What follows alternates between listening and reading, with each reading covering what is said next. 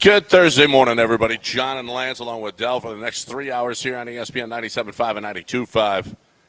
And the Astros' greatest season ever comes to an end, Lance. I mean, this was, to me, the greatest season in their history. It was a magical run. The playoff run fell just a hair short, just 13 wins short. Just 13 wins short. Listen, you fell to one of the better teams in Major League Baseball.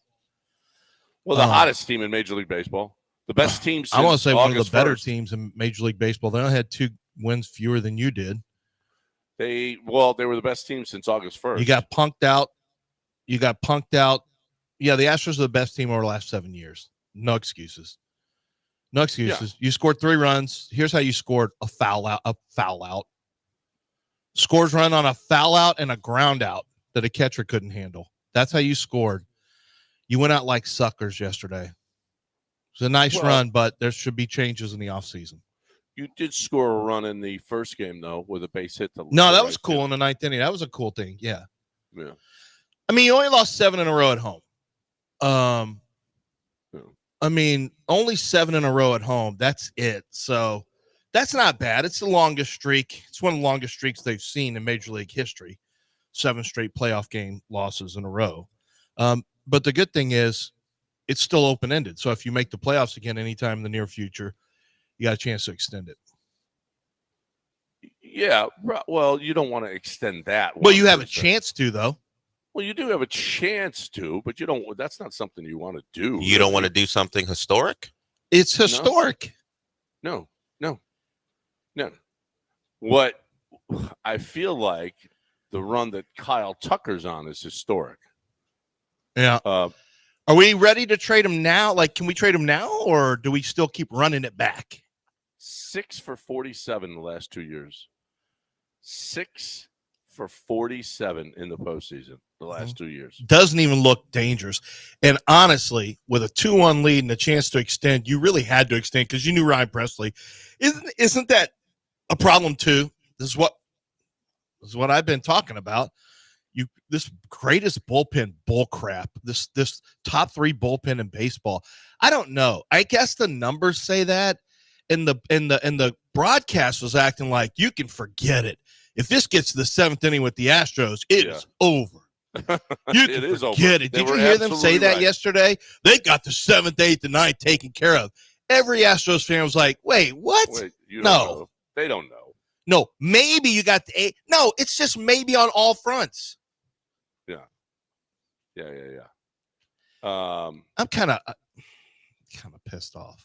I sense a bubbling coming from you right now. It's it's frustrating that this is who we thought. I mean, this is who they are. This is who they've been all year. There's literally no surprises other than you think they would win one of these 2, but this is totally in the realm of happening. Astros offense is very, very up and down.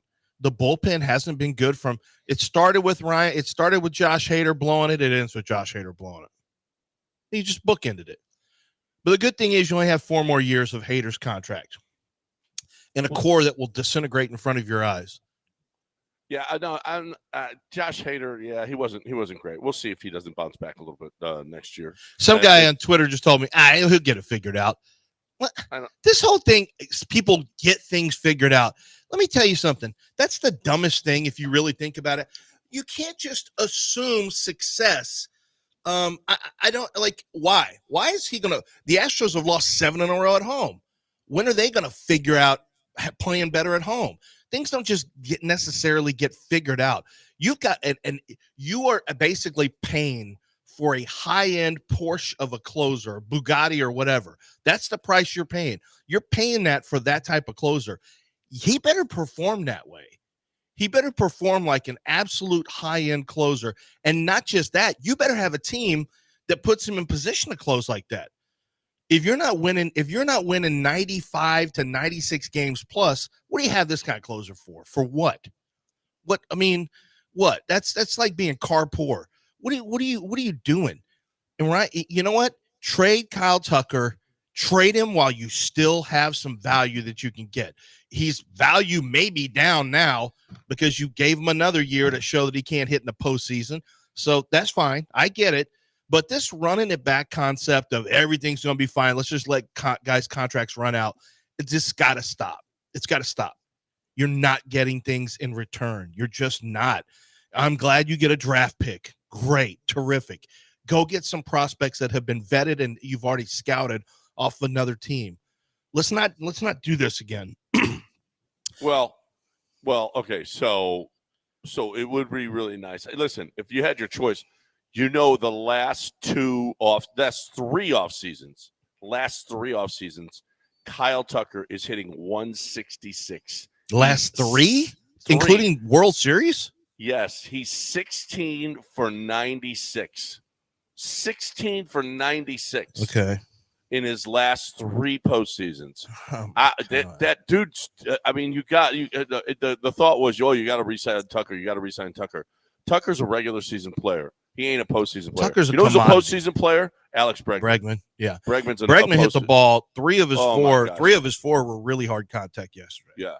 So and by the way, he's going to be a lot cheaper and a lot less years than Tucker's going to be. So there is I'm telling you now, and you can see it with Tucker. There's a strong belief that it's over between Tucker and the Astros and Bregman. Bregman said his goodbyes in the locker room yesterday. Did you see that?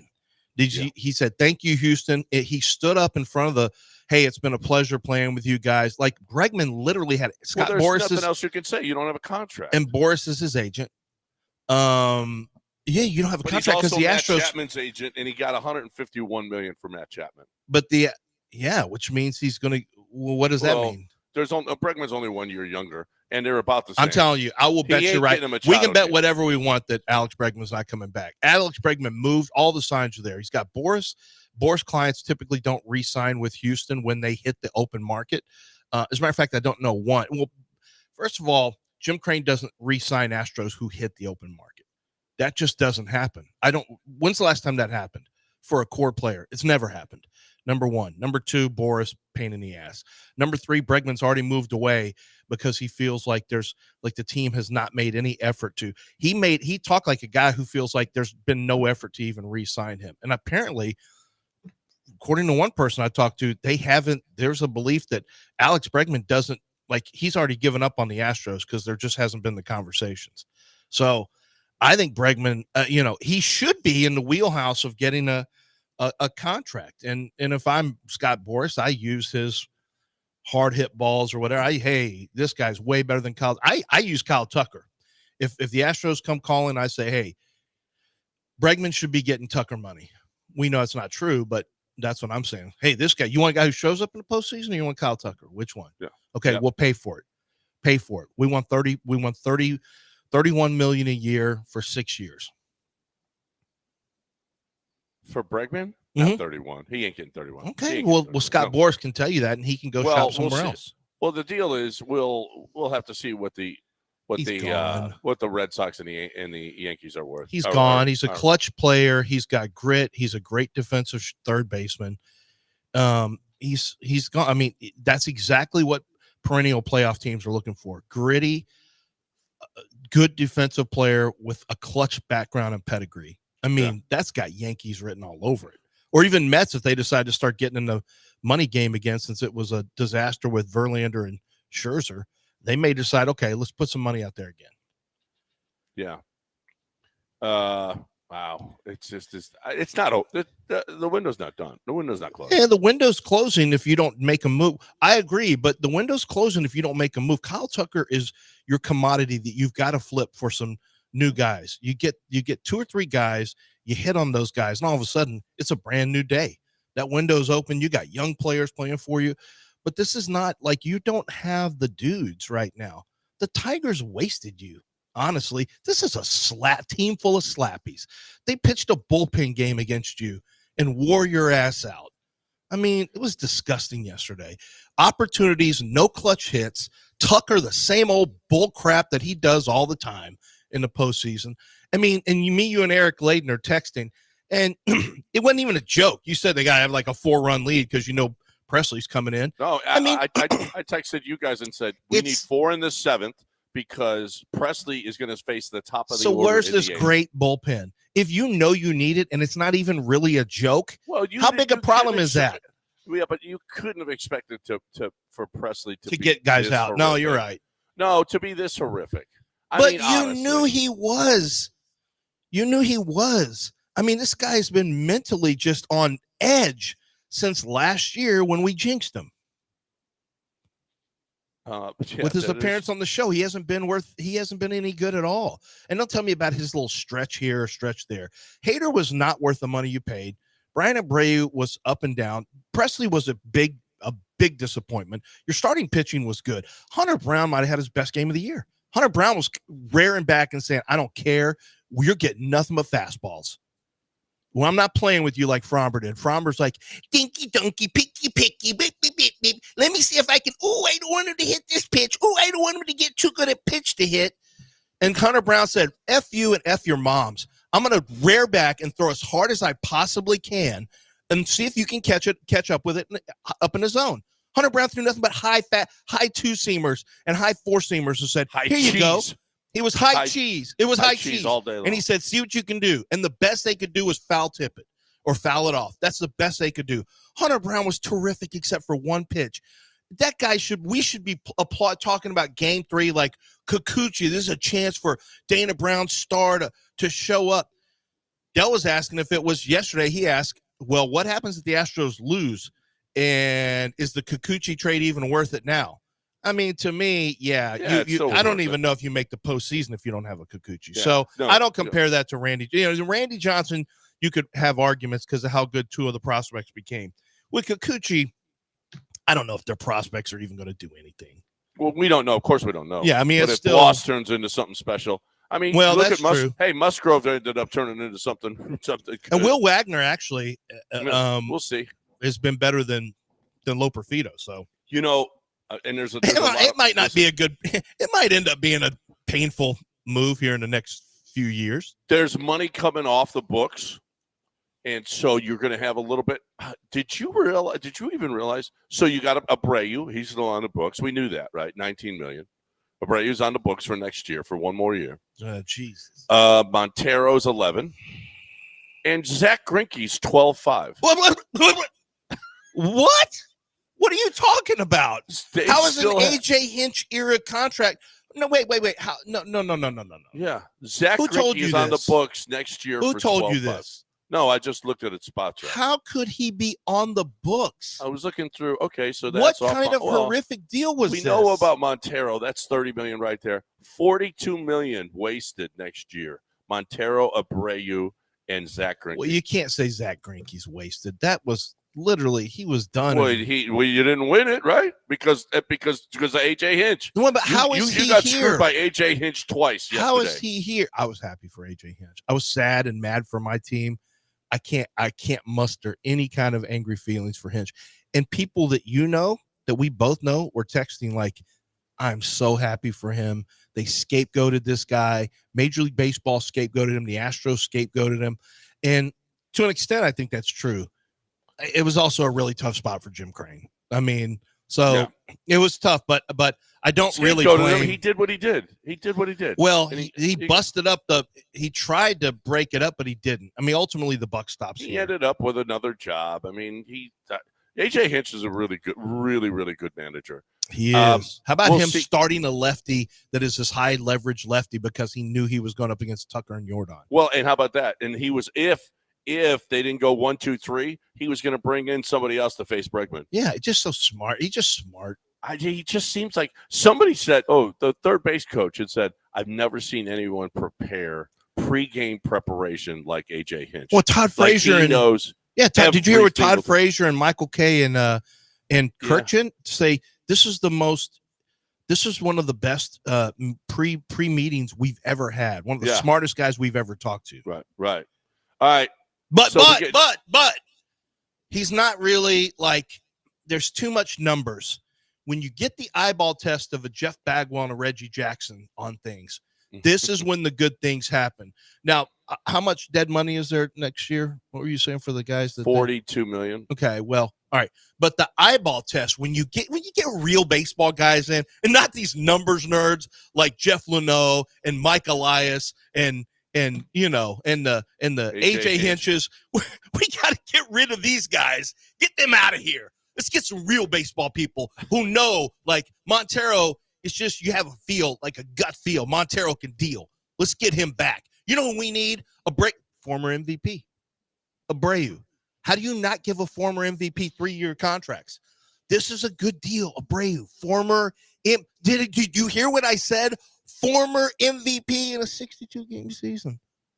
I mean, you got to start getting people who have played the game and who have really, even though AJ has played the game, you got to get people who have a good feel for baseball, who just are baseball people. Get some baseball people. Enough of these dumb numbers that take you to the ALCS 7 years in a row with core that it was built and smart moves like drafting Carlos Correa so you could save enough money for Lance McCullers, even though McCullers got hurt.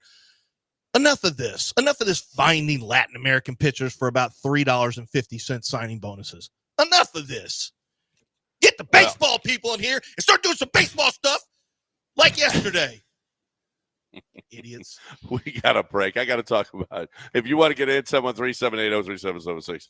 You got your thoughts on what happened yesterday and this whole season, you're more than welcome. Time to talk about GiveMeTheVin.com. That's GiveMeTheVin.com. John Clay Wolf is he's a card genius. No. He is a genius. He's a guy that can tell you, he can probably off the top of his head. Now, I'm sure when he does his radio show that they screen the caller. Okay, what kind of car do you have? Okay, and then they put it up on the screen. And they can see about what that car is worth. But then it's, what is it, mint? Is it used? Is it old? Is it how many miles? All these things that have to do with it.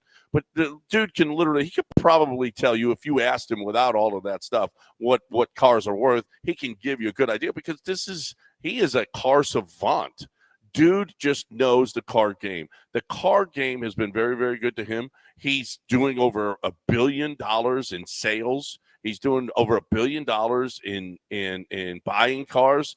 And here's the deal. The reason that he buys so much is because he spends more. He gives you more for your vehicle, and he doesn't do it. So now he's working on numbers, and when he sells them at auction, he'll make less than the other guys will. But guess what? That's fine. He's doing volume. So be part of that volume. Be part of the volume that makes you get more for your vehicle and him get less at GiveMeTheVin.com. That's GiveMeTheVin.com.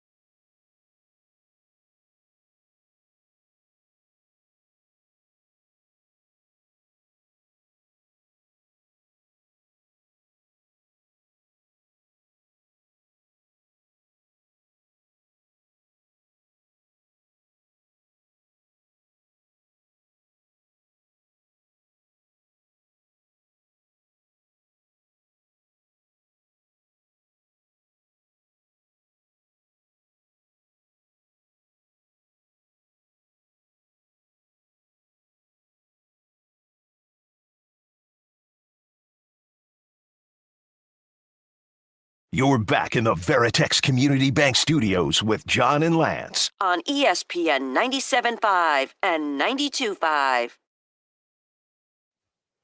All right, welcome back. So I went back to the Atlanta Braves World Series, Game 6. Kyle Tucker 0 for 3. Oh no, you were busy this break. Yeah, and I got a feeling Kyle's not going to like it. 16 for his last 99. 17 for his last 99, right? 6 and I got to go back. Anyway, he's hitting 166 in his last 3 playoff series. 166 his last 3 playoff series.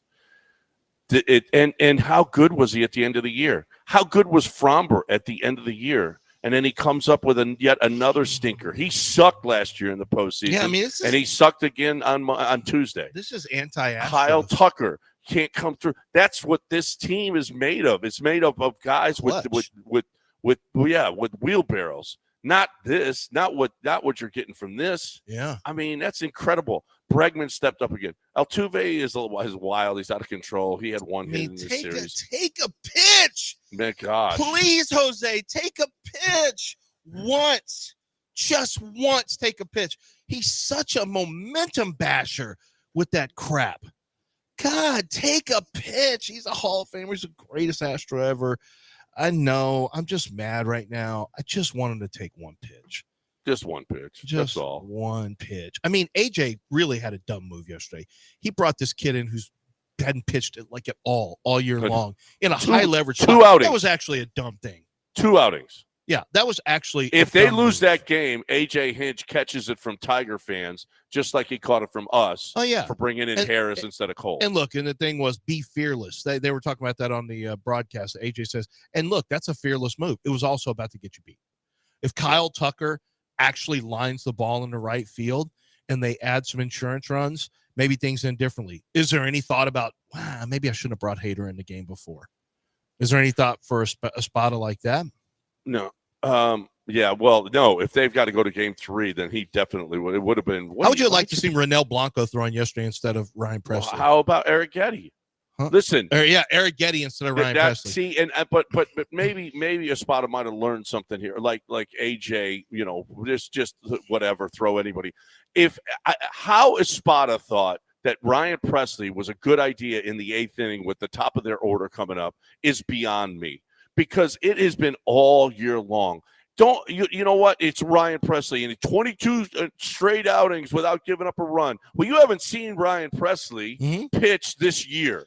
Ryan Presley sucked this year. He sucked. You're going to throw him up in a playoff game in the 8th inning with the top of the order coming up. I don't care how many innings in a row. Well, yeah, but Tim Kirkian, and this is the best bullpen. He's given up 20. He's not giving up a run in 22 consecutive innings.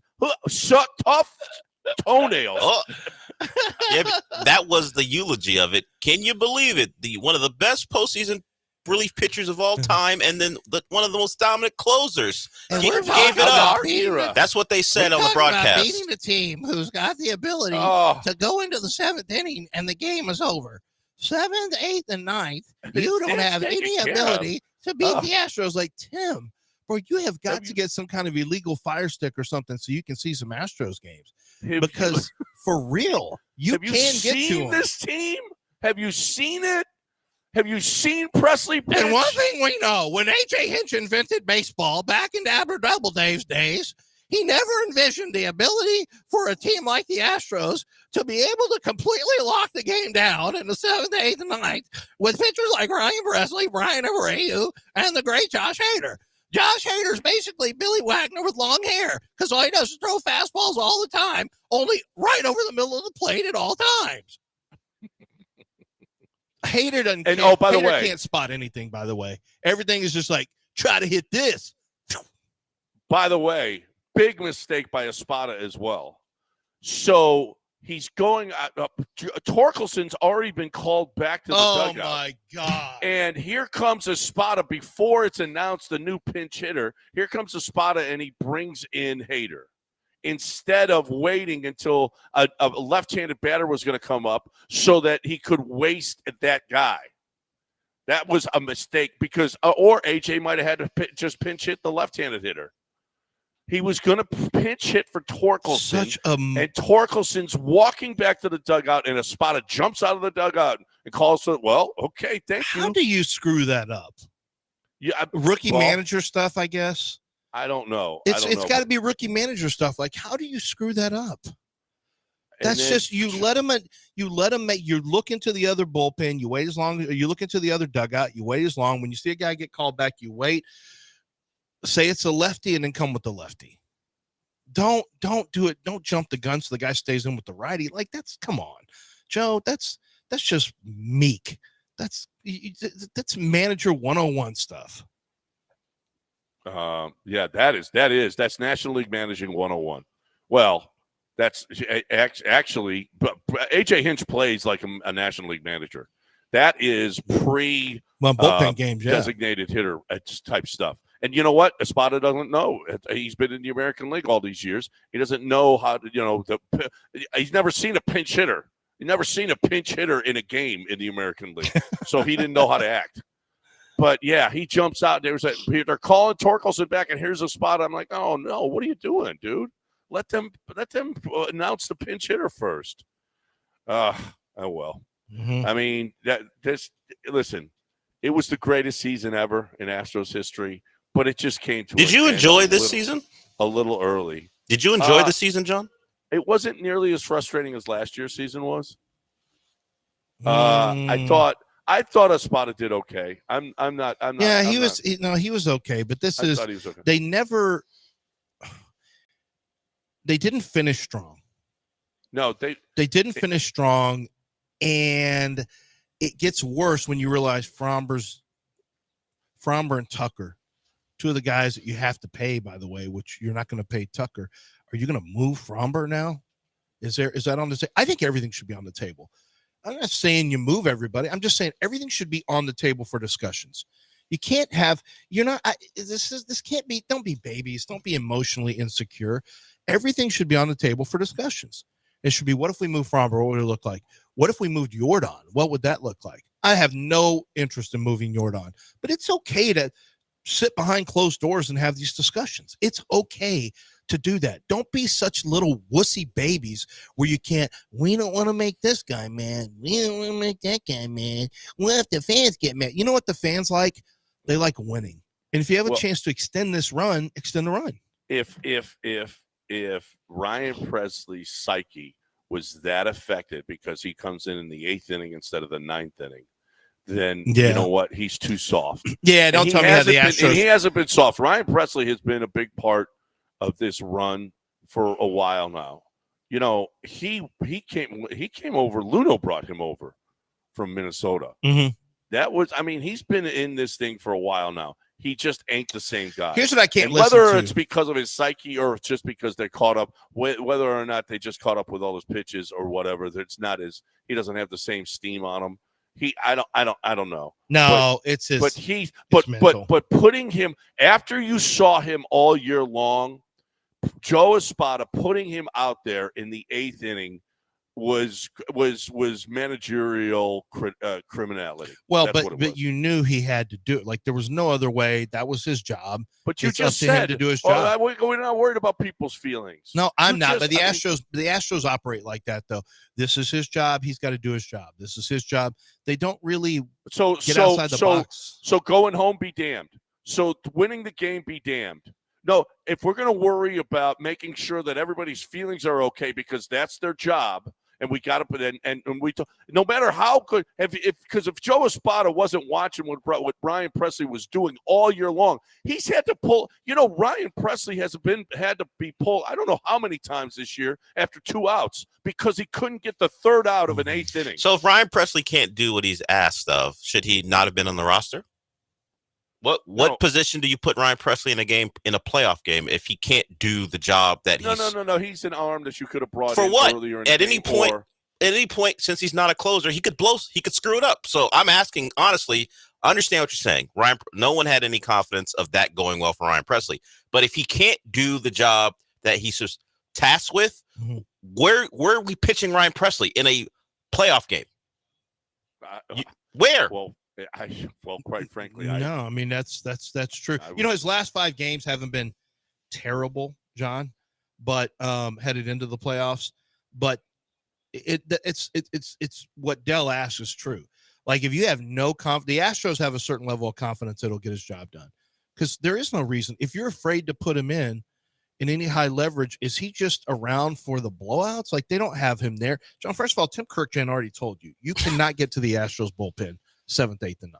You can't. He already told you that. So for you to challenge a guy who is going to be, if he's not already a baseball Hall of Famer, and Tim Kirkjian, it's kind of dumb for you to challenge him. 3 of Presley's last 5 outings, he couldn't get 3.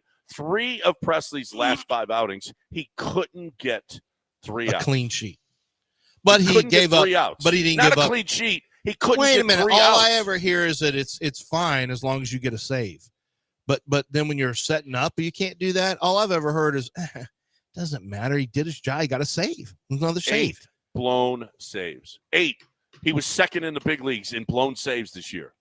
8 blown saves. John, you're speaking the truth as far as you can't put him in there. I just don't know what you do with him. What if Espada and the Astros can't have him there? Then they should have left him off the roster. Because when else are you going to pitch him? Who are your high leverage guys? Well, when are you going to pitch him in the 6th? And giving up a run then would be important too. How about in game 1? You could have thrown him in the 6th or the 7th. Did you want to see him in any game? Brian King, or a Neris? John, when did you want to see? Did you want to see Ryan Presley come into a playoff game at all? At all? No. No. So what are we doing? But Dale, you still have to field a bullpen. Yes. So I get what John. Look, you don't have to use him though. Then why have him on the roster? If you can't use the guy, leave him off the roster. We should have put Verlander in then for that. If we're doing that thing where we have guys on the roster we don't want to use, just put anyone you want. Was Javier doing anything? Just throw him on there. He wasn't going to be pitched. But at least but Presley had the ability to throw the ball. Javier doesn't. But you don't want him out there. No, I don't want him out there. Okay. Presley at what point did you say, man, I hope he brings in Ryan Never. Presley? That's why this is the problem. You can't have a guy out there who you don't want any part of when his job is to get high leverage outs. So, and particularly in a series, a 2-game series where you can't score runs, all the outs are high leverage outs. I texted you guys. I was looking ahead in this when Abreu came in. I said, oh, my God, he's got the bottom of the order. That means Presley's getting the top of the order. Oh, my God, the 8th inning is going to be a disaster. And then sure enough, the bottom of our order comes up with a couple of runs. And I'm like, we need more. Oh, my God, and Kyle Tucker comes up and hits into a double play. But why is Jake Myers, when the play is at the plate, why is Jake Myers not tagging up and going to second to get out of the double play? Why is Jake Myers standing on first base when there was no chance anyone was going to cut that throw to the plate? God, he vested too. He's fast too. No, what are you but doing, Presley Jake vested Myers? at $14 million.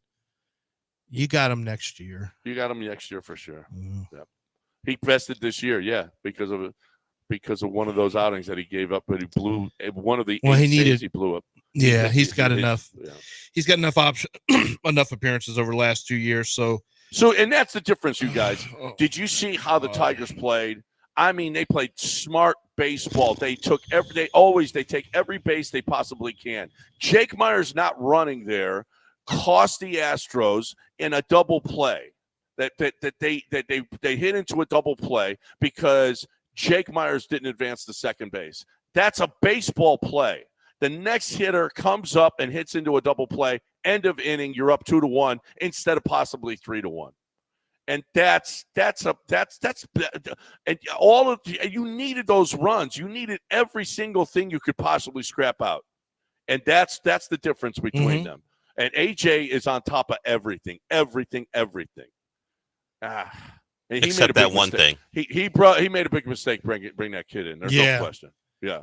Job, that was a big mistake. Yeah, no, big mistake. Listen to this from a contract. Wait, listen to this. You got to talk about Zadok, and then we'll listen to that. And we'll get to that. We'll get to the phone calls. We got some phone calls starting to line up. You guys want to sound off? You've already heard us, and I need to rest for a second. And John does too. So let's let you guys get your thoughts out. Maybe you disagree with us. Maybe you just want to be pissed off and yell on the radio. That's fine. 713-780-3776. I know this. Zadok Jewelers, I talk about it being a place for your watches, your engagement rings, but also don't forget diamond earrings. Don't forget necklaces, bracelets. There's a lot of different things that Zadok Jewelers can do for that special someone in your life. And that includes, and it doesn't have to be just for an anniversary or for a birthday or for, Valentine's Day. It can just be because you love that person and you want to do something special. And so it's a great time to go in and find some earrings and just say, look, this is my budget. And I'd really like, and they can walk you through exactly what you're looking at. They can tell you what the newest designs are and all the different brand names that they have in there. And they can help you find something that will be absolutely perfect, whether it's necklace, of course, diamond engagement rings, the best timepieces that you'll find in the state, of course that, but also, just bracelets, necklaces, earrings. They can find something that she's going to absolutely love, and they work with your budget and they help educate you and they make it so easy for you. 1801 Post Oak Boulevard. There's a reason they've been in business for over 4 decades, because they're the best in Houston. It's my good friends over at Zadok Jewelers.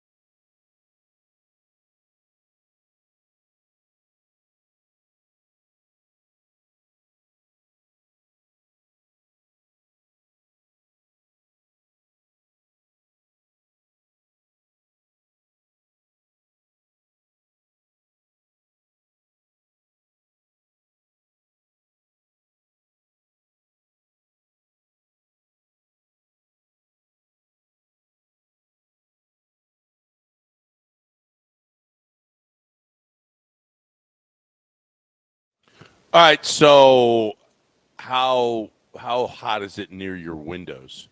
Okay, how noisy is it when you're inside and you can hear stuff outside? How flim-flam are they that they would be able to, that somebody could easily bust in?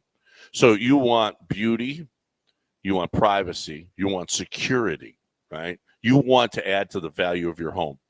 Gulf Coast Windows, that's what they do.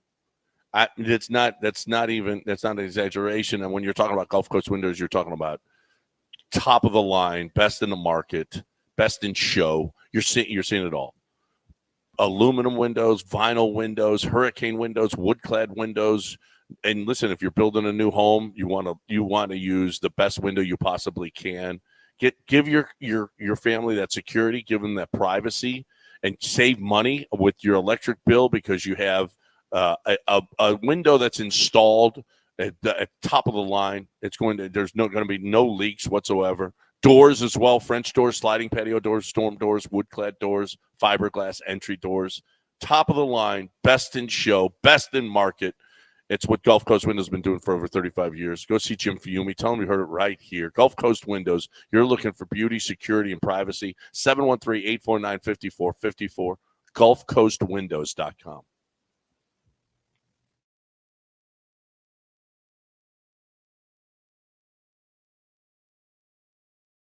You're back in the Veritex Community Bank Studios with John and Lance. On ESPN 97.5 and 92.5. All right, 713-780-3776.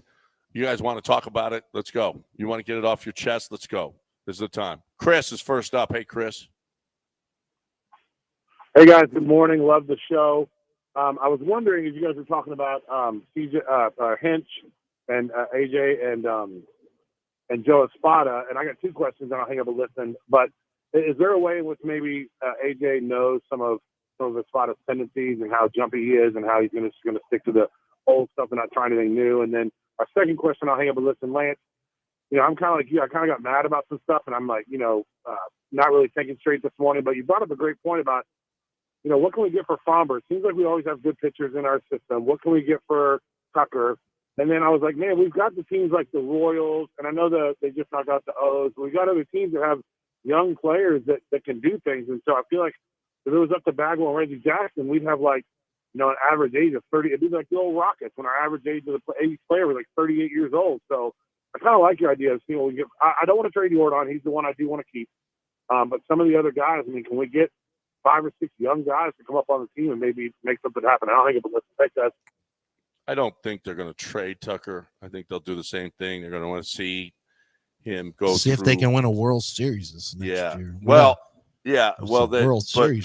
You know what? At some point, these numbers are going to catch up to him. This is 3 years in a row now. Dude's hitting under 170. Got to run it back, though, to see if you can win a World Series. So do you know did you hear them? The oldest player on the Tigers is 28 years old. Yeah. Their payroll, their entire payroll, $18 million. Well, because they're young. Wait. No. Yes. It's not 18 million. No, it's not 18 million. There are not 62 possible. teams.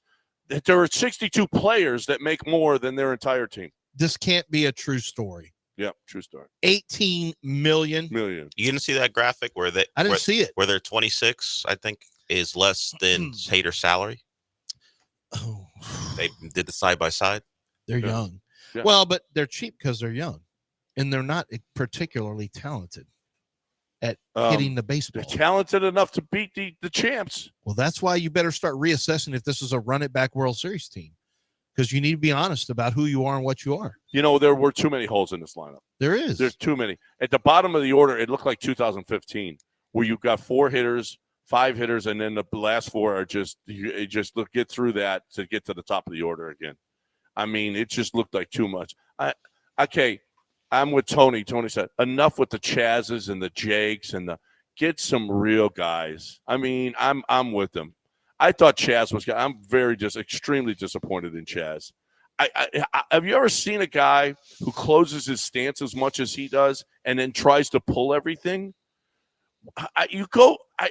I don't know. I'm used to remember Bobby Grich? He closed his stance like Chaz did, and he went the other way. That's why you close your stance. I'm worried about the macro view. If you think about it, what you can't use right now is that, the Astros had so many injuries to the starting pitcher. People, if you use that, it's an excuse, because the Astros starting pitching, it was not. The Astros gave up 3 runs in one game on a bad start from Framber, and they gave up 1 run in the other game from the starting pitcher, and then we know where the rest of it came from.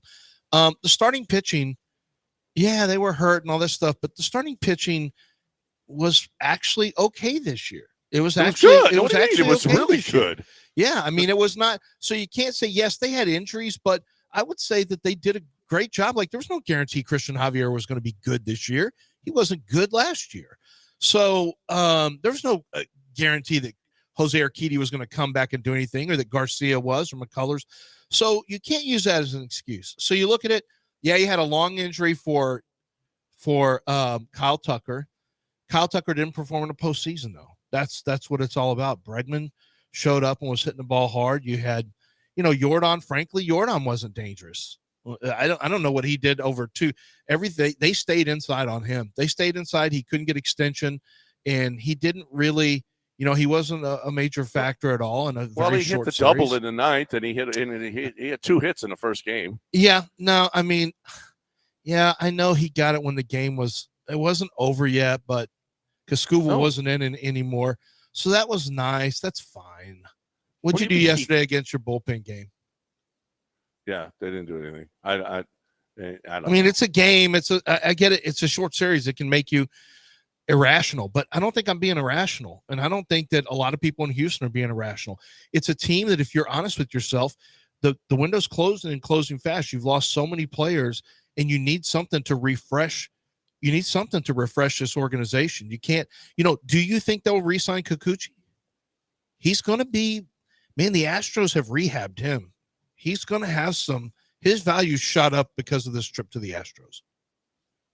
Yeah, I don't know you're going to be able to look at what the Astros gave up. I mean, they gave up a pretty decent package for him. We all thought it was crazy. Well, obviously there was value surrounding him in baseball, whether it's spin rate, velocity, all that stuff.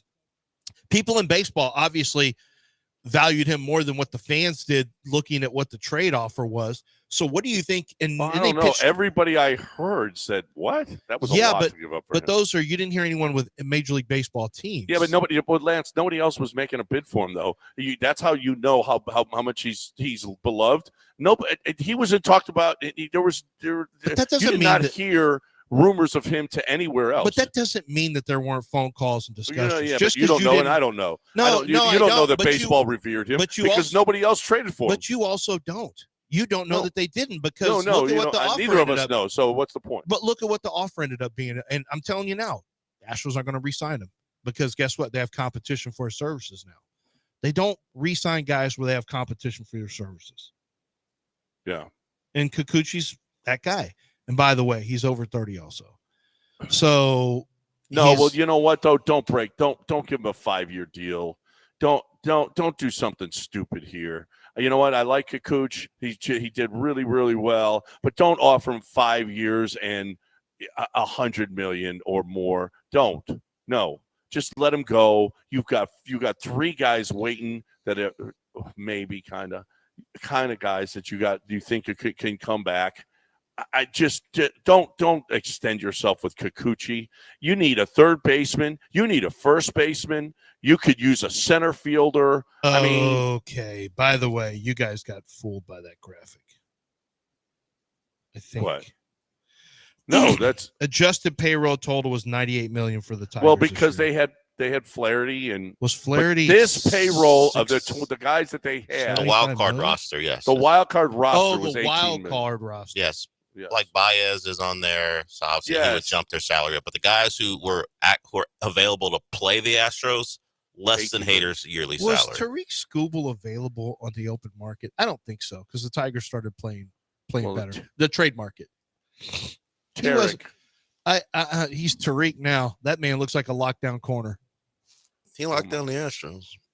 He did lock down the Astros. They couldn't have wanted to let him go. 713-780-3776. No, actually, there's a bunch of poverty guys on their roster. Yeah, looking at all their salary. Look at it. It is a poverty ass roster. Wild card roster. Javier Baez, $25 million. Yeah. Oh, they got rid of him a long time ago. Jack Flaherty, 9. Miguel Cabrera, 8. You look at their salary, little Sweeney. Yeah, dude. You're right. This salary is all dead money. Like it's not real baseball player money that's on the roster. Yeah. No. All right. Time to talk about underdog and being an underdog like the Astros. Well, no, the underdogs actually won yesterday and both games. Underdog Fantasy allowed you. There were so many different things going on yesterday. They do fantasy points for your baseball. I was looking through the baseball yesterday and 0.5 home runs. You can go higher or lower than 0.5 home runs, or actually just higher on that one. But you can do total bases, strikeouts, fantasy points where they explain the fantasy points. On the cash pick'em element that they have, Underdog Fantasy allows you to pick between like it's two. You can do two, as few as two, unless you're playing one of their gimmies. And they have gimme free picks, basically, which are free winners for you that you use. And usually when you have that, you have to pick three. So if you go to the site, it'll explain which ones there are. But it's actually very easy to use. They've added profit boosters to it. Like, it's never been more profitable on Underdog Fantasy. Never been more profitable. It's truly unbelievable how, frankly, they're making it much easier to win real money, and it's completely legal right here in the state of Texas. All you have to do is download their app, go to Underdog Fantasy, just head over. It's simple to use, and the promo code is Lance. When you make your first deposit, you sign up. Underdog's going to give you a free pick to use on your first pick, cash pick'em entry, plus get up to $1,000 in bonus cash when you deposit. That's Underdog Fantasy, promo code Lance, to claim your new customer special of a free pick and your deposit offer. You must be 18 or older and present in the state where Underdog Fantasy operates. Terms apply. Concerned with your play, call 800-GAMBLER. Go to ncpgambling.org.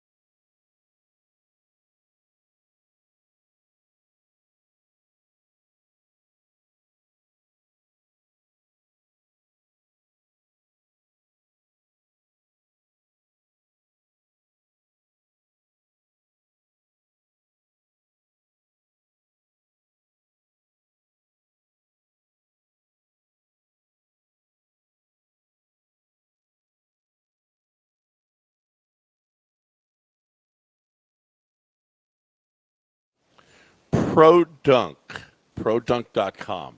That's where you find the best basket ever. Okay, your kids want to play, Dad. Dad, you're driving in the car now. The kids are. It's going to be nice out now. Basketball season is here. The kids are going to be watching ball. They want to dunk. They want to have fun. They want to actually be able to reach the goal, especially if you have younger kids. They want to be able to actually play outside. They're not going to play on a 10-foot goal, especially one that's wobbly out there, and it's awful. There's some awful goals out there.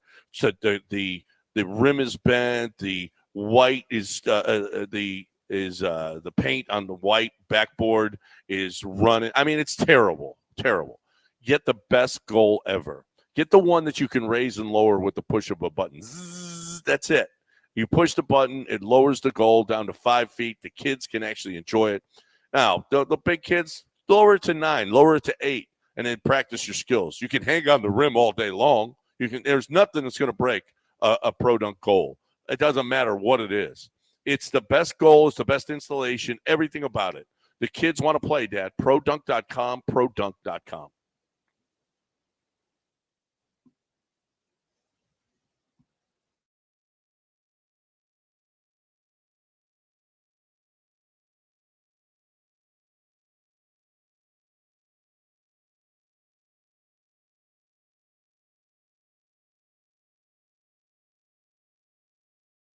You are listening to Houston's longest-running sports radio morning show from the Veritex Community Bank Studios. Here's John and Lance. John, can you address this real quick? People are in the chat function, and you can go to YouTube, ESPN's YouTube page. You can go to X, where we are, or Twitter or whatever, where we're broadcasting live. You can watch a show and chat with other lunatics, or you can go to Twitch. We're on all three of those platforms.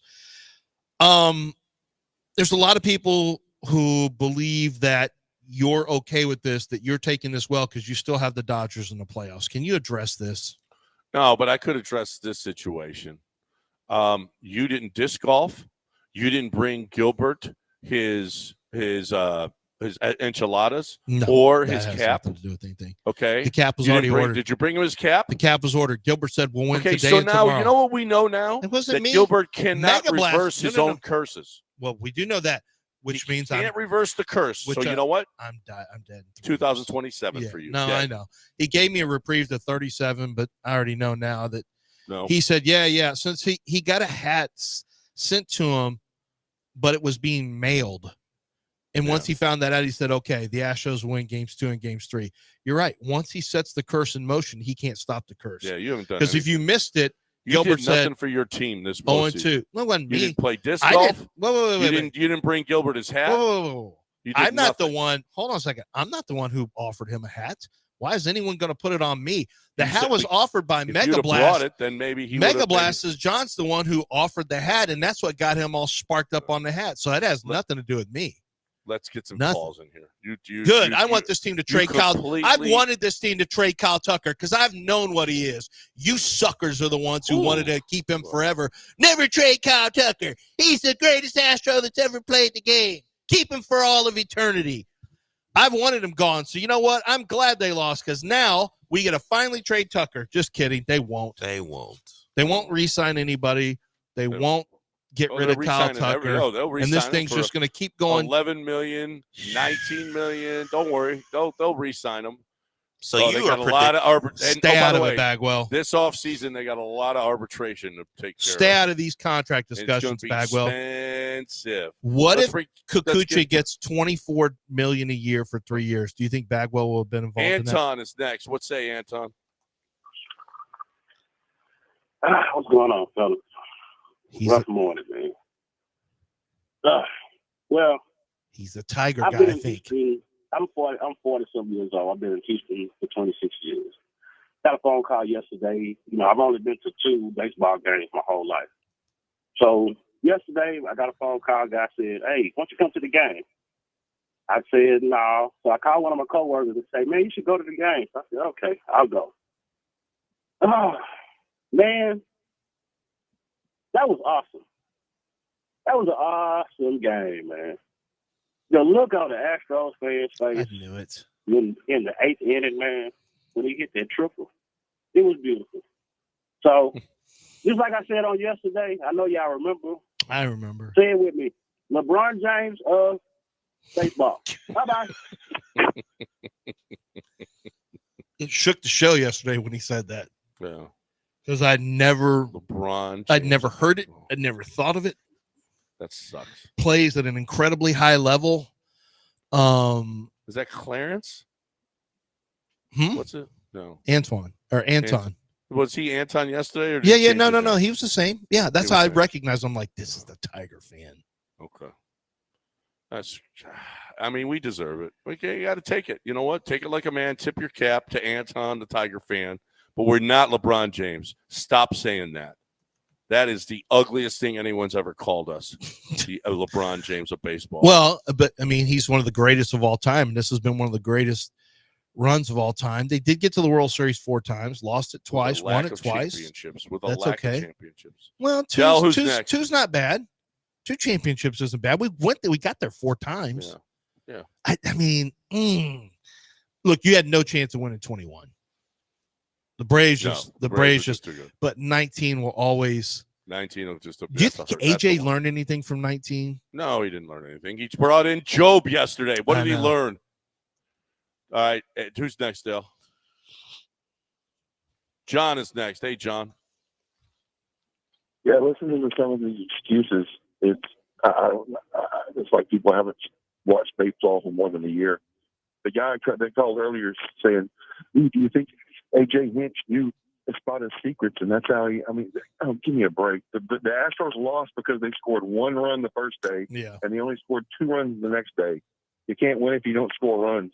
They have too many players that are borderline major leaguers. Singleton and Chas McCormick have zero business being on a major league team that is contender. They might be on a bottom dweller. But these guys aren't major league players that belong on contenders. There's too many. There's about 5 or 6 guys like this on this team, and they need to clean house and get rid of the muddled outfield. That's, ooh, this guy's a good defender, but he bats 230. Ooh, I mean, just please get real major league talent to score runs. They've been, and this isn't a 1-year deal. It's been this way for the last 2 or 3 years. Their situational hitting has gone to crap, and it's not going to get any better with borderline major leaguers or tweeners. They don't belong on this team if you're going to be a contender. That's why they lost. It wasn't, ooh, Hinch knew all the Astros secrets. They need to go start a revolver if you think that. You're stupid. I mean, I just can't believe that. All right. Don't let this man's passion deflect from the fact that he promised Gilbert a hat and didn't get it to him. That is true. That is true. He didn't. Not one time did he say anything about that. Yeah. I mean. So the Astros, okay, we're going to keep taking your calls at 713. You can vent. This is where you can vent. Gilbert said, either bring me my hat or you're going 0-2. He said that out loud on our show. The Astros cap right now with guys that are signed already is $146 million. Mm-hmm.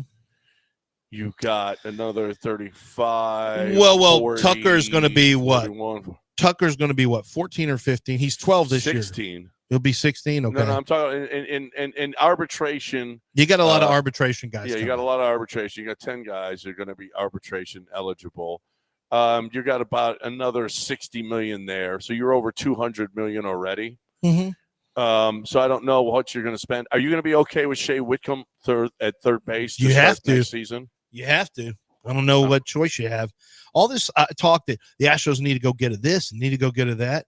They need to re-sign Alex Bregman. They're not run the numbers. It ain't happening. Yeah. You got to remember now. You got $42 million of dead money on the cap next year. Yeah, I know you're losing Justin Verlander's contract. You've got over $40 million of dead money for players who are not on your roster, and 3 players, including Zach Greinke, which that was something else to find that out. Yeah. But so no, and then Kyle Tucker goes up. A lot of these salaries go up. Lance McCullers ain't coming off the books anytime soon. No. Do you know what they called? They're calling. I got to get it. I got to get the term that Spot Track is calling the Montero. It's like they call it a hidden payroll in the hidden payroll, in the minor league hidden payroll. Montero, Rafael Montero, 11-5. Hidden payroll. Oh, yeah, in their hidden payroll. Oh, thanks. Astros got a hidden payroll with Rafael Montero. Nice job, guys. Time to talk about Coors Light. That was, you know what? I listen. I made it as enjoyable as possible because while I'm watching the game, I got me cold, clean, crisp, and refreshing. I just love the world's most refreshing beer. I'm going to throw it down whenever possible. If I'm watching my game, now we got, you got your football games. You got your college football games. You got your pro football games. You still got a lot of playoffs. If you're a baseball fan, there's a long way to go. Even though our team isn't in it anymore, but we can still enjoy. Either we're celebrating or we're commiserating or we're watching or we're not, or we're just hanging around or we're playing, whatever you're doing. Cold, clean, crisp, refreshing Coors Light. It is the world's most refreshing beer. I love me some Coors Light. You will too. Keep Texas chill. Cold, clean, crisp, refreshing Coors Light. Climb on, brother.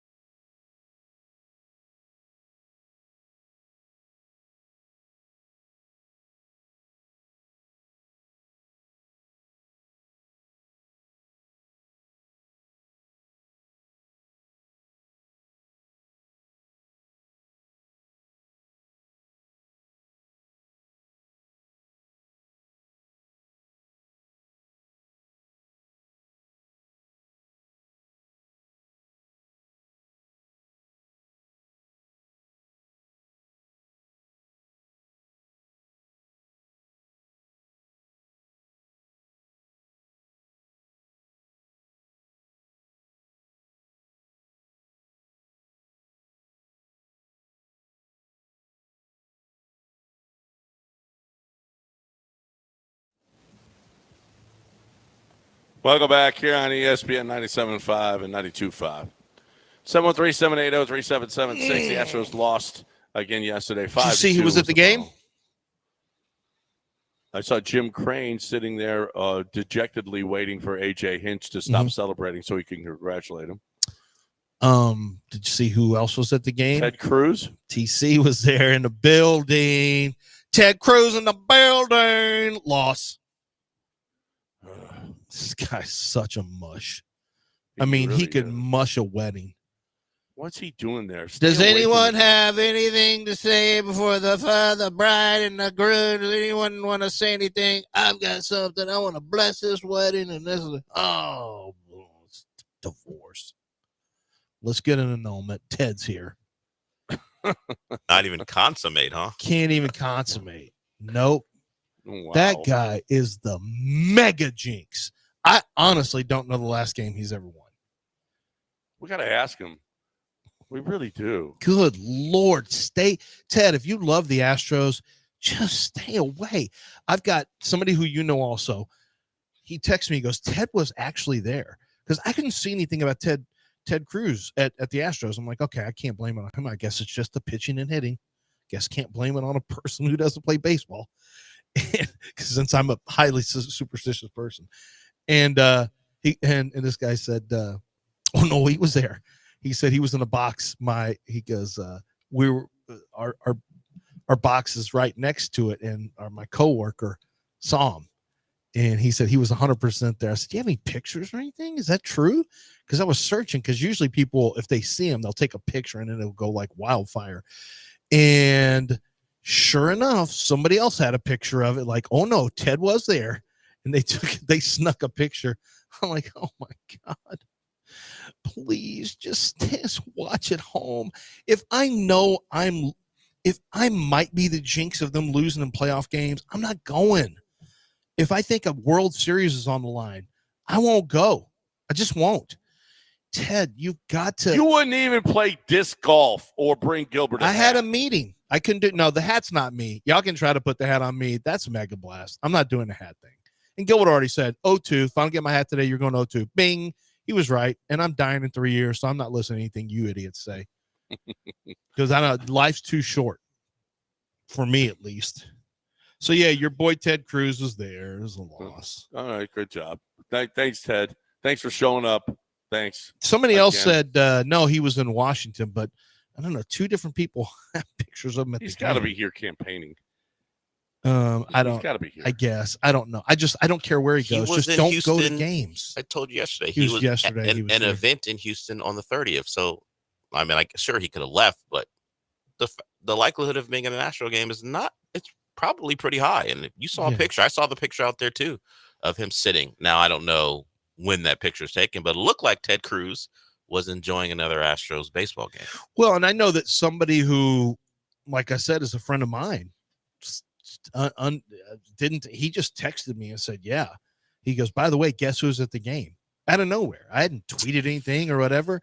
And I said, he goes, 100%. My guy was there. My coworker saw him in the box over. Mm-hmm. And sure enough, the picture I saw, he was in a box. He had a mask on, like one of the Scream masks, trying to not be, Ghostface? What do you mean? I would like for him. Scream mask. If he went to games and wore a Scream mask in like which horror killer would you like? Doesn't matter. Mask? If it will take away what is Freddy? Ghostface? It's from Scream, the Scream movie. Oh, is that what the name is? Okay. Scream. Would you like Freddy? Would you like to put a Freddy Krueger mask on, a Michael Myers mask? Oh, you want a Michael Myers mask? Yeah. If it will take away the curse. Jason? I can't believe Colin Allred actually has a real commercial. It says Ted Cruz is a jinx at Texas. He's ruining Texas sports. You can't get a win, Cowboys, Rockets, Mavericks, because Ted Cruz is jinxing your teams, Texas. Like, that's pretty strong to try to use the sports jinx on a guy. I mean, you might as well throw something at him. You're spending other people's money on commercials. He said everything else about Ted Cruz, so he ran out of things. I mean, yeah, this is the most deadly of all of them. to me as a someone I sports care person. about. Yeah. I mean, just stay away, Ted. Your polling numbers might go up. Just don't go to our games. Who's next, Dale? I was going to go to Spencer, but Ty Cobb has called the show. Ty Cobb called in? Well, we got to go to Ty Cobb. Ty Cobb. But have the dump button ready, though, Dell. What's going on, Ty? Hey, on behalf of Tigers legends like myself, Ty Cobb, former MVP, on behalf of Miguel Cabrera, Jim Leland, Justin Verlander, Maglio Ordonez, Hank Greenberg, congratulations to the Detroit Tigers on winning the AL wild card against the Houston Astros. Wow. Age and time Cobb has really mellowed, Ty. Mm-hmm. Yeah. That was a very – I don't think the original Ty Cobb would have said something about Maglio Ordonez. Or Miguel on Cabrera. behalf of Hispanic players from other countries, on Latino players. Not a chance. Did he mention a No, he wouldn't have used those words. No. Did he? Did he say whether Ty any black He didn't players? wouldn't have called them Latino players. No, and No. and thank God he didn't say Lou Whitaker. Because who knows what Ty Man, Cobb would have said then? Ty didn't mention one of their great whites, Alan Trammell. Yeah, He didn't mention Al Kaline. I'm starting to get the feeling that wasn't Ty Cobb. Yeah. Jim Northrup. He didn't mention any of them. No. To I'm sure he wouldn't have mentioned Willie Horton. No, and also to Redneck Willie Sandstrom. I want to say he once killed a man in between double headers. Yeah. That was a bad. Who was that? That was Keith. Who do you think Keith. it is? Yeah. He just runs down a baseball encyclopedia list of baseball players from the Tigers. Keith. Not Bring one better racist material. Not If one you're gonna be racist Ty thing Cobb, in there. Yeah. You got to be racist. Yeah. Bring something better, Keith. Either that or at least be gruff sounding. Yeah, maybe Yeah. you had to say something about Ibanez. He's one of the good ones or something like that. I don't know, Yeah. Ty. That's Something. So Yeah. much you left on the table. Yeah, what are there, we Keith. doing? Yeah. You I got mean, to that's leave the- this to the Toms on the mobiles. Yeah, the experts. Hey, guys. All right. Who's next, Dal? Well, yeah, I should have gone to Spencer first. That's on me. That was on you. What's up, Spencer? Hey, guys. Yeah, I was pretty disappointed with old Ty Cobb on a mobile. I thought he was going to start listing AJ and then go through all the white players and talk about how they're the backbone of the Tigers. But, you know, right. whatever. He went a different way. So, you know, on the Astros, I mean, to me, this has been coming for a couple of years. I thought the letdown was going to be after 21, and then 22, everything fell into place, 106 wins, blow through the playoffs. But the roster the last 2 years has not been well constructed. I mean, y'all went through the numbers. I mean, we've got, I don't know, $35 million tied up with Presley and Hader. I mean, it just keeps going from there. And I just don't know what Dana Brown's going to do with this, but he needs to become a really good GM, you know. And, you know, one of the best trades we made in the last few years was when Click traded the starting center fielder and got Diaz and Maton. And so, you know, that's Brown's job. He needs to go do that. And I agree with Lance that everything's on the table. Of course, you're not going to trade Jordan. However, what can you get for Jordan? You know, of course, you're not going to trade Tucker. However, what can you get for Tucker? It's And just you a thought gotta go see exercise. what's out there. And Sure. yeah, absolutely. And just go see what you can do, because I mean, you know, all this stuff about we need to do this, we need to do that. Man, this roster was bad from the beginning. I mean, you have Chaz, you have Myers. I mean, you had Abreu at first. You brought in Singleton. I mean, they've got a lot of holes, and I'm fine with having Bryce Matthews, DeCenzo, Shea Whitcomb. See what they can do, because I mean, they're not going to be much worse. And I love Bregman. I love him to death, but he's fallen off. You know, his on base percentage fell off a cliff this year. And I know he's going to be tough to replace, but I mean, I just hope they don't overspend, because they feel like they have to. And then just now we're locked into another big, bad contract, and, you know, just kind of flip slide from there. So, all right. Thanks, guys. All right. Appreciate you. I don't know. I don't doubt that they're not going to trade. But you know what? It is catching up to them. Just letting really good players go year after year after year after year. You saw it in the lineup. I mean, they've done a nice job with bringing up pitchers that have really helped. You know, Eric Eddy was a godsend. Hunter Brown coming up and doing what he did and becoming what Fromber through your own organization. the pitching has been really, really good. You filled in with Verlander and some bullpen help, but letting guys go year after year after year after year, it's going to catch up to you sooner or later. And it caught up to them. It is, and it caught up. And I know you're not saying that they should have done anything else. You're just saying it catches up to you. Yeah. At some point, you have to make the difficult decision. At some point, you have to be uncomfortable. And the Astros have not been uncomfortable. They've had a nice run, and the default, and rightfully so, has been we shouldn't do anything. We should sit still, let it play out. And you know what? The Astros have at the end of the year, there they are, ALCS. Like, you can't argue with that. It's just that, I mean, for me, I was really pounding the table about the Tucker thing this year because I could see this was not going to be the team.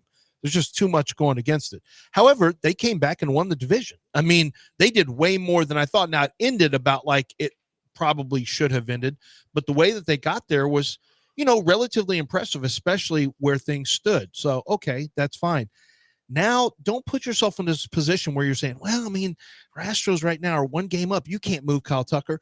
You really should. This is one of the last guys you can move.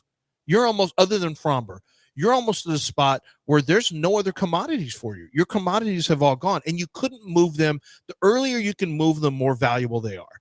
You now, if you had moved Kyle Tucker a year ago, not that you should have or would have, but if you had moved them then, there's more value because you had 2 years of arbitration another team would have.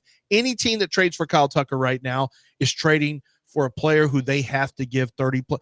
Now it's really tough because now when you trade Kyle Tucker, if you were to trade Kyle Tucker, there's no team control at all. So you have to trade players. You're in a Laramie Tunsil situation. You have to trade the Astros players not knowing if you're going to be able to re-sign them. Like, you have to try to come to an agreement with them before you even trade. So now it's gotten really tough to trade Kyle Tucker unless you know that you're going to get unless the Astros aren't going to take true value for a player like Kyle Tucker. And as frustrated as we are with him in the postseason, dude, you better be getting good prospects for Kyle Tucker. This is a really good 162 game player. Yeah, I know he wasn't healthy at one point this year, but look at his stats. He was really good when he played. Yeah. No. He was really good. And you just got to have nuts. That's all. And Fromber didn't have them, and Tucker didn't have them. But how do you build in the short term? But John, how do you extend this run? You have to. The next question is team building. How do you extend the run? I think you got to get an infusion. And how do you get an infusion? Yeah, well, it's not going to be through cash. It's not going to be through buying free agents. No, and you're going to get, you know what? You got a deal on Tucker right now that somebody would be attracted to somebody. Fromber, you got a deal on him that would be attracted to somebody. That said, it's going to have to be one of the power teams. It's going to be one of the big time teams, and they're going to and their minor league systems are more than likely depleted. You know what? You better make a smart move. Whatever you do, you can't make it a Verlander trade where none of those guys have done anything in the big leagues. There's Greinke trade where none of those guys have done anything in the big leagues. You gotta really, really make sure this has got to be. If you're going to trade Kyle Tucker, it better be for somebody that's a sure thing. Their number one prospect in their minor league system, because that Kyle Tucker is a piece to a puzzle that'll win a championship if he performs in the postseason like he hasn't the last 3 years. Right.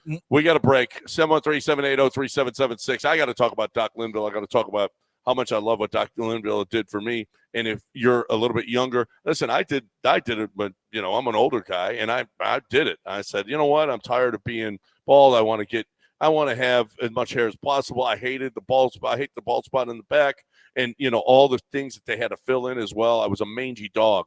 And if you're starting to see, you're a younger guy out there right now, you're starting to see that your hairline's starting to fade. You're starting to see that bald spot grow. This is now when you got to do it while you still have a bunch of hair. If they got to piece in an entire top of your head, then you know what? You got to do it now. You got to do it now.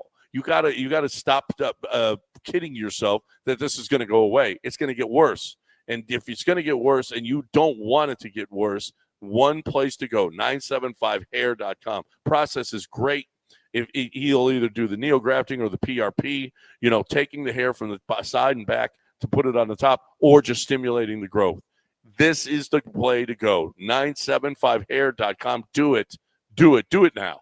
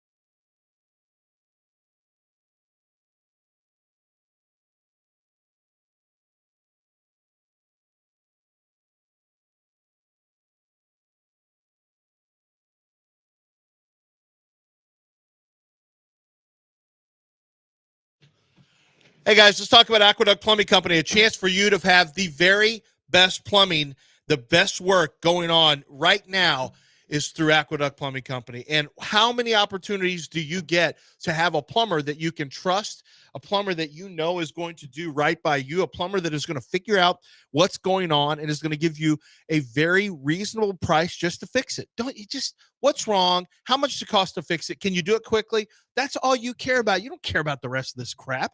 And that's what Aqueduct Plumbing Company is about. They're about getting you serviced, finding out what the problem is. And if it's a small thing like a leaky faucet, they get it done. If it's a big thing like a repiping job that needs to be done, or you think you have a leak under the slab, they get it done.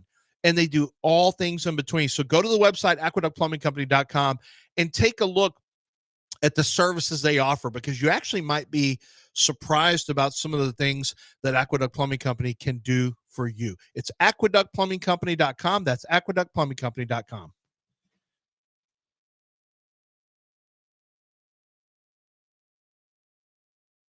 You're back in the Veritex Community Bank Studios with John and Lance. On ESPN 97.5 and 92.5.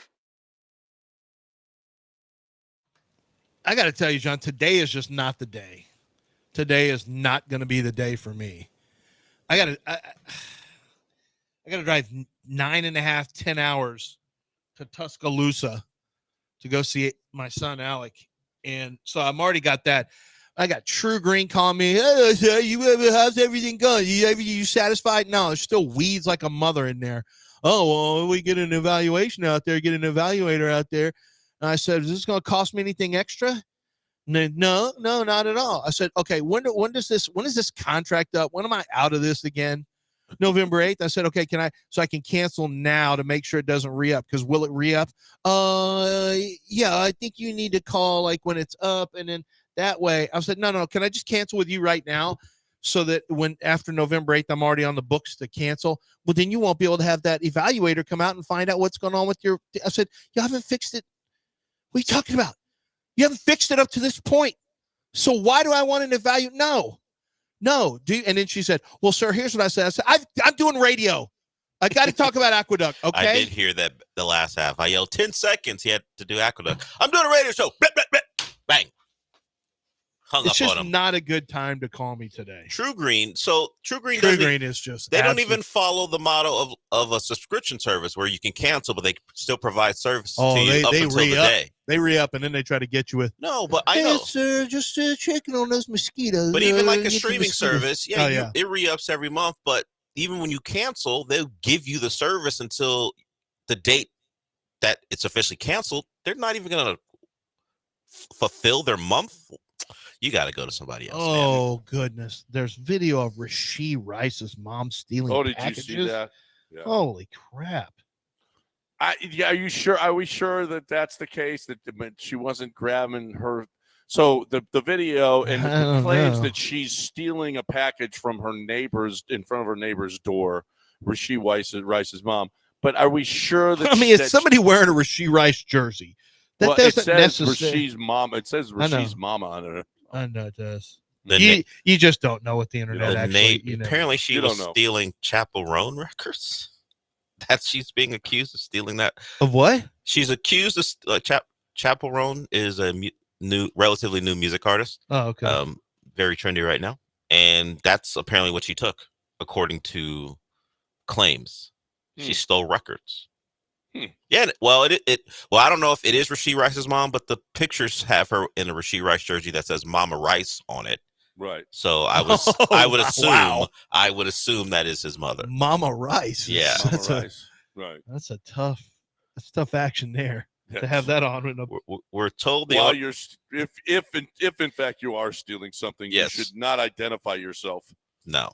With that vanity jersey. We're told custom jersey. We're told the owner had purchased 2 limited edition Chapel Roan vinyls from Urban Outfitters and attempted to resolve the issue with Kearney. I guess that's Rice's mom. I'm not sure about who that name is responsible for. Rice in their apartment complex leasing office in hopes of getting the items back from no luck. So yeah, she's accused of stealing records.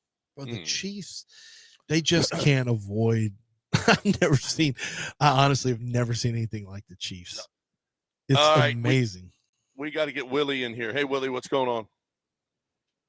Thanks for taking my call. I heard a while ago that this season was more enjoyable than last season, but I know last season I was still listening to the Astros, and like the last 7 years, and last year we had a catcher that could catch a slider, but a closer won't have to throw 6 fastballs in a row. Thank you. What? He is. Is this a Martin Maldonado is better than a Yiner? Oh, come on, Willie. Well, it's also that the Astros Willie, are still stop. playing baseball at this time last year. Yeah. Martin Maldonado sucks, dude. Stop already. He sucked last year. He led the league in pass balls. Yiner Diaz's the pitcher's ERA was better with Yiner. Yiner threw out more runners. Yiner hit better. Yiner's better, dude. Get over it. It's over, Willie. Martin Maldonado sucked, and it was frustrating last year watching him every day when you could have had somebody in there that could hit, and you needed some clutch hits. Martin Maldonado sucked, and he sucked so bad he's not even in the major leagues anymore. Willie, get over it. Goodness gracious. Yiner Diaz is going to win the Silver Slugger for catchers this year because he was the best hitting catcher in the league.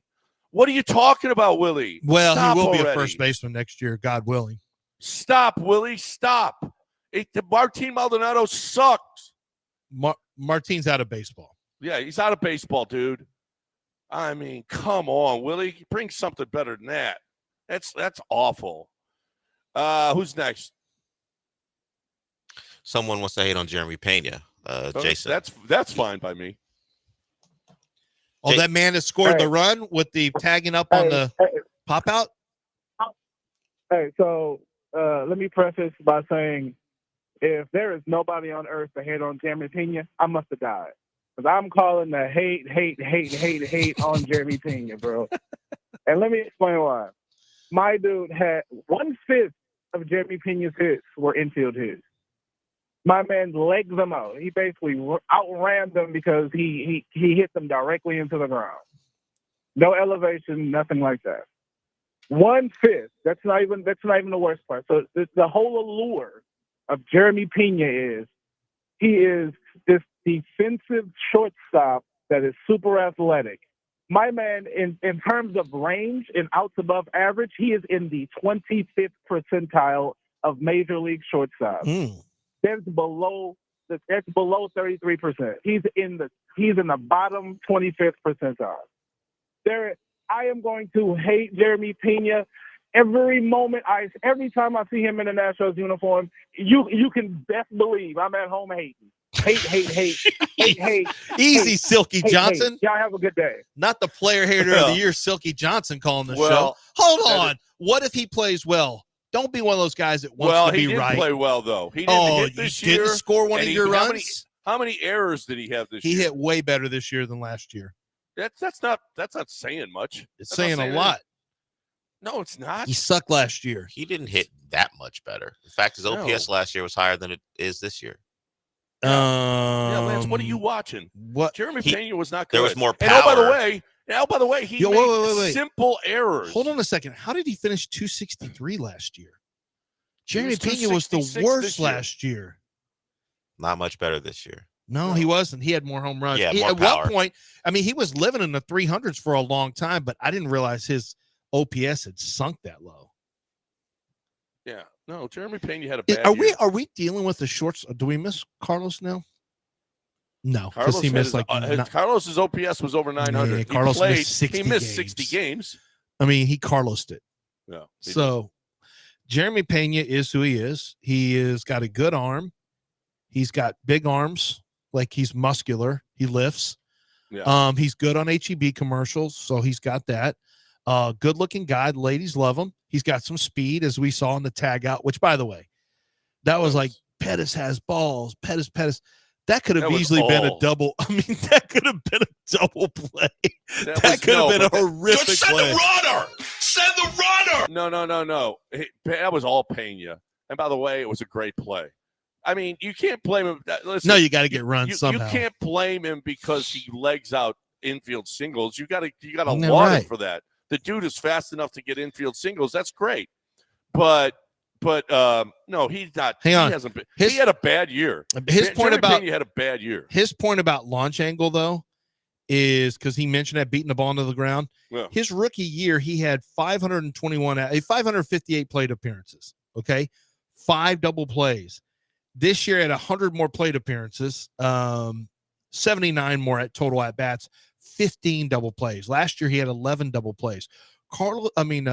Jeremy Pena, he's just got an issue with trying to get lift and launch. He really does. 15 double plays with his speed this year, but his rookie year, he had 5. His rookie year, he had 22 home runs. Man, where is that guy? Where is that guy? Maybe he got himself too big, is what he did. There's actually a chance, John. He came back with those arms. That doesn't always work. Not everybody's Barry Bonds. No, the muscle. Hey. The beach muscles don't necessarily make you good. No.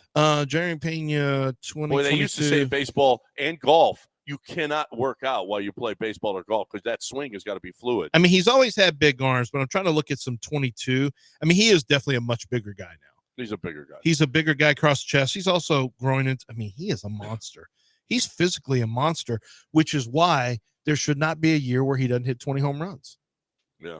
All right, we got a break. I got to talk about my book. I got to talk about you gambling. I got to talk about how you can play, win, and get paid. I'm going to talk about betting anything, anytime, anywhere with my bookie. It is so much fun. I was on there this morning, as a matter of fact, looking at college football lines, and it just is so easy to navigate. You just hit the CFB, college football, and all of the lines come up. Hit the NFL. It's so simple. If you're afraid of a betting site, I get it. Maybe you've never been on one before or whatever. If you've been on betting sites before, you know that they can be a little bit difficult. This one is so simple to navigate. You press the button, giant boxes that you press, and then you put in how much you want to bet, and it's so simple, and it's so good. You're looking for the best way to play, win, and get paid. You're looking for anything, anytime, anywhere. You're looking double your deposit when you go on there and you put in promo code BET975. My bookie is, listen, they've been doing this now. We're in October already. We're 5 weeks into the football season. Time to get on. Time to start winning. Time to start to get paid off. MyBookie.ag, promo code BET975.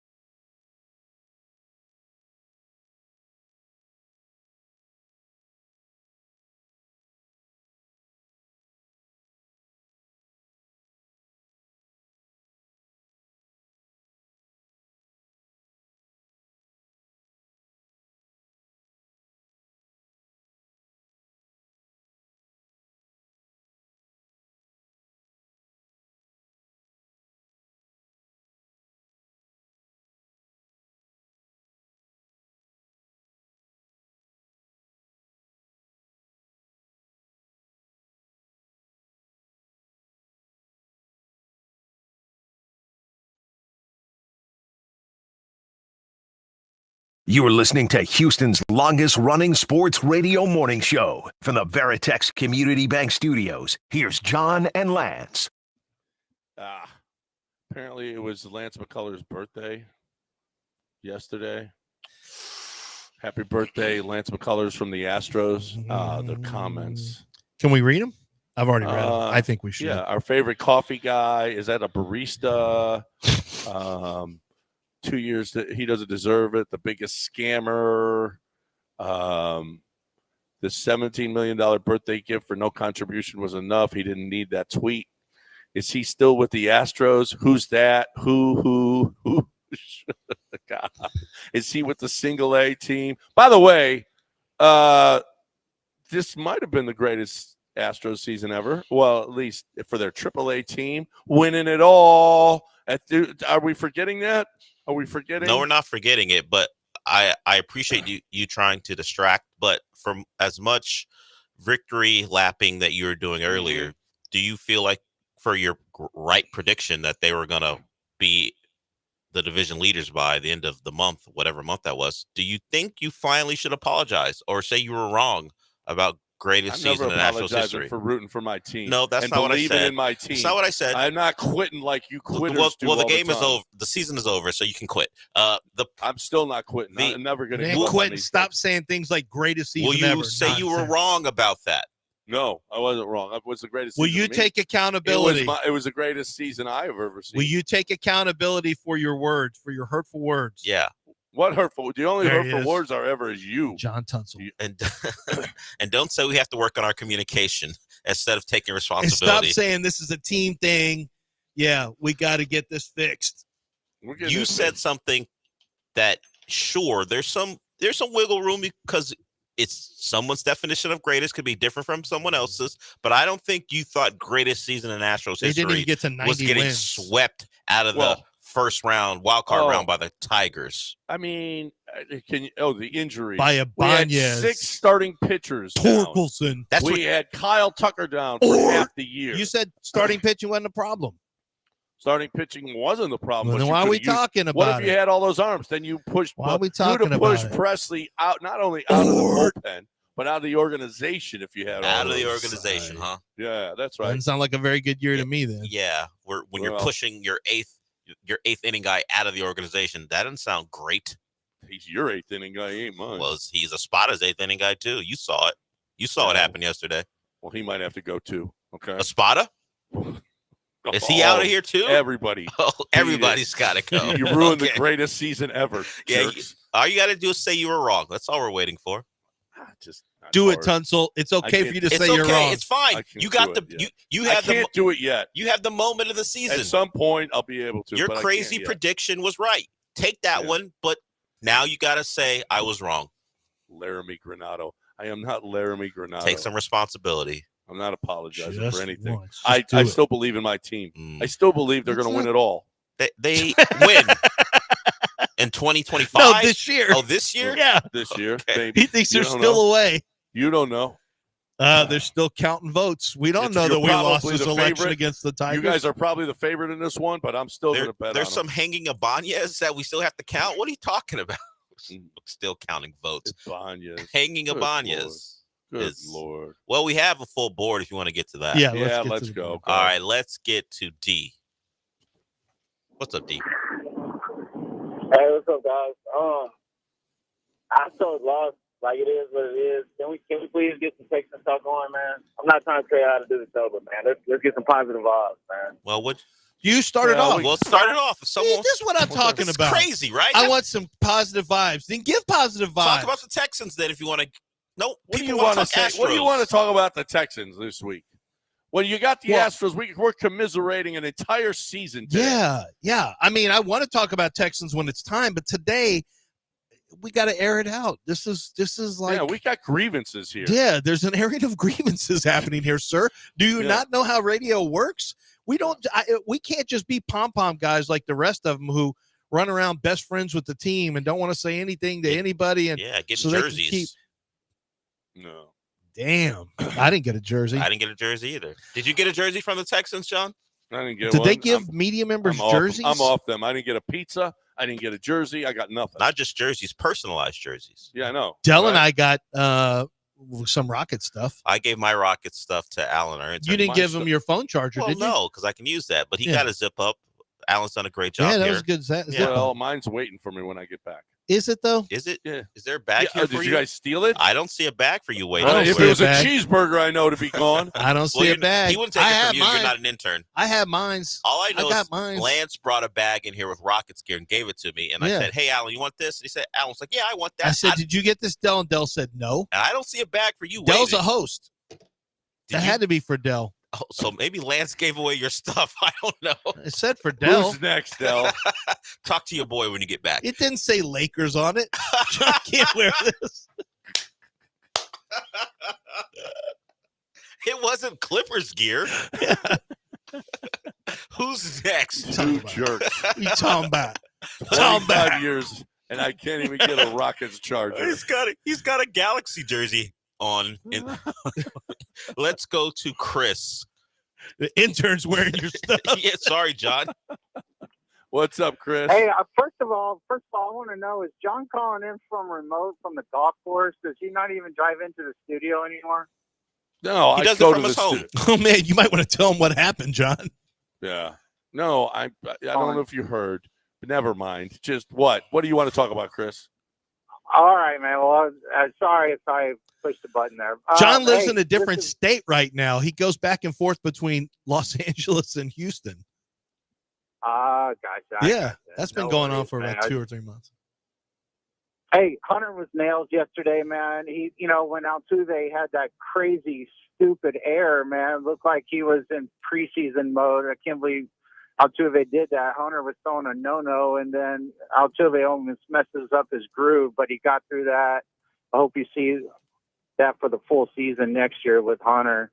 I mean, we all knew, guys, right, with this Astros team this year, they weren't really going to do that much. I mean, yeah, they won the division, but like Lance has been saying, it's the crappiest division in baseball. It's kind of like the Texans and, the coach bragging that they won the division every year. It doesn't really mean a whole lot.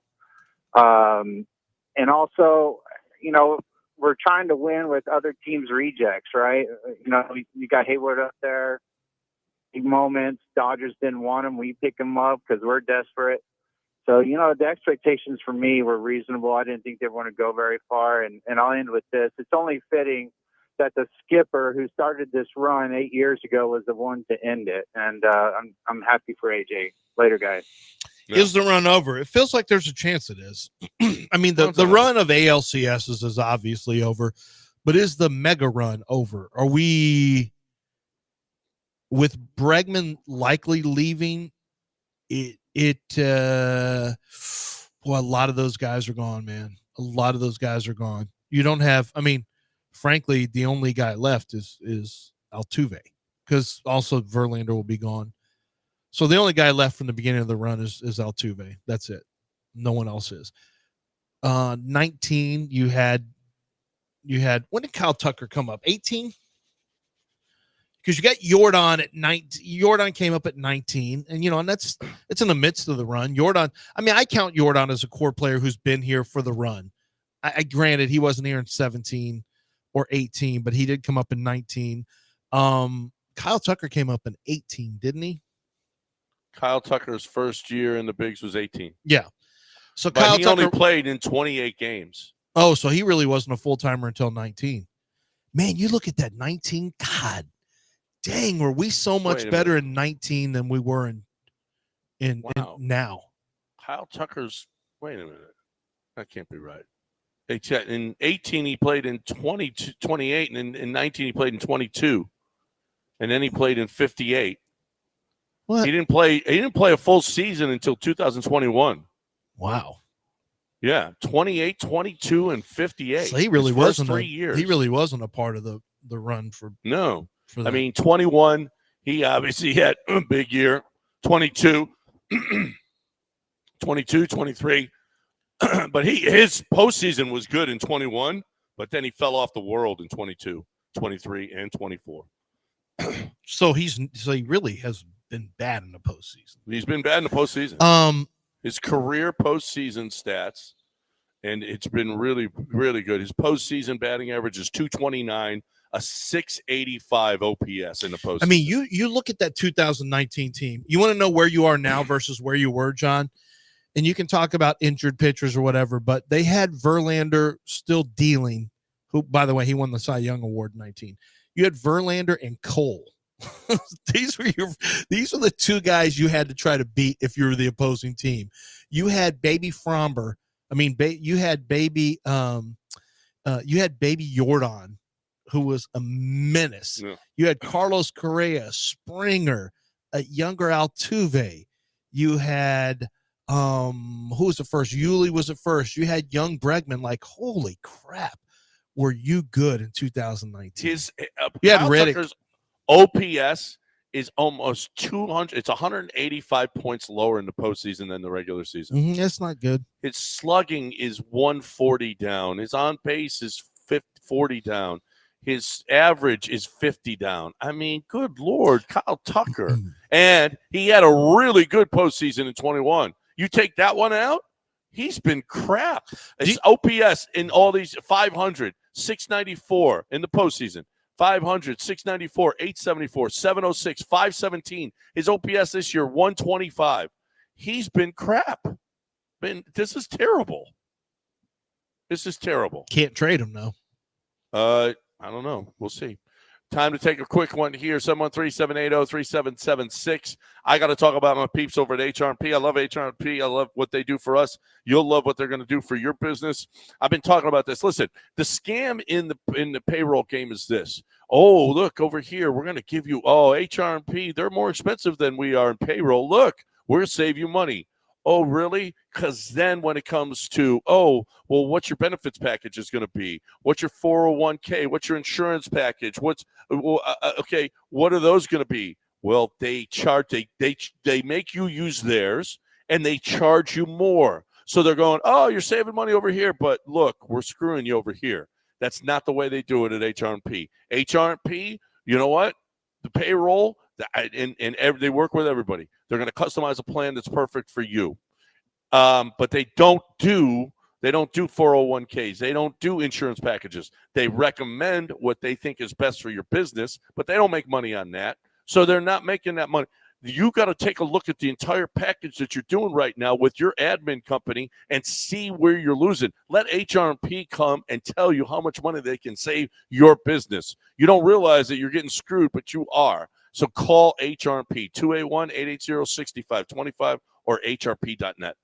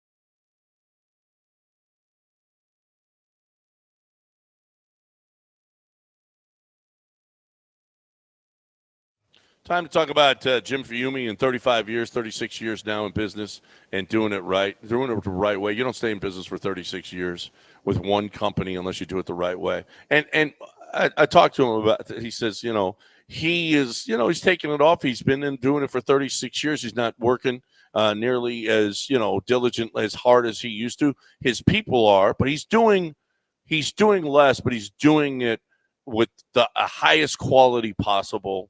He's doing it with the best installers that he could possibly get. He's doing it with the best product you can possibly have. He's doing it. He's making sure every single business, every single job that they do is going to be expertly done. Okay. So while he might be slowing down a little, there's no slowing down on the quality. There's no slowing down on the installation. There's no slowing down on the value. There's no slowing down on the security, the privacy, all of those things that you get with Gulf Coast Windows.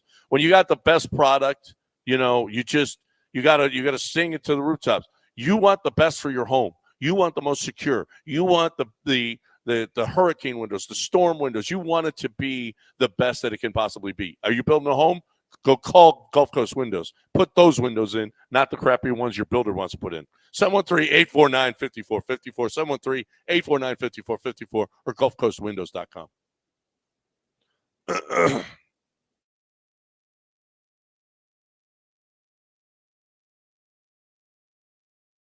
You are listening to Houston's longest-running sports radio morning show. From the Veritex Community Bank Studios, here's John and Lance.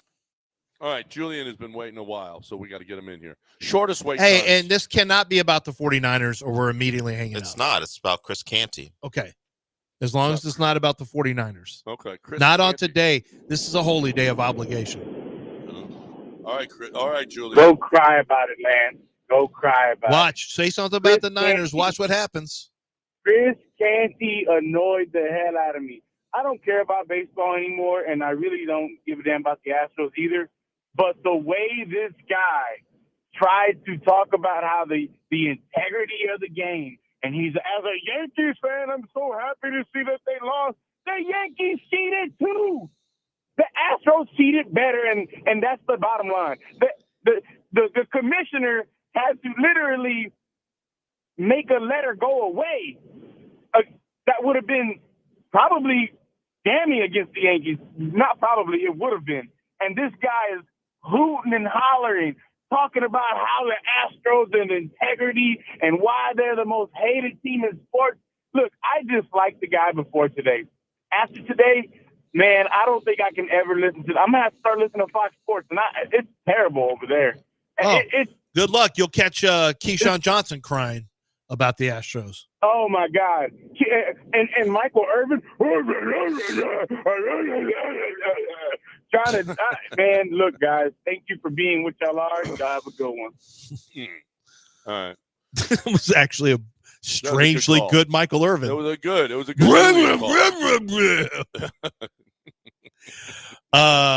Yeah, it is what I mean. We have to deal with this now. They're never going to get over Yankee that. fans and Dodger fans think somehow they all won the World Series that year. I got a tweet this morning. Oh, hate to see you go. Maybe you weren't banging the trash cans loud enough. Cheaters. Oh, God. Stop. You got a already. text, you said, or a tweet? Tweet. Oh, okay. Mm-hmm. Anyway, good call, Julian, for a change. Okay, is there anything Texans related that we do have to talk about? I know Josh Allen had to deal with the Stephon Diggs thing this week, and D'Amico had to come back and say he's perfect for our football team and blah, blah, blah, blah, blah. Catch a bunch of balls, Diggs. That's it. You know what? Prove to them. I'm telling you, I really think they're going to make a concerted effort to get Diggs the ball this week. You think so? I do. I think he's in their ear saying, "Come on, man, I need the ball. I want the ball this week." It's not such a bad thing. No, but I need touchdowns. Yeah, I need touchdowns for this offense. I don't care where they come. Tank is back. You gotta, man. That is such an explosive part of this offense, John. You know that. Everyone knows that. Tank was such a big part of CJ's emergence last year, and that guy is a ghost so far through 4 games. A ghost. Well, he hasn't been around, so. Well, he wasn't around for one of them. Yeah. He got hurt in the other one, and then in the first 2 games they didn't do anything. No, because in the 3rd game he went over 3.5 catches. Yeah, because of Davis Mills. That's right. Davis Mills got him there. Yeah. Well, so he's played in 3 of the 4 games, but it's not like he's been literally a non-factor for the first quarter of the offense. Yeah, Larry Tunsil did not practice yesterday with his ankle issue. We'll see. It's a real issue. Yeah, I wasn't kidding. I'm just saying that with his issue. So we'll see if he's available today. Damian Pierce was seen, I believe, but did not practice. So Joe Mixon is a guy they hope to get back. So it's really more about who's going to show up today. And that probably will determine who's going to be available on Sunday. That's really the only Texans news. Guys out. of practice. Yeah. There really isn't much else to talk about other than which Bills team are we going to get? We're going to get the one that we saw last week or the one that was the best team in football the first 3 weeks? That's a team who, up until Sunday night, hadn't lost a game by more than 6 points in like 40 games. Like it's been a long stretch since the last time they were in a game where they weren't in it. And we know they win a lot, and all the other games that they lose were very close. So I don't suspect we're going to get the team that got drilled by Baltimore, which is unfortunate for the Texans. I don't see the Bills playing that poorly 2 weeks in a row. No, I don't either. That was the Ravens. You know what? The Ravens might be the best team in football, even though they got 2 losses. They might be the best team in football. That's a scary offense, and their defense is still good enough.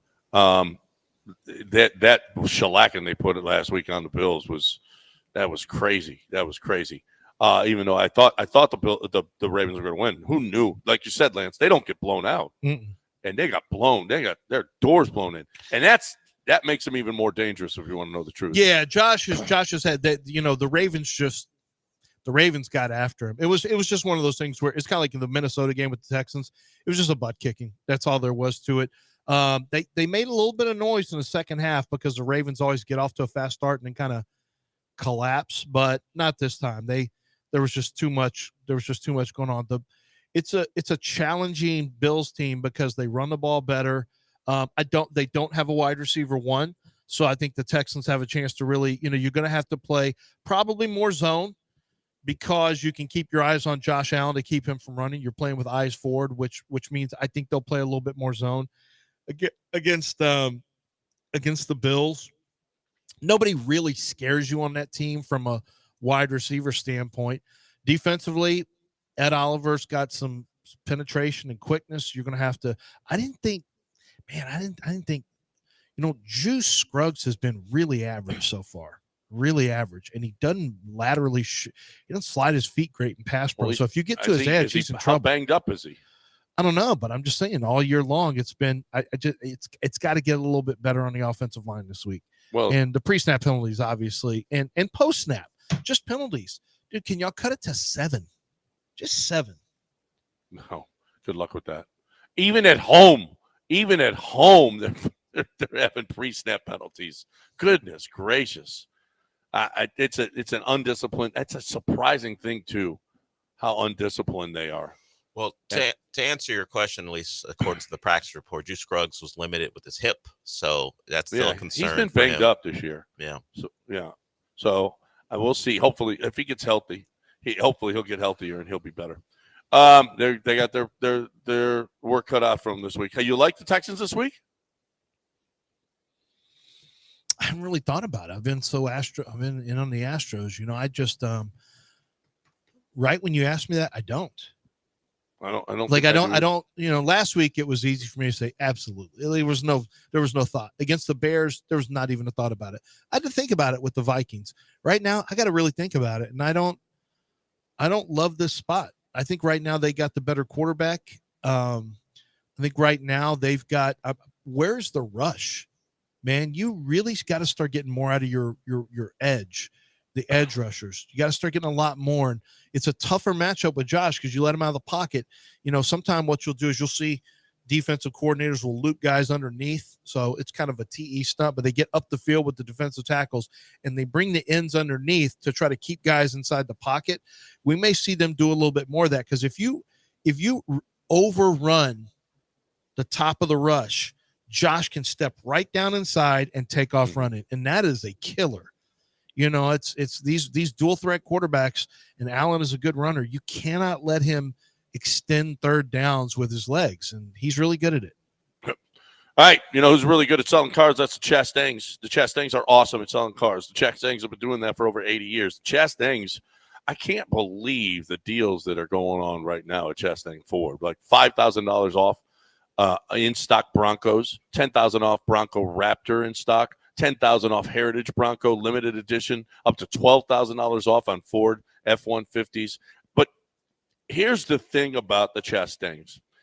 that I've found. They are going to make sure they're going to use all the rebates that they can possibly give you. They are going to use, I mean, if you've bought a Ford before for them, from them, and you're in same household, yeah, you got another $2,000 that you could possibly get that might be sitting out there for you. There's all kinds of different ways that they can find discounts for you, and they do it. All right. They're going to try to get you into that Ford car or truck the best they possibly can at where your payments have to be at, not adding on, not marking up, with the vehicle that you want, not one that they want to sell you, not the package they're going to try to push on you. They don't do that. They just don't do it. First thing they'll ask is, where do your payments have to be? They want to make sure that you're so comfortable in this vehicle and that you can afford it, and that it's a great car buying experience for you. And that happens every single day at Chastang Ford. You can do it all online at chastangford.com, or get to the dealership and touch and feel and see the cars for yourself. It's on 610 at Homestead, not Hempstead, 5 minutes from downtown Chastang Ford.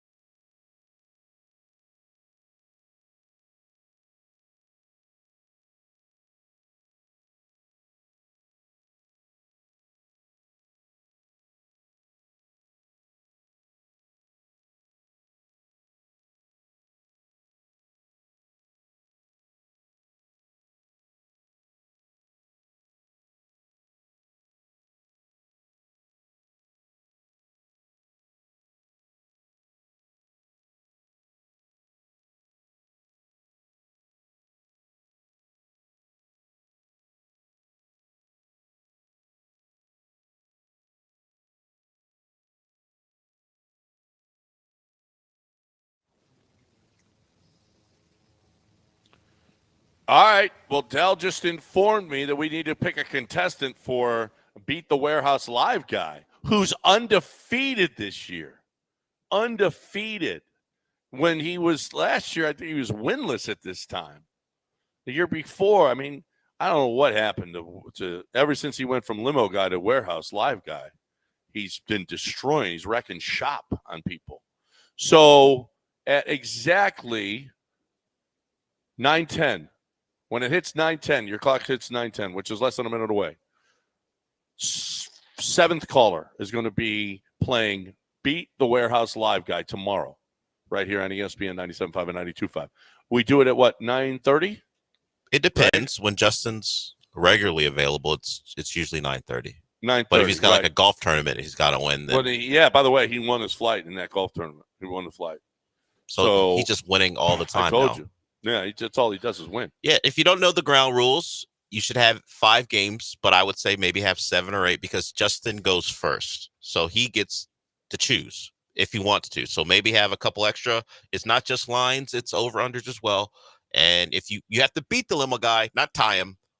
That's in the name. Beat him, and you may win tickets to a game in the city. 4 tickets to a game, the ride there and back. It's a great deal. So let's go. It's already 9:10, so hopefully the phones are ringing, and the 7th caller is going to be playing Beat the Warehouse Live guy tomorrow right here on ESPN 97.5 and 92.5. So we got that going on. No John Chill this week. He wasn't able to make it in. So we got that. Here's something. I mean, we haven't talked to any Rockets basketball. They had their media day the other day. I don't know if anything came out of it. We were excited. Tillman Fertitta thinks he's got the deepest team in the NBA. He feels like his 12th guy would be in a rotation anywhere else. And I don't know that he's that far off. They're pretty deep and they're young and they're pretty deep. So, and they just signed a couple of guys this week.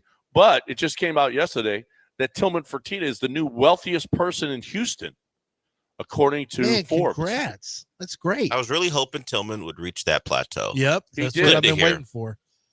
Where do you think he ranks in the country? He's the richest person in Houston. Who did he overtake? He overtook Jeffrey Hildebrand. His fortune tumbled to $7.6 billion this year. Pauper. It was 13.7 last year. It's 7.6. Tillman looks at it. How about Jeffrey Hildebrand lost $6 billion and he just went like this? Oh, Tillman really? looked at Hildebrand. You're one of the poors now. Yeah, 7.6 bill. That's all you got. Tillman's got 10.1 billion. Where do you think that ranks in the country?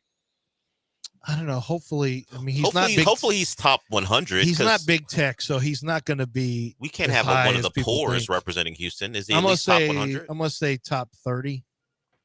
99. Oh, thank God! Because he's not big tech. If he was out of the top 100, we'd have to not claim him.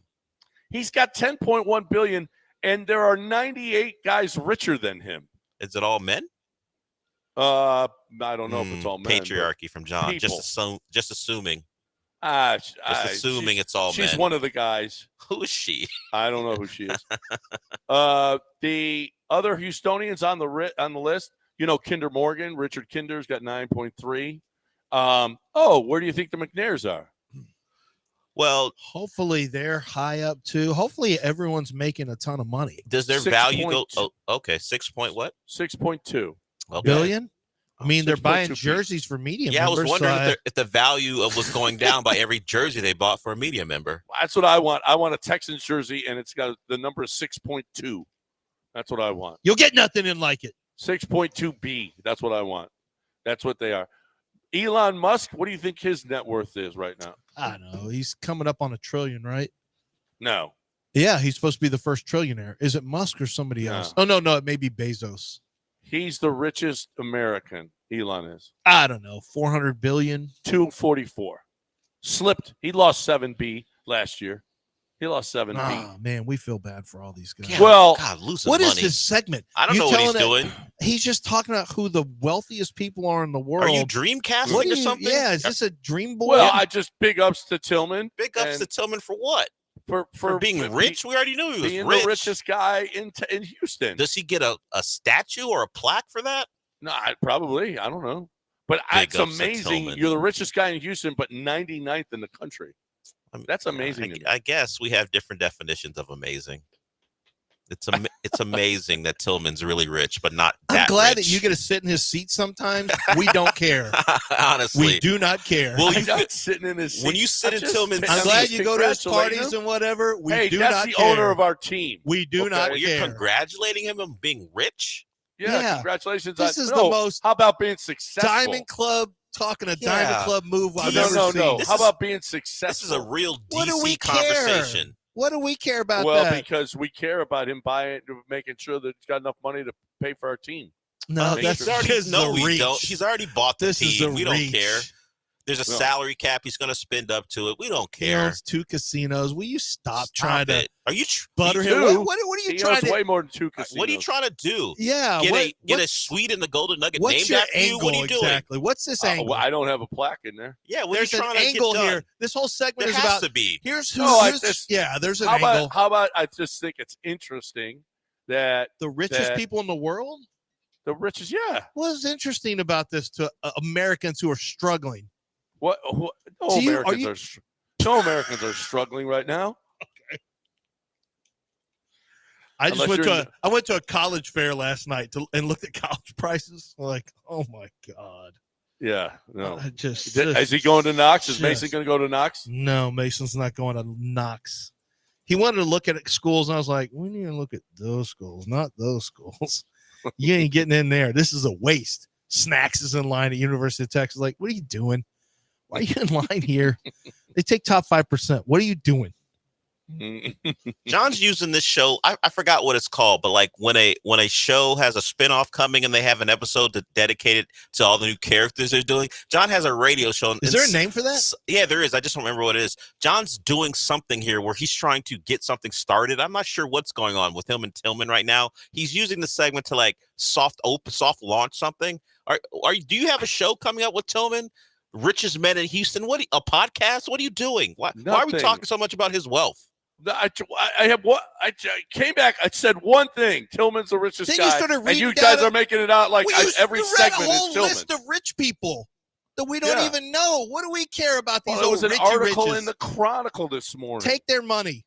Read the Chronicle one time. Read the local papers one time. So what? We don't care how much money these people are making. What does that do for us? Nothing. Nothing. That's like people who, unless he sends you a jersey. He just got the bag. He just sent you a charger, and you don't even thank him for it. I already thanked him earlier. John's doing a backdoor pilot. That's what he's doing. What are you doing? Backdoor pilot. What are you doing with Tillman?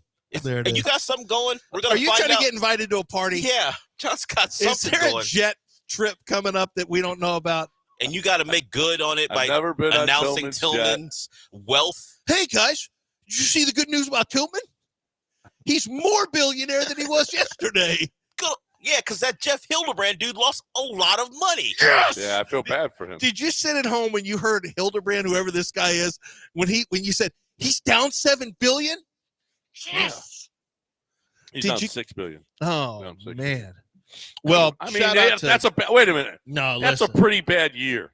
Hey, have you ever lost $6 billion in a year? When your DraftKings stock drops 2 cents, you're like, oh my God! Look what's happening. Exactly, because I don't have that kind of money. That's why I don't care about that kind of money. That's right. Well, this dude lost $6 billion. Have a little. Don't care. Okay. I hope he loses 60. Don't care. Have a little compassion. Don't care. You lose $6 billion in a year, you're having a rough year. Okay. Do you think he'll have compassion for me? Why? Because your DraftKings stock dropped 2 cents? No, because my asthma medicine's $360. Do you think there's some compassion for me?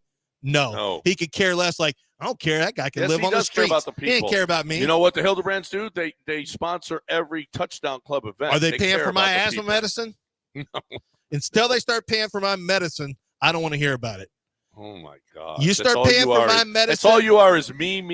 I know. I got to worry about him. Guys, did you hear? This guy lost $6 billion. He's only got $247 billion. What segment are we doing? And it allowed Tillman to jump over him to become #1 in Houston. Which is actually the good news. In Houston, which is great because we love the Tillman. Bad news is this guy that nobody knows lost $6 billion. The good news is Tillman beat him. You have no compassion. None. Compassion for billionaires. Yeah, that lost $6 billion this year. This is the most elitist thing that's ever happened on radio. How many range rattlers did Tillman promise you? None. Range rattlers. Oh, those are saltgrass appetizers. Yeah. How many jalapeno stuffed appetizers did Tillman promise you? Yeah, there's an angle here that we can't figure out. Are you getting salmon for free for a year? I ain't getting any salmon. I would take the ribeye there. That's what I would take. Yeah, take that. And saltgrass. And the butter. And actually, that honey butter is really good too. Yeah. All right, we got a break. That was our Tillman segment. Right yeah, there's our billionaire segment. Right. Next, we're covering Louisiana's top billionaires. We're gonna cover. No, I don't care about those. Oklahoma's a bunch of guys you'll never heard of. What we got now? Oh, you know what we're talking about now? The Golden Nugget. All right. There it is. There it is. The Golden Nugget. Oh, did you ever take a trip there, Lance? That's the tie-in. How nice is it? This segment was just the Golden Nugget. Because there was no John Chill. That was the Golden Nugget segment. There was no John Chill, so you had to find a way to make it about the Golden Nugget. That's right. You're damn right I did. And, Lance, you never benefited from the Golden Nugget and how nice it is? I love when our radio broadcasts go there. I'd like for another one to go there. Yeah, well, listen, you don't have to have a radio show to go to Golden Nugget Lake Charles. Just 2 hours and 15 minutes down the road. It's perfect. By the time you leave your house, you still wouldn't even be on the plane to go to Las Vegas. By the time you could get to Lake Charles, you still wouldn't even be on the plane because you got to leave 2 hours early to get to. That math, honestly. That's true. They want you there 2 hours. Let's just say you get there an hour before. It's 45-minute drive there an hour minutes. before you wait on the tarmac for 40 minutes. Yeah, it literally really is equal. Yeah, no, you will be in Lake Charles before you take off, right? So if you're looking for that, that's so much easier. That it's a casino that is you might as well be in Las Vegas. It's the same as all of theirs. It's got a pool, a lazy river. It's got cabanas. It can't be better. It's got bars. It's got nightclubs. It's got 12 restaurants. It's got a golf course. It's got everything you could possibly need. It's got the DraftKings Sportsbook, which is awesome. Everything about it. Everything about it. The Golden Nugget Lake Charles. We got to go back. I don't know why we're not doing shows from there. We got to do that. We got to do one soon. Golden Nugget Lake Charles. It's the place to go to get your gaming on. GoldenNuggetLC.com. What?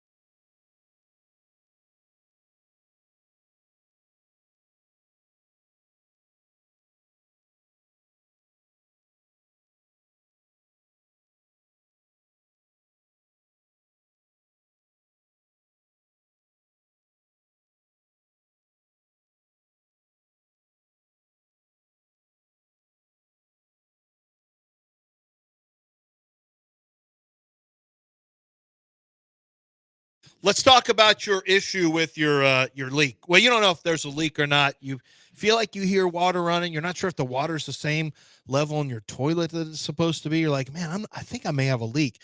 I was in that position at one point, and the quickest thing to do is get a hydrostatic test with Aqueduct Plumbing Company. They come out, run that hydrostatic test, and they can figure out really quickly for you whether or not you have a leak. Because if you do and you catch it early, that is a big deal, and you're going to save a lot of money compared to what could happen if you let that leak keep going and going. I had a situation like that where I didn't realize I had a slow leak, where my old pipes were finally corroding, and it turned into just a massive issue. Don't be like me. get a hold of Aqueduct Plumbing Company early on. They take care of small issues, but they also take care of major issues. And they do things like cleaning out your tankless water heater or installing tankless water heaters. They do so much for you. Great people, fair prices, and they get to your property quickly to resolve the issues. It's aqueductplumbingcompany.com.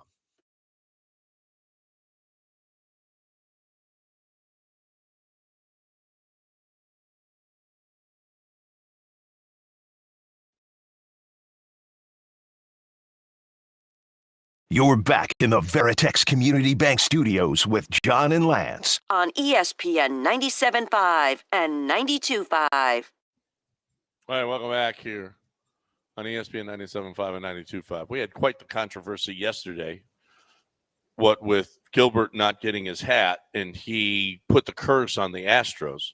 He said they were going to lose both games, which they did. Apparently, his ability to lift the curse is not nearly as strong as his ability to curse, because he tried to lift the curse yesterday, but he couldn't, and he didn't. And the Astros ended up losing after he put the curse on him the other day because he didn't get his division cap.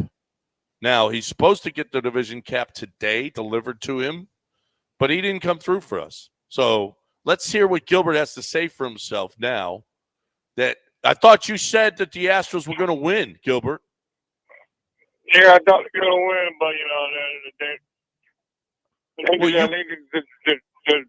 Detroit got better advantage anyway, What was the better advantage?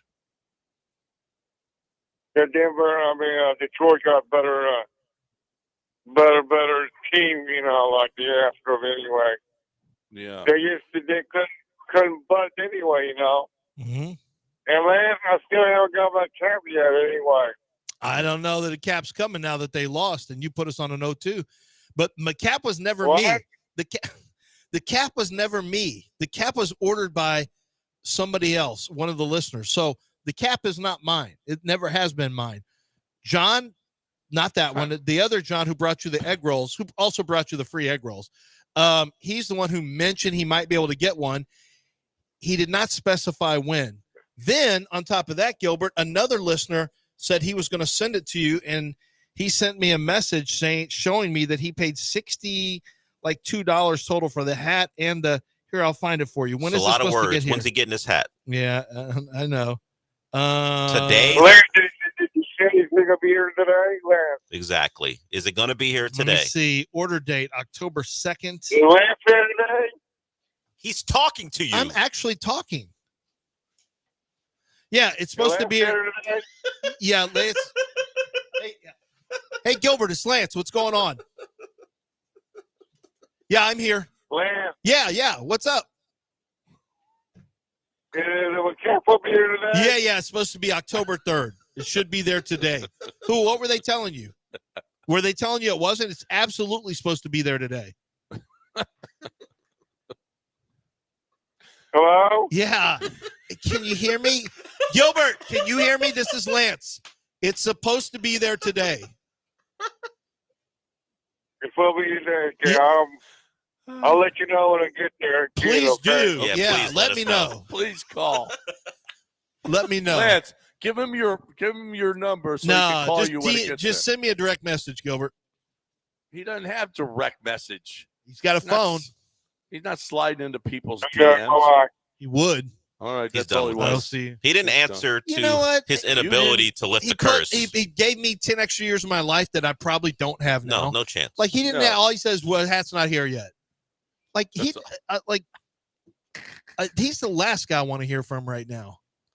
Knowing that my life is not going to extend by 10 years, and your I got team 3 lost. years left. The team lost. He said, "If I don't get my hat, the Astros go 0-2." You still have the audio from yesterday? He said, "If I don't get my hat today," which was Monday. Yeah. So do you still have that audio to prove it? I mean, it happened. I can just go grab it again. Sure. Yeah, he just. Well, I thought you maybe said you don't have to look into it, but he just said, "If I don't get my hat today, the Astros are going to go 0-2," and it shook us up because we know that it's Why like not a weren't funny. you It's not a funny thing. Gilbert predicts things. Why weren't you on that call? I was using the bathroom for a while, so I was here, Gilbert. I Gilbert don't know. wanted to talk to you about his hat, I don't know and you why. weren't there. I know. I had to finally jump back. Del, what about his word salad there to Gilbert? Right? Yeah, and all that. Gilbert's like, I don't want to hear any of this. Just tell me when the hat's coming I in. knew as I was saying What it. are you doing? I knew as I was saying that's why it. I jumped in. What are you talking about? Just tell that man when the hat's coming. It wasn't great. It wasn't like a lot of words. Yeah, to tell him it's coming But today. then I had a chance to redo it as Lance instead of my other character I was playing. Word salad guy. And Gilbert. You were Nick Casario there for a while. And he didn't want to talk to Nick Casario. He wanted to talk to Lance. And listen, it says, you think that was what Gilbert's bit was? Hey, I don't know who this guy is talking to me who won't tell me what I want to hear, but can the Lance I know and love come back? Is that the bit he was doing? What? Yeah. What? Where's Lance? See you there today? Yeah, I'm right here. Is Lance there today? Well, the guy I thought was Lance is telling me things I don't want to hear. So, Lance, come back. Yeah, so it's coming your way today. So you get a $62 hat for an 0-2 sweep. Well, who won again? I mean, you'll be the only person in America celebrating when it's all said and done, celebrating the 2024 division championship other than people who, work for the Astros. I'm sure it's still. Hey, he got the cap. Oh, don't worry. He won again. There's going to be an ALCS cap. There's going to be a World Series cap. Gilbert was like, nope, this is all going to get. He knew better. I want that West Division cap. He That's knew a good better. point. Who's to say that wasn't his angle? That's right. That's like Jeremy Pena running on a pop out to first baseman. He knew Kyle Tucker was right coming fielder up. because he knew Kyle Tucker was coming up like, if I don't score now, we may never score. Yeah, let me get this done. Of course, he couldn't. I guess we all could have predicted Presley would have done what he did, but he was like, hey, let's go up 2-1 and see what happens. John, I looked it up just because of all the jokes people were making, not about you this time. The Tucker Bagwell numbers, they're scary similar. Really? The OPS is identical in the playoffs, 685. But it seems like Tucker's been so much worse. Well, it has come over the last 3 years. Yeah. His last 3 years have been ridiculous. He's been awful. Yeah. And the batting average is fairly similar to both in the mid 220s, their career playoff batting average. So all the people making jokes, you're not that far off. You got jokes for this. This ain't a funny time. Okay. It's too soon. This is what it is. It's too soon. You got jokes? That's fun. Yeah. Beat it with your jokes. We're in mourning today. All right. And Gilbert still doesn't have his hat. That's it too. Yeah, well, he will be the only one having any fun today regarding the Astros. That hat will come in, he'll be thrilled for like 2 minutes, and then he'll be thinking about what else to ask throw for. it on the bed, and you won't see it again. Yeah, because Lance did bring him his food. Yeah, bring him his food, Lance. Hey, you know what I'm Today's talking about? not really the day Not for him to today. be making a bunch of stuff. No. Like, it's not. Today's a bad day to be telling people what to do with their hats and food. Del, for whatever reason, you played the Dream Rate thing earlier? Yeah, on accident, there's some behind the scenes stuff where Dream Rate was supposed to be the one that we did. I just screwed it up, but we got Dream Rate coming up, I think. We do have Dream Rate right now. You want to do a home loan? I wish I had known, Kent. I really do. I mean, literally thousands and thousands of dollars. Now, you got at signing and through the life of the home, thousands and thousands of dollars are at stake here. And that's not an exaggeration.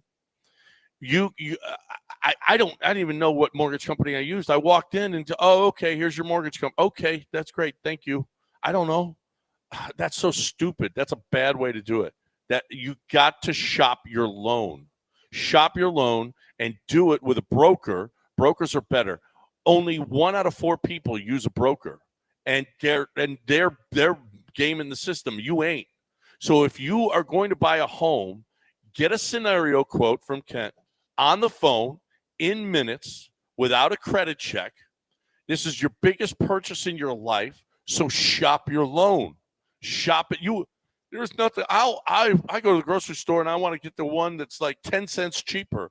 What about thousands and thousands of dollars cheaper? I mean, that is so important. And I didn't do it, and I wish I had, and I wish I'd have known better, but I didn't know better. But you know better now. 713-520-5626. He's better than the big guys because he's going to give you personalized attention. Those guys aren't. They're putting their names on bowl games and golf tournaments.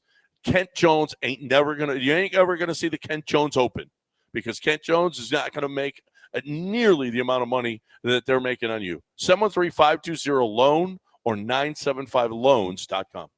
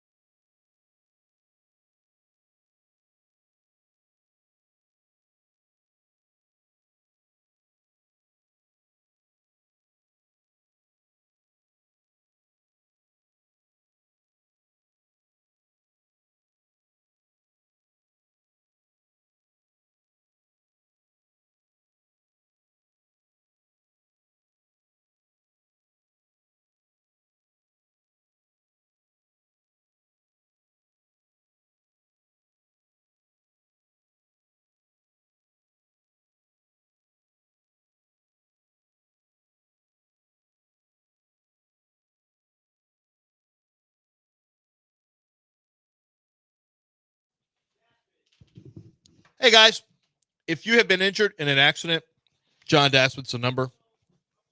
You know, there's a lot of personal injury lawyers. You'll look around. If you look at the billboards around Houston, you'll see a lot of different ones. Daspit's is pretty simple. I mean, what John has is out there. It's a picture of him a lot of times, or maybe somebody from NIL, and it's a very simple one. He'll show the different information that he's involved in these types of incidents and accidents, and he's handled huge refinery blasts. He's going to be in the middle of the Astro World debacle that we saw here concert-wise a few years ago. He handles loss of life, major accidents, issues where people need to be taken care of from a medical standpoint, time missed from work, pain and suffering. John Daspit's going to fight for your rights, and he is going to passionately pursue justice for the injured, no matter what the workplace is. You can take a look at all the different personal injury elements that John and his staff work under, and you'll see that they are the one phone call. They're the biggest in Houston. They file more cases, and they're the best. It's John Daspit and the Daspit Law Firm. 713-CALL-NOW. That's 713-CALL-NOW.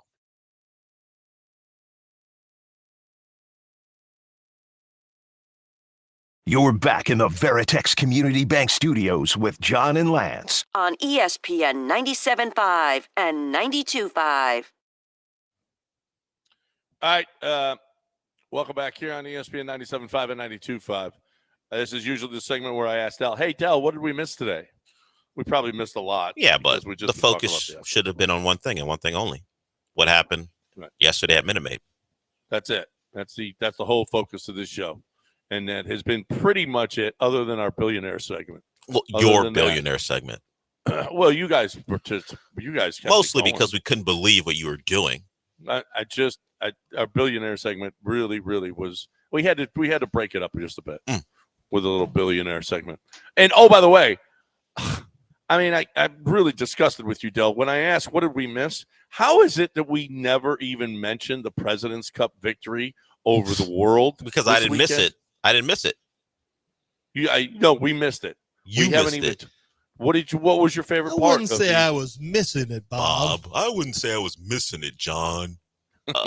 Not my favorite moment was the moment it was over because it stopped scrolling across the bottom of the screen when I was watching ESPN.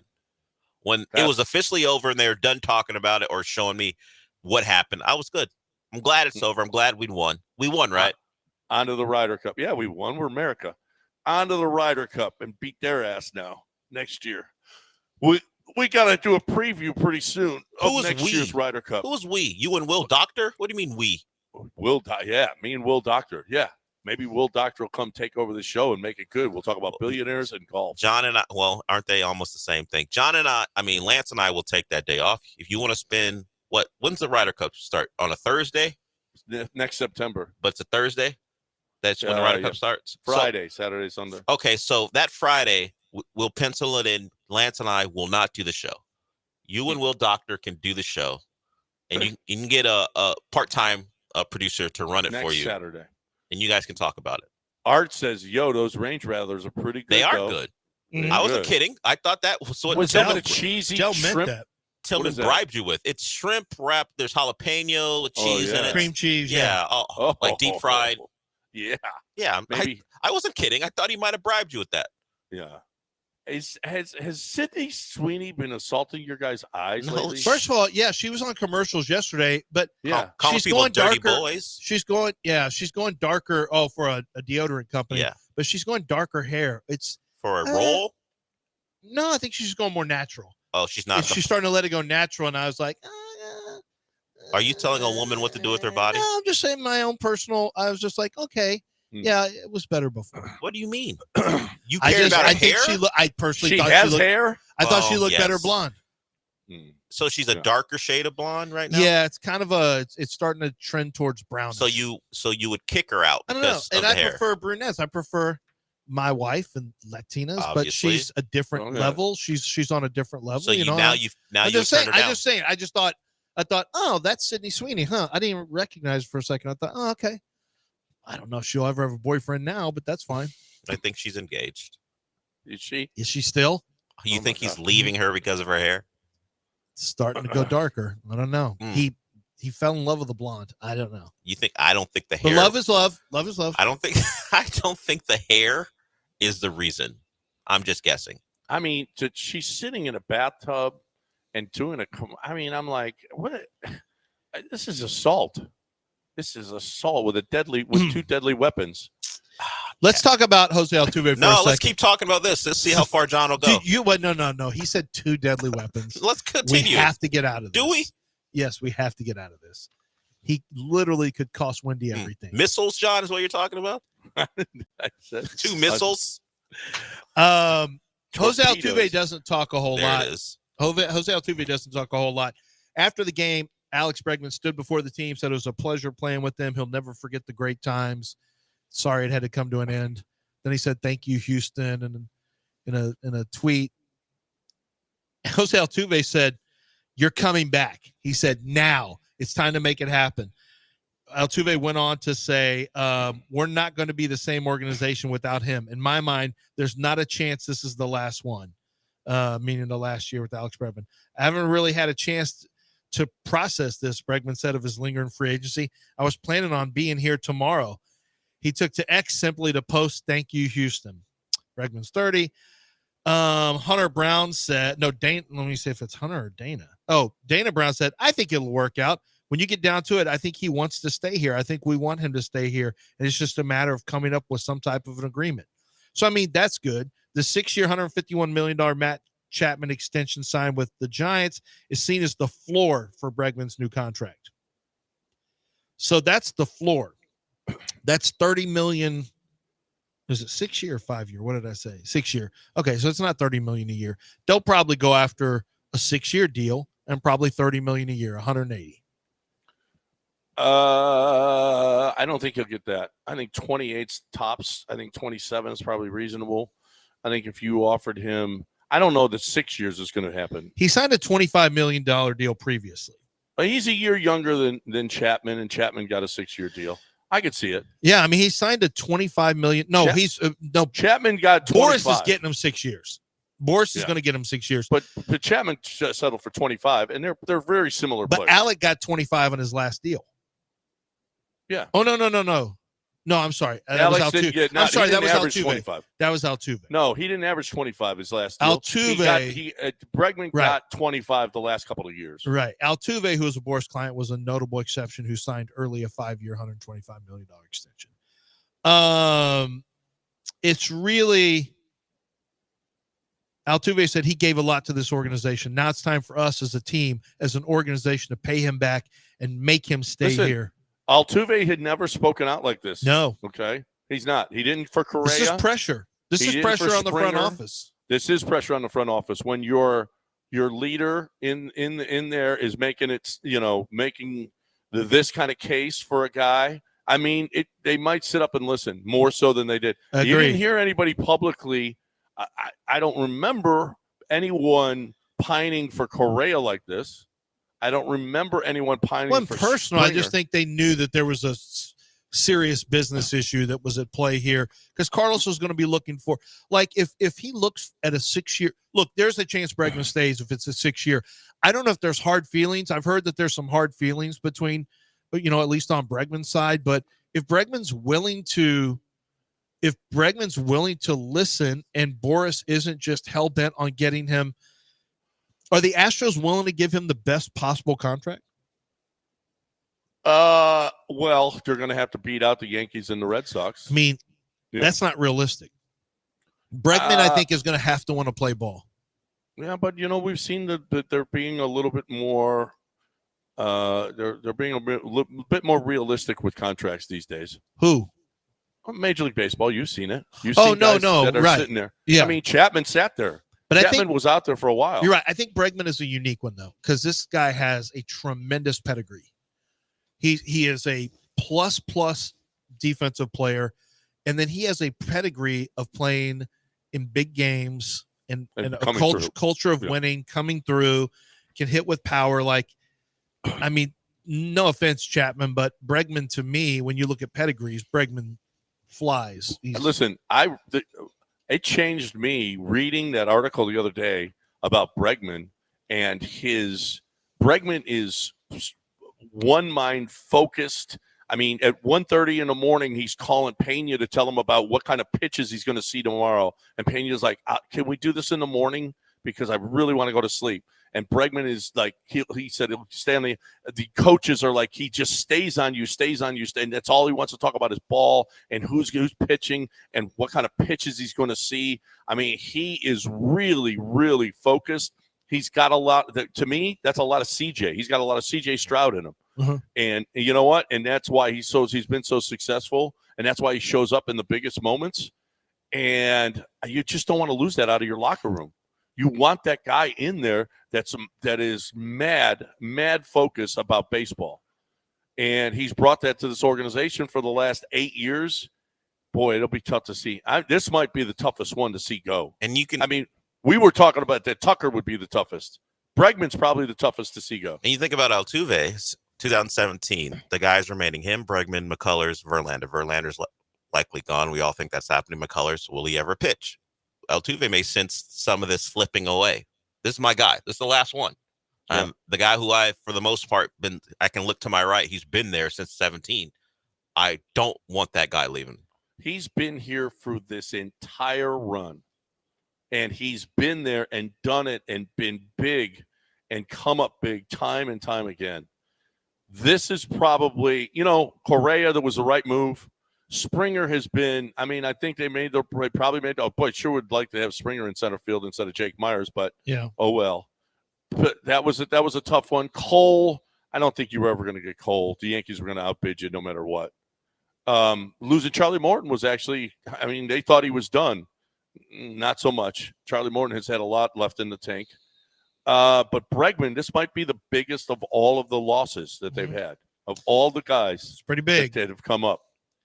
It's pretty big if they lose. I'm just going off of just historically, once a guy hits free agency and Jim Crane has to bid against other teams, he typically just, if it's a core player, he's never signed guys when he's in the open market. So I think the odds are against it. But I do think there's a chance that, are the Astros willing to listen to, are they maybe a little more desperate? Do they say, okay, we got to put our foot down here with Bregman? Because it may not be a good contract. It may end up being a bad contract, but they may say, hey, Altuve only has so much time. If we're going to keep this window open, it may be one of those things where they do that, where they say, we're going to maybe do something that would be a little uncomfortable in the past for us, and we're going to go a little bit more with Bregman. But look at the money that is due. You still have dead money that is on the books. Just one more year, though. You got dead money. Right. You know what? But you're not going to just backload Bregman like Ohtani did. Bregman ain't Scott Boras is not taking a backloaded deal where your money's not worth as much in 4 years, 5 years. That's not happening. All right, we got to break it. We got news of the weird coming your way next right here on ESPN 97.5 and 92.5. I'm talking about mybookie.ag, promo code BET975. I'm talking about the way that you play, win, and get paid. I'm talking about how easy and how I'm telling you, if you're somebody that likes to play, they're going to double your money with promo code BET975 before you even place a bet. Now, you can use crypto or you can use credit. You got the MyBookie Plus, which is the more you play, the more you win. It's simple. You climb through tiers of the loyalty rewards program to unlock even more epic promotions, giveaways, and bigger rewards. MyBookie Plus. You got the Thursday free boosts. It's a weekly risk-free boost where you can bet without a sweat. If your bet hits, you win big. If it doesn't, forget about it. That's all. MyBookie says, forget about it. Don't worry about it. You don't have to give us nothing. There is hundreds of thousands of prizes right now out there at MyBookie. MyBookie.ag, promo code BET975. The best way to play, win, and get paid. Bet anything, anytime, anywhere. MyBookie.ag.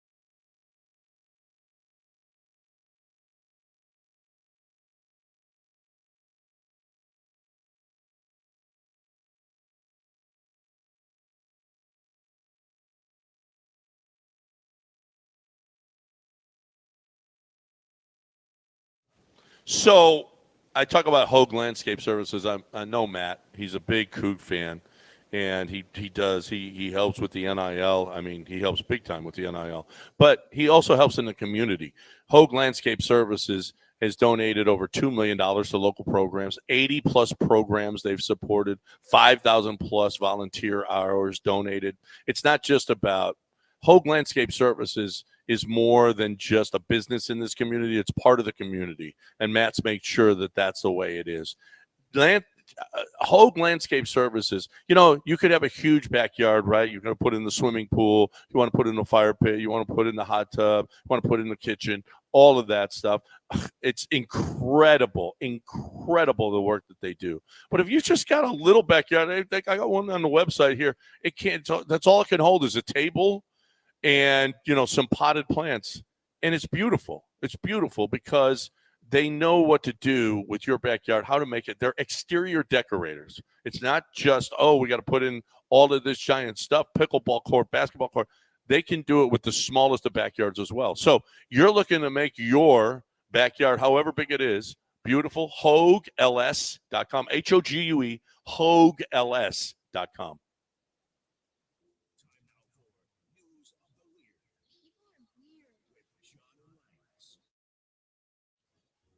All right, before we get started, I got to remind you that all you can eat ribs at Damaris Barbecue every Saturday. All you can eat ribs. Let's go. Get on over there. And it's no joke.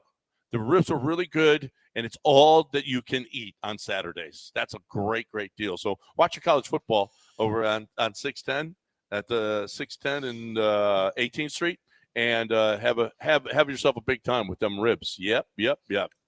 A Met officer, a Metropolitan Police marksman, they say he may have been angry when he shot and killed Chris Kaba. Do you feel like anger maybe played a part in a murder? I got a feeling that's possible. I got a feeling that this is. Wait a minute. How many millions did you spend analyzing, dude?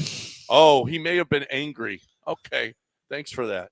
We appreciate you. We think anger may have played a part. If it didn't, it's a first-degree murder. In a murder. Yeah. Okay. A postal worker has stolen over $1.5 million in checks from letters in Missouri. My goodness. This guy's good. How does he know? And he's stolen over $1.5 million. That is such a lucrative job. Yeah. Don't you think? Yeah, that's the way to do. That's the way to go about it. Do you wish now that you were a postman? A postman who was stealing? Yeah. Well, did he get caught? 1.5. But didn't he get caught since he's in News of the Weird? Yeah, he was charged on Wednesday with 3 counts of mail theft. Yeah, that's the only downside. Yeah. Right, getting caught. If there is a downside, it's but that. For a while, he lived large. No, for a while it was going great. Yeah, until he got caught. Right. Yeah, I mean that's always the part that you hate. Those darn kids. And I would have gotten away with it too if it wasn't for you meddling federal agents. A Montana man is getting 6 months in prison for cloning a giant sheep and then breeding it. He's over 81 years old. What? He cloned a sheep. Now, he's a pretty smart dude, isn't he? He cloned a sheep and then bred it. And apparently, do you want to clone a sheep? Do you know where to start? I mean, I think it starts by them going at it. If you're doing things. No, cloning. Doing things as you say. Oh, cloning. I could probably just mix stuff together and see what happens. Do you think you could mix stuff together? Shake it in a shaker, like when you make a cocktail. It was a giant sheep too. Okay. I just don't know. He's 81 years old, dude. Shouldn't you be just drinking coffee on your porch? Yeah, just relax. Yeah. Just relax. You get doing? to a certain age, we shouldn't be reading these stories about you. No, 81. You should be insulting people and going, I'm 80. Yeah, That's get off you can get away with murder. Right. Don't screw this up. Drinking a glass of okra slime water may boost your gut health. Do you want some okra slime water? No, not really. Okra slime is pretty nasty. Is it? I never heard. I don't even know what Okra? it is. You ever had the slimy okra? You ever eaten okra that's not fried? No. It's slimy. It's like eating cactus. Cactus also terrible. I've never eaten cactus. Yeah, I know the slime. I remember because my mother used to like okra that wasn't fried, and I don't know who's bottling that and drinking it, but just the look of it is nasty.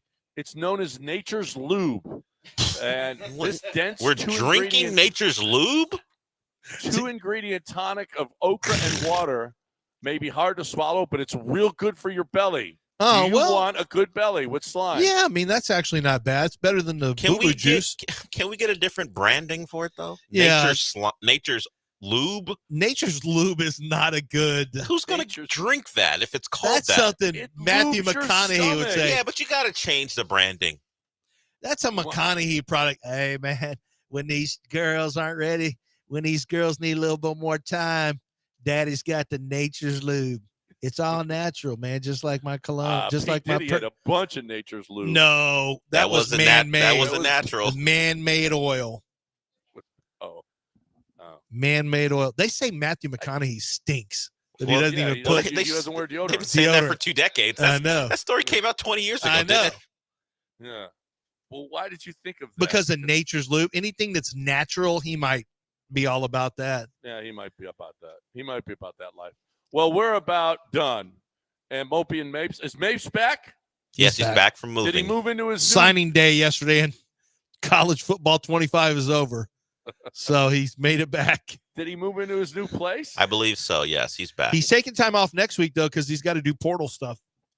He's got to re-recruit his roster. Yeah, he's got to try to see who he can hang on to with his NIL. For his game? Yeah.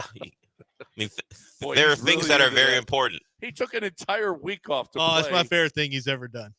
Yeah. And I was going to do it until I realized who I work with. Yeah, Dell literally decided not to do that for this very reason. And it's paid off for you. No. We can't say this about you, only Mapes. It's true. You actually read the room well, Dell. Congratulations. Congratulations. And then Mapes, no, not so much. Not so much. Although you're not going to give him the business. No, I commend him for it. Yeah. No, you thought. I would have done it. Idea. It's not for you I to could do that. Yeah. All right, we're done. Have a great day, everybody. We will talk to you again tomorrow right here on ESPN 97.5 and 92.5. Right now, I'm talking about, listen, it's different at game day. GameDayMen'sHealth.com. GameDayMen'sHealth.com. You go in there, and literally in 15 to 20 minutes, they can tell you about your testosterone levels. You can't do this at other places. Oh, and other places, they'll charge you $150 or $200 just to get the initial consultation. Absolutely free at Game Day. I'm really high on these guys. I've been doing testosterone for a while. They do it different. They've got the labs right there so that you can find out right now, as opposed to always send it to the labs. Where I went for testosterone before, you had to always send it to the labs, and it took a while, and then you come the next time up. None of that. You got the lab right there. All of them do. Okay. So, and here's the deal: you don't have to go in. They will send you your shots. You pay up front and monthly up front, and then they send you the shots, as opposed to paying every single time when you go in, which is a pain in the ass. Game Day is going to change the game here in the city of Houston. They got 5 locations now. They're going to have 15 to 20, and it won't take long. Erectile dysfunction, they got a permanent solution, not just let's throw some pills at it.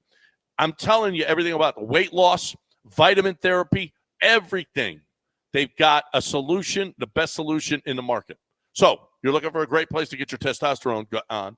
Go to GameDayMen'sHealth.com, GameDayMen'sHealth.com.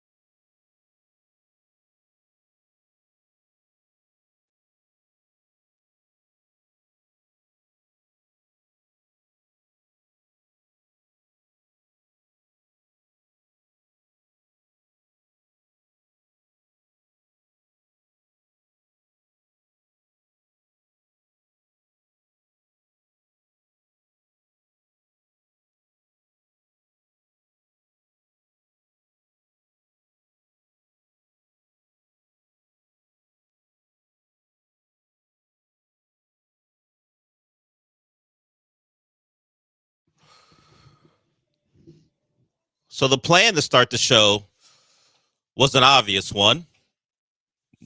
There was an end of a season yesterday afternoon in Minute Maid Park, so we were going to do a lot of Astro stuff, and we certainly will. But we were going to start with the Astros, and now I can't do that because I have an issue with a Peter. I'm not going to give your last name, but Peter, who is a listener to the John and Lance show, called in to be the contestant for Beat the Warehouse guy tomorrow on the show at 9:30. That wouldn't be a problem, except Peter has already played the game and lost. Now, it's not implicitly or explicitly stated that you can't play more than once, but the assumption is, hey, you play the game once, you don't get the opportunity to play, particularly within 4 weeks of playing it the first time.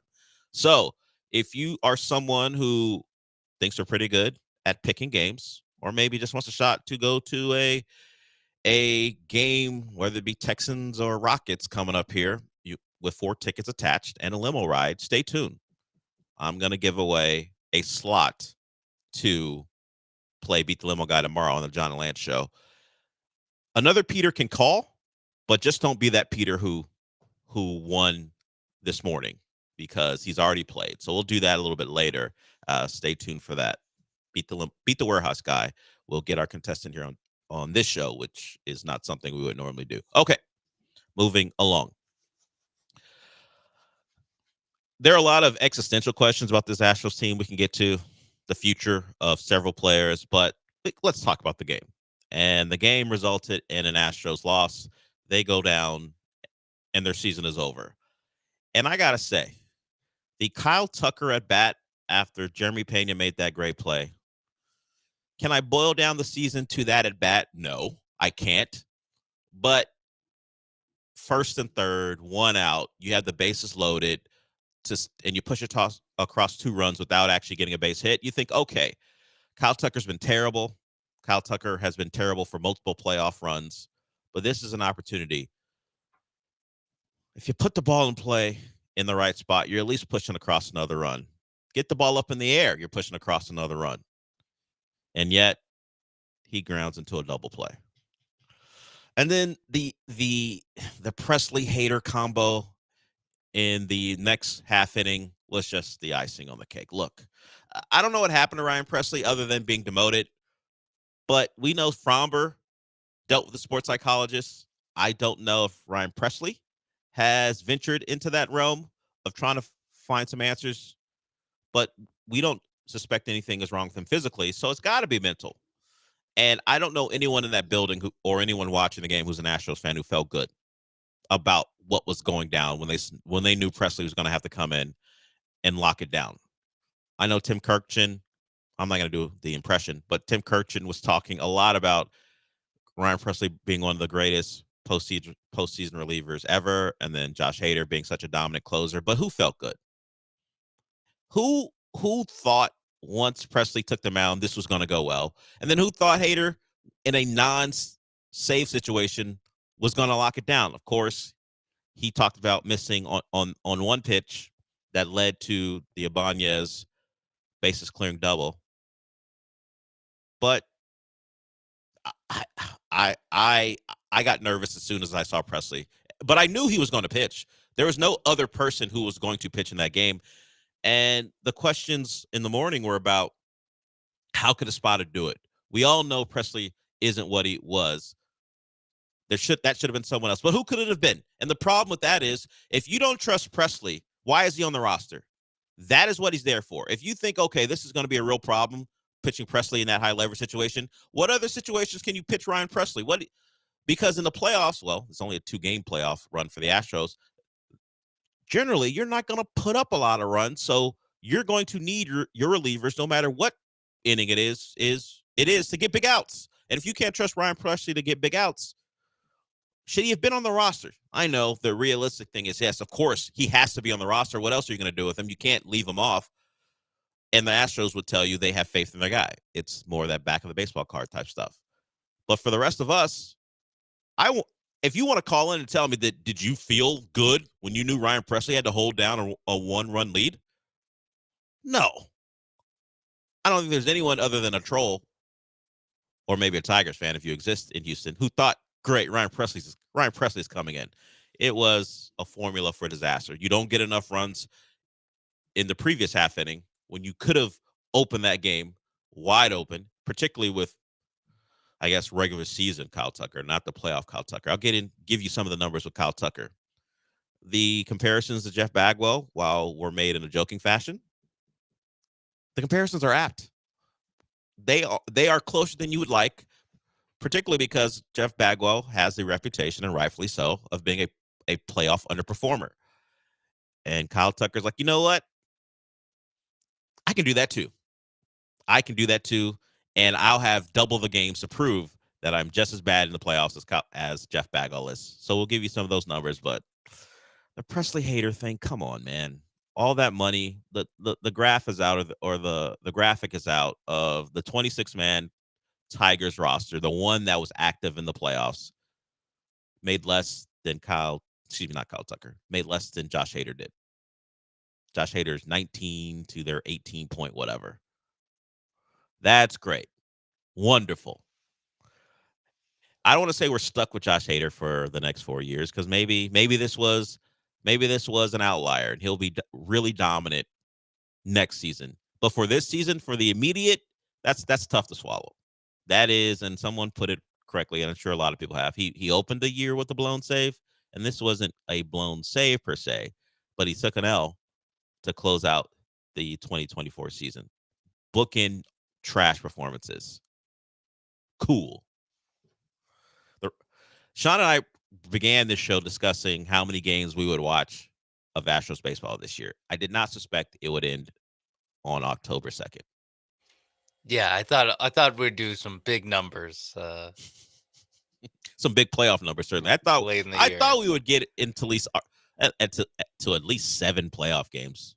Maybe I was thinking more, but to get to 2, we don't even get to 3. Yeah, normally you can pencil in like at least 10. At least 10, because it's the ALCS. At least 9.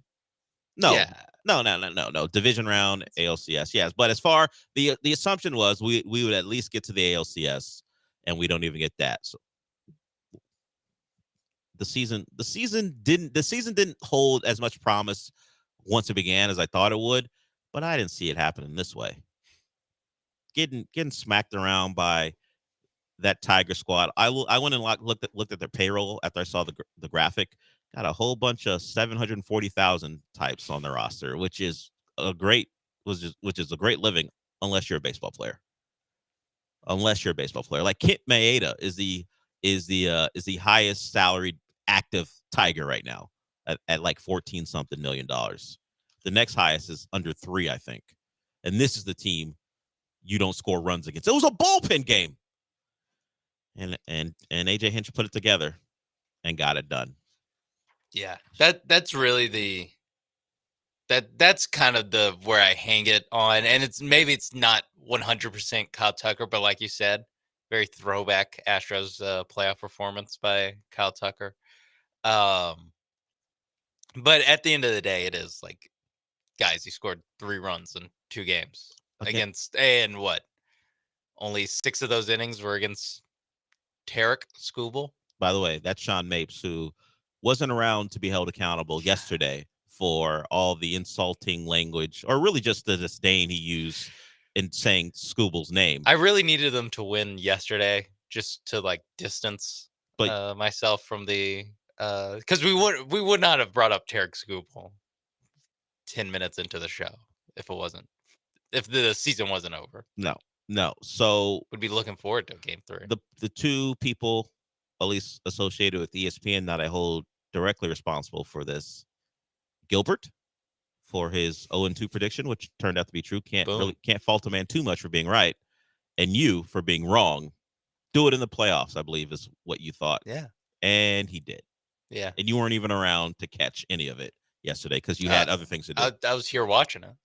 And you watched it, but you didn't have to deal with the consequences of this show, which there weren't going to be consequences at all. We just would have talked about it. So Skubal gets it done, and then a bullpen game gets it done. To be eliminated by the Tigers in a bullpen game, one of the bigger embarrassments, I think, in recent memory, because the Astros don't have many, other than last year not winning any home games against the Rangers. Oh, They didn't win any home games this year either. well, I was going to get to that because the stat is now at 7 consecutive postseason losses at home.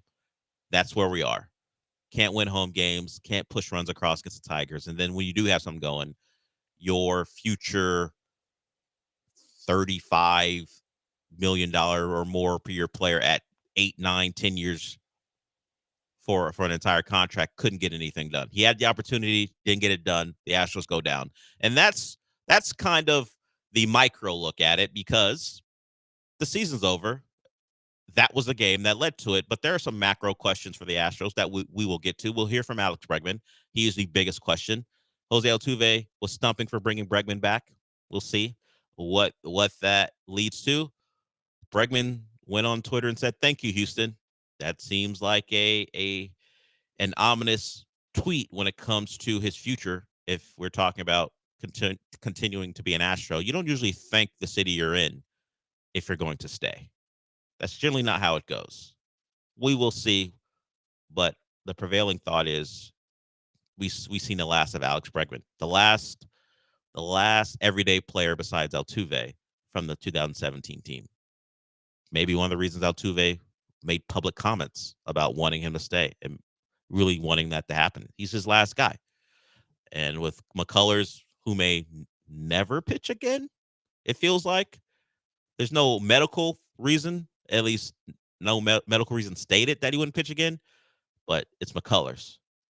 Never assume. And then obviously Verlander, who spoke about his future, we can get to as well from that 2017 team.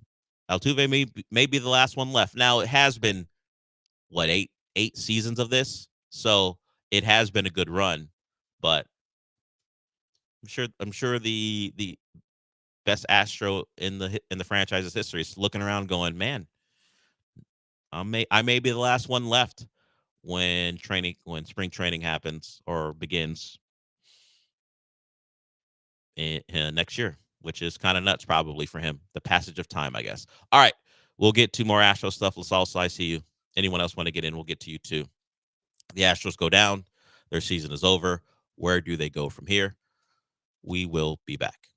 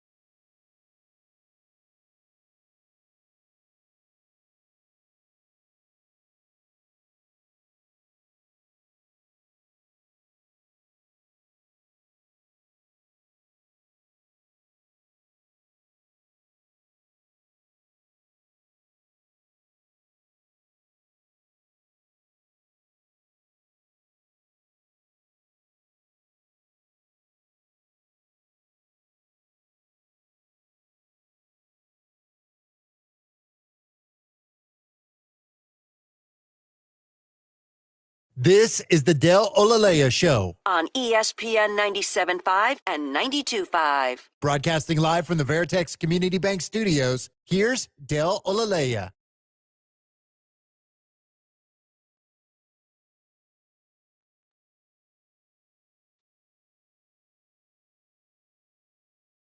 I hope so, but I hope we'll see what happens. I mean, I'm gonna let Scott and the team handle that, and obviously it's free agency, and I've never experienced that before, and I'll let him and all the teams handle that. That was Alex Bregman after the game, and that Scott that he mentioned was Boris. So that probably shouldn't make you feel great. Bregman may be one of those guys who doesn't get what he wants and is waiting until right before camp to get a deal. That seems like where the trend is going for Boris clients. Yeah. Hey, and by the way, door's always open. I mean, that would be the best for us because that's just there's a real February chance. topic of Alex Bregman's still out there. The Astros going to come price in with the money. Yeah, what's the price? Exactly. It was noticed online. I forgot who pointed it out, but it was sent to me.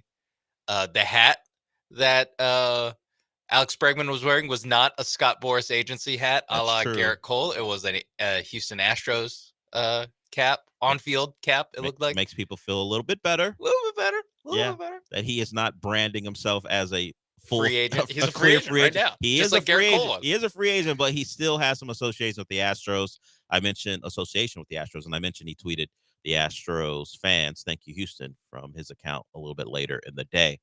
Alex Bregman will be a guy that's going to get paid a lot of money. The question will be, will the Astros be willing to match or reach what he wants? And if you're following what Jose Altuve is saying and doing, Jose Altuve is going to push hard for Bregman to come back. There's an article on ESPN. Some of the pull quotes from the tweet about the article. Bregman was hugged by Altuve and said, "You're coming back." Altuve also went on to say, "Now it's time to make it happen." So Altuve is all in on bringing his guy back. We'll see what the Astros front office, I guess more importantly, their owner thinks about giving money to a 30-year-old for a long period of time. Okay, let's get to these calls. We'll start with La Salsa, who hasn't called this show in a while. What's up, La Salsa? Hey, what's going on, Deli Jelly? It's not my name. I was thinking, whenever we didn't get more runs in the seventh inning, I was 98% sure that Presley and Hader were going to blow the game. And so I was a little brokenhearted yesterday, but I woke up this morning realizing, I don't have to stress about the Astros anymore, so it's all good. Anyways, can we put some of the blame on Johnny Dodgers for not being in Houston for some of the playoff games? And also, I watched a movie yesterday from 2017 called Mayhem.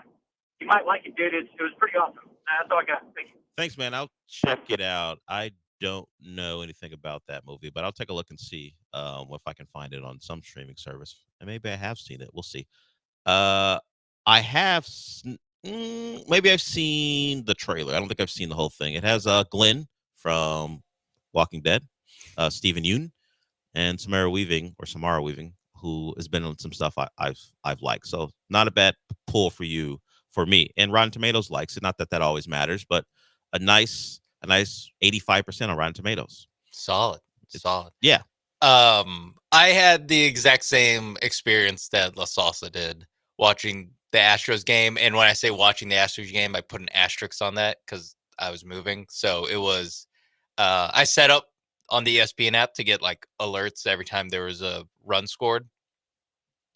And so I looked down on my phone. There's a run scored. And so I just opened up the app and I saw that they only scored, was it the one? No, 2 runs? 2 runs, yeah. In that inning.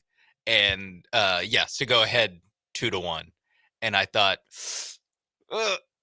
probably not going to be enough run support there. And then I saw Ryan Presley now in the game. And I was like, this is not going to go well. And then the next time I looked at my phone, like 5 minutes later, there's already a run scored. I was like, and it was like, it says how it scores. So it was like on a wild pitch. I was like, yeah.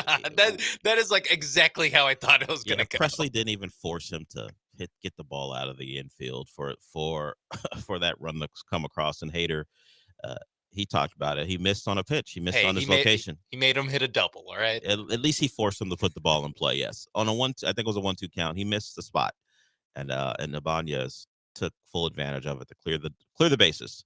Unlike Hayward the day before, where he had a chance to hit the ball hard but didn't get it high enough, and Torkelson made the play.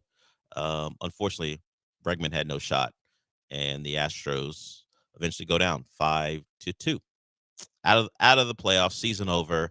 Questions about Bregman, questions about Verlander. We'll hear from him a little bit later about his future. Although I don't know how many questions there are. Their assumption is he won't be pitching here next year. But according to him, he still wants to give it a go, at least someplace. Okay, Anton, if you're the same one who called in earlier, I'll welcome you, but I'm not going to get to you here because I think I've heard your Astros thoughts like 2 hours ago. But I will get to Eric here. Eric, what's up? Hey, Bill, you just like for the Astros this right yesterday. You said the score was going to be 5-2 Tigers, and it was 5-2 Tigers. I did say 5-2, but I did not say Tigers. I thought the Astros were going to win, so I had the score right. The team's wrong, which sucks. So yeah, I'd rather have Kyle Tucker than Alex Bregman. You know, Breggy can go, and I think he's going to Arizona. And I heard nothing but bad stuff about the Joker. But you're going to watch that show, Salem Slot, on Max. I'll hang up to listen. Thank you. I don't hate the Astros. You missed it, Sean. You weren't here. Oh, by the way, if you haven't, you can't tell Sean Mapes is here. Abigail is not. Sean Mapes. No, Abigail just has a cold. That's why I sound like that. I don't know. You don't look like the fitness influencer that she looks like, according to her Instagram. So you changed drastically from yesterday, Abigail. Yeah. Not just the voice. It was the hair's not that different as far as length, but the rest of it completely different. I took the loss pretty hard. You transitioned, apparently. That's how hard you took it. Yeah. As Salem's Lot, I love a Stephen King adaptation, and it comes out today. It's a movie. I'm not sure I'm going to go watch it today. I've got some things to do, but actually it's on Max, so I will watch it. Sorry. Maybe not today, but certainly in the next couple of days. Salem's Lot. It's about vampires, so I'm in on that too. So thanks for alerting me, Eric. As far as Bregman or Kyle Tucker, I get it. Kyle Tucker is younger. You love the power in right field. Good defensive outfielder.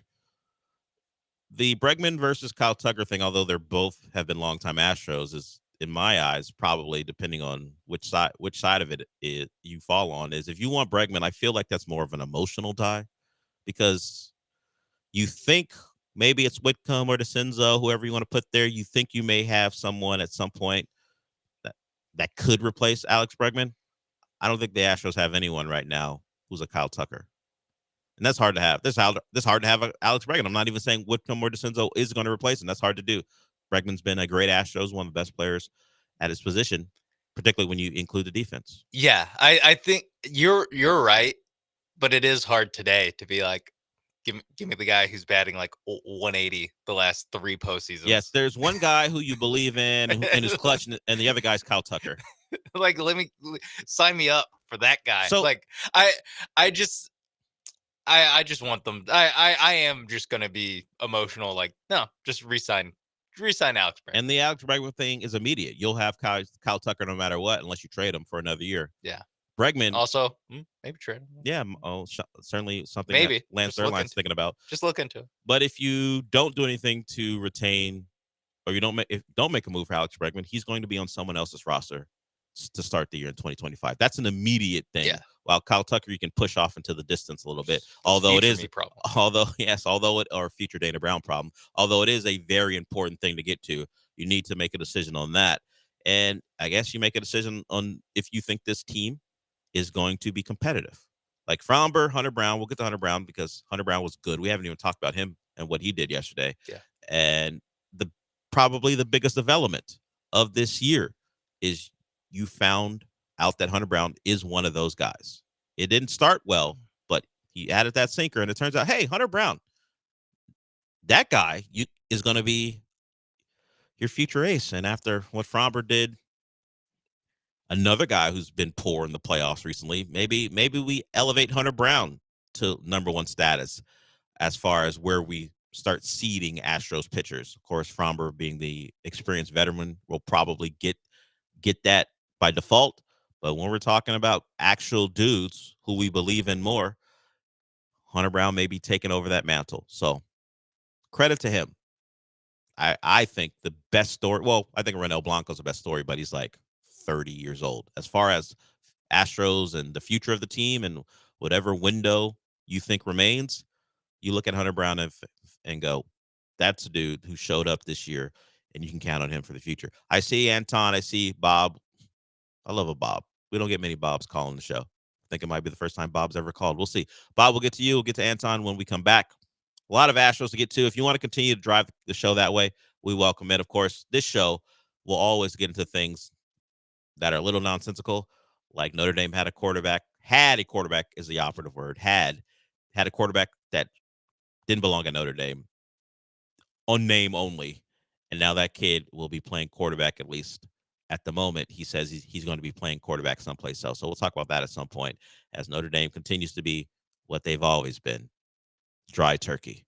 But Anton, Bob, will get to you when we come back.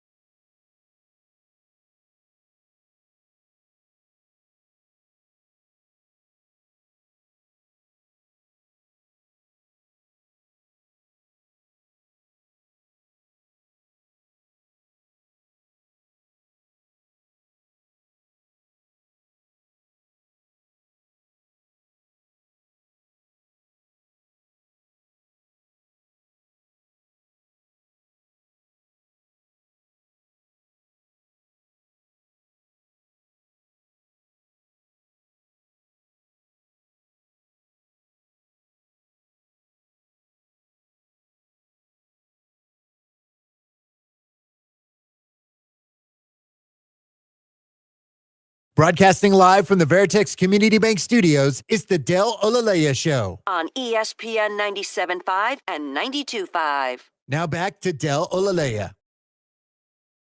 Okay, I opened the show with this, so remember, we'll probably do this in the next segment. We had someone who already had played Beat the Warehouse Guy call in and win the chance to do it again, so I'm making an executive decision as the producer for the morning show. You can't do that, particularly when it's only been, 4 weeks of it now going into 5? Yeah, if this was week 15, yeah, maybe A, maybe you forget. B, maybe you just let it slide. Yeah, but when I can recognize the number from the last time I had to call you, nah. So we're going to give away a spot for tomorrow on the John and Lance Show to Beat the Warehouse Guy. That's a 9:30 segment. You pick 5 games, probably more. Because I would just say be safe because Justin, who you will be competing against, usually goes first. So if he takes your game, you got to go in a different direction. So have maybe 6 to 7. And remember, it doesn't have to just be odds. It could be over-unders as well. So we'll do that in the next segment. But we got a couple calls to get to here. Let's get to Anton, who wants to talk about what happened yesterday. No, I'm not calling the troll. I already did that this morning. That's true. But I only do that because one of the people that work at the station, their father is actually my supervisor. So I just be calling the troll him because he's a diehard Astros fan. Okay. But on the other hand, I think y'all blaming the wrong people for the loss. Y'all said Gilbert, and then y'all said Sean Mapes. I don't think it was none of them. I think it's the guy that comes on at 12. What's his name? I don't really. Paul Gallant. He was. Yes, I think y'all need to blame him because on Tuesday he had a lot to say, and he even said that he was an arrogant Astros fan, and that's what he was. So I think y'all blaming the wrong person. I just think y'all should be blaming him. Well, That's all I gotta say. Thanks, Anton. I don't mind blaming Paul for things. No. Better than blaming me. Yeah, Sean definitely thinks so. Blame Paul. We're all in on that. I don't know what Paul said. I did see like a clip that he put on socials about arrogant Astro fan. I guess he's one of them. Yeah, I think from the bits that I heard driving back and forth yesterday, I think he was still confident down 0-1. I was confident too. I was confident. Everyone was Everyone's the confident Tigers. We don't know much about them. It's a bullpen game. It's fine. Scubal's great, but it's the Tigers bullpen against our lineup, and the lineup did not come through. And no matter what, it shows you how ridiculous a 3-game series is. Yes, very short. 2, it shows you how much confidence the Astros have built up because really going back, I'm not sure if there has been a series where the Astros could just kind of go quietly. Like they always there's always the game. And again, that Red Sox series lost in. Was that in 5? That might have been in 5. Yeah, I think that's the one where they go out meekly. The other ones, it's the next year lose the World Series in Game 7 and win. They go down 0-2, win 3 straight, and then lose all the. Really, they just lose all the home games. That's what they do. Just copy paste that for last year too. Atlanta was 6. Atlanta was 6, and it was that the decimated pitching? Yes, that was the decimated pitching year where Luis Garcia could only go like 2 innings in all these games. Sure. Not just to blame Luis Garcia, but he was you're the one who picked that name out. Luis goes, hey, wait a minute. Urquidy too. It was a lot. It was multiple guys. Yeah. And then you had 2020. They were down 0-3 and came back to and nearly won it. 7. Yeah, in the COVID postseason. So in all these years, they really do get up off the mat after. I mean, in the 2022, they lost game 1. Actually, in 17 and 22, they both lost game 1 of the World Series. In 2023 last year, they lost the first 2 games. Went on to win the next 3 against the Rangers. And of course, part of this long losing streak at home, lost the next 2, and were done for. I don't understand it. No one can really explain it why they're so bad at home. And if they were better at home, they would have probably at least 3 World Series, and maybe who knows what happened last year. Give them last year's too. Okay, just give it to them. Diamondbacks. Yeah. If the Rangers were beating the Diamondbacks, the Astros were going to beat the Diamondbacks. The Rangers smoked the Diamondbacks. Yeah, you're right. If they could win home games at a reasonable clip, they'd have 4 titles. Yeah. Simple as it can be said. All right. Bob wants to talk about a guy who did not get to pitch. He would have pitched today, but the Astros didn't give him the opportunity. Bob wants to talk a little bit about Kikuchi. What's up, Bob? What's going on, gentlemen? I wondered what your take was on what do you think the Astros' desire is to keep him, and what are our chances to possibly sign him, to a contract and keep him. I think he's well worth it.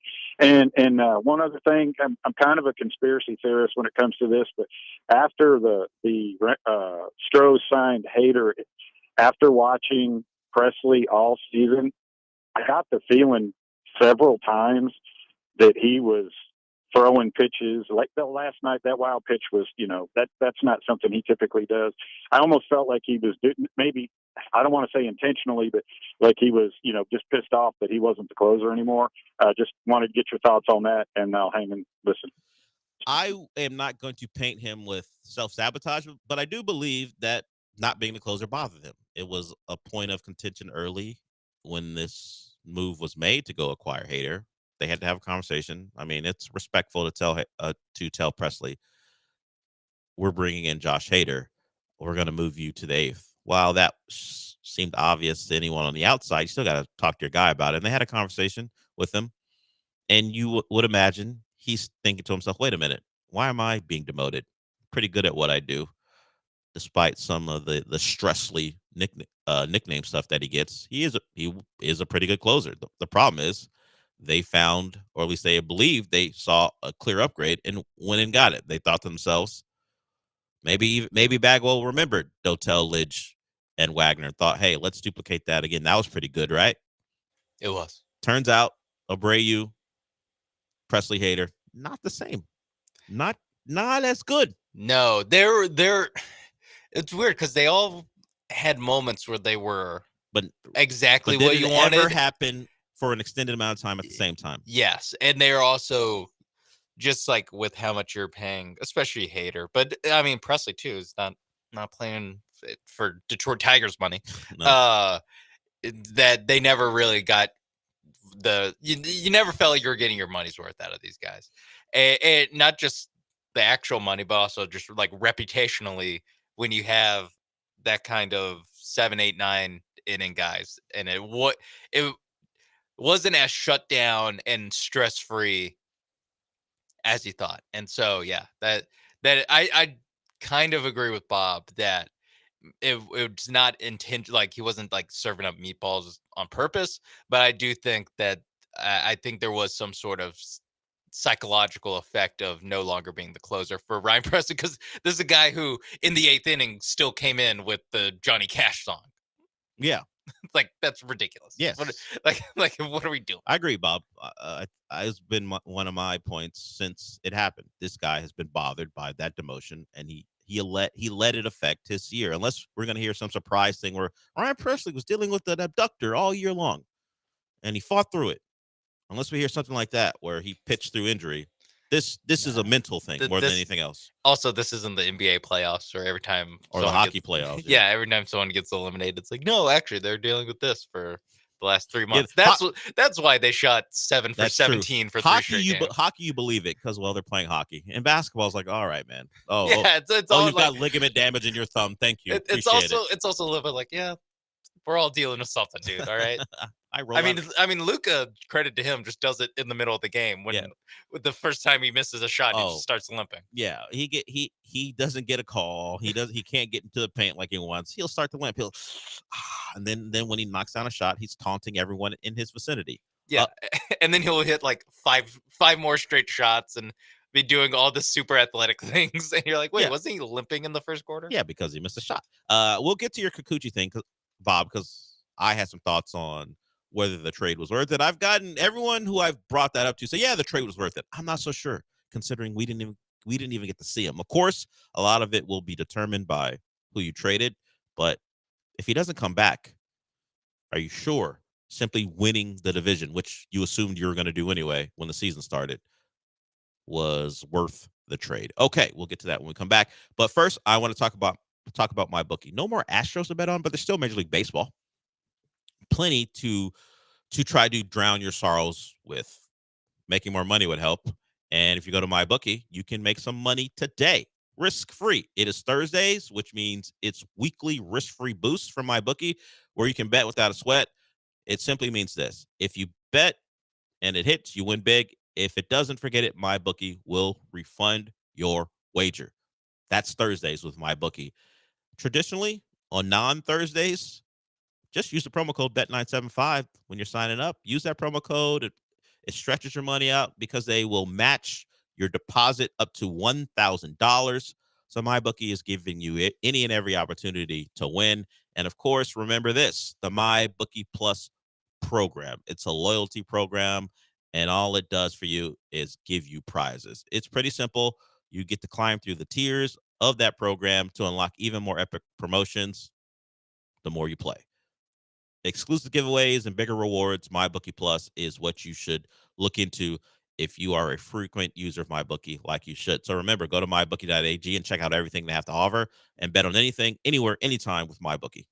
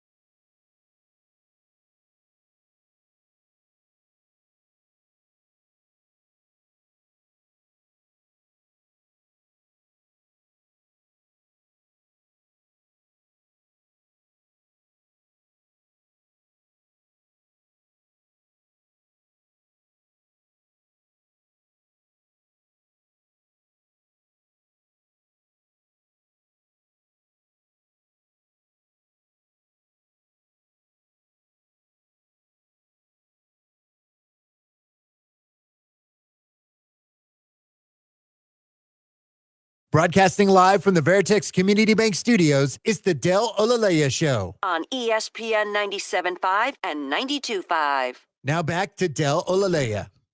Dana Brown and Joe Espada are speaking. As I speak, I believe. Quotes coming down from the guys who cover the team. So I'll give you some of those about what's next for this team, as they have some big names who will be available. Will they bring him back? We'll see. And we'll get to Bob and his Kikuchi thoughts here, too, because I haven't seen any quotes about Kikuchi yet from Espada or Dana Brown, but that's another guy you'd have to consider as far as is he going to be part of this team going forward. But as I said, let's do this here. Caller 6 right now, 713-780-3776. Caller 6 right now wins a chance to play Beat the Warehouse Guy with John and Lance and Justin from Warehouse Live. We tried to give him away earlier today. Just so happens that the guy was a repeat contestant, and it's only been like 5 weeks, so we can't have that. Sorry, Peter. A new Peter can call in and win. But remember, I recognize the number, so don't try to get over on us again. Yes, there will be you might get over on the intern who's helping us out. You will not get over on the appeals process. That right. is Dell looking at the number. Yes, what a process. I can look at the number right now and tell you if you are qualified. Just have a different number.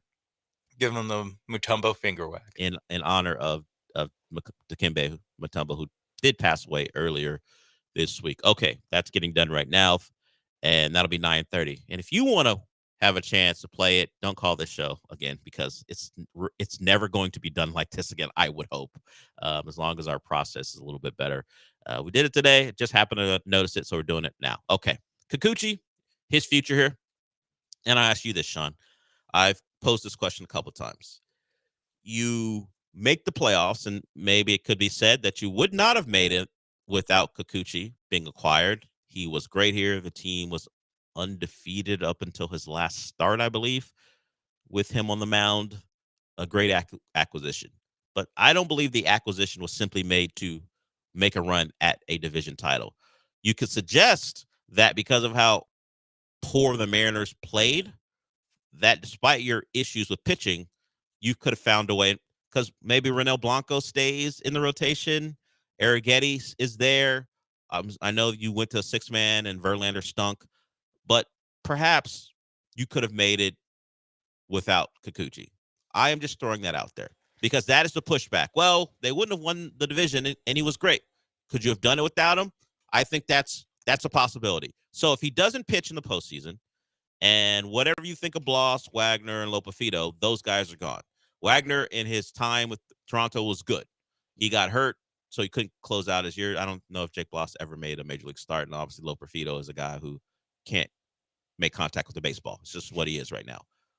I'll ask you this. If this is the end of Kikuchi, he never pitches for the Astros again, and forget about the fantasy of Will Wagner or one of those guys becoming a superstar. What if 2 of the 3 of them become major leaguers who play for the next 7 years at a minimum? But they're fine major leaguers, but they're not stars. Was the trade worth it? I think I think it's one of those situations where it's like, no, this is not like what we do when we do these kind of segments. But then it's like, I think for the most part, if Will Wagner, Lopafito, and Bloss are just kind of like Jags guys, yeah, I don't think it matters. Like it really doesn't. I think it's a trade that we look back and we're like if they're all that was kind of a trade. Yeah, The Kikuchi was good for the 9 starts that he was on the Astros. Yeah, because I don't know if it really changed the fate of either of these franchises. People earlier were discussing the Astros' lack of legitimate major league talent when they talk about Singleton. I think we had to call Singleton and Myers and Chaz. Those guys aren't what you're looking for when you're trying to compete for a title. Having those guys in the lineup and having to fluctuate between them, not legit major leaguers. Let's say the 3 guys you traded are a step above. Will the trade even be remembered? Probably not. The only way this trade's remembered if Kikuchi isn't back next year, if one of those guys peaks and becomes a star. We had a couple months of Kikuchi. He didn't even get the pitch in the postseason, and Wagner or Bloss is a star. So, okay. How good do they have to? What is the line for us to remember this trade and say, man, the Astros screwed it up? Yes. Like if they are, I think if one of them makes an all-star game, a legit all-star game. I was going to try to if they're ignore the 2022 postseason run, but if they're Jeremy Pena good, I think it would be a problem in a trade looked at like, what the hell? If one of them becomes a everyday player, yeah, just like a Jake Myers. well, not a Jake. No, people won't care if it's a Jake Myers. Okay. If this is a Jeremy Pena type who like you said, you got to remove what he did. But if he is a 2023, 2024 Jeremy Pena is not living up to what we thought he could be because of that 2022 postseason. But if Wagner is an everyday player who is, you can look at 140 games a year and go, he's playing for them. Mm-hmm. I think it could be a problem for people if you don't have a like for like on your own roster. Like if you have a Will Wagner type, it won't bother them so much. If like Bryce Matthews comes up and is just way better, and they both play. Let's say in this situation, Bregman doesn't come back, and they both play third base. Yeah. Then I think it kind of gets a shrug and a or it's someone makes the point of like, don't the Astros wish they have that, and then someone quote tweets in and be like, he's way worse. They have that at home. They do the side by side comparison of him and Matthews, and it's like, nah, we're good, fam. I just think that's the most likely way that this goes. Is that like, it's honestly, we spend so much time talking about it. It does not matter. There's so many variables. I mean, sure, if one of them becomes a perennial all-star, then we're having a conversation years from now. But at this point, it's like, I don't know. We'll see. I think if Kikuchi comes back and is the pitcher we saw when he was with the Astros, we won't care about the trade at all. We'll say, thanks, Blue Jays, for not knowing how to turn this guy into a star like the Astros did. And also, if Kikuchi resigns and is like not literally undefeated in every start that matters that he makes for an entire season, but if he's like somewhat good, if he's a third starter, good number 3, if he is like what he showed his half season in Houston, then it becomes like these Toronto guys have to be like very good, have to be above everyday, like solid everyday starter. Then it becomes they have to be all stars, or one of them has to be. And Art said if you're saying they're going to be Chaz and they make that trade for Coochie Mane all day, every day. Yeah, if they're Chaz, sure. Yeah, that's why it's like, I think the Astros fans also have a like lopsided. Those are everyday start. Those are just normal everyday starters on other teams. It's true. Like, I know I brought it up earlier how these guys, the belief, at least from one caller, that, and I know some people online agree with him, talking about those guys, Singleton, Chaz, Jake, as guys that shouldn't be on a contender. They should be on teams who don't have anything to play for. I don't know if that's true. You look at the Tigers lineup.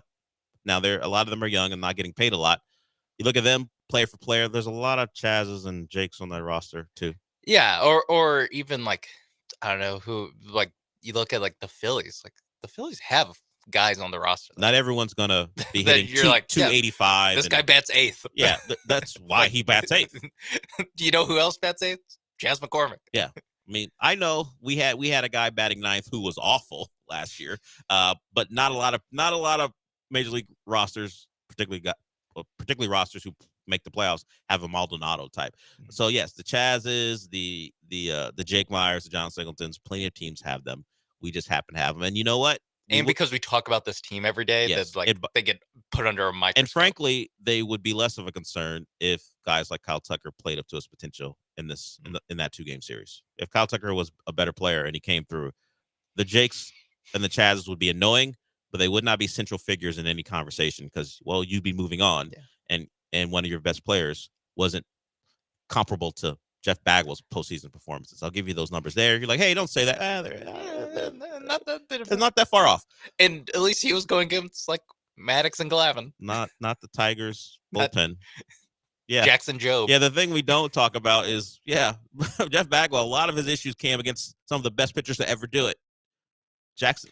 That's generally my defense for it's like we're taking 5 games. Oh, he couldn't get hits off of Kevin Brown, steroided Kevin Brown. Yeah, it's like, well, you're taking 5 games against the best pitchers in baseball and being like, this guy sucks. Yeah. And I'm like, yes, they do come up short because that is what the money's for. Like, Jose Altuve hit a lot of home runs off of really good pitchers. That's true. In the playoffs. But also at the same time, Kyle Tucker wasn't facing those guys.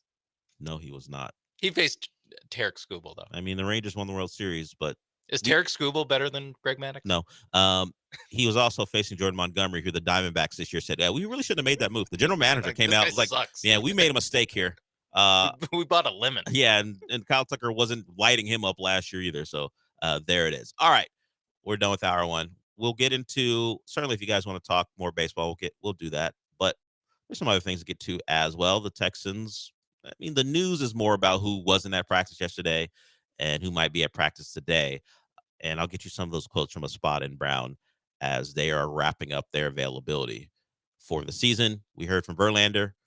Well, at least he spoke yesterday. We'll play some sound from him. And he is a guy who was a topic of conversation with the media today. So we'll hear from him, and then we'll follow up with the quotes from Espada and Brown. And we'll get into college football as well, because I talked about it in the first hour. Notre Dame lost a prospect who had no business going to Notre Dame in the first place, maybe just by name only. We'll talk about. Sorry, Joe. It's true. You never had a quarterback like that. And I'll explain what like that means in hour two. We will be back.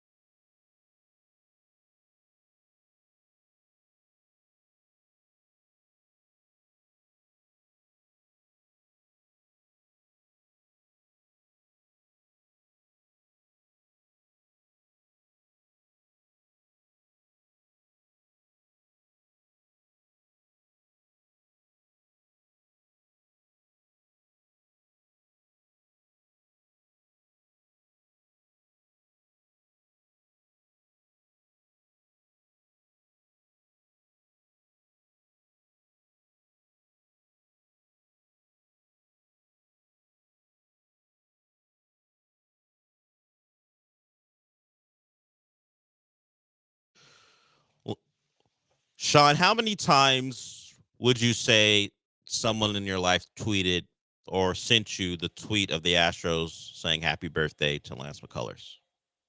At least 2. I could probably find a third.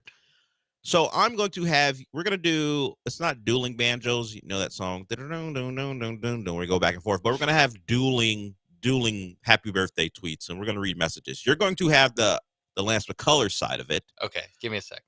I'm going to let you pull that up because CJ Stroud, his birthday is today. And the Texans, as you might expect, their Twitter account, wish their quarterback happy birthday. So Sean and I are going to go back and forth and see how each, I don't want to call McCullers a star, but at least former star. Houston figures. Former star in McCullers versus current star in CJ Stroud. Let's see how the respective fan bases responded to tweets wishing them happy birthday. So Sean, start off with a McCullers response as far as people seeing that tweet from the Astros, and what are they saying? That $17 million birthday gift for no contribution was enough. He didn't need a tweet. Okay. From Shadow Stroh. The first one I see is HBD, happy birthday, GOAT. One, or if not, the greatest rookies of all time. McCullers. Dude has been sitting on the bench for 2 years. That's it. That's the tweet. Okay. Happy birthday, CJ. Thank you for coming here and bringing this franchise from the ashes. Enjoy your day with a birthday cake emoji. Is this the Bat Boy? Not familiar with this fella. Happy birthday, GOAT. Go get you a W this weekend. How hard is it to sit in the dugout with your teammates, ... His aura is unmatched. Who? See, that's very disrespectful. Let's see. Happy birthday, CJ. Know you are loved. May God continually surprise you this year in a good way. Keep growing. Who? There's another who. I know. Happy birthday, 7. Keep making Houston proud. Blessing on blessings. Who is this guy? Is he in single A? Wow, this one's disrespectful. This comes from a Ravens fan. HBD, Lamar's son. I can tell he's a Ravens fan because his ad is @zapped by Zay, which is for Zay Flowers. Yes. So that is one negative, but it came from a Ravens fan. Yeah. The guy with the $1 million arm. Every time he throws, it costs the Astros $1 million. Hey, that's funny. That's my favorite one. Let's see. Happy birthday, CJ. Thank you for coming to Houston and giving it your all. You truly changed this team, and we are forever thankful. The barista? Maven Coffee, shout out. Let's see. A lot of happy birthday, CJ. God bless you. Merry birth, Miss Stroud. That's not great from you. Don't do that again. That's have you seen the tweet where it's like guys will say anything but happy birthday to each other? Yeah. Merry birthmas is like so much worse than just saying happy birthday. Guys, is saying happy birthday gay? Is that what it is? Whatever it is. I will admit, when I know it's one of my friends' birthdays, I will add an extra thing so they don't get the balloons. Happy G Day. Yeah, I'll say happy birthday, brother, or happy birthday, bro, just so they happy birthday, man. Yeah, just so I don't see the balloons come down on the iPhone. I will do that, but I don't mind saying happy birthday. I just don't want to see those balloons. So that's where we are in this city. CJ Stroud, loved, well loved. Lance McCullers, get your trash ass out of here. It's pretty much the response from the fan bases. Oh, it's not a surprise though. This one's nice. HEB legend. Oh wait, that might not be nice. I don't think that's a compliment. I don't think he wants to be known for the commercials. Yeah, I'm trying to look for more CJs, but it's all happy birthday, GOAT, happy birthday 7. A lot of we love you, pretty much. I think I remember this guy. Mm-hmm. Delete this. telling the social media account to not wish one of their guys happy birthday. Give me freedom, give me fire, give me a torn UCL or I retire. Hey, just get on the mound. Not great timing. Your team's getting knocked out of the playoffs, and one of the guys we never see pitch. I know I laughed a lot at the $1 million per time he throws thing, but it's not your money. Who cares? If anyone should be upset about it, it's Jim Crane. Like, hey, don't wish that man a happy birthday until I'm not wasting money on him. But for the fans, the only thing I would think of, hey, you think it's prohibiting you from spending money elsewhere? I get that, but as far as him just making money,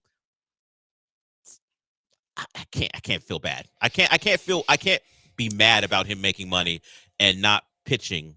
And yeah, I can't. It's just what it is. I know the guy. There's nothing to make me think he's not trying. Yeah, it's just what his body has done to him. That's all. I will, peek behind the curtain. I was scrolling through a couple. I mean, it wasn't. It was like probably 25% of them. Yeah, it wasn't all of them, but 25% of them were like supportive, either supportive in some way, either get back healthy, champ, or a screenshot. I mean, the screenshot's a little bit like, well, it only goes till 2022, and that's why people are mad. But it was like people are complaining about this, and it's numbers as an Astro, and credit to him. His numbers are really good. When he pitches, I think there's 1 year where it's an over a 4 ERA. Like he's not a bad pitcher, and that is part of the reason people are so upset. They remember when he's out there, he can be really, really good. Yeah, you just don't see him anymore, and he is going to catch. Well, he's not catching it. I mean, he didn't wish himself happy birthday. I mean, I know you're yelling about Lance McCullers, but the only ones seeing those Good are. thing they didn't tag him. They did themselves and him a favor. Well, mostly him, because they're catching it anyway, tweeting about his happy birthday.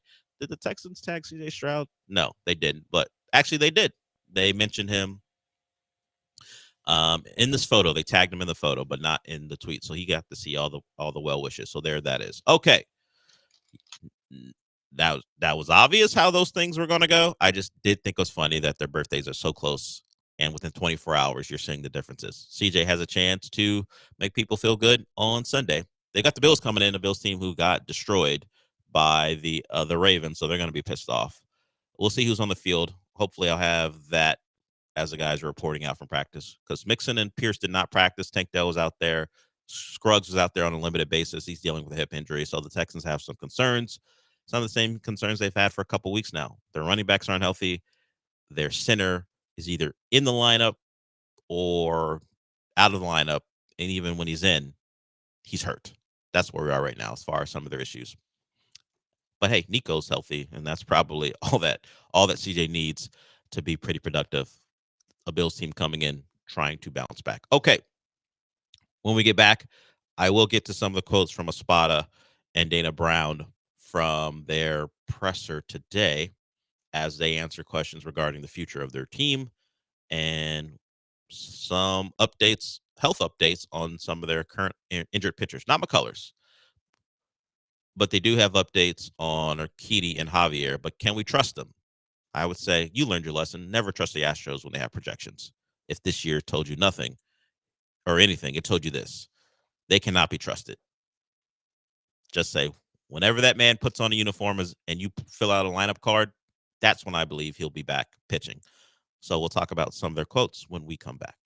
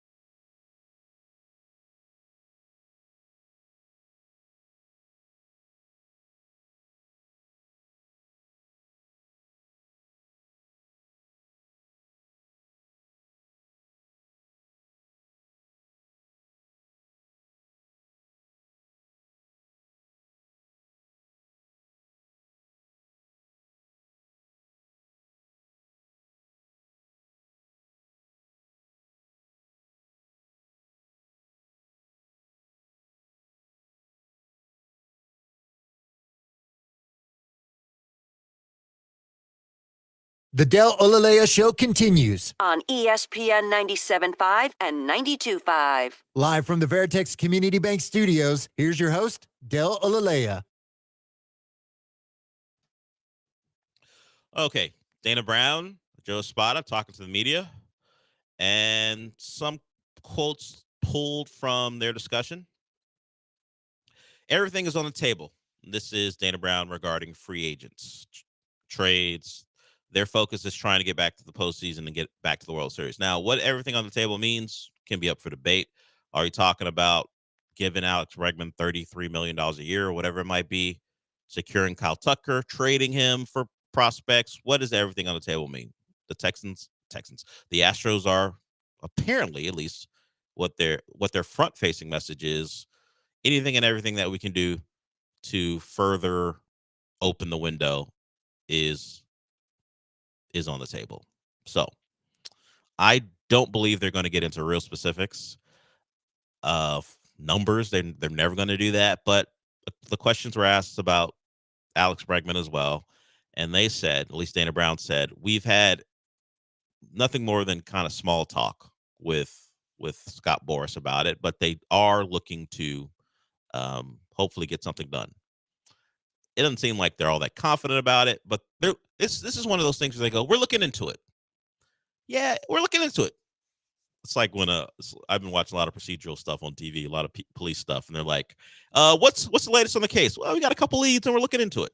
Yeah, we're running it through the system. Yeah, we're boss. I mean, we don't want to. I don't want to give you anything right now, but just until it's concrete. And that's what Dana Brown's doing right now. I mean, to be fair, the season did just end. Yeah, I mean, nothing is concrete. Well, I mean, he has had the entire season, but I think Alex Bregman even said yesterday he just wanted to focus on the year. Free agency is something he hadn't thought about, which is a lie. I'm going to say that's a lie. He says, I hadn't really thought about it until. No, stop. I mean, they did pull you from a game early so you could get a standing ovation. Yeah. Tip of the cap. Some tip. We did a lot of hat tipping to Alex Bregman. And well, actually, it was to Verlander. It was to Verlander, but I just banked him. Yeah, you got them all in, and you were smart because Justin Verlander is probably done as an Astro. Now they were asked about him too, and he said, "We know he wants to come back. It's something that we have to talk about amongst the organization to figure out if that's something that can be done." That sounds like we are waving goodbye to Justin Verlander. We appreciate you, man. Hat tip to you. Tip of the cap. But we will see you in another uniform next season. That's what that feels like. That is definitely what's likely. I will say the Astros do need to add a starting pitcher. They do need to do that. Whether it's keeping Kikuchi, because if we're pretending like the Urquidy, Javier thing's going to happen in July, stop it. You're not tricking me. It's what's happened the last 2 years is that during the offseason, everyone puts the names together on a list and they go, the Astros have 8 starting pitchers. They don't need any. That's true. And then each of the last 2 years, they have to depend on Spencer Arrighetti, Ronel Blanco, JP France, trade for Kikuchi, trade back for Justin Verlander in the middle of the season. Because guess what? They didn't have enough. They run out of starting pitcher. Yeah. This is something that we might have talked about early in the season. It might have been on Gallant George. Might have been on the bullpen Saturdays, 10 to noon. There you go. Or no, noon to 2. I'll get the time right. I think going into a baseball season now, you just need to budget for. We need 8 or 9 guys that were okay starting a game for us. You don't need 9, aces or 9. Oh my God, this guy needs to start a playoff game. But you need 9 people in your organization because one of them could be a AAA guy that you think is ready to come up and start for you. But you need so many starting pitchers now because we all go, oh, this guy's coming back in July. This guy's coming back in June. Boom, we're good. They're going to be good. Again, too many starting pitchers. What always happens is those guys that come back in July, A, maybe they don't come back if you're the Astros. B, the guys that they're theoretically joining in the rotation, those guys also get hurt. So that's why every year half the teams in baseball have guys that are coming back in July is because they get hurt every year. Well, listen to Dana Brown's quote. Our rotation is going to be pretty stacked. That's a good place to be. You win with pitching. Does that make you feel like they're looking to make a big time acquisition to bolster this team, pitching wise? They're pretty stacked. He did not say we need to add a guy or two. Better include Kikuchi.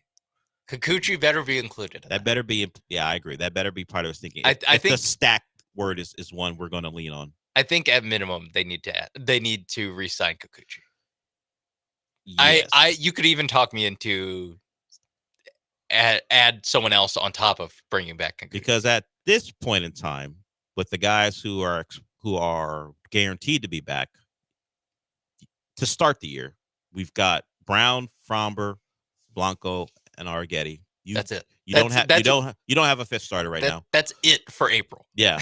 Like that is it. Then or you're doing the Lance McCullers dance. Yes. Is JP France scheduled to be back in April? I don't know if he was mentioned, but they only mentioned Urquidy and who's the guy? Was it Garcia or Javier? Yeah, making sure the names he mentioned as far as who's going to be back in early July. But I did not see a mention of JP France in his timetable. Maybe they just forgot to ask about him because he's been out of sight, out of mind for so long. But yeah, you just need to be prepared for, if not one of Brown, Fromber, Blanco, and Arrighetti to have a lat strain in spring training and be out for 4 weeks.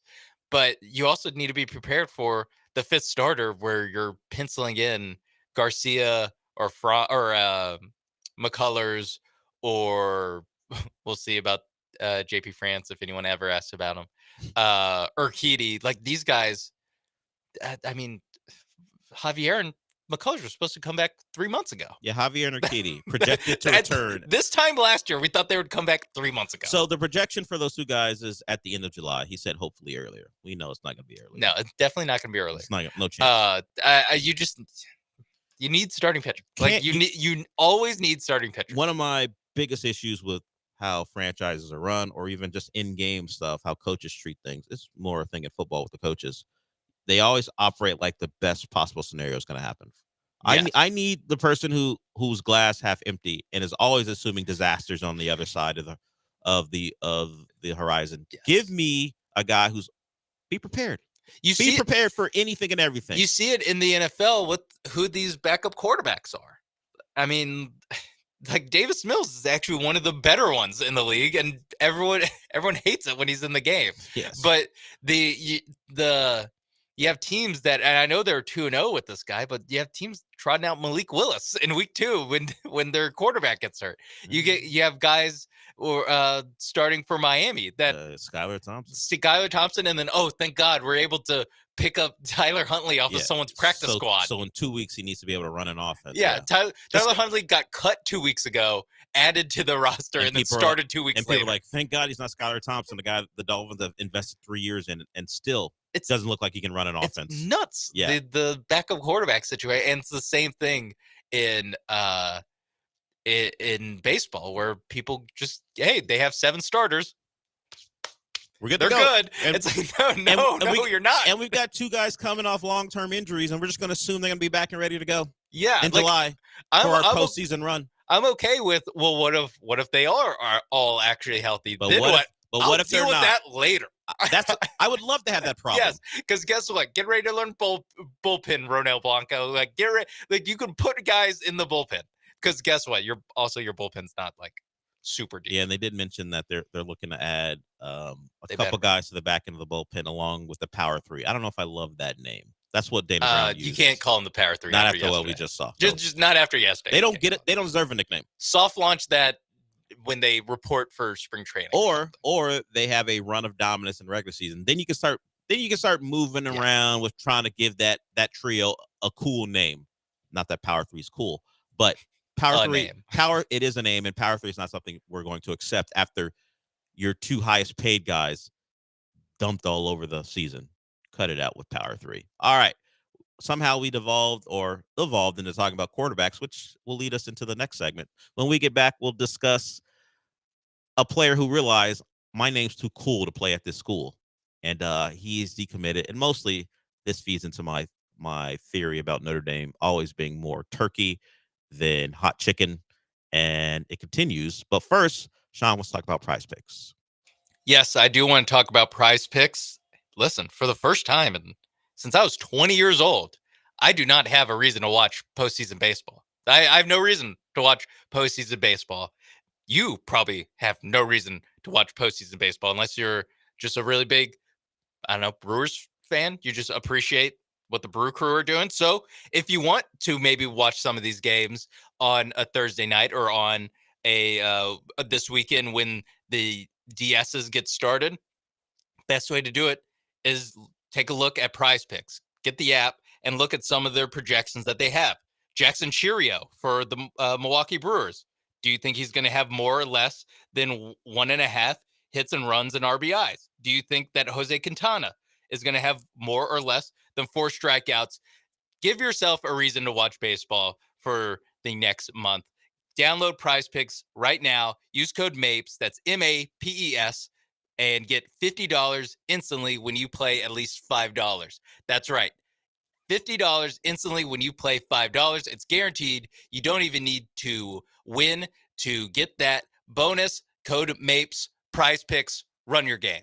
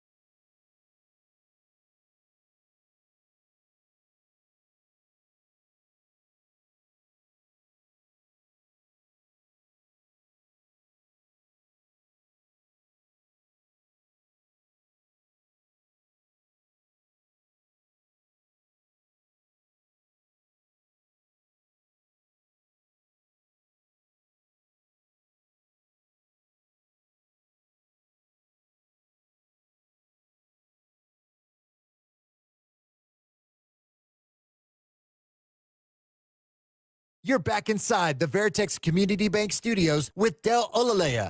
I mean, you're not actually in the studio, but if you watch ESPN Houston's YouTube channel, it's kind of like you are. No, not really? Okay.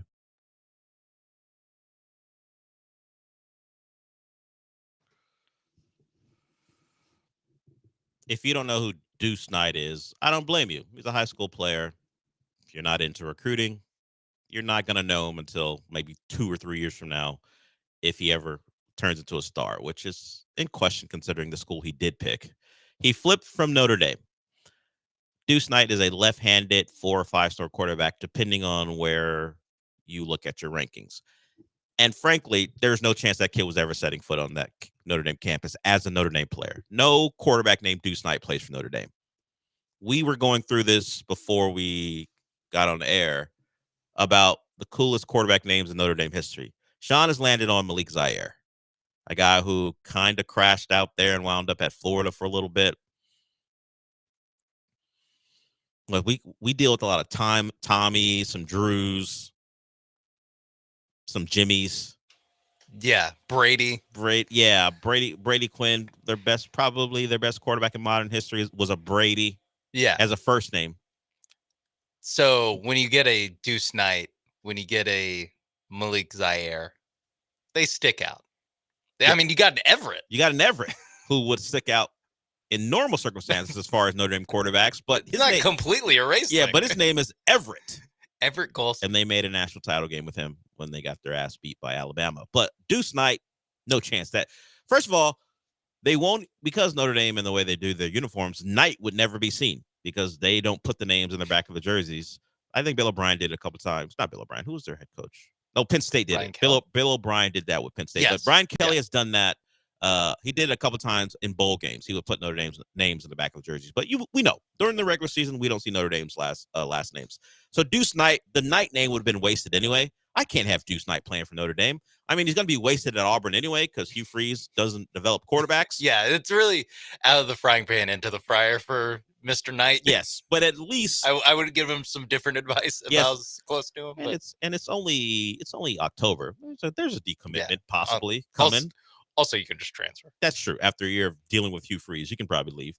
Definitely leave. But a left-handed quarterback, 4 or 5 star, no way Deuce Knight plays at Notre Dame. It's not part of the culture of Notre Dame. That's not what college football's looking for. And honestly, I don't think it's what Notre Dame's looking for at quarterback. I will say this is where I have to say all I know about Deuce Knight is what he looks like, and his name is Deuce Knight. You inform me that he's left-handed. I looked at a picture of him holding the football. He's left-handed. Okay, that's how he throws the football. And with that being, and so maybe I'm wrong. There's a chance I'm wrong.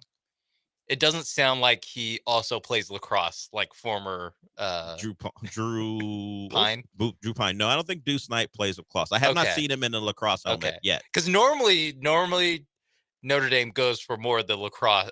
Also, I play lacrosse types and less of the Deuce Knight dual threats. Is he a dual threat? I assume he's the number 2 dual threat quarterback in the country according to one service. So yes, he is if your name's Deuce, you can't just be a pocket passer. I feel like the name's too good. I feel like at this point, because for some reason, and they must have done this 20 years ago, but recruiting websites separated quarterbacks into pro style or pocket passer and dual threat. Dual threat, yes. Which okay, what is the point of separating? Like they don't. I don't know. They don't do that with wide receivers. Like this guy's 6'5", this guy's 5'9". They never slot. They never did X or Y. They've never done that to wide receivers before. It's strictly a quarterback thing. Yeah. Are you questioning their motives? I'll just say I'd be worried if it's like he's the number 1 pocket passer. Like, wouldn't that be great? No, see, I'd be like, how slow is this guy? How slow is this 17-year-old? That's true. They can't even put him in the dual threat category. Yeah, if he clearly, like if I was a prospect, I don't care what my strengths are. Don't make me pocket passer. Oh, there has to be so much politics that go into that, or not politics, just like DMing the guy at 247 to be like, please put me in. Yeah. Please put me in. I got to find out because some guys turn into pocket passers because they're not athletic enough on the college level to be people who, like Tua was a dual threat quarterback. That's the talk. And obviously his athleticism has changed because of the hip injuries and obviously the concussions and all those things. But he was a dual threat. But you wouldn't look at Tua and go, hey, that guy is going to beat me with his legs. He was able to escape pressure and run a little bit. That, like, if Tua can be in the dual threat category, think what you have to be put in the pocket passer category. That's what I'm saying. That's why I would never want a pocket passer quarterback or a guy who gets listed as. I don't need that designation. No, don't make me a pocket. Because again, how slow are you? Yeah, how unathletic are you if they think that's where they have to put you? I was trying to remember if Connor Wegman was He's probably a dual threat. I think so. I think he was. But either way, Notre Dame loses out on a recruit, and rightfully so. The college football world could not go on with Deuce Knight playing quarterback at Notre Dame. Can't allow it. What are we doing here? Someone had to step in. Yeah, and that someone was Hugh Freeze in the NIL collective at Auburn. Of all people. Yeah. Shout out to Deuce Knight for making things right in the world again. I would say, take a look at that Auburn quarterback development plan before you make a firm decision.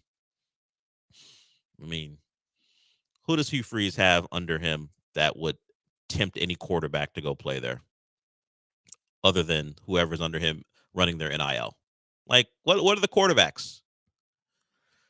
Gus Malzahn has Cam as the OC. Nick Marshall was, I guess, Bo Wallace. We give Hugh Freeze Bo Wallace as a guy who you're like, you know what? He was okay. Story. Yeah, who now hates the coach, if you go by Twitter. I will say, I'm looking at some old ESPN recruiting rankings. Quinn Ewers, number 3 overall in the country, number 1 at quarterback, pocket passer. Quinn got to be a little insulted by that. Yes. He's a little bit more athletic. Caleb Williams, dual threat. Of course. Jackson Dart, pocket passer. Oh, that's a take on what he looks like. Yeah. Because he runs quite a bit. Yes, Kyle McCord, pocket passer. JJ McCarthy, dual threat. Dual threat. And he did he did a little quarterback run game, but for the most part, he was handing it off and throwing stuff off of play action. Drake May, pocket passer. Well, yeah. Are we seeing a trend, Sean? Is that what you're saying? No. Because Shadur Sanders, pocket passer. That's true. I mean, Shadur can actually move a little bit. He's not bad, but they're not running. There's no design run game for him. I wouldn't call him a dual threat. No, that's true. But is there a middle ground, like not slow as hell in the pocket? Can that be a designation for some guys like Shadur Sanders? I'd put him in that middle ground. He's not a dual threat. He's not a pocket passer, at least in our thinking. That's a guy, sure, good from the pocket, but can move, can escape pressure, but they aren't going to design an offense around his feet. Yes, like scrambler, but we're not calling run plays. Yeah, scrambler's not bad. That's a little long. That's from our college football game. They used to call guys scramblers. Yeah, they still do. Scramblers, improvisers, field generals. Field general. We know what that means. So take heart.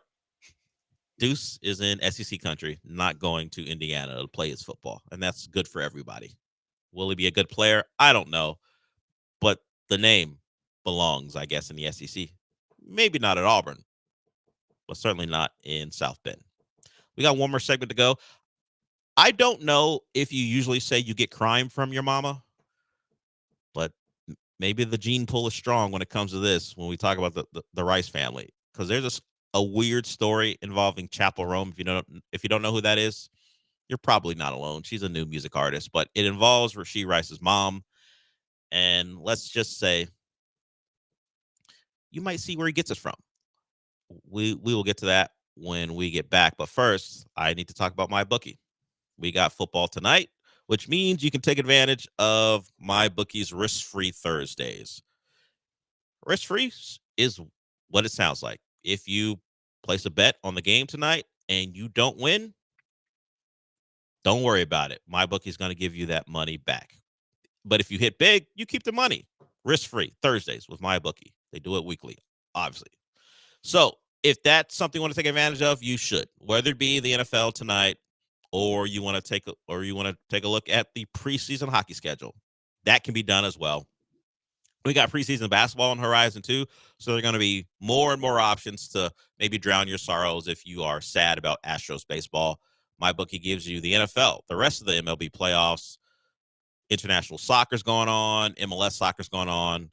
All those are available for you because MyBookie is about this. They want you to bet on anything, anywhere, anytime. So you've got the live betting. If you have the wrong side to start, that's what live betting's for. Hey, maybe you had the wrong team in the first quarter. You can flip that around the second by going to the live betting option. So the casino is there for you too if you just want to play cards. They have live dealers who help you out and make the process more engaging. MyBookie.ag is the website. ESPN, or excuse me, Bet975 is a promo code. They match up to $1,000 on that deposit. Bet on anything, anywhere, anytime with MyBookie.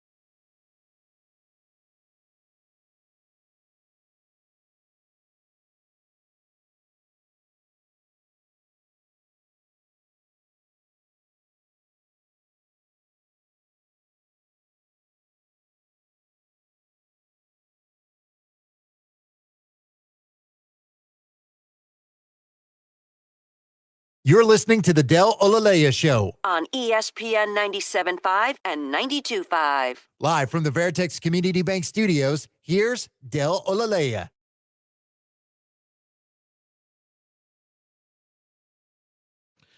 Welcome back. And Rashee Rice has multiple problems. The court case has been pushed off, so he was allowed to play. Now he has what is believed. I don't even know if it's been confirmed, but we all say it's a torn ACL. Damn, Patrick Mahomes throws a pick and then winds up hurting his receiver. So he's going to miss out on him. They aren't in on the Devontae Adams sweepstakes, at least right now. Who knows? Maybe they surprise and swoop in and grab him. So no Hollywood Brown right now. So they're stuck with the Sky Moores, and I won't say stuck, but they also have Xavier Worthy, who caught a touchdown pass in their last game, helped them beat the Chargers. I bring Rashee Rice up because his mother's in the news. And I'm not sure if you can pass down crime through your genes. I know there are crime families. Hell, I'm watching The Penguin. I know. I love a lot of crime shows. I just know one thing about crime shows. If you're going to commit the crime, you shouldn't be wearing something that easily identifies you. And that is what Rashee Rice's mom, Marsha Kearney, has done. She's alleged to have stolen, and I asked Sean to go ask our intern, because she's one of the young people, to make sure I was pronouncing this artist's name right, because I don't know if it's Chappelle Rome or Chapel Rome or Chappelle Rome. What is it? Let me just say that this does not come with a lot of confidence. Oh, she's not even sure. No, because well, at first she was like, "Wait, who are you talking about?" And so I had to type, like, I just Googled her. So and I was like, "This person." Okay. She said Chappelle. Maybe Dave Chappelle Roan. Chapel. Now she is correcting the record. You could hear her over the mic. Yeah. Chapel Roan. I thought it was Chapel Roan. You could tell me Chappelle. I don't know. The only difference is there's no Big E Dave at the fan. end. It is spelled exactly the same as Chappelle, except there's no E at the end. So Chapel Roan. She is a relatively new artist. Made some As waves. you can tell, because no one's heard her name said. I mean, at least on this show. I mean, there's some people out there. Maybe. You know what? I'm gonna go out on a limb and say on any show on ESPN 97. You don't think Paul would know? No. Okay. But Chapel Roan, I mentioned her because her vinyls were what was stolen. Why they were so specific about what was stolen? 2 limited edition Chapel Roan vinyls from Urban Outfitters. That's very specific for someone just taking a box from in front of someone's home. Sean and I think that's a plant. I think the Rice family and Chapel Roan The working together. The story is so ridiculous that there has to be something at play here. Also, yes, the specificity. Took a day off, from talking, working my way back into Understood. shape. But yeah, how specific the report is of like this is what she stole. How many people are in on this? this? Special edition of this album that you can only get at Urban Outfitters. Yeah, like why would the reporting? Like I'm reading this off of Larry Brown Sports, but it comes from TMZ. Why would anyone care about that part of it as opposed to the mother of an NFL receiver has been caught stealing? Just stealing anything. Yeah, really. but no, We we have to mention what was stolen. Okay, we're getting a little distracted, but I can't believe that was part of the story. And I think the Rices are in cahoots. In cahoots with Chaperone and her and her or maybe, label. Maybe just maybe the label, maybe or Urban Outfitters. Who knows who? Maybe they're all working together. She Rice salary. Yeah. Are you asking? Stealing? Are you asking? Could he afford it? He wasn't a first round pick, but yes, he can afford the Chaperone. Yeah, he had a $1.7 million signing bonus. Yeah, he would have been fine paying for that. 3.5. The thing is, she doesn't know what's in the box. She just sees a box in front of a house. That's true. That's part of the story. That's true. Before we got distracted, mostly me, by how to pronounce the name and why it was so specific about what was in the box. What's in the box? Not ahead. Chaperone albums. Do you want to ask the intern if she knows that reference? Do you know the ending of 7? Do you even know that 7 was a like movie? 7 what? Does she know who Brad Pitt is? Furious 7? He wasn't in that one. Maybe she doesn't know who Brad Pitt is. Yes, go ask the intern. She knows who Brad Pitt is. No, don't do that. No, I won't waste my time. Don't do that because we know she doesn't. Thanks for our intern for answering the phones in such a delightful manner. And we move on. Tighten it up with the Gen Z music knowledge. Yeah, we're gonna need you going forward, baby. That's not the last time we're gonna have to quickly ask you a question. Yeah, when we find out Jordan Addison's mom steals something, we're gonna he stole Sabrina Carpenter's album. Okay, at least I know how to pronounce that. But moving on, Sabrina. That'd be pretty bad on my part. But Marsha Kearney is Rasheed Rice's name. Rasheed Rice's mom's name, and you know it's Rasheed Rice's mom. If you're questioning, how do you know that? This all started with me saying, "Don't wear something easily identifiable." It's because she's wearing a red Chiefs jersey with the number 4 on the back and Mama Rice as the nameplate. Mama Rice, that's the nameplate. So if you were not sure, still up for debate if that's Rasheed Rice's mom. You still got questions about it? If you did, don't. She is letting you know it's me. I'm the one kicking this package from in front of this person's home so I can pick it up. The best part about it is a Ring camera caught her, and she looks back into the Ring camera like, I wonder if that's on. Yeah. The answer is yes, it was on, and your face is all over TMZ now and other news sites, if you want to call TMZ a news site. So they tried to figure this out between the apartment building, the victim in question, Marsha Kearney, Rasheed Rice's mom, and I think Rasheed Rice might have been involved too. They could not. So this became public knowledge. I do like the extra information that she was holding a red party cup, and she doubled back. So she wasn't sure about making this move and decided, you know what? I'm going to try it. Let me get this one off. Yeah, probably shouldn't have tried it, particularly when there's video evidence of you doing it. So there that is.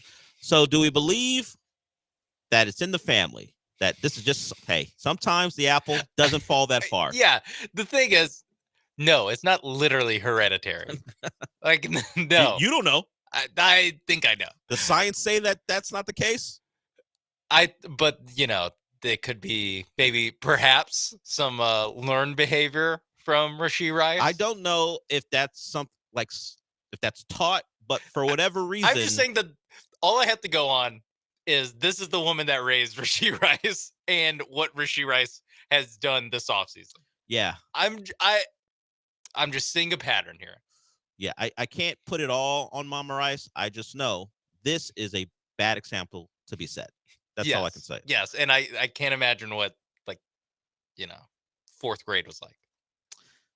I'm sure they had a lovely home. I don't know anything about how he was raised. Only that I don't know either, other than by kleptomaniac. You can't prove she does this all the time. Okay, a one-time stealer. The chaperone was calling to her. Chapel. I got confused. I forgot which one we landed on. I think we landed on Chapel because the intern was very sure about it. We're gonna look stupid. The whole story is stupid. Why wouldn't we look stupid talking about it, considering how dumb it is overall? Okay, I am done. Gallant and George are up next. They were both at the Astros game. They'll talk about what they saw. Same thing you guys saw, an Astros loss, and the season is over. We got one more show this week, but we're done for the day. So what does that mean? We did it! I did, you did, we did. I'll talk to you tomorrow.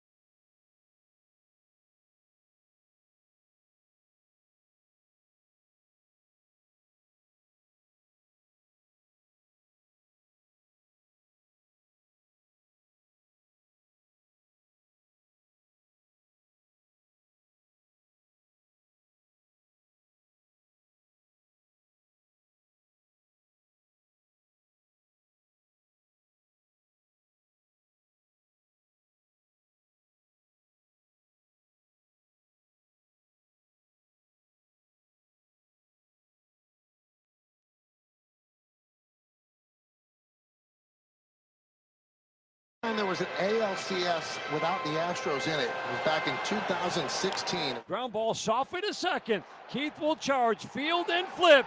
Tigers win. They're moving on. They pour out of the dugout and mob each other behind the pitcher's mound. What a moment in Houston. The Motown magic continues. The Tigers sweep the Astros 5-2, and they will move to the American League Division Series. I want to vomit hearing Michael K's voice say that. I wanted to come into today's show pretending, wait, game 3, it's later this afternoon. Can't even do that. Michael K ruined it. We should have seen this coming. Clearly, I was very arrogant and cocky going into this series. But yesterday, Joe, we saw a lot of the same issues that have been plaguing the Astros all year. Bite them in the ass. Season's over. It's sad. It's sad that this is such a quick run. I mean, it's one thing to lose if this was, in the ALCS like it was last year. But the fact that you don't even get to really compete in a real series because your offense is just totally and utterly incompetent, and the back end of your bullpen, which is supposed to be electric, is the opposite. It's just it's frustrating because we spent so much time. The minute Hader was signed, it was just get to the 6th inning. And really, Brian Abreu did his job. He's done his job all year long, where you don't even have to get to the 6th. He can come in like he did yesterday. He can get one out, and then he can come back out and be excellent in the next inning. It's the next two guys that Presley is awful at this point and unreliable, and Hader is unusable in a non-safe situation. He wasn't worth what he was paid this year. What are we talking? 20 million, 19 million, 18 million. He wasn't worth it this year. I understand that he was good in the regular season, but you're paid for this. He pitched yesterday. Walk, 4 pitches, first batter he faces. Then he allows that double, which I'm sure we'll hear at some point during the show. As you said, we saw this with Presley, who was called by many Ryan Stresley, multiple moments this season. And the offense, you scored runs on these 3 plays. 9th inning on a weak ground ball that barely got into right field. A fielder's choice where a ball could have been thrown to home plate for a force out. And on a sacrifice foul out that was basically right by first base. That is your offense for the playoffs of 2024. It's just not good enough. And it's the same guys that are the same problem like it's been all year. And not just this year, in the postseason. We talked a lot about Kyle Tucker yesterday. Kyle Tucker in the playoffs is just it's an embarrassment. I mean, what the fact that he could have blown the game open and didn't get the ball to the infield? Double play. It's without Jeremy Pena's speed, like you don't even get the lead in yesterday's game. And then I don't quite understand why. Like that's what's so hard about what's the most frustrating about the Astros is that it just doesn't really make, I would say, like logical sense. You look at the lineup, you look at the top of 1 through 5, you say, okay, this should be a absolutely deadly lineup. And if you just get any contribution, 6 through 9, you are going to roll over teams. And they've now lost 7 straight postseason home games. That is staggering. Yeah. I mean, it's just how this team has become so inept. And look, I think what part of it is, Paul, honestly, is that the offense has gotten a pass a little bit. If you look back to 2022, even though they won the World Series, there was a lot of times that year where the offense wasn't great. I mean, you have the most dominant bullpen in the history of the playoffs.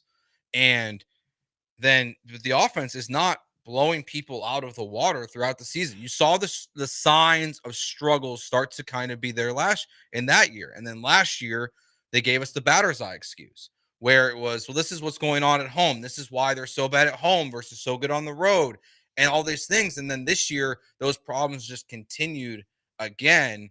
And it really is the fundamental issue with this baseball team going forward is that the guys who you need to rely on most are hitting a lot of singles or hitting nothing at all. It's unfair to expect them to score 6 runs a game. But 3 runs in 2 games Tarek Skubal only pitched 6 of the 18 innings against the that you played against the Tigers. So what's your excuse for the other 12? What's Kyle Tucker's excuse? And I understand that some would say, well, he might not be 100%. That was definitely not a bone bruise, but he wasn't good enough. None of this team was good enough. And ultimately, we all saw this coming. I know that we were cocky, and I know that I was playing into that bit of the cocky Astros fan, which some Astros fans take issue with to the point where they want to fight me in mutual combat. More on that later. But I just feel like they're going to be kicking themselves over this. This American League was wide open. There was not one dominant team. Orioles done yet again. So the Royals, Guardians, and Yankees, who you own, that's what's left. You blew this opportunity, and you did it by... I'm not a baseball guy. I'm not a baseball expert. Even I could tell their approach at the plate was crap. And this is what started to ruin baseball in the early 2000s. You had Red Sox-Yankees games that were lasting 4 hours. But you know why they were lasting so long? Because every single one of those batters on those two teams were working at bats. And I don't know why the Astros all of a sudden got to this point where we're going to swing at everything. We're not going to work counts. We're just going to swing, swing, swing, swing, swing.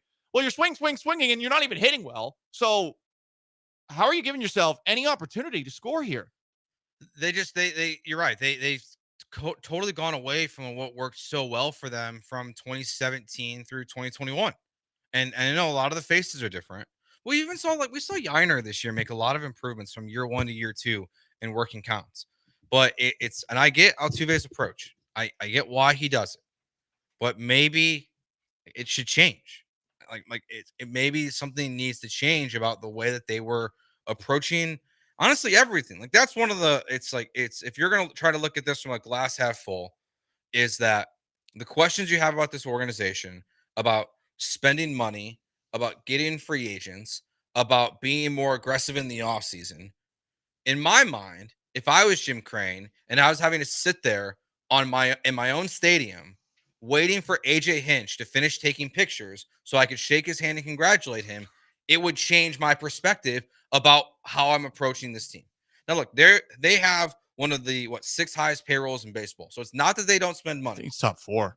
But to fix some of these problems, the only solution is going to be money. And if you want to just totally retool and totally just dive back in, pour a ton of money into it and try to fix it that way. Money can't fix some of these problems. And some of these problems are going to be coaching problems. If your approach is this poor, and it has been, someone has to be held accountable. And if it can't be the players, then you should be looking at a guy like Alex Cintrone and say, this lineup, it totally got away from them, what their identity was. You didn't fix it. Whether they don't listen to you, whether you're a poor coach, whether they don't listen to Joe Espada. Their approach changed so much and got so much worse as the season went on. And even when they needed to change it the most, they didn't even waver of trying to take more pitches, of trying to be more patient, because it was just embroiled in their DNA at that point. Someone has to be held accountable for something like that. And then they had to figure out how to solve it and what those solutions are. I don't know if this is going to change Crane's approach. They already spent all the money. I don't know how they're going to spend any more. I would be very surprised if they spend more. And you got a lot of questions this offseason about Alex Bregman first and foremost, but also Yusei Kikuchi, Justin Verlander, Ryan Presley. They're probably out the door, as is Jose Urquidy. At least you would think. But I don't know that this is something where Jim Crane can really change anything. I don't see how there's anything he can do here. I don't. He'd have to be willing to do something he's never done before, which is, when he gives $32 million to Framber Valdez and Kyle Tucker in arbitration, that doesn't dissuade him from bringing back Alex Bregman.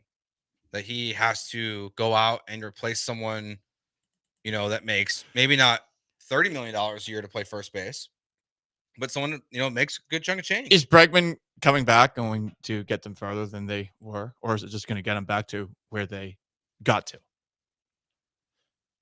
That's a good question. It probably just gets them back to where they've gotten. I think it just gets you back here. I think that there's a lot of things you need to upgrade at. You need to upgrade at first base. They talked about it at today's press conference, but how are you going to do that without money, especially if you're giving some of this money to a couple of guys in arbitration? I mean, there's a lot of money on the books, and you hear all the things you want to hear from politician Dana Brown today at the press conference, talking about how they don't plan on standing pat. Cool. Great to hear that. I don't believe you. I don't think anyone should believe you. The payroll for this team is strikingly high. And I mean, look, you still have another year of a Jose Abreu and Rafael Montero counting towards the luxury tax. That's $30 million. Bye-bye. Yep. So I don't know what Jim Crane can do really here. And I do get the feeling that Bregman's gone. So there's a part of me which saw hints all along this year and had in the back of my mind, I could see how this thing ends, is now wondering whether or not this entire run's done. I think the question is it done or is it on pause? Because like those, like there's a couple different ways like they can approach this.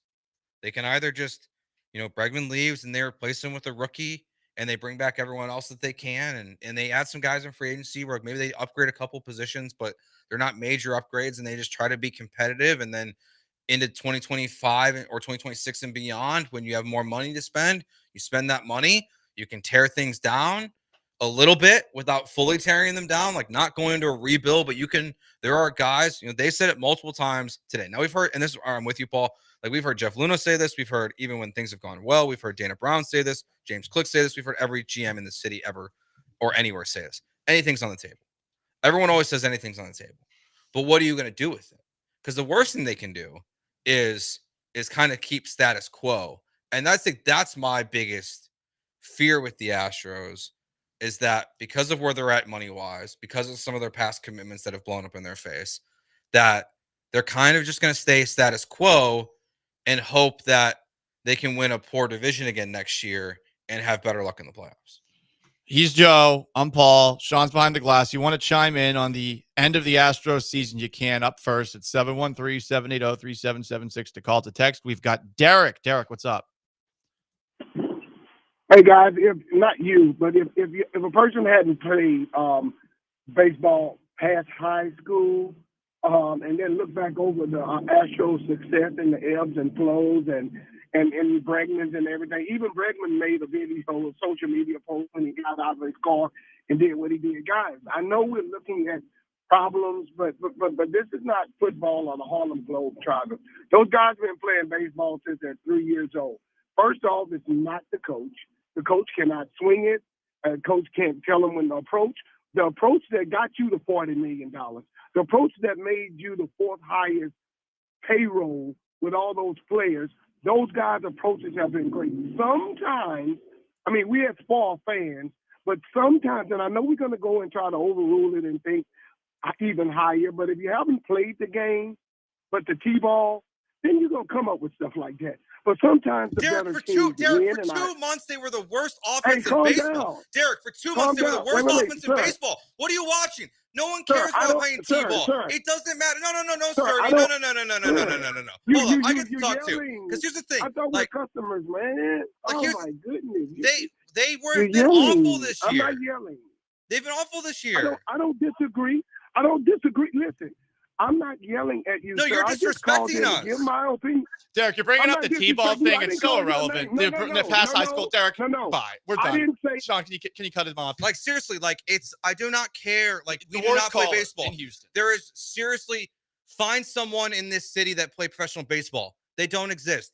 Find someone that played professional baseball. It's not on Sirius XM. They do not exist. It is so stupid to bring up T-ball and all that stuff. They have been trash on offense for a majority of this season. Okay? In any other sport, we fire the coaches when the team fails. You fire Steven Silas. You fired Lovie Smith. You fired Bill O'Brien. But it's a baseball coach and we don't know what we're talking about because it's T-ball. Shut up. Seriously. It's so stupid. It's so stupid. They failed this year because their approach sucked. Jesus. People get so offended when this team deserves to be bashed on for their piss poor performance. It's unreal. Nice rant. I was feeling that inwardly. I constantly feel that when that guy calls in under 75 different aliases. Bringing up T-ball in high school, get to the point is more my question always with Derek, because he never does. If you're pointing at somebody and you're saying, hey, this approach has always worked, well, since you gave Rafael Montero and Jose Abreu those ridiculous contracts, it hasn't worked. You haven't won the World Series since those two contracts were signed. It has held you back in terms of things that you are able to do. And to your point, I agree from this perspective. You do have to look inwardly, because it can't just be a matter of, oh, okay, well, we get back to next year. But I think, interestingly, Joe, I think the way that the new playoffs are set up, it kind of enables Jim Crane to sit on his hands a bit, because, hey, as I said earlier, okay, does bringing Alex Bregman back, does it get you further, or does it just keep you where you are? Well, I would imagine that, okay, if Jim Crane does pull the trigger, he's content getting back to where you are, because supposedly you make these playoffs, you're a wild card team. Take a look at last year where you had the Rangers and Diamondbacks make it to the World Series. You just need to get in. And it's just a different, and like, we hold them to a different standard for a reason. This is not the Seattle Mariners, who say they play for, 52%? Jim Crane is the one that told us, as long as I own this team, the window never closes. Well, it closed on your face this year in a really sad way. As Robert Ford, I'll give him credit, when they went to the ninth inning last night, because I left because I wasn't wasting my time talking to the media and talking to those guys. It sounded like a church. That's what it was. It was a church inside Minute Maid Park last night. I mean, it was Not as much just praying. It was sad. Not as much as evangelizing either. But guys, it's over. You want events as well. 713-780-3776 to call to text. I'm sure Derek will call back a little bit later under a different alias, because that's his move. Gary. What are the other names that he's called in? I used to just know it's Gary. I credit him for listening, but hey, get to the effing point. And T-ball in high school. Yeah. Well, I mean, that's what the offense was for the Astros last night. If they hit it off a tee, they'd actually make contact. I mean, your 3 RBIs came on a roller that barely made it out of the infield. It came on a fielder's choice, which should have been a force out at home. And it came on a foul fly ball where Jeremy Pena is very lucky he didn't get tagged out. I mean, two of those real fast. The 2 runs you scored yesterday, you were very fortunate to score them. It was fun when they scored them, but good God. Connor has a thought on the Astros. 713-780-3776. Yo, what's up, guys? My name's actually Thomas. I don't know how they got messed up, but I was going to say to that guy's point, what he's talking about, the idiot that called in. You know who played professional baseball? Bagwell. And you know who's made the worst decisions for the Astros and has put us in this situation? Bagwell. So that argument's moot already off the bat. We suck. You know what I mean? And there ain't no amount of T-ball or high school baseball that's going to change anybody else's opinion on that. So that just trumps him. I love you guys. Joe, way to stand up to the man. I'm going to hang up and listen. Thank you, Tom / Connor. I appreciate it too, Joe. I needed that. Because normally I'm just playful with him, but No, I can't do it. he finally came out. It just happens sometimes. It's just like, they bring up the T-ball thing. Look, I played baseball, so I was in 3rd grade, okay, Derek? I was a great T-ball player. I didn't wear my glasses, so I never had a hit. I couldn't see the ball until it crossed the plate, but I played. Yeah, I think for the rest of the day, if you're going to talk about the Astros, you need to drop your baseball bona fides. Oh, yeah. So, hey, what's on the back of your baseball Yeah, card? as someone who played baseball in 7th and 8th grade, let me tell you, I'm not impressed with what I've seen from Kyle Tucker the last couple of years. As someone who was statistician for my baseball team in 7th grade and undeservedly on the team, I can tell you that Kyle Tucker's stats are bad and should be better. And they've been bad for 3 straight postseasons. Yeah. Dawn has a thought on the Astros. Season is over. 713-780-3776. You're on Gallant George. What's up? Yeah, I was calling about this end of the season, man. I was very disappointed with the effort. I don't know why we can't win a home game. That is crazy. 7 straight home losses. Right. I mean, it's ridiculous. And there's nobody to point to upper management. I mean, the effort all the way around. It's just horrible. And I hate to say it, but Bregman's gone. He's not coming back. Does feel that way. He did have a tweet after the game at about 7:12 p.m. for those who didn't see that just said, "Thank you, Houston." I had set up shop in the locker room after the game was done and was directly in front of him. And I asked him this question about, hey, I mean, that last moment where the fans are cheering, hey, how did you feel if that's potentially the last time? Here's what he had to say on that. Do we have that, Sean? Well, if it is, it was obviously it was a big moment in the game, but unfortunately we didn't come out on top. Well, if it is. So after that moment, after I asked that question, I felt like the vibe of the interview changed and Bregman was looking down at the ground for a little bit. And I was like, oh, damn. I felt bad. Because I think it was going through his head. You could hear him starting to answer it there. And then he paused and he said, like, well, it didn't help us. And the rest of the interview, there was just it was a somber tone. He did chuckle at one point because he kept on getting asked the same question about his future. He was wearing an Astros hat. Shout out to him. Unlike Garrett Cole. I'm so glad we don't have to deal with that. With I am Alex Bregman. too. I don't think he ever would have done that, though. I mean, Cole did not have that long of a relationship with this city. For Bregman, I mean, he has been here his entire career. So I wish him the best. He did play well, I think, in this postseason. I thought his at-bats, at least, were the most productive. One last call before we go to our first break. We've got another Don at 713-780-3776. Don, what's up? Hey, what's going on, y'all? Let's just be realistic when we're talking about the Astros this year. Everybody knows we did not deserve to be in the playoffs this year. So why are we mad? Why are we disappointed when we know we shouldn't have been there in the first place? I worked in 2022. I was at the World Series game, and the energy, the fans, everybody drunk. But the first game, playoff game, I was there this year. It was dead. Everybody knew. And let's be honest with ourselves as Astros fans and as Houstonians, we did not belong. We did not need to be in the playoffs this year. And let's just admit it. Alex Bregman is gone. Jim Crane needs to open up his wallet and spend the money to build the future that he said he's going to continue to do. But I don't think he's going to do it. So everybody, the change, the Astros, the sports scene in Houston is about to change. It's going to be all about the Signals because I believe the Astros are done. That's all I got to say. Yeah, have a good day. Appreciate it, Don. Yeah, my only pushback to that, honestly, of like why like the expectations are still there is because of what the Astros have done in their past. It's 7 straight ALCS. That's why the expectations are there. I mean, 2020. 2020, Right, they literally were only in the playoffs because they gave extra playoff seeding because of a 60-game season, and they were one game away from the World Series.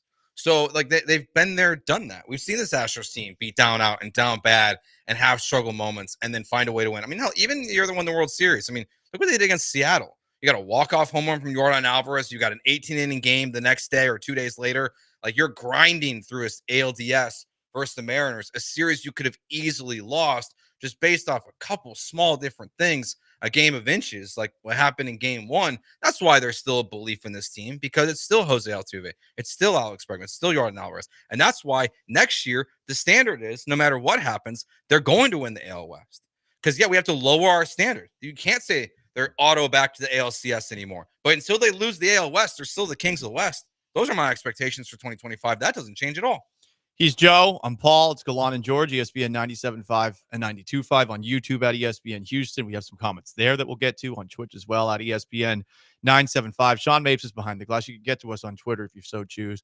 At Gallant says, at Joe George Radio, at Sean A. Mapes. We'll keep this going all show long. The Astros season is over. You want to vent about it, 713-780-3776. But a preface, you must tell us how long you played baseball. Texters as well. You must give us your statistics, okay? We need to know if you were a legend at the game. Gallant and George, stay put.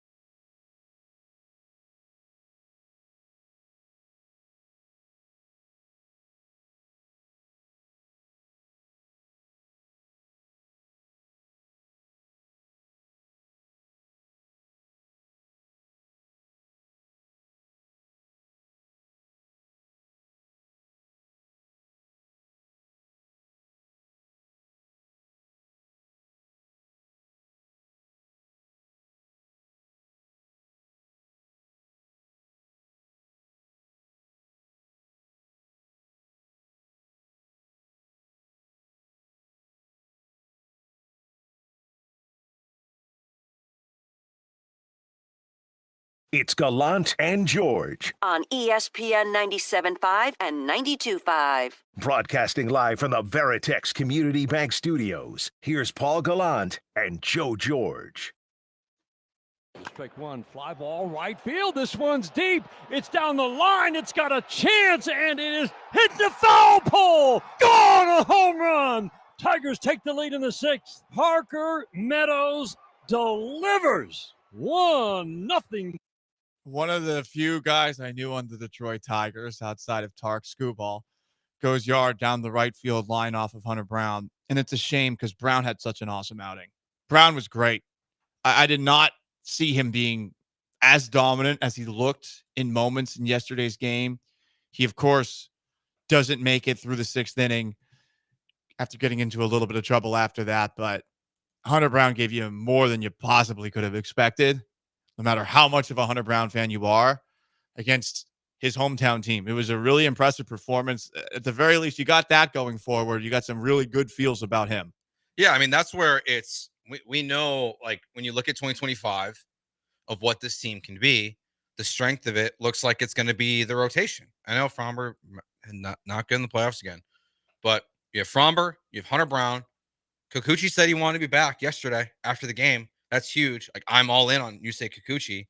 Then you have Blanco, Arrighetti, Luis Garcia, maybe Lance McCullers. Dana Brown today claims, now I don't believe this one because it's what he claimed all year this year with Garcia and McCullers. He claims Christian Javier could be available in July. Same thing with Jose Urquidy. Like, that's your strength right there. Like, that is the strength of this team. And it's what gives you some potential chips to move this season too. Where, like, if you want to be creative and solve your problems with trades, probably starts with some guys in your rotation, honestly. Of, like, what you want to do. Anyone in mind? Well, at some point, this is not because of what happened in the playoffs or what happened early in the season. But at some point, if these guys are going to keep walking, maybe the Tampa Bay Rays model isn't terrible. If you're not going to re-sign Kyle Tucker and Framber Valdez after the 2025 season, I think you have to responsibly, as a general manager, at least listen. I think you have to listen. Blanco has no value because of his age. Arrighetti probably has minimal value. You would never trade Hunter Brown. So, like, I think you have to listen on Javier and you have to listen on Fromber if you're not going to re-sign him. Doesn't mean you have to trade these guys, but you should do your due diligence. And as Dana Brown said, anything is on the table, which means you should listen to anything that gets thrown your way to fix your multitude of issues with potentially one trade or two trades. Okay. Speaking of those trades, we were telling people to tell us your high school or lower level baseball stats. Let's go. Because the first caller of the day believes that people who didn't play T-ball shouldn't be allowed to weigh in on the game, even though that's what every American ever. Hasn't everyone played T-ball? Yeah, I think everyone plays. Doesn't everyone play T-ball a little bit and then play soccer a little bit, especially people who are listening to this? You do that at least at first. Super expert here. High school, varsity, 15 years of men's league. Trade Fromber, trade Tucker, windows still open. So, echoing something you've suggested before, how about Tucker? I mean, it is. We got it on the Twitch here. I think there's some Coug Blaze. It's all over social media. People are done with Tucker. Today is 100% the day to get off your fire or your trade to fire off your trade Kyle Tucker take. I mean, look, because like who we were talking about in the morning show, like Bregman or Tucker. I think that for most of Houston, the answer flipped, which is something. Because where were we in April and where were we in May? Well, Bregman was off to a wretched start. Yeah. And where would we theoretically be after a Tucker trade if Bregman gets off to a slow start again? I mean, that's just how it goes. I mean, but this is overreaction the day after the season ends, and Kyle Tucker just put in. I mean, it's I don't want to really overstate this and say he just put in his third straight bad postseason because it was 2 games. So all the other postseasons should have so much more weight. But yeah, as a guy who struggled last year and he just didn't respond. And I think now people are officially through with it. Another text is from the 409. I played 6 years of professional baseball, drafted by the Baltimore Orioles. Damn, dog. Okay, let's listen to this guy. Is it when they stunk? Sign Bregman, trade Pena, Fromber, Tucker, Chaz, and Myers. Call up Bryce Matthews to replace Pena. World Series 2025. This is a bloody one. Youth movement. I wouldn't be surprised if Presley gets traded. I feel like he's the most likely. Well, he's a free agent. Well, right now. it's his option. His option did kick in. It's a little confusing because on Spotrac and all these websites, there is listed as a $2 million buyout for his $14 million contract. But Chandler Rome of The Athletic responded to someone's tweet today talking about this $2 million buyout. He said, I don't know where this narrative came from. Ryan Presley doesn't have a buyout and does have a no trade clause in his contract. His $14 million option vested after he made 45 appearances this season. So sadly, Ryan Presley is a $14 million liability. He's a $14 million eighth inning guy who the fan base holds their breath when he comes. I think they can trade Presley. I think you can find Baltimore. So the no trade clause makes it hard, but like you said, there's enough good teams that also have wretched bullpens that like he could walk in and be the Baltimore closer today, and it would be way better than who they were trotting out because their season also ended. And just a real quick go back to Kyle Tucker here. I know it was only 2 games. He's a career 229 hitter in the postseason. 15 series he's played. That's higher than I thought, and I think it used to be way higher, and it's been dragged down the last 3 years. Yeah. I mean, he stunk the year they won the World Series. He did have a clutch home run. He had some nice defensive plays, but it's been a while. Yeah, and I always do defend like the Bagwell stuff where there is a little bit of like your offensive numbers are just going to be worse in the postseason because you're playing better pitchers and you're only facing good pitchers and the best bullpens, and that is all that you're getting. And we're getting, in Bagwell's case, we're getting maybe 5 games of it a year.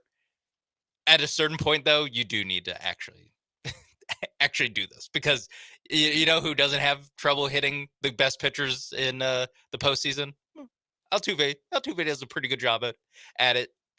Jordan in the past has done a pretty good job at it. All of these guys have done a pretty good job at it. So at a certain point, you do actually need to produce. But 220 something to me, that's like not good. But I'm not like, oh my God, this guy sucks. It is mostly what he put together in most of 22, all of 23 in the last 2 games. Yeah, I mean, if you look at since the World Series, since the ALCS in 2022. His batting average in a playoff series has yet to be above 200. Yeah, that's bad. Was great at one point. That's bad. I mean, he hit 412 in the ALDS in 2020. He hit 375 in the wild card round in 2020. But 2020, empty stadium. But in 2022, since the ALCS, his batting average in playoff series is 154, 190, 143, 154.000 in this one. So that last one, did he need to do the point? Yeah, I felt necessary. And the zero. You could just give me he was 0 for 9 or whatever he was. Yeah, felt more dramatic. It was dramatic. But like I won't take off the table if you're not going to pay him. You got a bunch of holes on this roster. Kyle Tucker fills 3 or 4 of them, maybe not this year, but he can get you 3 players between prospects and big leaguers that can fix some issues now, some issues into the future. If you're not going to re-sign him because money's a problem, well, that's $15 million projected off his arbitration salary right there that can go to Alex Bregman, and you can fill gaps with Tucker. I'm not going with this Tucker trading talk. I'm not going with it. I understand why people think about it right now, but to what you're saying, you actually have to get someone good in return, and you're going to get a great prospect probably, but super prospects flame out all the time.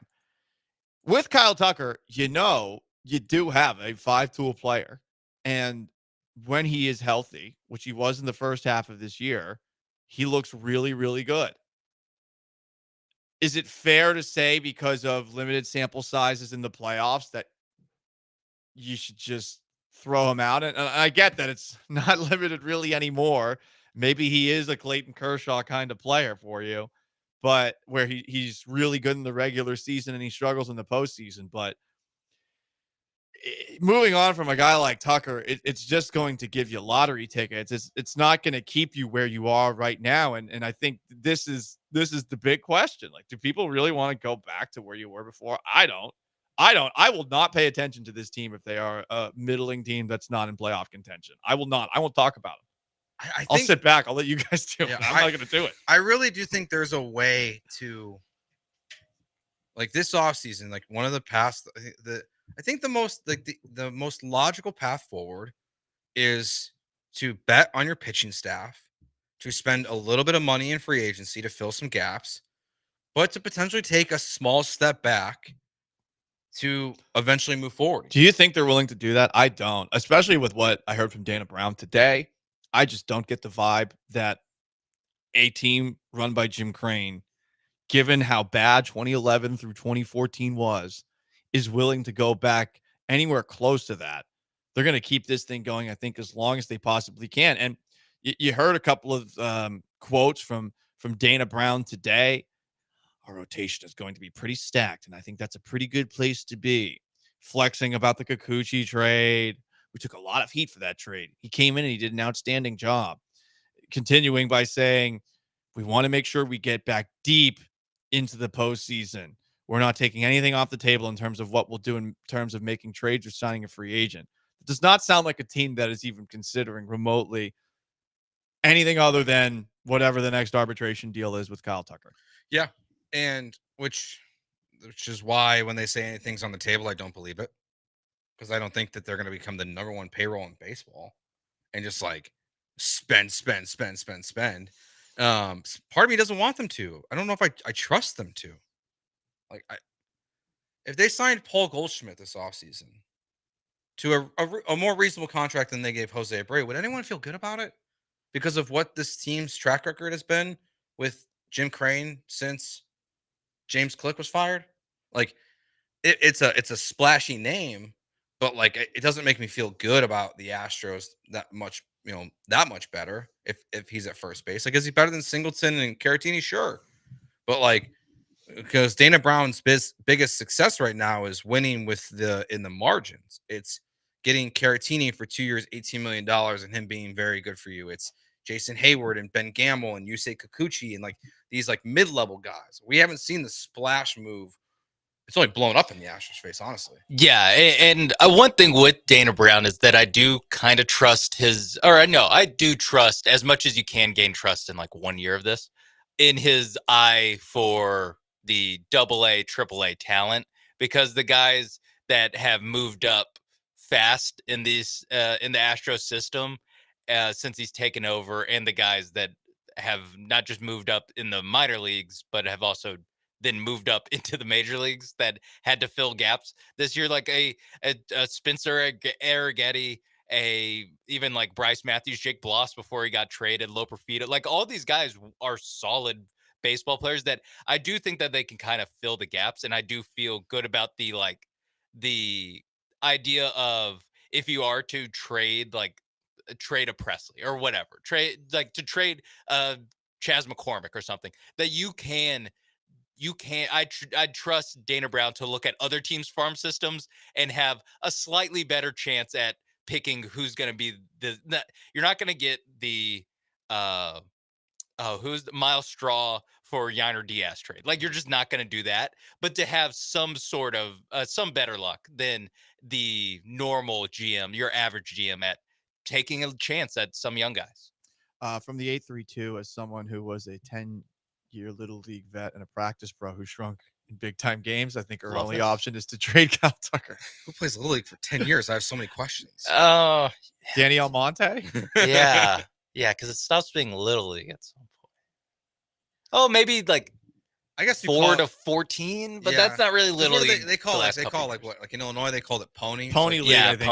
Pony and Mustang. When you're in high school and middle school, but you're not on the high school and middle school team. Yeah. So When it's like a city league or YMCA league.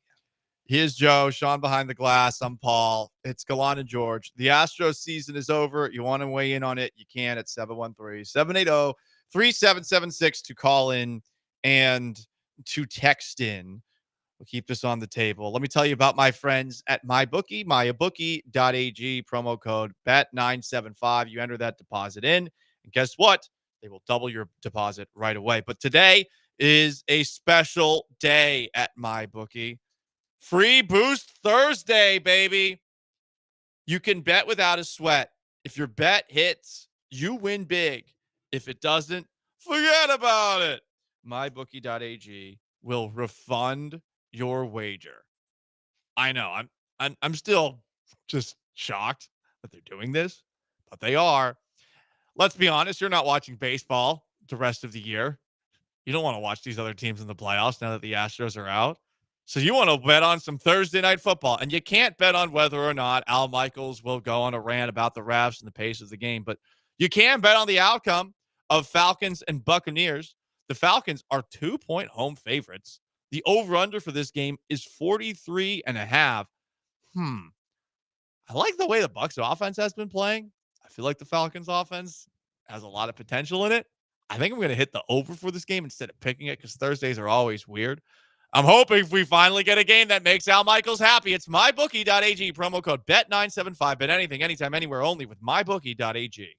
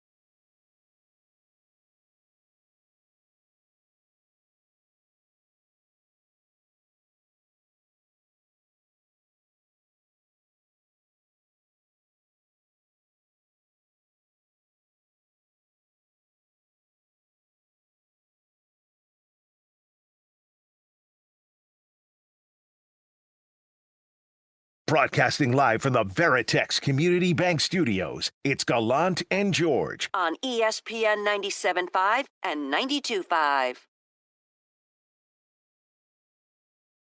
Riley Green will come up with a chance to tie the game and maybe more. And that one gets away. Here comes Carpenter. He will score. And the game is tied at 2 as Vierling moves to second. Oh, he tried backhanding that one there. And understand, when you throw an off-speed pitch, it's going to break one way and land another. Just did not get in front of that ball. That graphic wipe sound effect was the sound that the ball made when it hit home plate and went into outer space. That was one of the, oh, well, damn. Looks like luck is not on the Astros side today moments. I've never seen a ball in the dirt hit the screen above the backstop in my life. That's the first time I've ever seen that. Yep. Yeah, that was like one of the most deflating things I've ever experienced, like sitting kind of in the crowd. Because I was sitting in the stands because, we didn't get seats. And so, like, it's fun. It's exciting. The crowd's loud. But you kind of, like, I don't know, did you feel like the air got sucked out of the stadium a little bit when Presley came in? For sure. And then it was even more gone. It was a vacuum once the double happened. I was stunned that there were 3 runs that scored on the play. I remember thinking to myself, wait, did I see that right? I don't know why I lost track of how many guys were on the base paths, but I thought to myself, wait a second, 3 guys crossed the plate. Oh, damn, are they down 5-2? I thought Josh Hader was going to clean this up. There were 2 outs, by the way. I know. There were 2 outs. He just needed 1. Walk, double to some guy named Ibanez, who we're going to remember forever, I guess. Yeah. Good for him. Yeah, I mean, like, and that's what's they should have won. You have Ryan Presley on the mound with the lead. They shouldn't have put Ryan Presley in there. I wonder if Taylor Scott was healthy, if it would have been him coming in instead of Abreu in the 6th. I would have rather had Josh Hader come in for the 8th and Yeah. 9th. Just go 2 innings, Sorry. And if you want to blame Joe Espada for anything, I think the biggest question, we'll never know the answer to. It is revisionist history a little bit, though, is if Josh Hader would not have pitched the day before, would he have been able to go the 8th and 9th inning? Good question. Would he have been fresher in this game? Like, was it necessary to pitch Josh Hader in game 1 when you could have maybe done something differently in game 2? It's not AJ Hinch in 2019 level of guilty, but it does raise questions about the process and the decision making of Joe Espada. That's what also crossed my mind when Hader came in, or not. That's actually giving myself too credit. It was after the fact. It was 100% second guessing. And maybe some rationalization of like, did pitching him in game 1 for not no reason, because you are trying to keep it a 3-run game, but basically no reason. Did that have some effect on his effectiveness in yesterday's game? Also, though, I feel like that would more come to bear the later he goes, not first batter walk, second batter double. That's where I feel like that argument falls a little bit flat. But that's just me.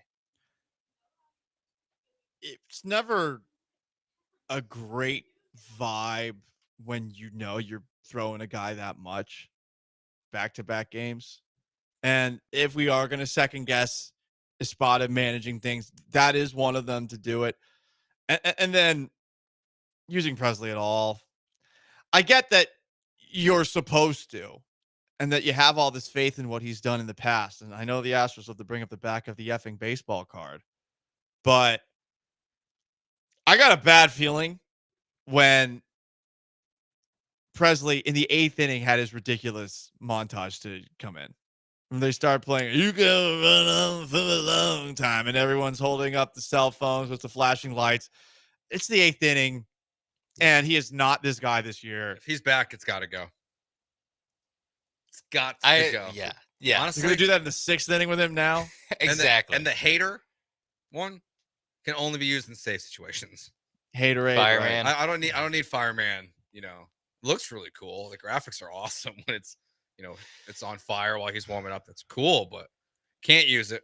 Can't use it when it's not a safe situation. I couldn't demoted. I couldn't find the haterade, by the way, and I'm okay with not having spent $38 on the haterade drink at Minute Maid Park. I don't blame you.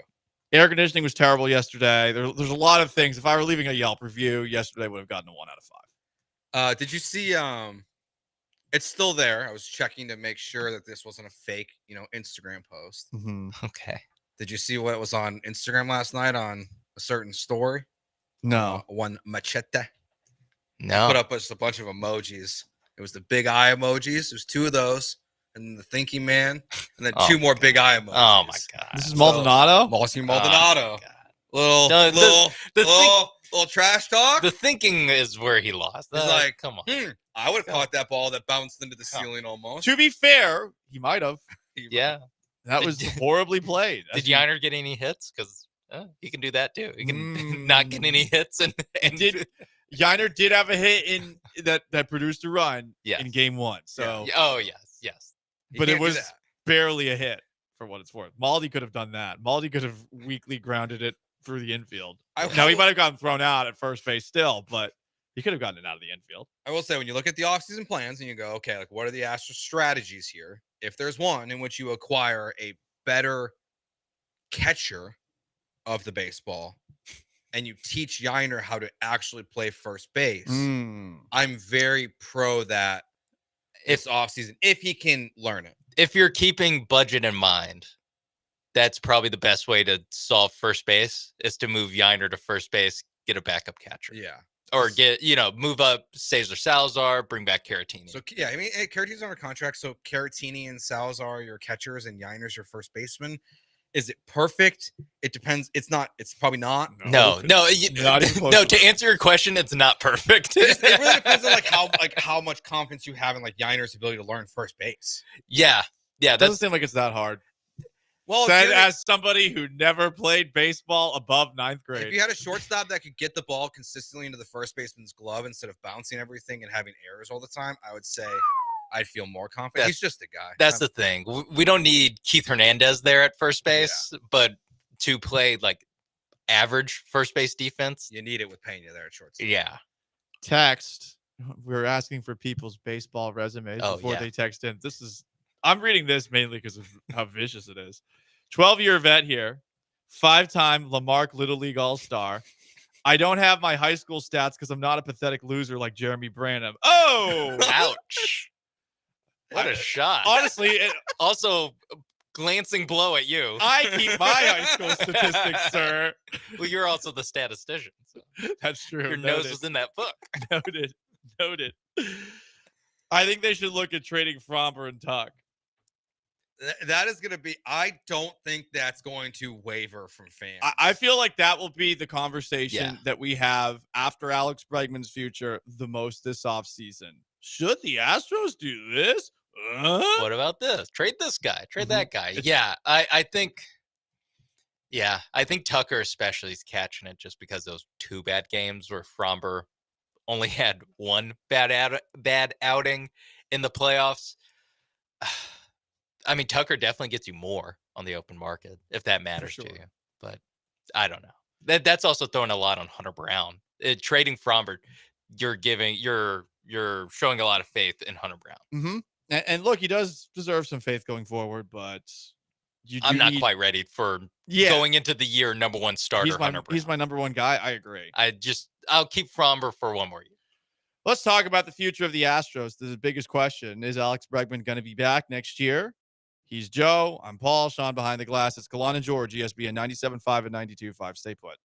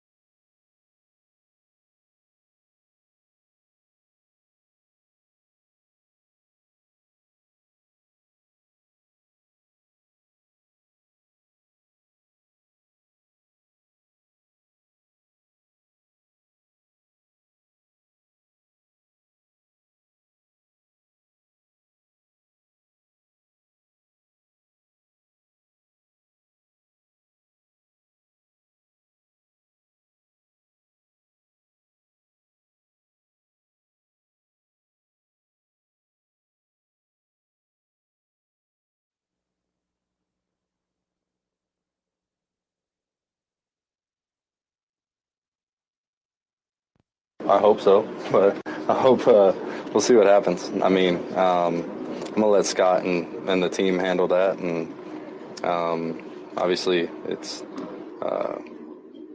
free agency, and I've never experienced that before, and I'll let him and all the teams handle that. That's Astros third baseman Alex Bregman after what might be his last game ever for the Houston Astros.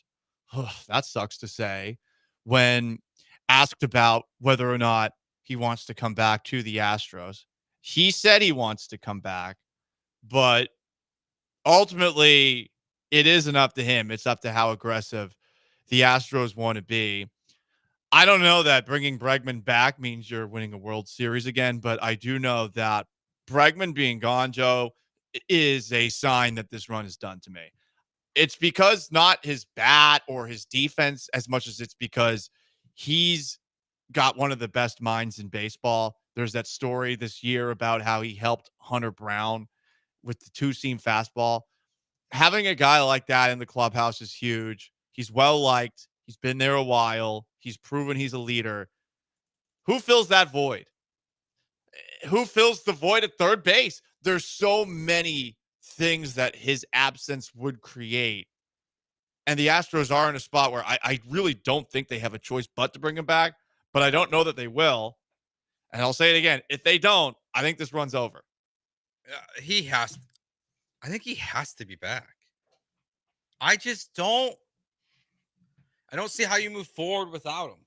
Like Bryce Matthews seems like a nice young player, but it's such a void that it fills on your team again. And I know it's worked for them. It keeps working for them, but maybe not.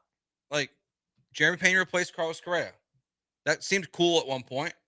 I'm not totally sure anymore. You know, you have two issues in left field and center field. You have an issue at first base.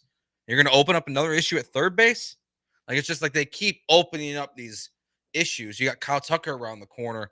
It's like at some point, like you got to replace guys or keep guys. And so I don't think Alex Bregman's contract is going to be absurd.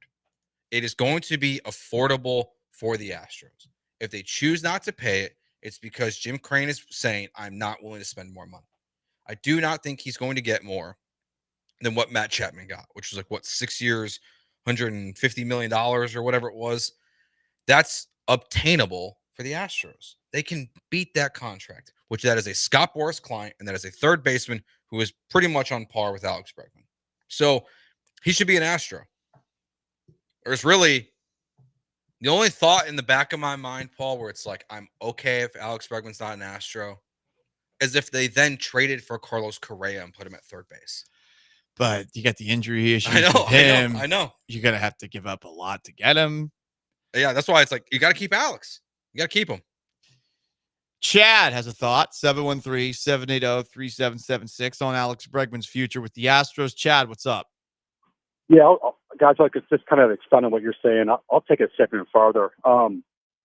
If they're not going to re-sign him, and it's going to be complicated, there's going to be a lot of money involved, but it's almost, I would take it a step further and just say, hey, the rebuild is here at that point, and I would look to move Fromber, and I'd look to move Tucker next year, and get prospects back and just rip the Band-Aid off and tear it down and get going, because I think that if you try and either they're all in or you're not. And I think there are a lot of holes in this team right now.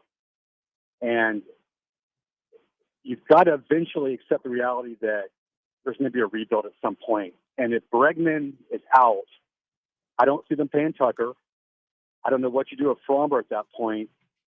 And I would look to trade those guys mid-season and reach the benefit and get some prospects back, free up cap space, and just accelerate everything so we're not stuck in this mediocrity of what could be coming here. Because so I think there's a lot riding on Bregman and what they do here, really for the whole organization.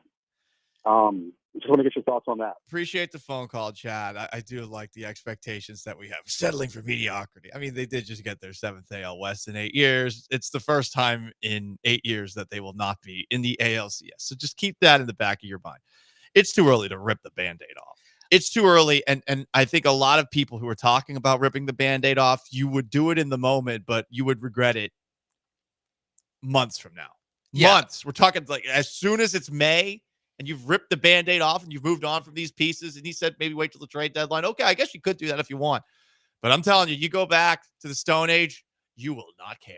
You will not watch them because bad baseball sucks and it's not worth your time. It's not. It's not. Yeah, I can't get behind tearing it down all the way in 25. I think in 25, you still now, like I said, you can trade a Presley, like you can try to make some moves around the edges. You don't have to keep everybody into and go into next year. And like you're saying, how much more can they actually add to this payroll? I don't know if you can do that, but you can move some furniture around, so to speak. Yeah, I do think that people are a little people press the rebuild button a little bit too quickly, and it's because it worked for the Astros. But you can say you can say without any question that the rebuild undertaken by Jeff Luhnow when he got here and the success afterwards is by far the most successful rebuild in sports history that I can remember. Yeah, I mean, I don't want them to rebuild. They need to retool. Like you need It's to. the same word though, isn't it? It's not, because if Alex Bregman walks, that's $30 million that walks out the door. That means to me, you should sign 2 players that make $15 million. Are they going to be as impactful combined as Alex Bregman? That's what you would hope for. I mean, that's the job of Dana Brown, is that you have to find guys that, whether it's, you look at a guy like Willie Adames as a shortstop, or you want to go after a Goldschmidt or Pete Alonso, something like that. Like you if you're going to let guys walk, you have to pay guys to replace them at some point. Like you can retool it, but I don't want them to ever just like tear it down. Yeah, again, like the teardown was worth it for the Astros, but it's because, like Paul laid out, like 7 division championships in 8 years. Like no, again, think about like throughout sports, how many teams do the teardown and rebuild? None of them are as successful as the Houston Astros. It usually doesn't work. It never works, Right. and it never works out the way it did. And things have changed since that. Yeah, it's harder now. They've made it more difficult for you to be able to do things like that. Couple more comments. 713 texts in. Breggs is done here. He doesn't want to be here. Stop. He does want to be here. The trash cans destroyed him. He never came back from that. I don't know what you're talking about on that front. Maybe a change of pace will bring him back. The run is over either way. Rebuild now. My God, that is very defeatist today. They did win the AL West. Does anyone in the AL West look like they're about to take that from you? That does give you the opportunity once you get in. You just hope that you have better luck with health along the way. And I feel like, we talk about people that need to be on edge, waiting for perhaps an unfortunate phone call or call into the boss's office. The Astros training and or medical staff, whatever the hell it is, whatever the hell they do, they are in the hottest of hot water. Yeah. The hottest of hot water. You are paying a lot of guys a lot of money and they're not playing. And I mean, I get it. It's unfair to maybe lay it at their feet, but come on, there's so many issues that they've dealt with from an injury perspective. Yeah, I don't know how you continue just fundamentally with the same staff. Yeah, they got to be gone. I'm calling for it now. They got to be gone. I get it. I don't know what goes into it, but if I'm looking at any fall guy, I'm not even really looking at any. Alex Cintron, I think, was a good just person to bring up as somebody who you focus on, because the Astros got away from their hitting approach this year. They even said that they admitted it as much after yesterday's game and in today's press conferences. But the training staff, the medical staff, effing disaster this year. Disaster. Gone. Bye-bye. Yeah, and to the caller's point too about the trade deadline, and King of Twitch and I were talking about this a little bit earlier on the Twitch chat. It's a nice theory, okay, of like trade them at the deadline. Because you play in the AL West, and when you're in first place in the AL West at the trade deadline, you're not going to trade Kyle Tucker and Framber Valdez. It's now or never. If you were going to do it, I really honestly think it's now or never. I do not think the Astros will be in a position to where they will be at the trade deadline and saying, we're 10 games out of first place. Our season's over. We're trading these 2 guys. If they were going to do it, they have to do it now. Like, that's why I think it's an off-season conversation. It's not a regular season conversation. because they're going to win the AL West next year. Like, they might not win the World Series next year, but they're going to win the AL West next year, with or without Alex Bregman, I think. He's Joe. I'm Paul. It's Gallant and George, ESPN 97.5 and 92.5.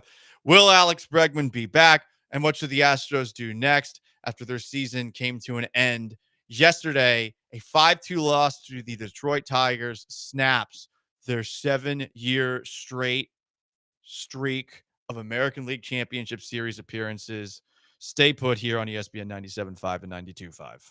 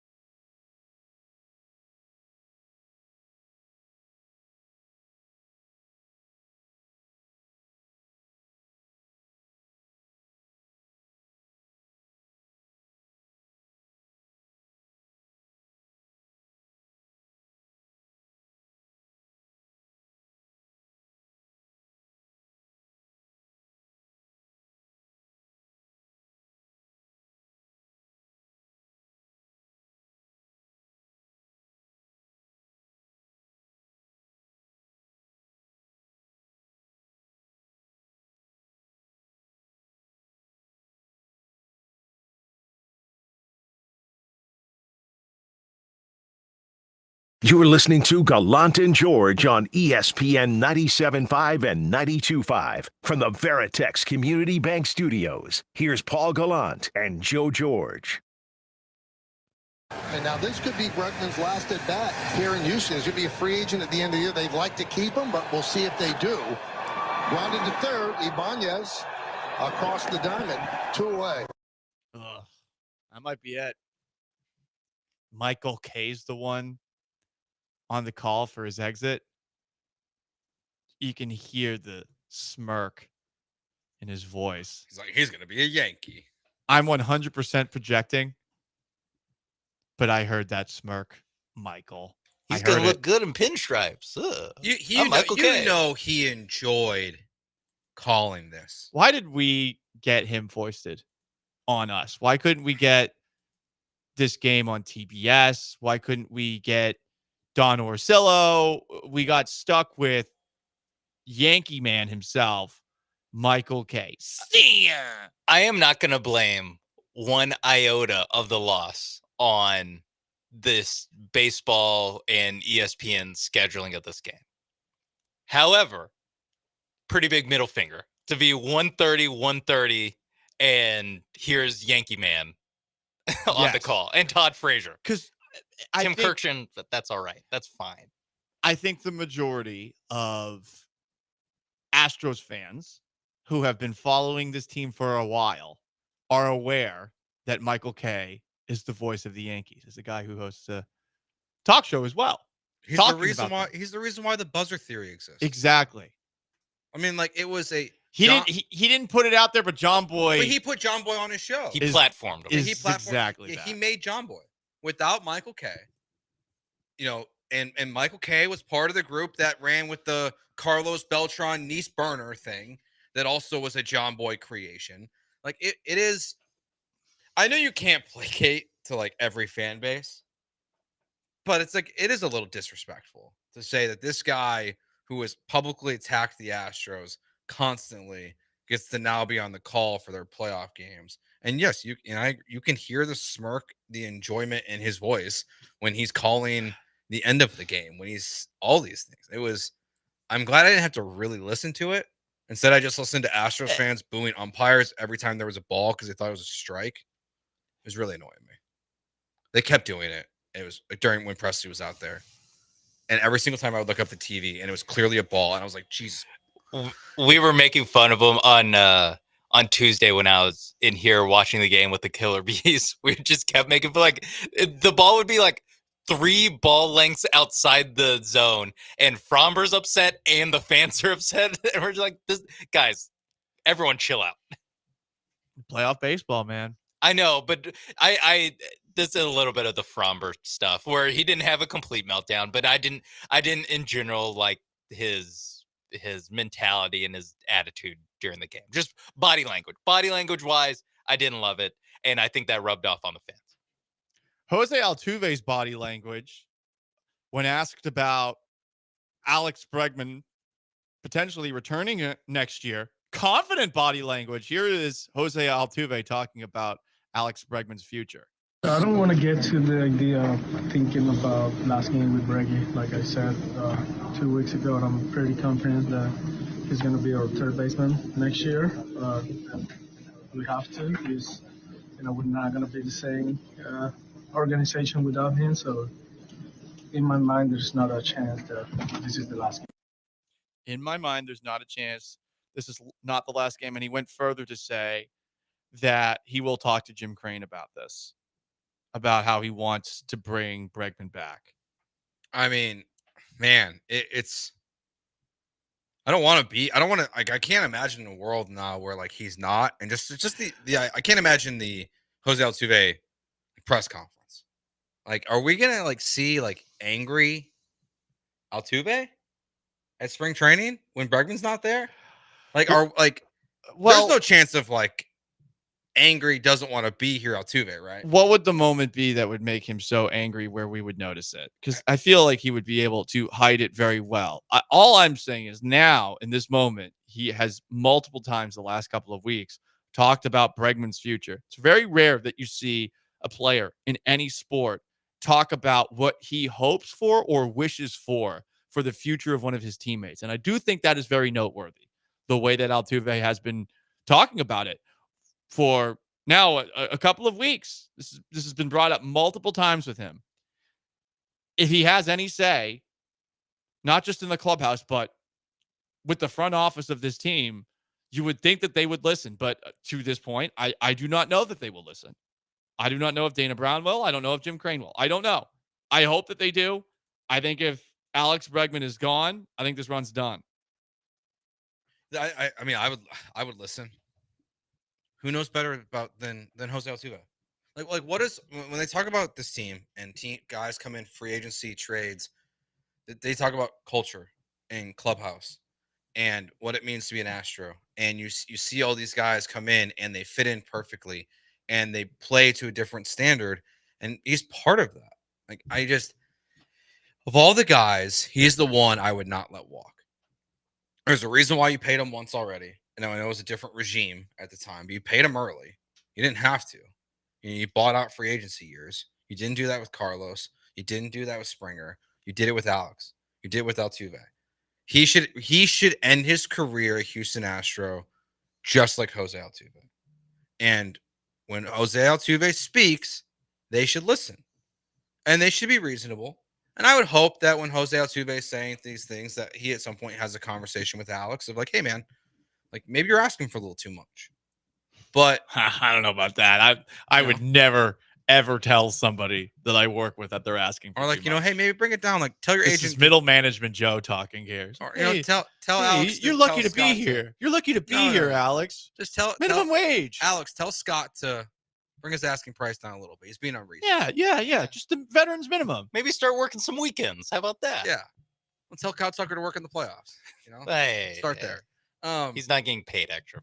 But that's a good point. No, actually, that's not true. That's not you true. get playoff You shares. get playoff shares. We want you to be a player coach now because of the way you helped Hunter Brown. You're not going to get anything extra for it, but we want you to do that When for you're us. not in the batter's box or on base, you have to stand at third base to also replace Gary. Yeah. I was going to say, can you be the third baseman / third base coach?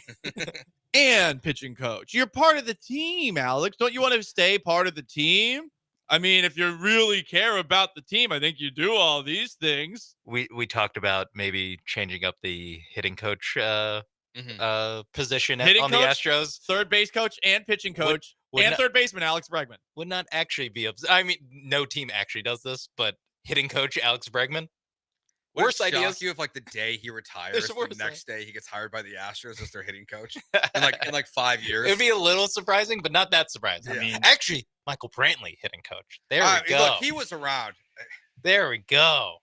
Please, whatever. Or Michael. I know. Or tandem hire Michael Brantley and his dad. Because as they showed us last year on television all the time, Michael Brantley's dad was You guys his hitting coach. They have two pitching coaches. They can have two hitting coaches. The Brantley Brantleys. Yeah, but what are they going to pay him? I mean, you this is where it gets ridiculous. $775. Exactly. These assistant coaches get paid dick. They get paid absolutely nothing, and you can't hire somebody who's ever made money to be a coach. You just can't.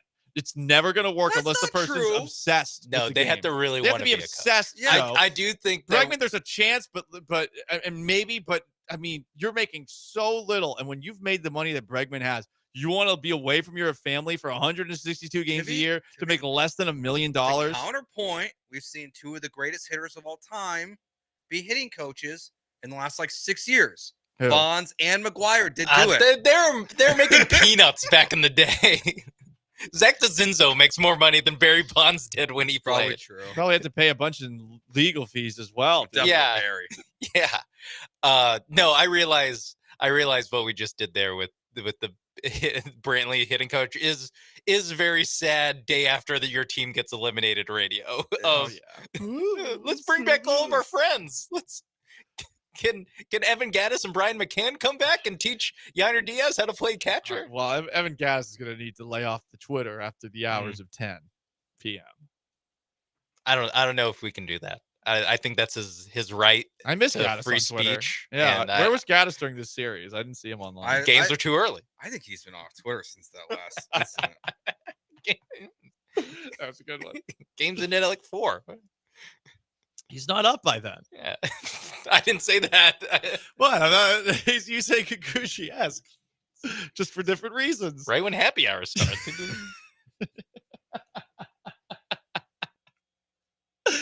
Oh, God. Oh, man. This sucks. 713-780-3776 to call, to text. You want to vent. The Astros season is over. Should they keep Alex Bregman? Should they go further than just potentially moving on from Justin Verlander.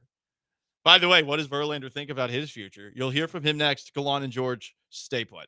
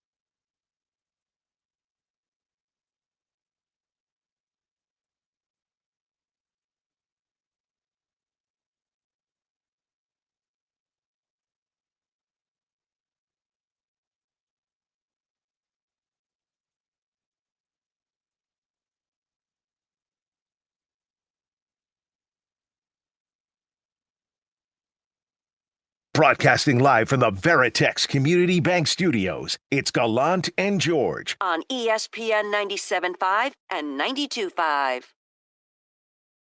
And now they send up Andy Ibanez to pinch hit for McKinstry. Hader, 30 years old, and these are the situations he was paid for. Everything on the line. Swinging the line drive down the left field line, hooking toward the corner. Air ball up against the wall. Bierling is in. Torkelson is in. They're waving him home. Torkelson around third. He will score. Everybody scores. It's a bases clearing. Big pinch hit for Ibanez. 5-2 Detroit. Oh my goodness, what a big hit off the bench off of Josh Hader. I thought this would be therapeutic. This has not been therapeutic in the slightest. Not at all. Can Gary call back? So I No. can yell again? No. Let's not go that far. Unless he tells us his baseball stats. That's the only way he can call in. But the problem is he changes his name so much. We never know it's going to be him until he comes on.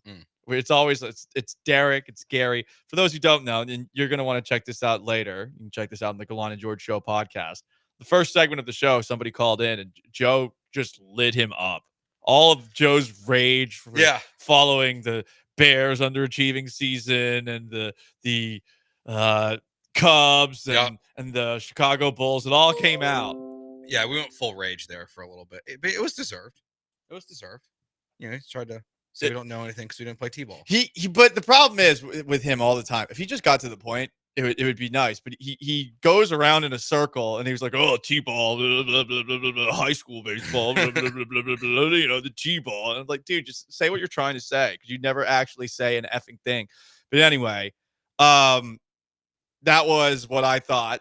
The general consensus of Astros fans was more not like Derek, but more just pissed and looking for answers. I do not think that Justin Verlander is going to be an answer for the Astros, and I do not think he will ever pitch for the Houston Astros again. This is Justin Verlander, asked by Christy Reekin of the Associated Press about his future in the sport. I do feel like I have a lot more to give pitching-wise.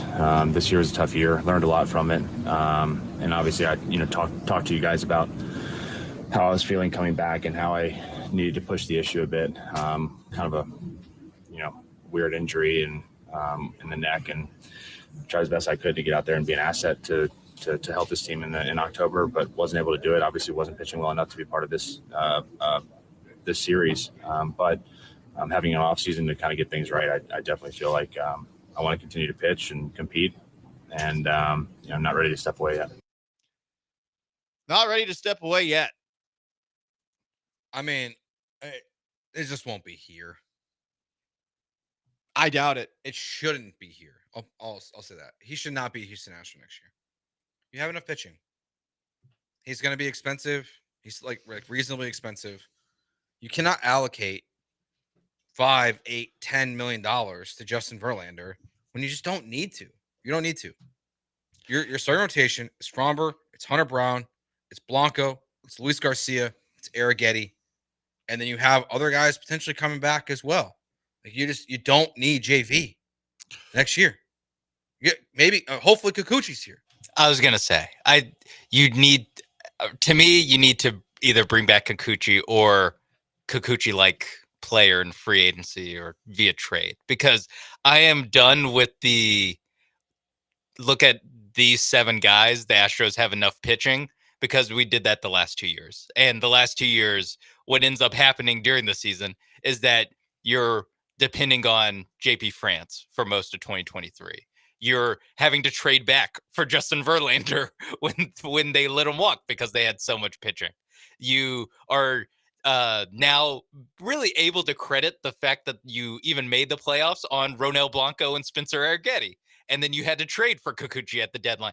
All these years in the offseason, we walk in saying, well, they have so many pitchers on their payroll. They have all these guys, and yeah, McCullers and Garcia, they'll come back in July, but you just have to make it till there. Every year, they never make it to there. Every year in May, we're already like, oh, they're going to call up Blair Henley to start a game. That actually only happened once. They don't have to do that very often. But they had to call up Spencer Arrighetti. They have to call up JP France. You just come into the season with too many pitchers, because I guarantee you by June and July, you will not have too many pitchers. Yes, but one of them should not be Justin Verlander. Agreed, because he's not sure enough of a bet for what he's going to ask for. It doesn't sound like it's going to be Verlander. This is Dana Brown today talking about Verlander. Ultimately, it sounds like he wants to come back, but we're going to have some discussions with our front office as to what's best for the team. That is a polite, yeah, he's not coming back. He's going to be a Tiger. That does seem to check out. Now, as far as what Sean was just talking about, how the Astros and we always talk about all the depth they have going into the year. It's already effing starting again. Here is Dana Brown talking about the rotation. Our rotation is going to be pretty stacked, and I think that's a good place to be. Well, okay, but is Kikuchi coming back? Interestingly enough, Dana Brown said Christian Javier and Jose Urquidy are both projected to return at the end of July.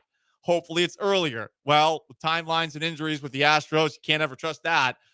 I also hope it's earlier, but I mean, Urquidy, who has another arbitration option, talking about him as if he is returning after yet another serious injury. That is surprising to read. And how many guys can you have on your team that aren't ready to go that you're paying money to?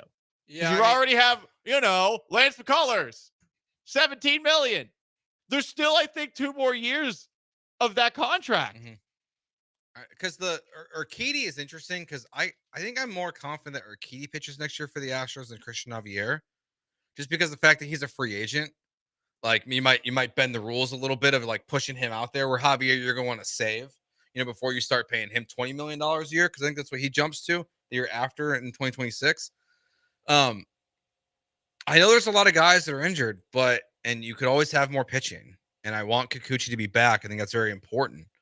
But I really I struggle with the idea of spending like money on a starting pitcher this year when your lineup to me is still the ultimate problem, because Dana Brown doesn't really deserve credit for this because he's only been here for 2 seasons now or whatever it's been. But they do keep finding guys, but they haven't found someone to play left field, and they haven't found someone to play center field, and they haven't found someone to play first base. And yeah, Jacob Melton is a nice prospect, and Bryce Matthews is a nice prospect. But, there's this Gusto kid who they wanted to bring up this year. They talked about today, who is a pitcher who, Dana Brown said that they wanted to bring him up, but they just ended up not needing him. For whatever reason, the Astros can develop pitching and they can acquire pitching. So I don't think they should spend money on pitching this year. Like, it's just besides replacing Kikuchi, if he's not the guy, you have to fix your lineup. It's the problem. You need outfield depth. Jake Myers going into the year, you knew that wasn't going to work. You knew it. Everyday player, like Duvon made more sense as an everyday player, but even then you're like, it doesn't make that much sense as an everyday player, And they went into the year telling us that Jake Myers was going to be the guy. Why? He's your fourth guy. He's a great fourth guy. Yeah. He's not a starter. He's not. Duvon is closer to a starter than Myers is. I don't understand why they were trying to push that on us. And, I mean, look how it got them. Look where it got them. Their lack of outfield depth was an issue. They knew about it going into this past year, and they didn't do anything about the outfield, which was very surprising. Hell, they didn't do anything about it the year before. They brought back Brantley, which was stupid. It was. I mean, they have ignored like major parts of this of issues in this lineup for 2 years. Right. The depth can't continue that. The depth is something that needs to be better. And they talk all the time about how, hey, we know what we can do with pitchers, but we need to keep bats. Well, you traded a couple of theoretical bats for Yusei Kikuchi, and that trade did work out. They're flexing about it now, but I don't think you can flex until you've got Kikuchi's name on the dotted line. Maybe they feel really good about it. I would feel pretty good about it just given how good Kikuchi looked here, but I mean, he didn't even pitch in this series. Exactly. If he doesn't come back, then the trade to me is a wash. He did. He helped you get there, but he didn't pitch in the postseason. It's as if he never existed. Yes. They need to sign him. He said he wants to come back. He's not going to be super expensive. Whatever you were paying Justin Verlander of the remaining contract for the Mets, Kikuchi should be an Astro to me, no question about it, next year. When they pulled Hunter Brown, is this crazy to think that Kikuchi was the person you should put in for Hunter Brown? And I understand that you're thinking, hey, you got to get to game 3, but at that moment in time, you're down 1-0 when you pull Hunter Brown. I'm gonna say no, because against the Tigers, I would have felt comfortable with Eric Getty in game 3. Like with the way, like it worked out. I mean, until Presley came in, Abreu did a great job, but if they would have gone to Abreu the thing is, like, you wouldn't bring Kikuchi in that scenario because there's a guy on base and you're yanking Hunter Brown for a reason. So, like, you could have put him in the 8th if you wanted to, but I just don't think you burn your starter that day. So it probably just didn't make sense with the way it played out. At the same time, if they would have done it, I would not have hated it. But he needs to be he should be priority number, I guess, 2 this offseason. Bregman 1, Kikuchi 2. He's Joe. I'm Paul. Sean's behind the glass. You want to weigh in on a season-ending loss for the Houston Astros and what's next? 713-780-3776 to call. To text, you can join us on YouTube at ESPN Houston and on Twitch at ESPN 975. Stay put.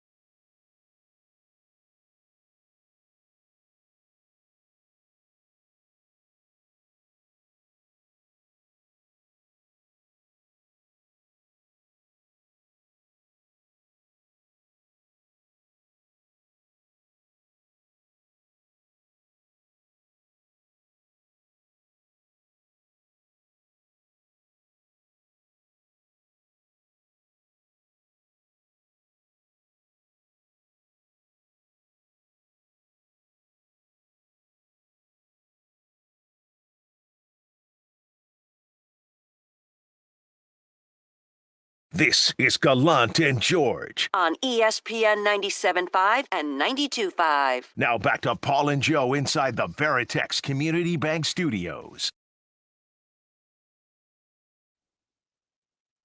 The infield in a 1-1 game, still nobody out. You've got the great Jose Altuve at the plate. Popped up toward the roof at Minute Maid Park. Coming over is Vierling. He makes the play. Here comes the runner. Here's the throw. Here's the play. He is safe. Pena scores, and it's 2-1 Astros. Didn't sound so happy there, did he? He doesn't. They're totally different broadcasts when the Astros are doing something positive. Baseball maybe needs more national broadcasters, but there really aren't that many. It's generally a local guy that they use for these. Michael Kay was on the call there. That moment was truly awesome. That was electric in the stadium. It was. I mean, look, I gave the crowd a little bit of crap for game one. They did show up in the ninth. That moment, holy crap! You couldn't hear anything. It was. I'm proud of the crowd for getting alive for that moment. And when that happened, you thought they were done. And it's crazy because again, the Astros offense had scored 3 runs to that point. One on this little rinky-dink ground ball in the 9th inning by Yainer Diaz that barely got through the infield.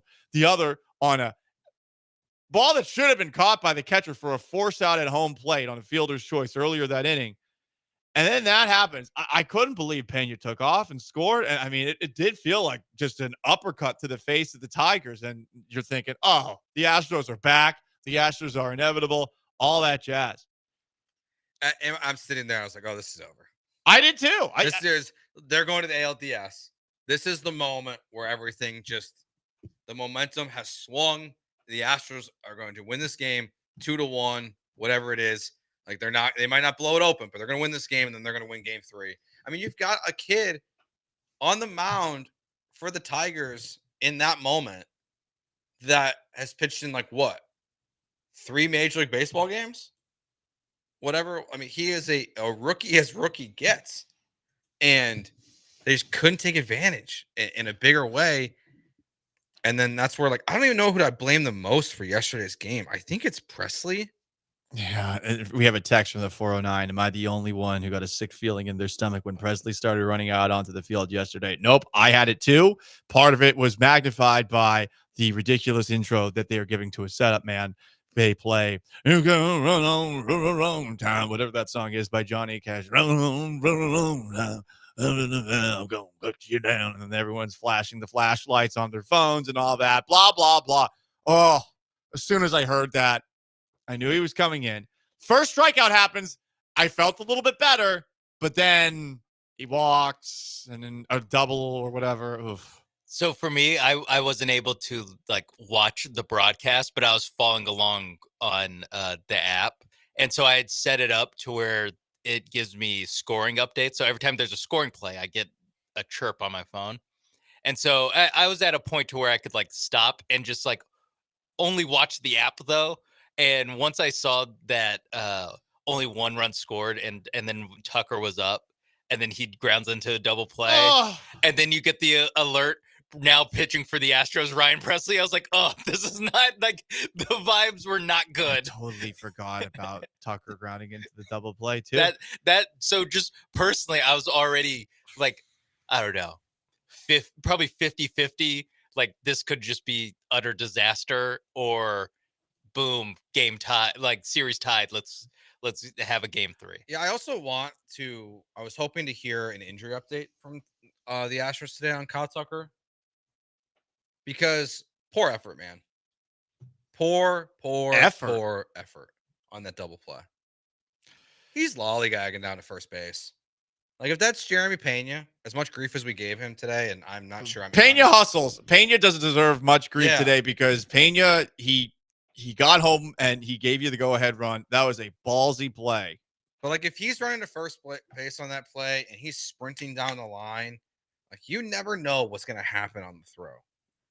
I'm with you in the playoffs as well. Tucker is just, he's not running hard. So I'm kind of was hoping to get his leg is still half broken kind of update to make me feel a little bit better on him. Because as much as I love Kyle Tucker, I I think I'm out a little bit. I think I don't As want, much as I love Kyle Tucker, I think I'm out. That's a sentence. I lean towards the trade Tucker at this point. I know you're not with me, but I just don't think you're going to get in return what you think you'll get. I know. On paper, if this is a video game, yeah, you do great. Yeah. This ain't a video game. He just doesn't perform when you need him most, and they need guys that are clutch, and he ain't got it. He's missing the gene. Also not clutch, also doesn't have it. Ryan Presley. Interesting question from Chris from Sam Houston. So does Presley get bought out of his contract versus paying him next year? I'd start a GoFundMe for that. Now, I don't know what they're going to be able to do if they buy him out of the contract, you know? They've already bought out Jose Abreu and not Ryan Presley and Montero. Rafael Montero. Yeah, a name I don't want to remember. I mean, he might be back next year, dude. Oh, don't do that to me. Don't do that. Sorry. He's never going to be what you paid him for. I think Ryan Presley gets traded. Yeah, I think it's most likely what, he gets though? traded. Who's trading for him? Who would trade for that? Like the Baltimore Orioles. Like there's teams.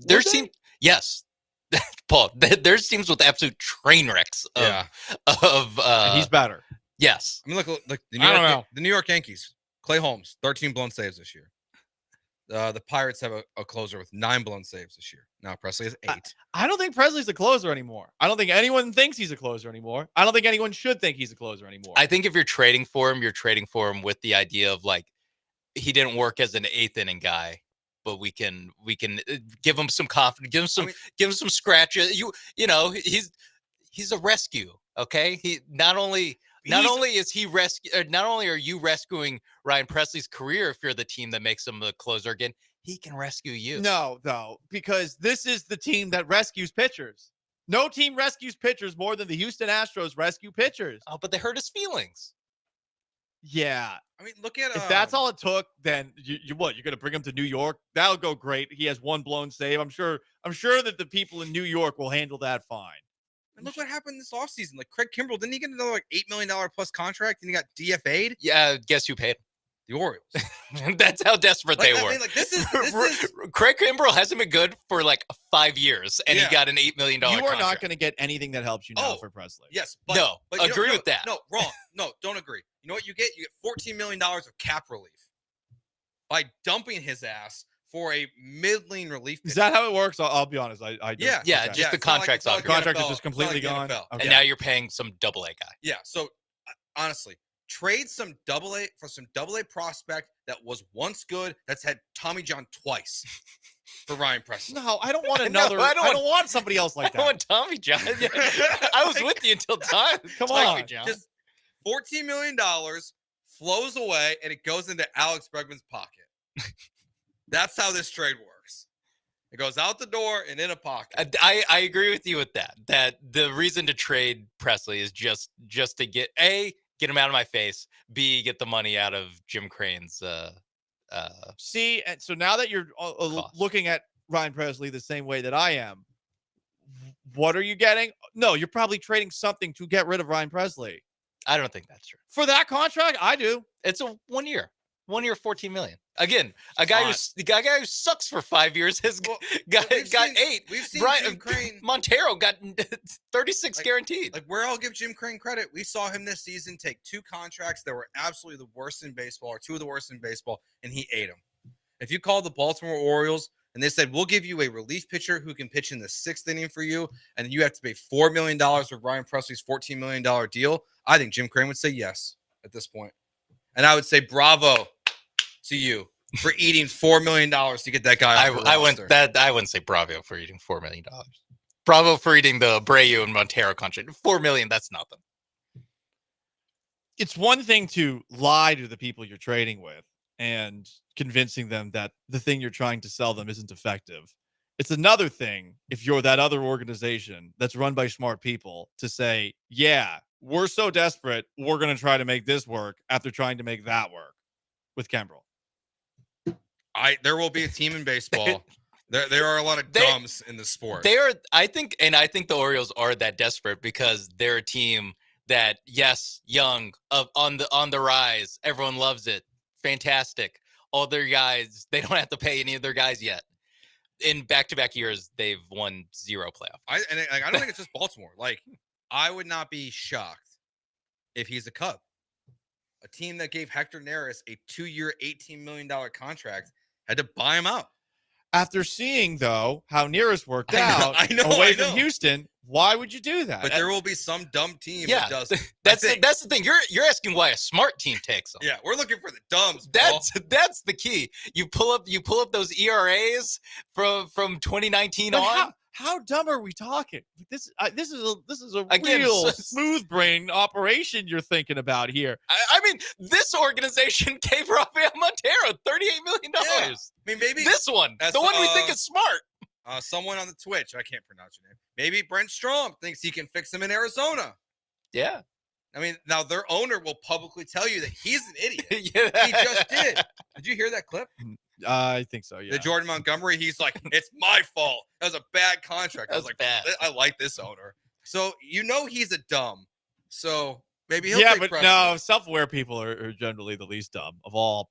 Chris from Sam Houston, okay, I was wrong. Chandler Rome says no buyout for Presley, and he has a no trade clause. Yeah, the no trade clause. That's the biggest. That's actually the hurdle here, but that probably limits. I did enjoy this conversation that we had before we got to that little obstacle in the room. Yeah.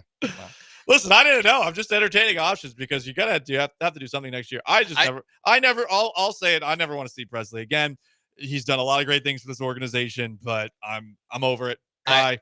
It's no disrespect to him, but like it is disrespect. I do not respect him in a big spot. You got to move on. I do mean a little bit of disrespect. Yeah. When I say, wait, you can't handle being the 8th inning guy, so now you just are a terrible reliever. It's a lower stakes situation, and what happened yesterday? Oh, you lost the game. Okay. And that's why people like get on Joe Espada, like, well, it shouldn't have been him in the 8th. Okay, so put him in the 7th. He's gonna do the same thing. Yeah. Like at this point, like I don't think he's mop-up guy now. Yeah, it didn't matter where you put him. It felt like it was gonna go poorly. So thank you for your service. But see ya. Joe just saluted the camera. He also used Michael K's catchphrase. He did. I don't like that. Michael K has infected us. The show has not been therapeutic, but if you feel like it might be for you, 713-780-3776 to call in, to text, and the Astros season is done after a 5-2 loss in Game 2 of the wild card to the Gritty Kitties, the Detroit Tigers. I guess we got dust busted, huh? Damn. Yeah. I'll never forget that moment, though. Did you bring it today? I should have, but no, I didn't.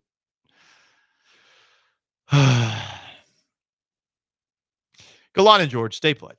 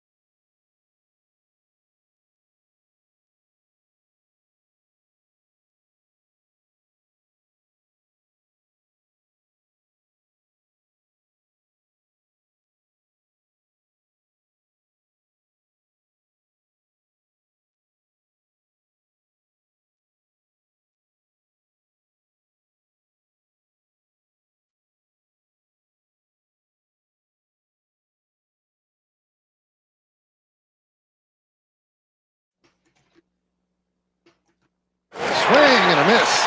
Carpenter down on strikes. The out is made at first, and that'll do it as the Tigers go down in order. Well, Hunter Brown was good. So you have that going into next year. But you have a lot of questions. Interesting tidbit of information. Brent Strom, who we just talked about in the last segment, out with the Arizona Diamondbacks. Oh. He will not return next year in his current role. Do you think it's because he brought up Ryan Presley in the end of season rap meeting performance review? He was like, "Whoa, what if we trade for Ryan Presley?" He's like, out of my office. Could have been that. He literally got fired like as I think I said his name. It got posted 6 minutes ago. It probably like, was. I think it's like we might need to like time check this. 156. I think I said it after. I'll see. No, don't do that. That's too much work. The former Astros assistant general manager Pete Putila got fired by Buster Posey in San Francisco. Buster Posey took over as the president of baseball operations. Wait, really? Yep. I didn't know They that. fired their president of baseball ops, and he took over, and then he fired the GM was his next move. So People getting canned today. pretty much everyone that's like left the Astros, the guy who's responsible, this is someone that one of the biggest moves they can make this offseason. This is going to sound really hypocritical, Paul. I know it is, okay? I don't know his name, but he's the guy who's responsible for signing Javier and Urquidy and a lot of these guys, the Dominican Republic and Cuba and stuff. He was Ozzo Campo? Yes. He was hired by the Miami Marlins. What a pull. They fired Good job him. by me. Bring him back. I mean, he's responsible for all these Cuban and Dominican guys on the team. So he's a free agent. Just bring it back. He's our plunderer. Yeah. He's our Hernando Cortez. I mean, what did he get Blanco for? $5,000? All these guys, they would always show it during like especially national games when it's like Fromber and Javier and all these guys, and it's like a combined like $30,000 to get all these guys. It's ridiculous. Years from now, will we be looking at the Astros international scouts and their financial team in the same way that we look at Christopher Columbus and the people who got New York for literally beads? Those Dutch bastards. We're not going to be able to take the day off for Ozzo Campo Day in 25 years. No, I remember that was something you celebrated up in Massachusetts. And then I remember moving to Florida thinking that we had that day off. And I remember I took the first one off and I went out of town to visit my dad. And I remember they said, "Yeah, you didn't have this off." And I was like, "What?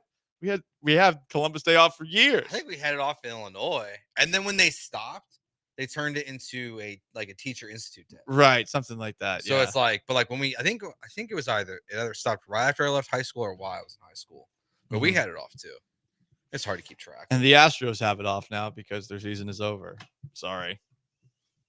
Yeah, I'm gonna miss the postseason. I'm not gonna watch a second. I am not, honestly. I mean, I will miss the Astros. I will not. Oh yeah, that's what I mean. Oh, okay, yeah. gotcha. I'm not gonna. I didn't watch the World Series last year or anything after the Astros got. Yeah, once the Astros went down, I thought to myself, nope, I have no interest in watching this. Yeah, like I got nothing. I don't care about Yuli playing for the Royals. I don't care about the Padres.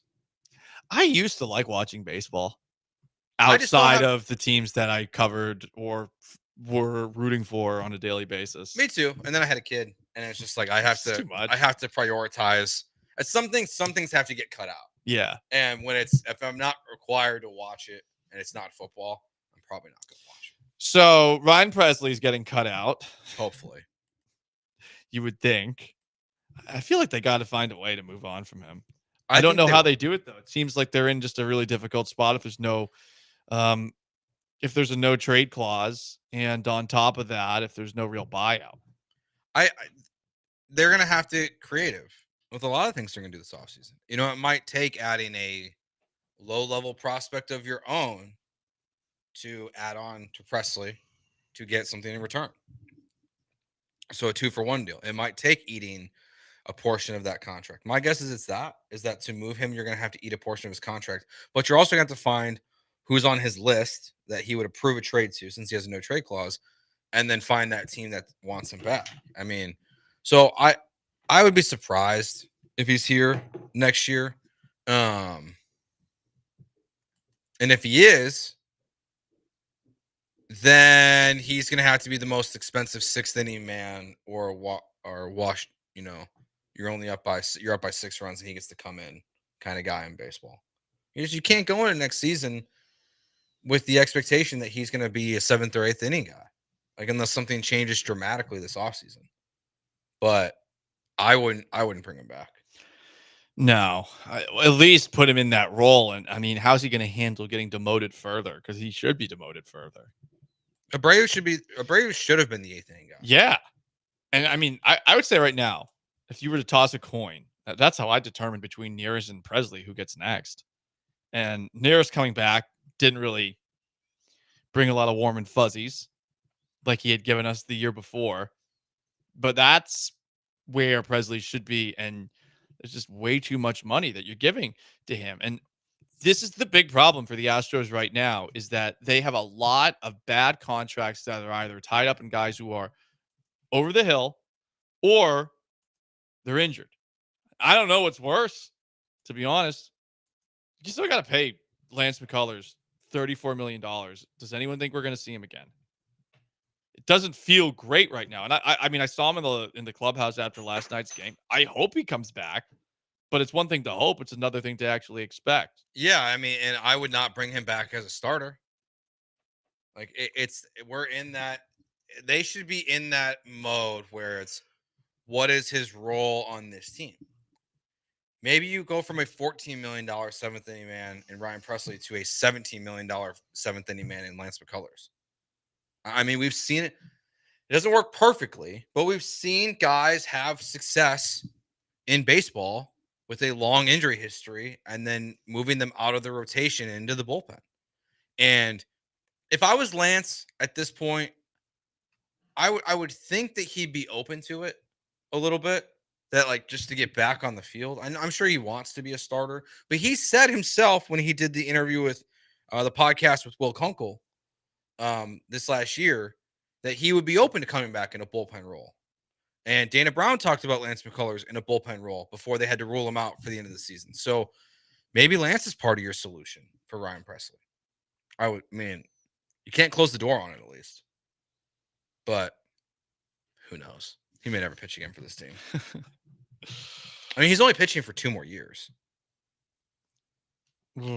So it's like, how do you can't move him.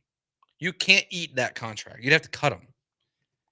And that's another contract that you would be eating with the player still under contract.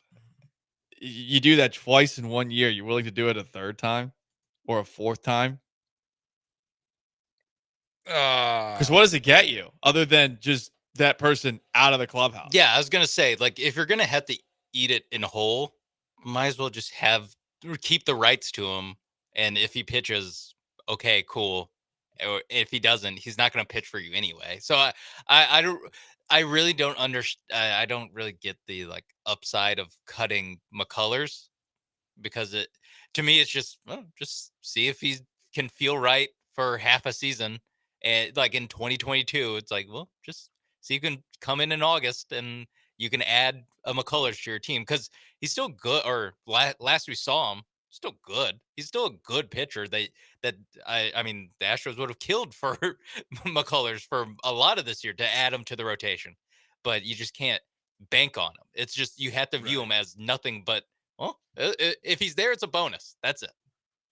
That's the voice of Sean Mapes behind the glass. Joe George to my right. It is Gallant and George, ESPN 97.5 and 92.5. I'm Paul Gallant. He is Joe George.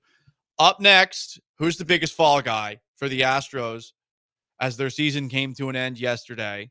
You want to weigh in on the future of a variety of different Astros, ranging from Alex Bregman to Framber Valdez to Kyle Tucker. You can. Just make sure that you bring up your baseball stats before you do so. It is Gallant and George on ESPN 97.5, 92.5. Also on ESPN Houston on YouTube and at ESPN 975 on Twitch. Stay put.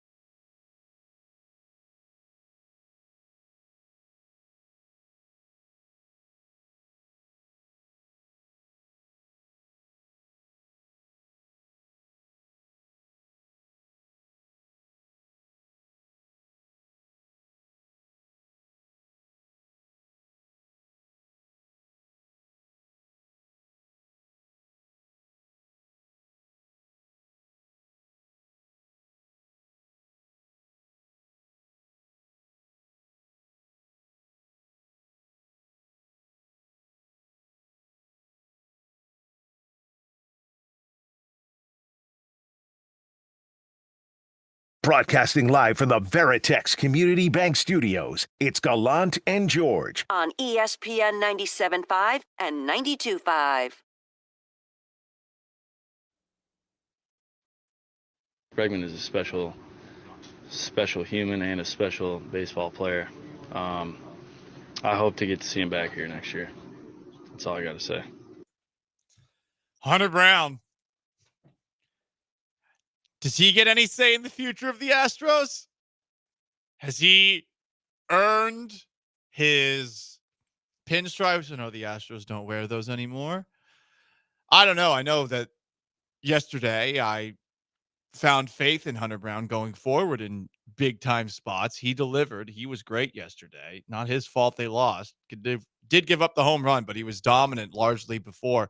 And that is a very strong way to endorse Alex Bregman like he did right there.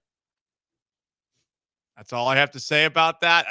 You may as well add 4 exclamation points. I mean, they all want Alex back. Everyone wants him back. I mean, this is one of the reasons, Joe, I'm a little bit concerned about this run continuing afterwards. This feels like it will be the gut punch too far. You can move on from Springer. You can move on from Correa. You can move on from Cole. This one feels like it will hurt the most. You're not replacing that voice. You could theoretically replace his production, but you're probably not doing it with one guy. I'll play a bad cop here for a second. Bad cop. What if it's a good thing for Alex Bregman to walk? My counter to that would be, look at the start of the season and how slow he's starting, and it's taking him longer and longer and longer to figure out. It took him like a month and a half to really turn the corner this year. We talk about these bad contracts? Abreu, Montero, now Presley, Lance McCullers. Are we 100% confident that if you sign him to a 5-year deal, that for 3 of those years, he's not going to be one of the worst guys in this lineup, and he's going to make things so much worse? It's a good question, and no, you don't. I mean, I would lean the other way, that like he's going to adjust with how intelligent he is, but the slow starts, like if they sign Alex Bregman and he's terrible for the first month, every single topic is going to be, was it a mistake to sign Alex Bregman?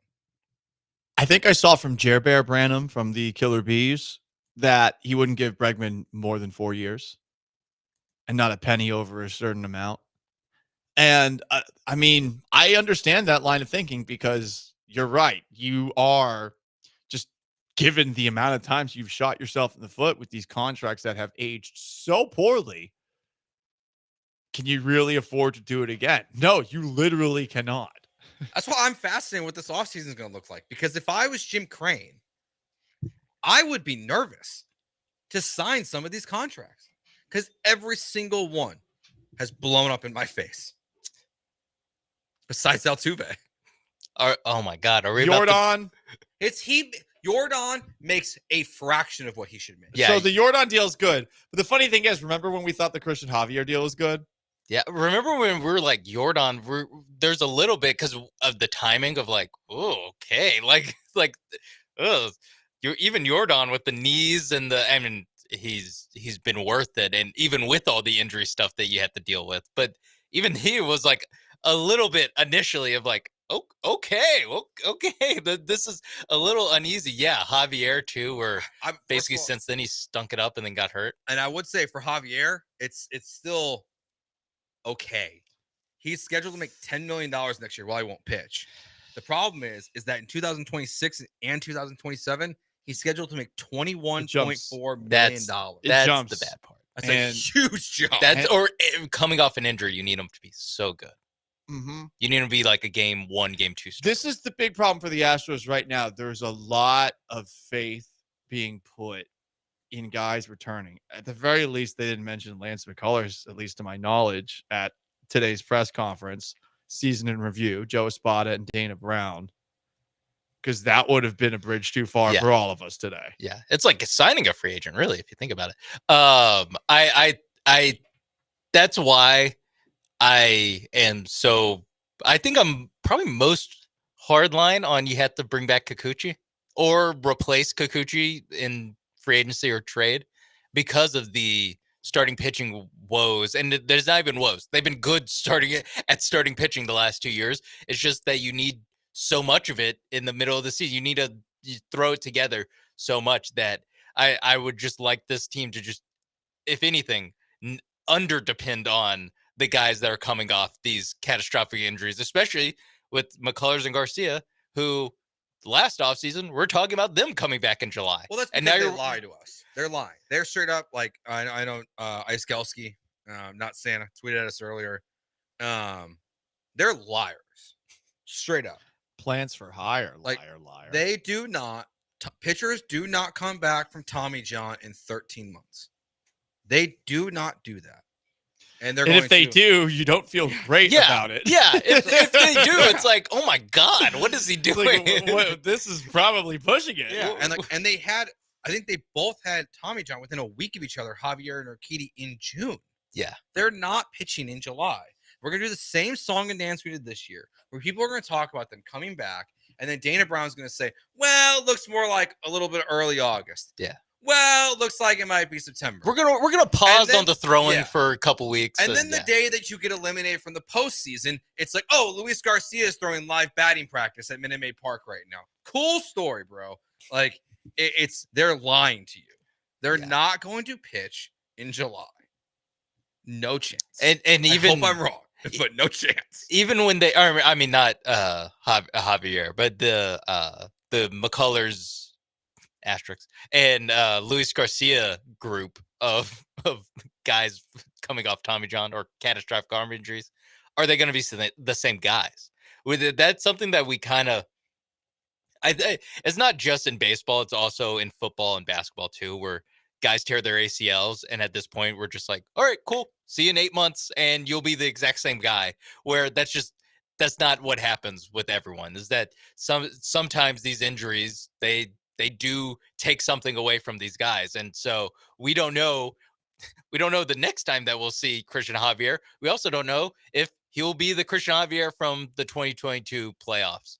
We don't know that. We can't know that.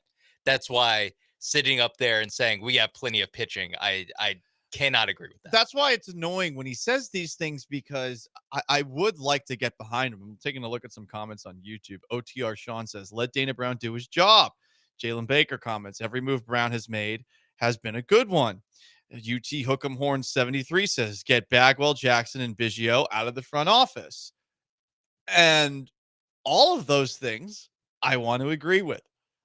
It is annoying, though, where today they're talking about how they've got all of these arms.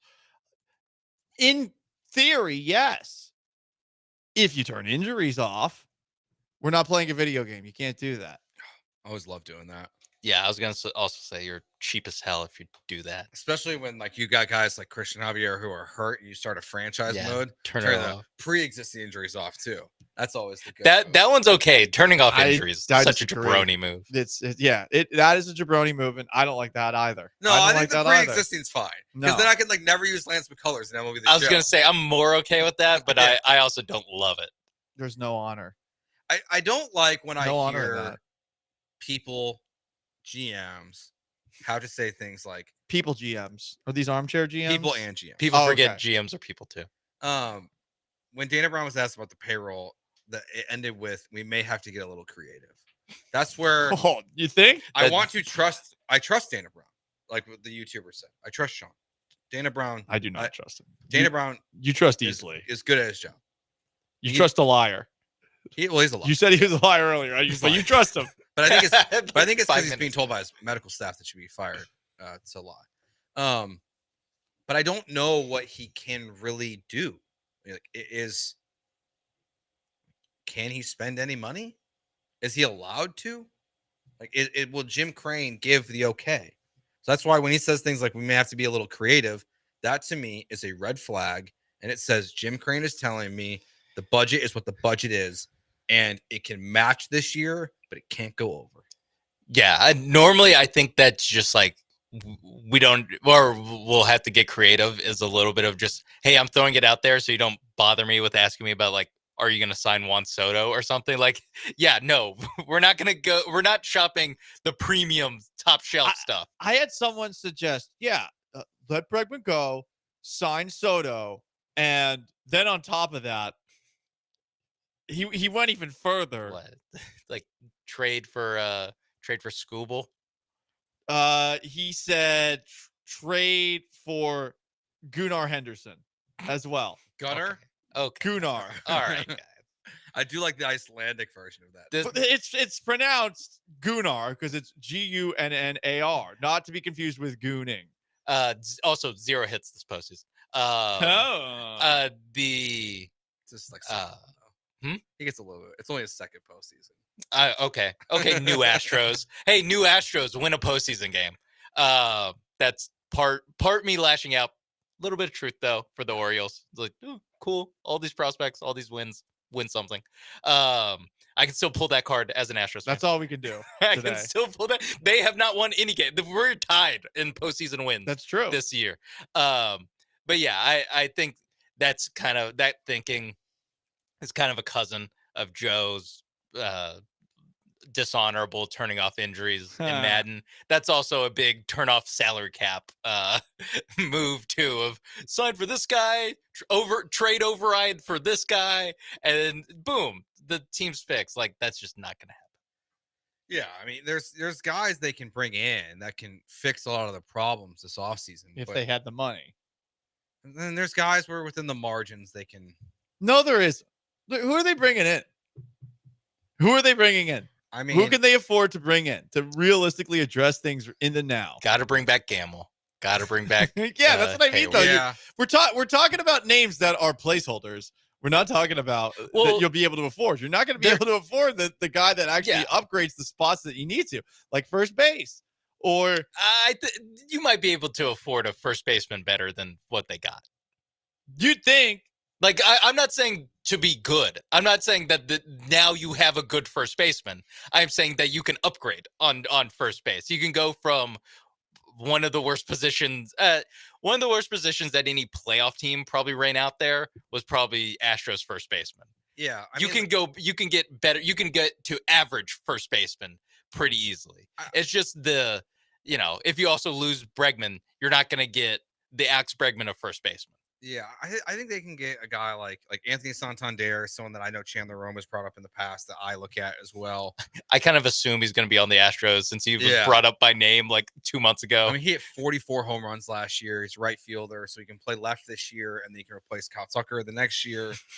Like switch hitter. Too. We're already doing that. Yeah, I mean Tucker's gone. Yeah, I mean Tucker's gone after next year. I know. Yes, you got one more year of Tucker after one regular season and nothing else really, and no production in the playoffs. Yeah, 30 home runs in the regular season. Really, the bar is so low for him in the playoffs. Can you do better than 150? Just give me an RBI. How about that? How about an RBI? How about a hit? How about a hustle to first base? Respect 90. I know it's Thursday. How far is too far? How far is too far for asking for Kyle Tucker next year? 90 feet. Run 90 feet. I'll excuse that. I won't. I can't excuse the lack of hitting. Not in the playoffs. I won't. I wonder about the actual status of his leg. I mean, seeing Jordan hobble as well. He said he was healthy though.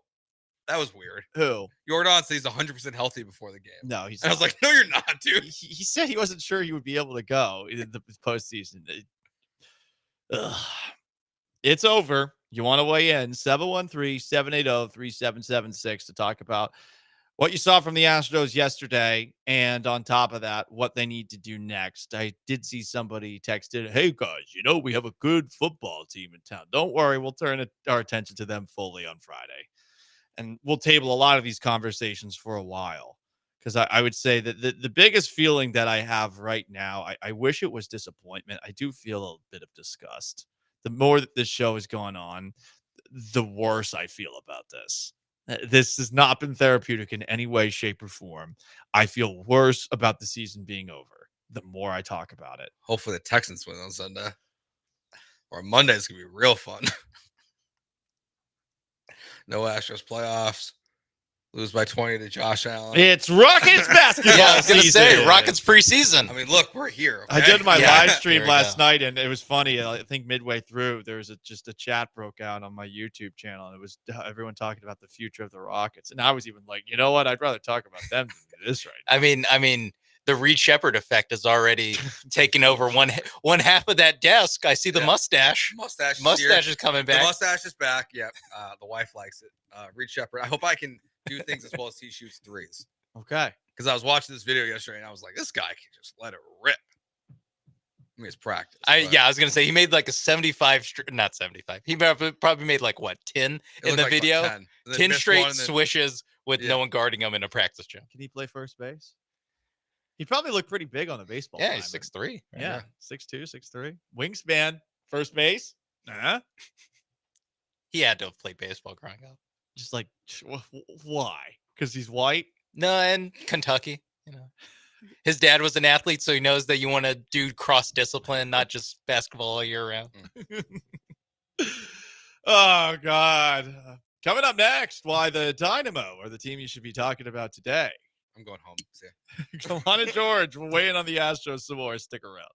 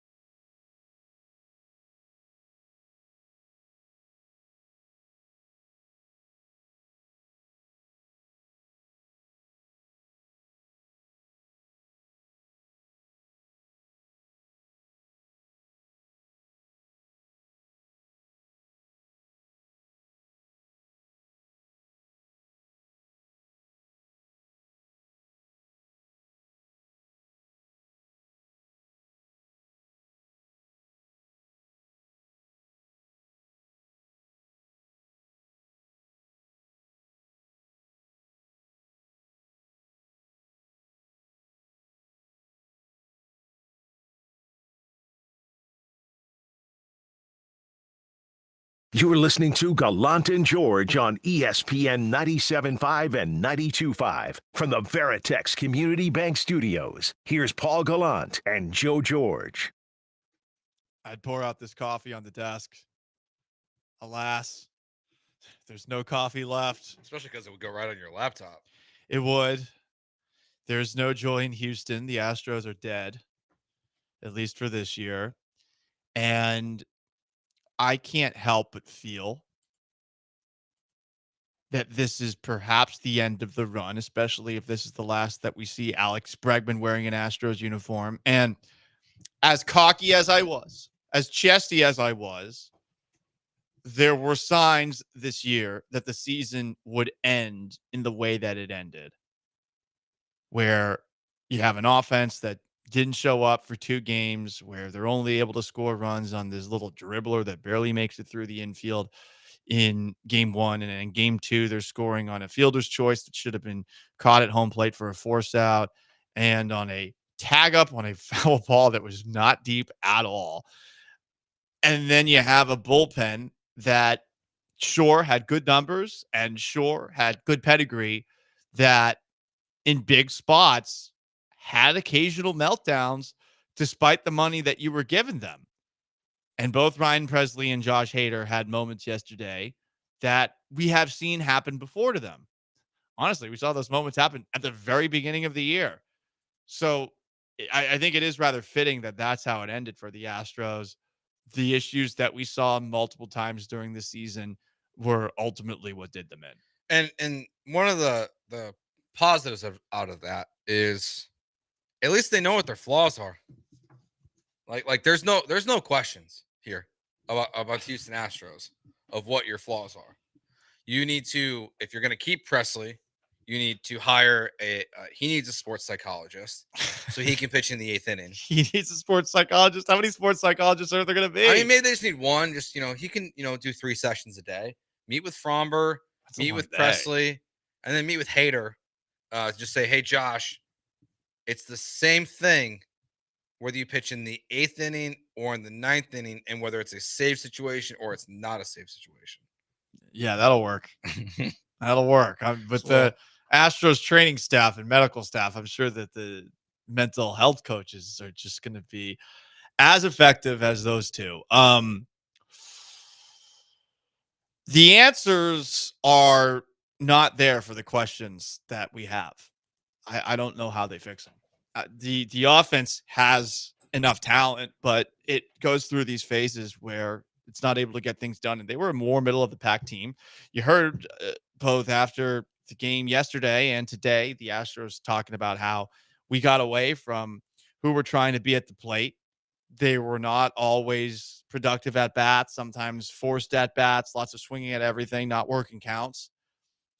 And okay, maybe you can address that, but is that going to mean more runs?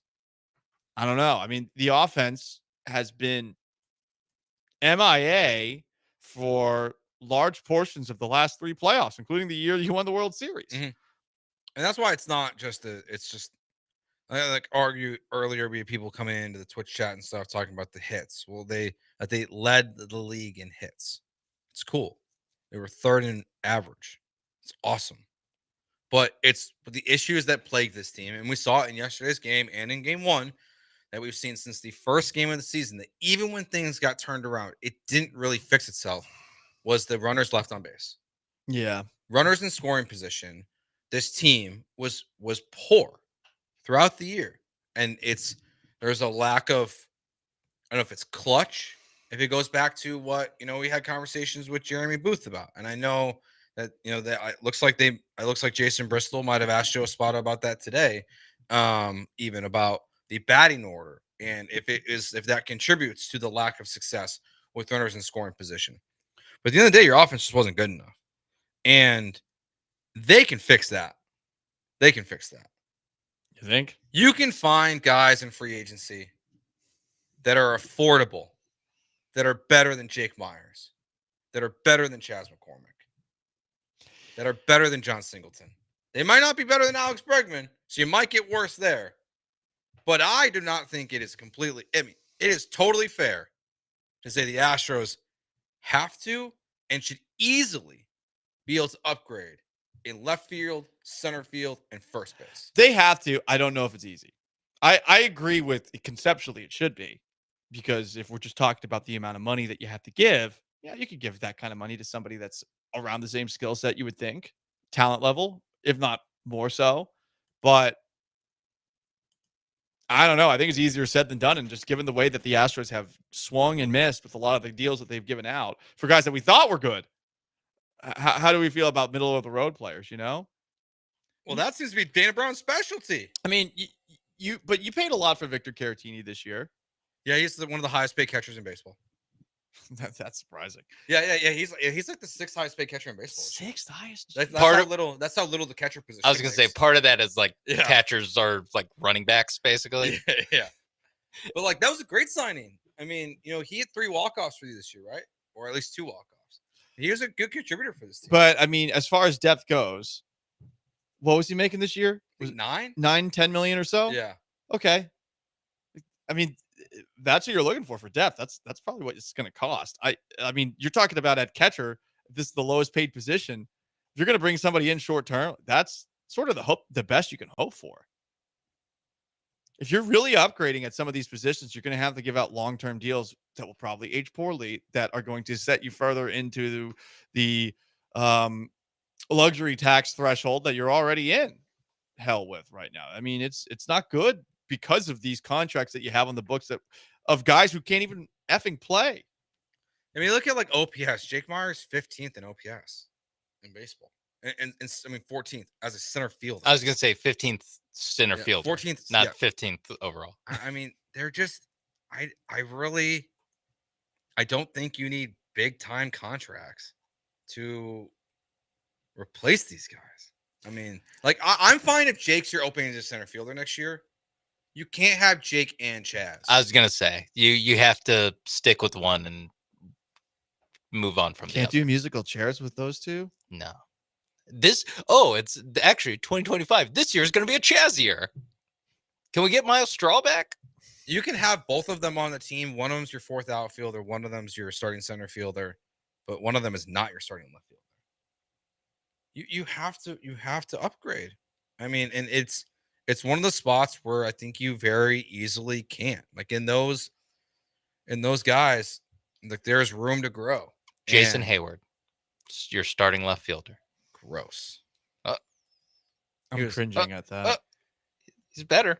He was better for a little bit. I'm not sure about for a full 162. Ben Gamble. This goes back to, if you upgraded those positions, you're going to have to pay.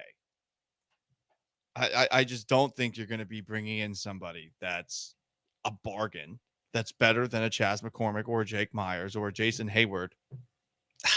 The bar is just so low there that I agree. I do think that you can 1 year $6 million your way to someone. With who? You know, I mean, that's how they signed guys that just got cut, and at parts of the season, those were their best outfielders, and those were guys that got cut after the trade deadline. Now you have an entire free agent class of go digging for those diamonds in that rough. An entire free agency class that has Alex Bregman as the top free agent. Juan Soto. My bad. Forgot that he's only a 1 year deal with the Yankees. Alex Bregman is the number 2 guy on that list. I think they could find someone. Yeah, but they don't need to get another Alex Bregman. Yeah. They just re-sign the one that you have. It's like two different things. It's like it's Bregman, irreplaceable. No matter if you don't sign him, everyone else, like John Singleton, replaceable. The upgrade you're looking for, though, in the outfield is a la a Michael Brantley, isn't it? And Brantley, that deal was not a huge deal. It was 15. But that's what you're looking for, and that's what you're going to have to pay to upgrade in free agency. Your farm system blows. It's just Bryce Matthews. National champions. It does have that at least. They win games. Didn't know that sucks. Yeah, didn't hear no damn bell. Didn't read no baseball prospectus. Forgot that winning games doesn't matter. But I mean, that's the issue right now is that like it's going to be hard for you to upgrade in a lot of these spots. And by the way, you're probably losing Alex Bregman. Otherwise, why would he tweet at 7:12 p.m. last night? Thank you, Houston. Period. Does feel like goodbye. Are they going into Seattle Mariners just try to win 54% of your games mode? They better not be. I mean, but they can't pay anyone. Or if they do pay someone, they're going to stink. I mean, okay. That is what has just gotten laid out here. No, is that their farm system stinks, they don't have money, and you're not going to sign anyone. But that's why I don't think you can't just stay status quo. Like you have to do something. You either have to put all of your money in and spend more money, or you have to kind of tear it down a little bit. You can't just be status quo. You can't just let Bregman walk and then Tucker walk and then Fromber walk. And then what do you have? You have a bad baseball team. You have a run that's over. No prospects. Yeah, no. Your Congratulations window to the Texas Rangers for winning the AL West next year. Your window has slammed shut. It's still creaked open. It's still open. And there's a way to where you can win the division next year and then you can really open this thing back up. I mean, that's what you're banking on right now is you own the AL West, or at least you think you do. And you just got to get in there and hopefully you get hot again like you did a couple years ago. I was going to say that there is a little bit of, we still have the mindset of 2017, 2018, 2019 of winning over 100 games every year. And that's not what this team is. That's not what this team has been for the last 2 years. Nope. They have not been that guy, that team. They are the St. Louis Cardinals who win 88 games, win the National League Central, and try to get hot. Yeah. You're the San Francisco Giants from the 2010s. You're 2015 mode, except for you're old. I mean, if you beat the Royals in Game 4, they won the World Series back in 2015. But this is now where you are. I also think a little bit of this is why you need to re-sign Alex Bregman to keep the Astros postseason mojo going, because at a certain point it's the ship of Theseus idea of how many different boards can you switch off the ship before it's not the same ship anymore. What? And you haven't heard that? No. It's just the idea of, so there's a ship of Theseus, and the idea is that when a board breaks, they replace that board with a new board. Okay. And then eventually you do that for every single board that makes up the ship. Oh. Is it now the same ship? It's a good question. That's basically what the Astros have done with the 2017 Houston Astros core. Is they let Springer walk. They let that Correa plank. That's now Jeremy Pena. And the Springer one, I guess we can be nice and call that Kyle Tucker, and they replace the Pena plank though. While we're at it, hey, Bryce Matthews, shortstop, opening day next year. Gave it to me. Bregman at third, Matthews at short. Oh God, we're already talking about Bregman like he's gonna.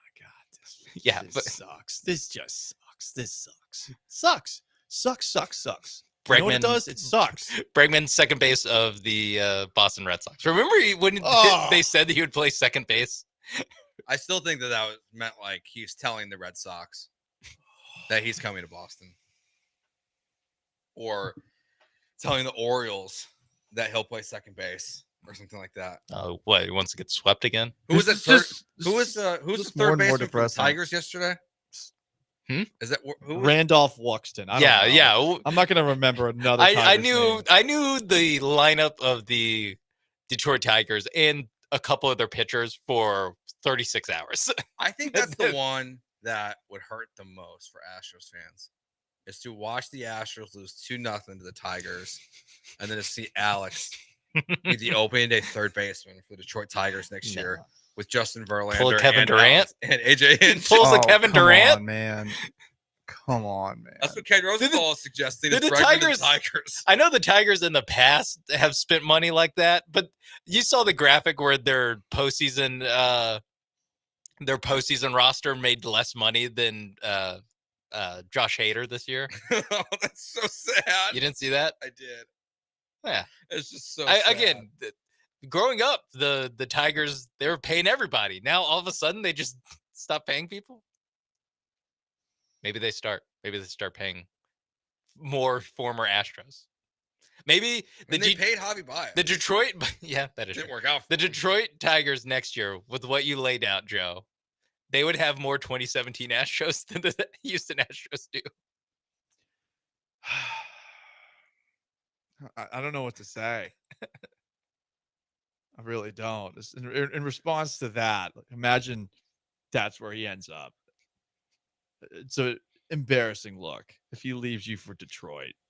Well, Who actually, just beat you? We can save this for a later day. Least embarrassing places that Bregman could go to. Bregman could go. Least offensive list. At least, and most offensive list. Yeah, I think at least in a most offensive list. It's good. Like a top 3, most offensive. Yeah. Most offensive. It would suck if he went to the Yankees. I would not like that. I think the list is so easy. Yankees, Tigers, Mariners. Oh, Mariners. That's my list. Ew. That's the most offensive list. Ew, that would hurt. I get, yeah. They Mariners won't do it though. They're too I know. I was cheap. gonna say the Mariners is so unrealistic that I'd swap them out for Red Sox on my personal list. But that's just because I don't think the Mariners would. And I don't have the Dodgers on there just because they spend so much money already. I just can't imagine them signing another $30 million player. But you never know. I don't think they get him and Soto. Yeah, no, Soto's gonna be a Met. And that's how Bregman ends up with the Yankees. I hope we are therapeutic for others, but I'm not gonna lie. Like, the more this show has gone on, the more sad I'm getting. The good news is it's almost over. Yeah, and I was gonna say, and not gonna be talking that much Astros going forward. We have our weeknights in October back. That's big. It's true. That's big. Hopefully the Texans don't make us sad. I think Maction is starting pretty soon. Yeah, but see, Maction's not even the same anymore because they're starting to get poached, aren't they? Isn't NIU going to the Pac-12 or something like that? Or? I mean, they're basically a team or a school about every 2 days. They deny the Mountain West. That's who is now looking for a team. But Texas State was like, no, thanks, Mountain West. We're good in the Sun Belt. And I think that's what NIU did too. Someone just texted in asking, why didn't Alex Bregman tweet that at 7:13 p.m.? Thank he's you, already Houston. gone. Because he's already gone. Because he's staying. It was just a random time to say thank you. I mean, that is such a maybe he plausible deniability. Like, I just said thank you. I didn't say goodbye. I said thank you. It's such a goodbye, dude. Or did he say the Astros said thank you, fans, at the end of the game? Are they moving? Are they moving to Sacramento with the A's? Maybe it was just premature tweeting. I mean, Alex meant to send it at 7:13, and he just brain fart, hit tweet, yeah, or post, and 7:12. Couldn't delete it then because it looks like if he deleted it, that'd be hilarious. That would be awesome. I kind of hope he does that. If I was famous, I would just tweet, like, just nonsense, just tweet things, and then a minute later delete them just to see, like, how popular am I that enough people will screenshot this that it'll become a big deal. All I know is, like, right now what I'm hoping for the most is, like, one day we just open up Twitter, X, and all I see is a poorly done graphic design job of putting Alex Bregman's face on top of Leonardo DiCaprio from the Houston Astros Twitter. I'm not leaving. Yeah, that's all I hope one day we get that. That's all we can really hope for at this point. But guys, what a year it's been. Baseball. I'm sorry. Anything can happen. This show has really made me sad. I don't think I've ever done sad radio. No one died. Well, Joe and I kept trying to come up with, like, well, you know, you trade this guy, you move some things around, and every time Joe's like, or Paul's like, yeah, but you just get a guy who sucks. It's okay. We'll get you back. I don't know. Why are you trading guys who suck for more guys who suck? I think I need a good date or something. You know, we need a Texans win on Sunday. That's what we really. I don't even feel good about that. No, but that's what we need. I think that's why we need it. I think we desperately need it. We got the dynamo. They should break out the H-Town blue jerseys for that. They are. The Texans are on Sunday. Yeah. Okay. Football town. Thank you very much, everybody who's been along with us as we talk about the Houston Astros this year. Are you leaving? Why are you thanking people? I don't know. I feel like my body is leaving. You should tweet out, "Thank you, ESPN 97." That would be pretty funny. At 7:12. Are we thinking Gary? Anyway, look, it's been a tough show. Hopefully, for some people, this is therapeutic. We will turn the page tomorrow. Big thanks to our texters, our callers, our YouTubers, and our Twitchers. For Sean Mapes, for Joe George, I am merely Paul Gallant. So long, farewell. Have yourselves a wonderful rest of your Thursday. The Killer Bees are up next. Peace.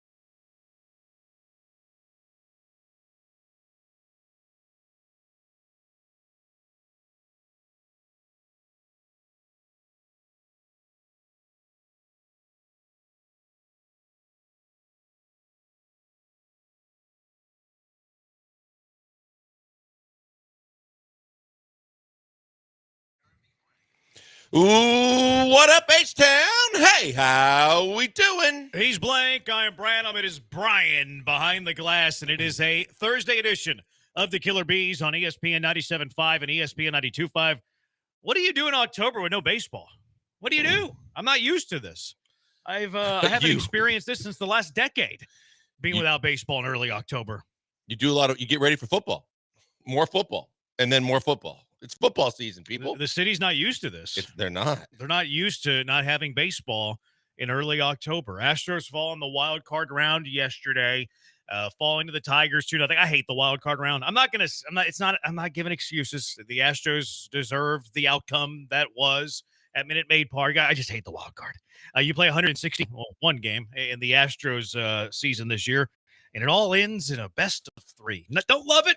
Don't love it. Not an excuse. Not an excuse. Just hate it. I'm with you. It's better than it was because I hated the notion that you could fight the 162 for a one and done. Fair. But to me, the better idea would be if you're going to go wild card round, make it 5 games. And then I prefer that the next 2 rounds be 7 games because then I think more times than not, truly the best team wins. And if it's the lesser seeded or the lesser record, so be it. I just think that, like we talked about yesterday, when you get a hot team riding momentum at the right time, rolling into a series like that, and they only have one pitcher, but in a 3-game series, especially when you capitalize on the first 2, you move on. That's not fair. It's not fair to say they only have one pitcher. They had the best bullpen in baseball for the I'm last 2 months, 3 months. I mean, they were able to do this without a second starting pitcher. They just kept throwing guys out there, whereas if you're in a longer series, you're going to need a few more starting pitchers to contribute. Yeah. Everybody's like, oh, it's Scooble and pray for rain. It's Scooble and nothing after that. It's not exactly true. They don't have any other starters, but their bullpen has been pretty dang dominant. Again, no excuses. I saw a lot of people after yesterday's result saying that the Astros dynasty is over, that the window is shut. And I find this, quite frankly, to be ridiculous. Yes, we don't like the result. No, we're not making excuses. But the Astros lost 2 games to a playoff caliber team. And if you look at how those games played out, one, they were both very close games. You look back at game 1 and you're like, okay, the Astros could have certainly at least tied it, maybe take the lead if Hayward's ball was a foot this way, a foot that way. You look at the, Hayward almost had a big RBI yesterday early in the game that missed the first base line by that much. You go to the Meadows home run that just barely stayed fair. It hit the foul pole. Even Ibanez's game-winning RBI, the 3, or I guess it was a triple, the 3 RBI triple that he gets down into the corner. That was barely fair. You look back at Bregman's missed home run in game 1, barely missed the Crawford boxes and clearing it. And you look back at the 8th inning yesterday with Ryan Presley on the mound. He induced what looked like a double play ball off the bat. It's that far away from Jose Altuve. So, yes, the Astros lost 2-0. Yes, they got swept in a 3-game series. But to say that the Astros window is shut and the dynasty is closed because they lost 2 very close games to a playoff-worthy team is frankly outrageous. Yeah, I'm with you. I don't see it. I think the fact that we've done this kind of science report a couple of times throughout the season when we said, look, the window's not shutting because you've got Yordan Alvarez locked up long-term, because you have a plethora of starting pitchers to pick from when you're looking for your rotation starting with next season, because the back of your bullpen, whether you like the end results at the end of this season or not, is locked up so that they're going to be in place. And you have guys on team-friendly contracts, guys on their first contracts, guys that are younger, that are under team control, that are around, and Jose Altuve is going to be part of the mix, that make you a competitive team. Now, what you do with that competitive team will dictate a lot of how long the window stays open, but it's definitely open for next year. And when you look at it being open for next year, you have the opportunity to do some things to still continue to fortify this team where you can still be a team that competes for the division and possibly more. Yeah, I think it's you look at the foundation, and yes, they have some tough decisions, and I have the recipe. I hope Dana Brown's listening, because I have the recipe coming up in 9 minutes. But I like the foundation of the team. Like you still have, if you look from a pitching perspective, you have young players, young pitchers that you can build around. Hunter Brown's going to be here for a while. Renel Blanco under contract for a while. Spencer Arrighetti under contract for a while. Christian Javier. Now, it's fair to have concerns about Christian Javier, because the Christian Javier, after he signed his extension, didn't look like the same Christian Javier that we all started to know and love, and he's coming off of Tommy John. but he's under contract for a while. Yes, with questions. Luis Garcia. I'm bullish on Luis Garcia. I really like Luis Garcia. Now, again, still questions with the Javier thing. He's coming off of Tommy John. He also had, we thought he was going to be back in July. His return date has been pushed way back. It went from July, middle of this year, to probably opening day of next season. So you have questions with Luis Garcia, but that's a really formidable young rotation that's under club control for a while.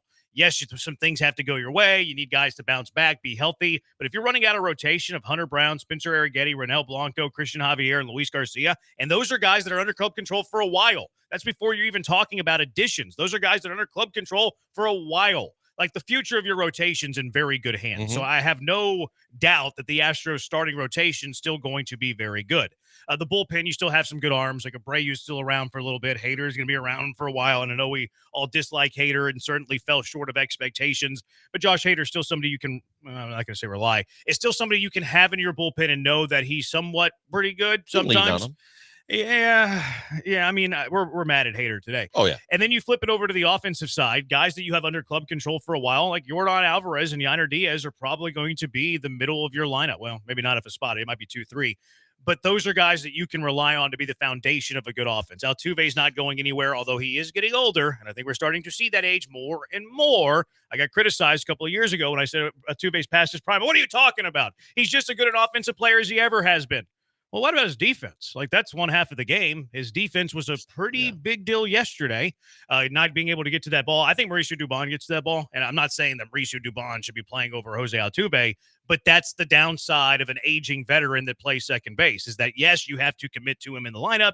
We're all okay with that. The greatest Astro ever. The downside of Jose Altuve in the lineup every day is that he does have dwindling defense, and it's been that way for years. Yeah, no, I think that when you look at what we saw, we knew for the last several years that his defense was deteriorating. It was definitely not, it was never great, but it had gone down quite a bit. But the fact is, he's just steady bat at the top of your lineup. When you talk about a team and its sustainability of being able to be a competitive baseball team, if Altuve's your leadoff hitter, and as you said, Yordan's the 2, Yainer's the 3, the top 3 in your lineup look pretty damn good. And then when you start looking around the rest of the diamond, you have guys that are going to be, players that you can lean on and you can believe are going to be a part of your team. Now, there are question marks, and this is where it gets really creative for Dana Brown. You've got some bad contracts that are still on your payroll. You've got some challenging decisions to make at the end of this, into this offseason, when you have to deal with some of the guys that are either going to be free agents or in a year's time are going to be free agents. And those are tough calls to make,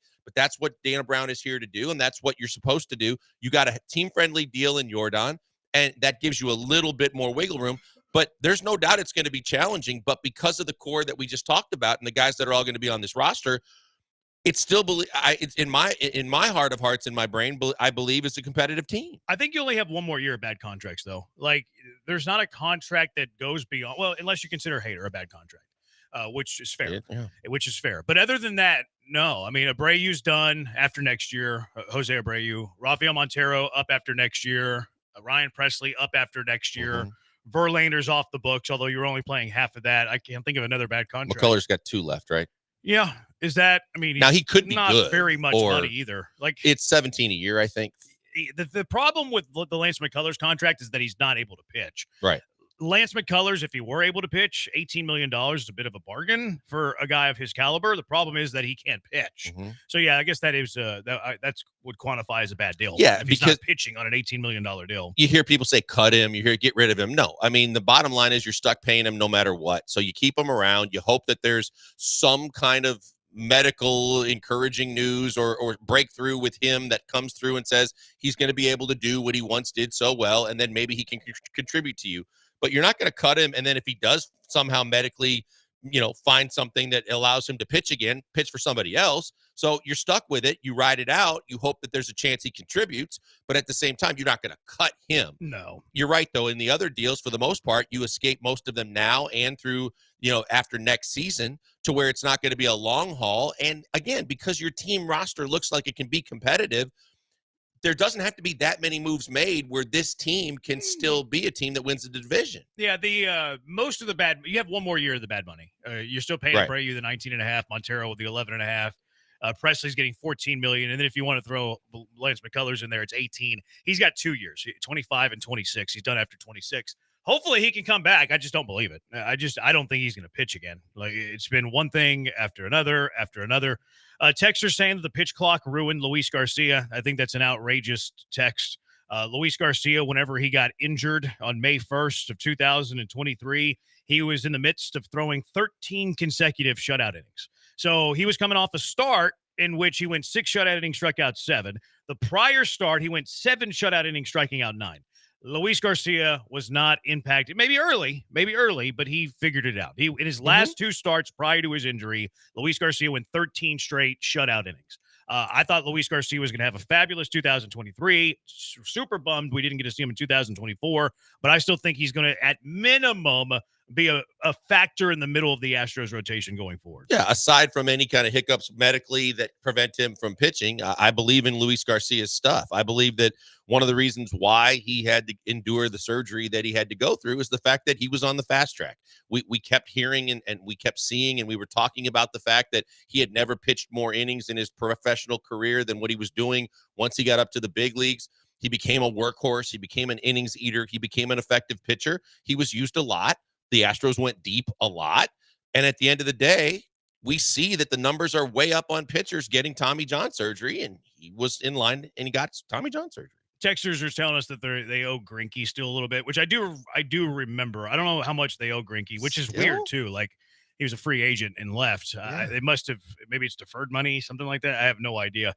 But yeah, I do remember seeing that. I don't remember how much of it they owe. I don't think it's like a tremendous amount, but I do think that he's still on the books for a couple more years, but at a low dollar amount. I don't think it's crazy. If any of y'all know, let us know. What is the probability they wrote a check to Presley to go away next year? I say do it today. The problem with that is it would be a $14 million check. I've seen a lot of people say, like, because they look at Spotrac and it says on Spotrac that there's a club option for $2 million.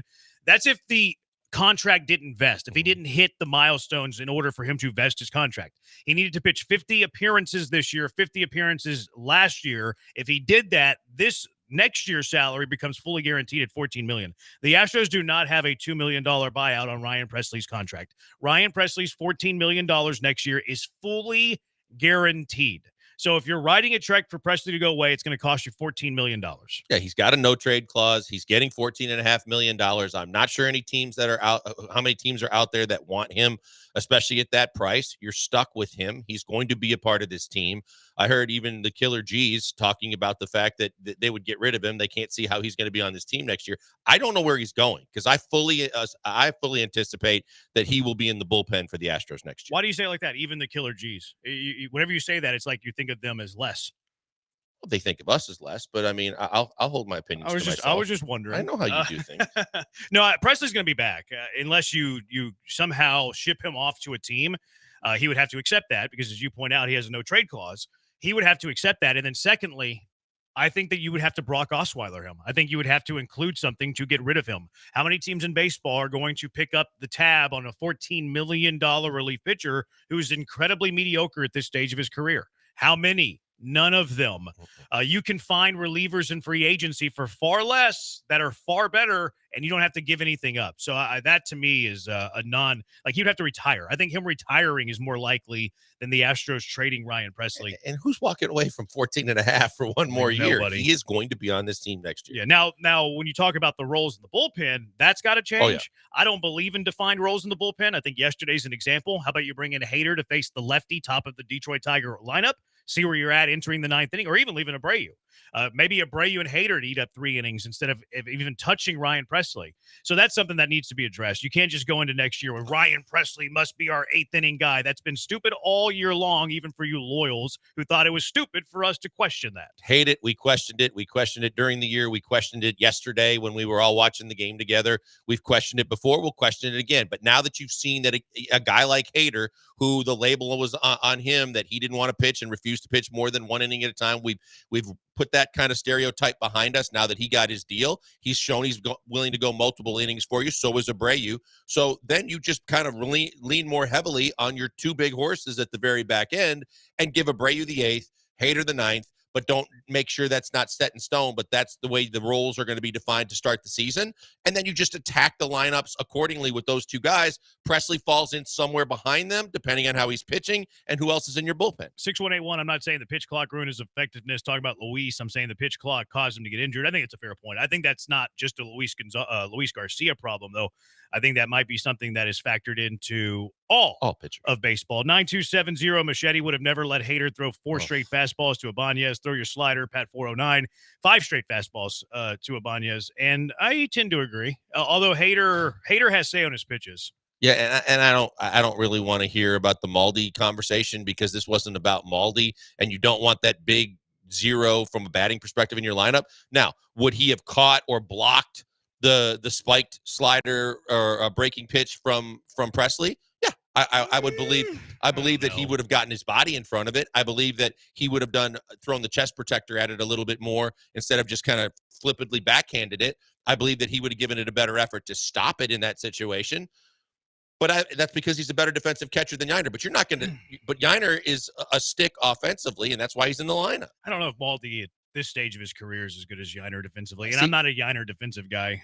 But Maldi was incredibly. Maldi led the league in pass balls back-to-back years. But I'll tell you this, yeah, and that was in the regular season. But I think in that moment in the playoffs, with his experience and what he knows and how he's caught, I think he's throwing everything in front of that baseball. This is a ridiculous conversation. Do you want Martin Maldonado catching yesterday for the Astros? We're talking about one situation right now. Yeah, but in one particular. I don't want him back. Kind of a straw man, though. Like you just told me you don't think he would have blocked it. I think he would have. But in what world is Martin Maldonado an option in yesterday's game? Oh, he's not. I'm not saying crazy he is. Hypothetical.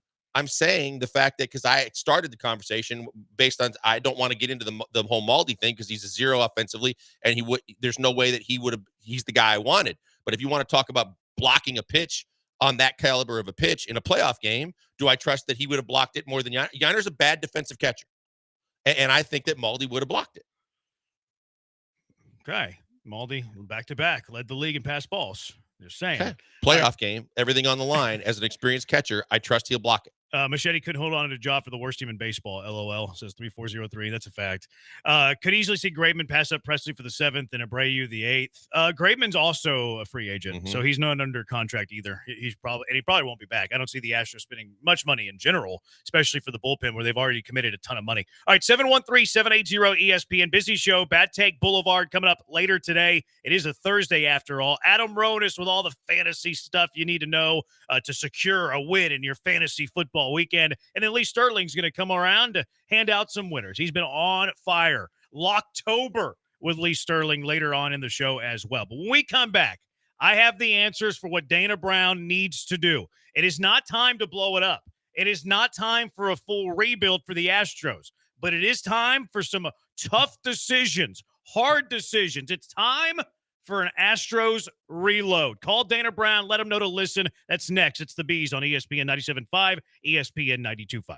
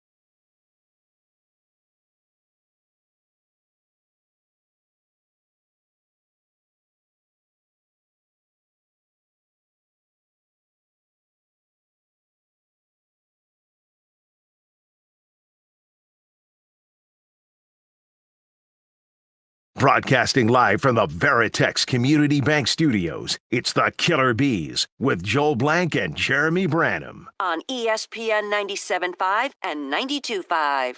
I have the reload that the Astros need. Couple minutes. 713-780-ESPN HRP listener line. It's how to make the Astros great again. 713. It's how to prolong the dynasty. Keep the window open forever. Jim Crane says that as long as I'm here, the window is always open. Well, have a way to keep that window always open. But first, let's go out to the HRP listener line. 713-780-ESPN HRP listener line. Twitch.tv/ESPN975. On Twitter at ESPN975. Blankers at Pac-Man Joel. I'm at Jeremy Branham. We're on YouTube, too, ESPN Houston. All right, let's go out to the HRP listener line. 713-780-3776. D from Beaumont. You're in the hive. What's up, D? Hey, what's up? This is just for Blankers. You got some serious restraint, man, because your co-host is nasty as hell, man. What? I don't know what he said. Do you know what he said? No. What did he say? Do you know what he said? Let's run the tape back and we'll understand. I was screening the next call. I don't know. 713-780-ESPN. He said your co-host is tacky. I don't know what he said. 713-780-ESPN. Let us know what D said. Yeah. Let's go back out to the HRP listener line. Willie, you're in the hive with the Houstons. What's up, Willie? Hey, thanks for taking my call. Always. I was calling because I just heard. I called this morning to John show, John and Nan, and I brought up the thing about Maudie. I mean that Hader didn't throw any sliders against the guy because he didn't trust the catcher. And John brought up the fact that Maudie led the league in pass balls, but he didn't say that Maudie led the league in pass balls when he was on one knee trying to frame low pitches with no one's on base. But I wasn't saying that I wanted Maudie back. I was just pointing out the fact that he didn't throw any sliders yesterday, and that a pitcher has to trust the catcher. I wasn't saying I wanted Maudie back, but John been saying all year that Maudie cost him the playoffs last year because he couldn't hit. But if a pitcher don't trust the catcher, you don't need him out there. Thank you.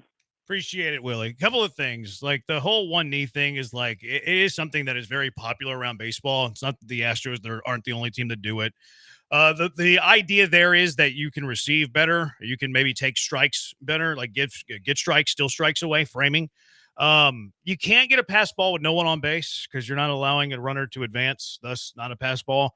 It wasn't a Yiner pass ball on the Presley pitch either. That's a wild pitch. Anytime there's a ball in the dirt, it's going to be a wild pitch. Like people always point out the Yiner never has pass balls and all of this stuff. Well, a ball in the dirt, it's not going to be a pass ball. It's going to be a wild pitch. People point out, well, the computer rankings show that he's really good at blocking balls in the dirt. I don't believe it. I don't think that Yiner's a great receiver. I don't think that he's great at blocking balls in the dirt. I think that Willie's onto something with the whole sinkers to Ibanez. That's something that drove me crazy. Like Andy Ibanez is pinch hitting, coming off the bench. Hinch talked about it after the game that he was saving him for a tough lefty, probably Hader, because he's the tough lefty in the bullpen. The first pitch to Ibanez was a fastball in on the hands, out of the zone, in on the hands. And what did Ibanez do to it? He guessed fastball, hammered it foul. So you threw him a fastball inside, missed inside with a fastball. But because he's guessing fastball, he's able to turn on it so much, be out so far in front that he yanks it foul. Why is that happening? Because he's sitting dead red fastball. Second pitch from Hader was pretty similar to the pitch that Ibanez hit down the left field line.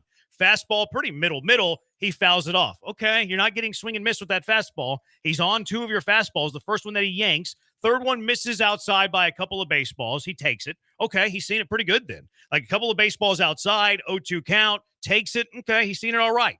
Pitch number 4, high inside breaking ball, a sinker, pretty similar to the first pitch he throws. High inside part of the plate, might have been a strike, might not have been a strike. He fouls it off. Tough fastball there. That's one of Hader's. That's what he's trying to do there. He's trying to get a fastball, top part of the zone, inside part of the zone, like dotting it, absolute dotting it. And what did Ibanez do? He fouled it off. What does that tell you as a pitcher? He's seeing your fastball pretty good. He's seeing your fastball pretty good. Fifth pitch, sinker, middle, right down the double down the left field line, scores 3. Why did he throw a fastball there? Why? My hypothesis, my uneducated opinion, I'm just a layman, is that he didn't trust Yiner with a slider in the dirt because he saw what happened with Presley a couple of at-bats prior. And to be fair to Yiner, that wasn't an easy ball to block. Like I saw Roger Clemens on Twitter, oh, this is an easy one back in the day if they're not on one knee. That wasn't an easy one to block because it wasn't that far in front of the, like it wasn't way in front of the plate where you're getting a good hop. It's not like right at your glove. It was like an in-betweener that's a very difficult one to block. It's tough to try to pick. It's tough to try to block. That was a tough one for Yiner. Does an elite defensive catcher block it? I think there's a pretty good chance.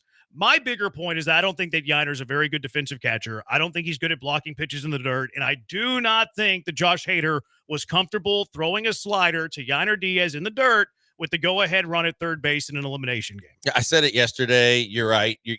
We all watched it together, and we were on the same path. I mean, even Todd, what's his name, was Frazier. Todd Frazier was trying to say he should have thrown the slider. He should have thrown something else. There's no doubt that in my mind, as well as yours, I'm in total agreement. I felt the same way. He was afraid to throw that pitch because he didn't believe that Yiner was going to block it. And Yiner is a bad defensive catcher. And he is a good bat. That's why he's in the lineup. And because you had to get creative with all the problems you had at first base, you had him and Caratini kind of alternating. Let's hope next season that Yiner becomes a first baseman because you need his bat in the lineup. It's hard to trust him behind the plate and call him a good defensive catcher. Now, does he call a game that's conducive the pitchers like and that he has a good rapport with the pitcher? Sure, that's fine. But there's a lot more to it, and there's a lot more to be done with it. And I saw and reposted the Clemens thing, and I didn't think Clemens was saying it was an easy ball to catch. But his point is that when you're using the one knee, when you're going down on one knee, you're not as mobile, you're not as able to block the ball. And I think that whether it's the playoffs or not, but in the playoffs in particular, in that situation, you got to go out of your way to do everything to smother that baseball. Clemens did say it was easy. So here you go. I've seen it many times throughout the last couple of years since the analytical gurus say catch on one knee to still 1 or 2 strikes over the course of a game. This is an easy ball to block if you're not catching on one knee. Catchers now can only try and backhand catch it, costly, especially this time of year. I think it was a tough one to block, but again, I don't love Yiner Diaz's receiving ability, balls in the dirt. All right, so we checked the tape. We got the caller. We did. He said something I think mean, and then immediately hung up like a coward. So let's see if we can pick up what the mean thing that he said was. D from Beaumont, you're in the Hive. What's up, D? Hey, what's up? This is just for bankers. You got some serious restraint, man, because your co-host is nasty as hell, man. You see, I was nasty. He said that. Well, first off, he said it's just for blinkers, and he said you have a lot of restraint, man, because your co-host is, and then that's the part I can't pick up. Was it nasty? It could have been. At first, I thought it was. Actually, I'm forgetting what I thought it was, but listen, I did think it was nasty. But he definitely says before that. Yeah, I'll rewind it here in just a second. But yeah, he definitely says he has definite restraint. Let me rewind it. I didn't hear co-host. Oh, he definitely says co-host. Your co-host is something. I thought it was my take. No, it's co-host. Pretty sure you said nasty. All right, here we go. But then he hung up and didn't allow for a rebuttal, which is always, the very alpha thing to do. D from Beaumont, you're in the Hive. What's up, D? Hey, what's up? This is just for bankers. You got some serious restraint, man, because your co-host is nasty as hell, man. I think he says nasty.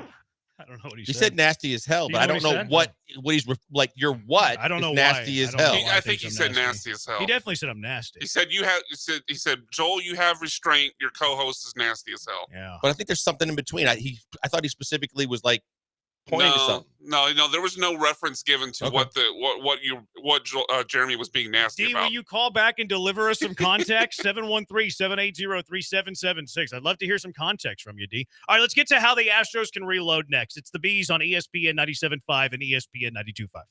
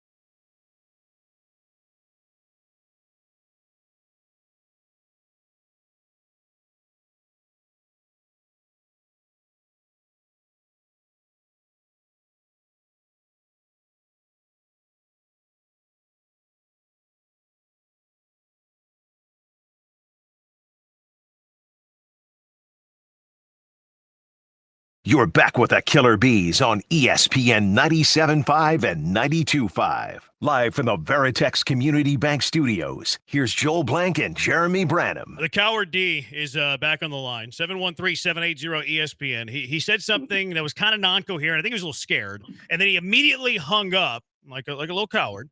D, what was it that you said? I couldn't quite make it out. And could you provide some context, please? Can you provide some context? Hey, can you hear me? We can hear you loud and clear. Okay, so what I said was props to Blankers for having some serious restraint for not hitting you in your face, bro. You are the most sassiest co-host on radio air. You contradict everything the man says for no reason. What did I contradict, D? Bro, what did I contradict? I understand. No, I'm asking you what I contradicted. You said that I contradicted. I'm asking you what I contradicted. But I understand that it's sports radio and everything, but you can have a healthy relationship with your co-host. And I'm not saying like anything outside of like Blankers. Do we have an unhealthy relationship? Like that, but I'm saying strictly on the air. Do you really have to contradict everything the man says? You do this every day. What did I contradict, D? Honestly, you can't give me an answer. You're called into a sports talk radio show and are yelling at me for being contradictory to my co-host in a sports radio setting, but you can't even tell me what I'm contradicting. Bro, we can make a wager for $1,000. I can find 10 things you've contradicted in the past week. How about you give me one thing in the last segment since you're struggling to do that? Bro, you literally everything he said. Okay, Maldonado. Okay, that's the one thing in the last segment. Maldonado. Hey D, who did you want catching? D, who did you want catching in the game yesterday? Maldonado or Jan? D, you're just talking over me. Let's have a conversation. Like radio, you can have a healthy relationship with your co-host. Blankers just said we had a healthy relationship. He hung up again. Coward. He wants to call in, insult, and yell, and then hangs up whenever he gets challenged with a question. The Coward Gets challenged with a question. Coward D. You can call it anytime. Anytime he calls you can call in, it anytime, Coward D. Coward D. Yep. Anytime you want to call in, you can call in, Coward D. We'll send you fast track right to the top. Coward Next time you hear something where Jeremy contradicts Joel, write like it down, what are we call supposed in. to do? Whenever I say something that y'all disagree with, I want y'all to tell me that y'all disagree with it. That's called conversation.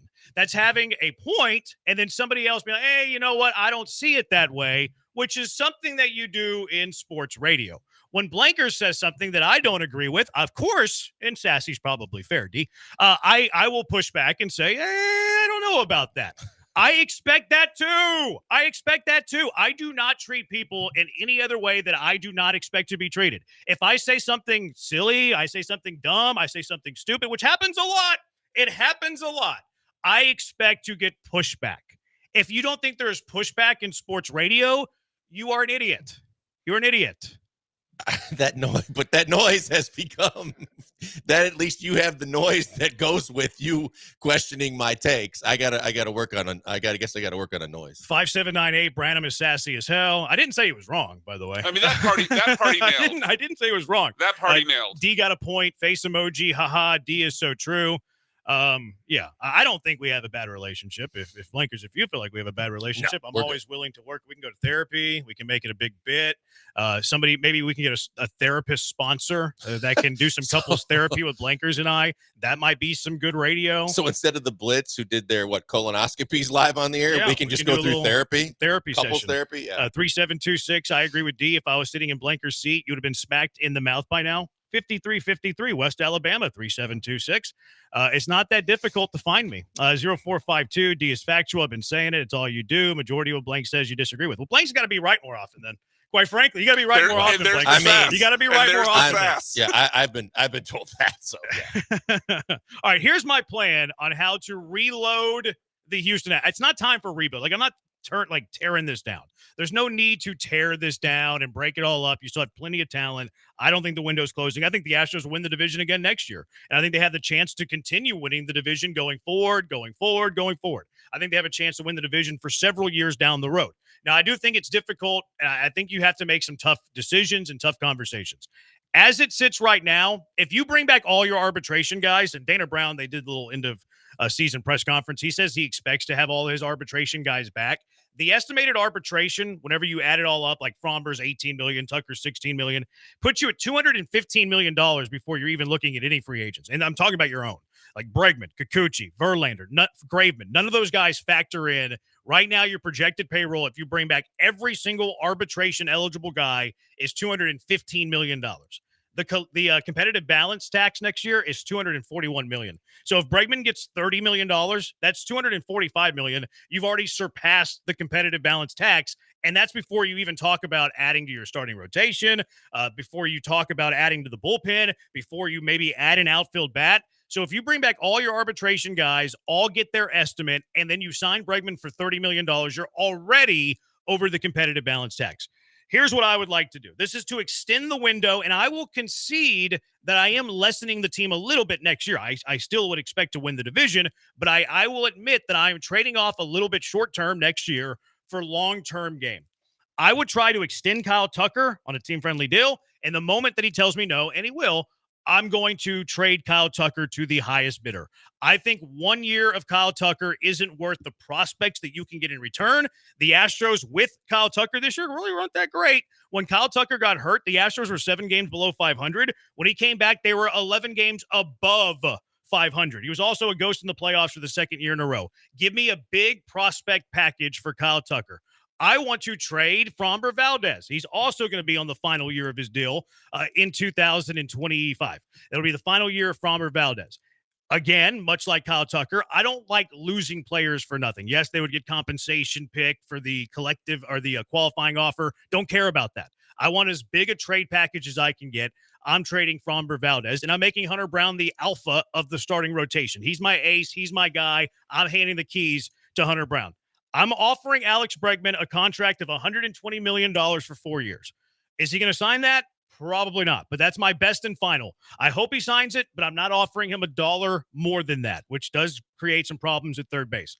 I'm moving Yainer Diaz to first. I don't think the Astros are signing a first baseman whenever they owe Jose Abreu $19.5 million next year. Move Yainer to first. Caratini's already under contract. He's your catcher. I'm signing the 2 best outfield bats that you can find on short-term deals. So some of the guys will be priced out of the range, like Teoscar Hernandez probably priced out. Anthony Santander probably priced out. So the best 2 outfield bats you can find on short-term deals.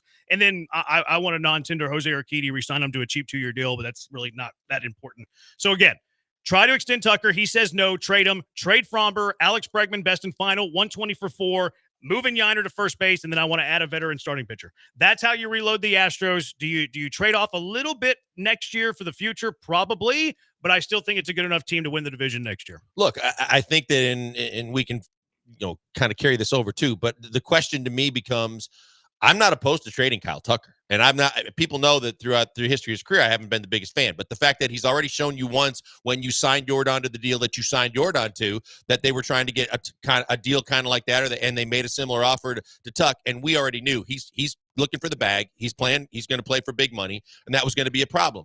The only question that I have is, does he lose value because of what happened in the playoffs, or is that just written off as part of, hey, he had this 3-month injury and it didn't completely finish the year the way he wanted to, but he's an all-star outfielder and he still has the value, as opposed to you trade him at the start of the season if he gets off to a hot start? Yeah, I don't see. That's tough at that point, though. Because now you're a winning team and you're telling everybody in the clubhouse, hey, we're going to trade one of our best players while we're winning. I don't think you either have to do it in the offseason or you can't trade them unless you're losing and then it's towards the deadline. So to me, there's 2 windows. There's offseason, and then if you start the season, you're winning, you can't do it. Because the clubhouse is going to quit on you. Yeah, that's a good point. And from my perspective, it was from a standpoint of leverage, because from a leverage standpoint, teams know that you're running out of time. You got to trade him that year by the deadline, or you're just going to have to eat it and he's going to walk away. So not going to give you as much in his true contract year, as opposed to in the off season, you can try and make this move, and then work on, an extension and do all those things. But you're right. If you start the season and he starts well, it's not gonna bode well in the clubhouse. I wouldn't have had this idea if you win the World Series, because I don't believe in breaking down World Series winning teams. To me, it's if you fall short of the World Series, and the Astros fell in the wild card round. Like, they weren't even in the World Series. They weren't even in the League Championship Series. This is the less far. This is the less far you got since 2016. So because of that, like, it gives you an excuse to start the reload. It gives you we know that we're not going to re-sign Fromber. Fromber can be a little bit of a basket case at times. We think Hunter Brown is our ace going forward. Why don't we trade Fromber for as much as we can get and replenish this lousy farm system? That way we can continue winning in the future. Same thing for Kyle Tucker, although Tucker, I am going to give him an offer before he and make him reject me. And he will reject me, but I'll at least give him an offer because I think it's time for drastic measures. And if you were to do that, and also the other part of this is you get lots of prospects back in return to replenish the farm, which is great because the farm's not great. But the other part of it is you would save $34 million because Fromber estimate next year is 18. Tucker's estimate next year is 16 million. So if you get them off the books, now that projection of 215 million turns into 181 million. And now you got some wiggle room under the 241 competitive balance tax. Now you got 60 million to spend. Now you can give 30 million to Bregman. Now maybe you can give 20-ish to Kikuchi. And then you have $10 million to try to go find a bat. And I like that. There's two avenues. There's the prospect avenue, but there is also the financial game. Right. And I like that from both, and from the aspect of, and we've talked about this previously, but I look at Fromber and I look at just the fact that that mental thing is such a big deal to me, and his age is a big deal to me, and the fact that, with the amount of curveballs he throws, the amount of breaking pitches he throws, what we just got done talking about with Luis Garcia, and the fact that, it's taxing, and a lot of guys, I think the numbers were somewhere in the 30-some percentile of pitchers that are going through Tommy John surgeries now in the major leagues because of the fact that it's just a different ball game when you get on the hill. I don't trust the fact that we already said he's not going to resign anyway. And he's also probably a guy looking for a bigger bag than the team's willing to offer. But then before it's too late, pull the plug and get whatever you can, because we've seen from the Soto deal to some of the other deals that are made, on paper right away, you might be scratching your temple going, I'm not sure any of these guys are going to turn out. But in the case of some of these guys, especially when you look at the Padres in the playoffs right now and some of the guys on their roster, you're like, damn, they got those guys in the Soto deal. And they're contributing right now. Yeah, they're still there. I mean, maybe they make a run to the World Series. 4,000 LSU guy here in Love Breggy, but give him 30 and not Tuck. The difference there is the term. Like, Bregman's going to be shorter term, whereas Tucker will be longer term. 0944 right on the money. That's why what I would do exactly. I would offer Bregman up to 140 though. That would be a hard, bitter pill to swallow there. I just don't like losing players for nothing. Yes, you get the qualifying offer compensation. Not enough for me. Keith from LA, the best show this year. I had to pull over. I was laughing so hard. Pause. 8327. I got to agree with the last caller. Branham can be unbearable at times. Isn't that what Meltzer said to Seth Payne? I'm still going to listen, but Branham, bro, tone it down a bit. You constantly think you're always right, man. Well, prove me wrong that I'm not. 4488. We just want you, Branham, to respect Blanker's opinion. I always respect Blanker's opinion. I just challenge him a little bit when he gets a little bit off the rails. When he says Martin Maldonado's better than Yiner Diaz. Didn't say that. Never said that. I'm playing. All right, 713-780-3776. Let's get to Lee Sterling, Paramount Sports. Winner again last week. It's Locktober. He's going to hand out more winners right now. It's the Bees on ESPN 97.5 and ESPN 92.5.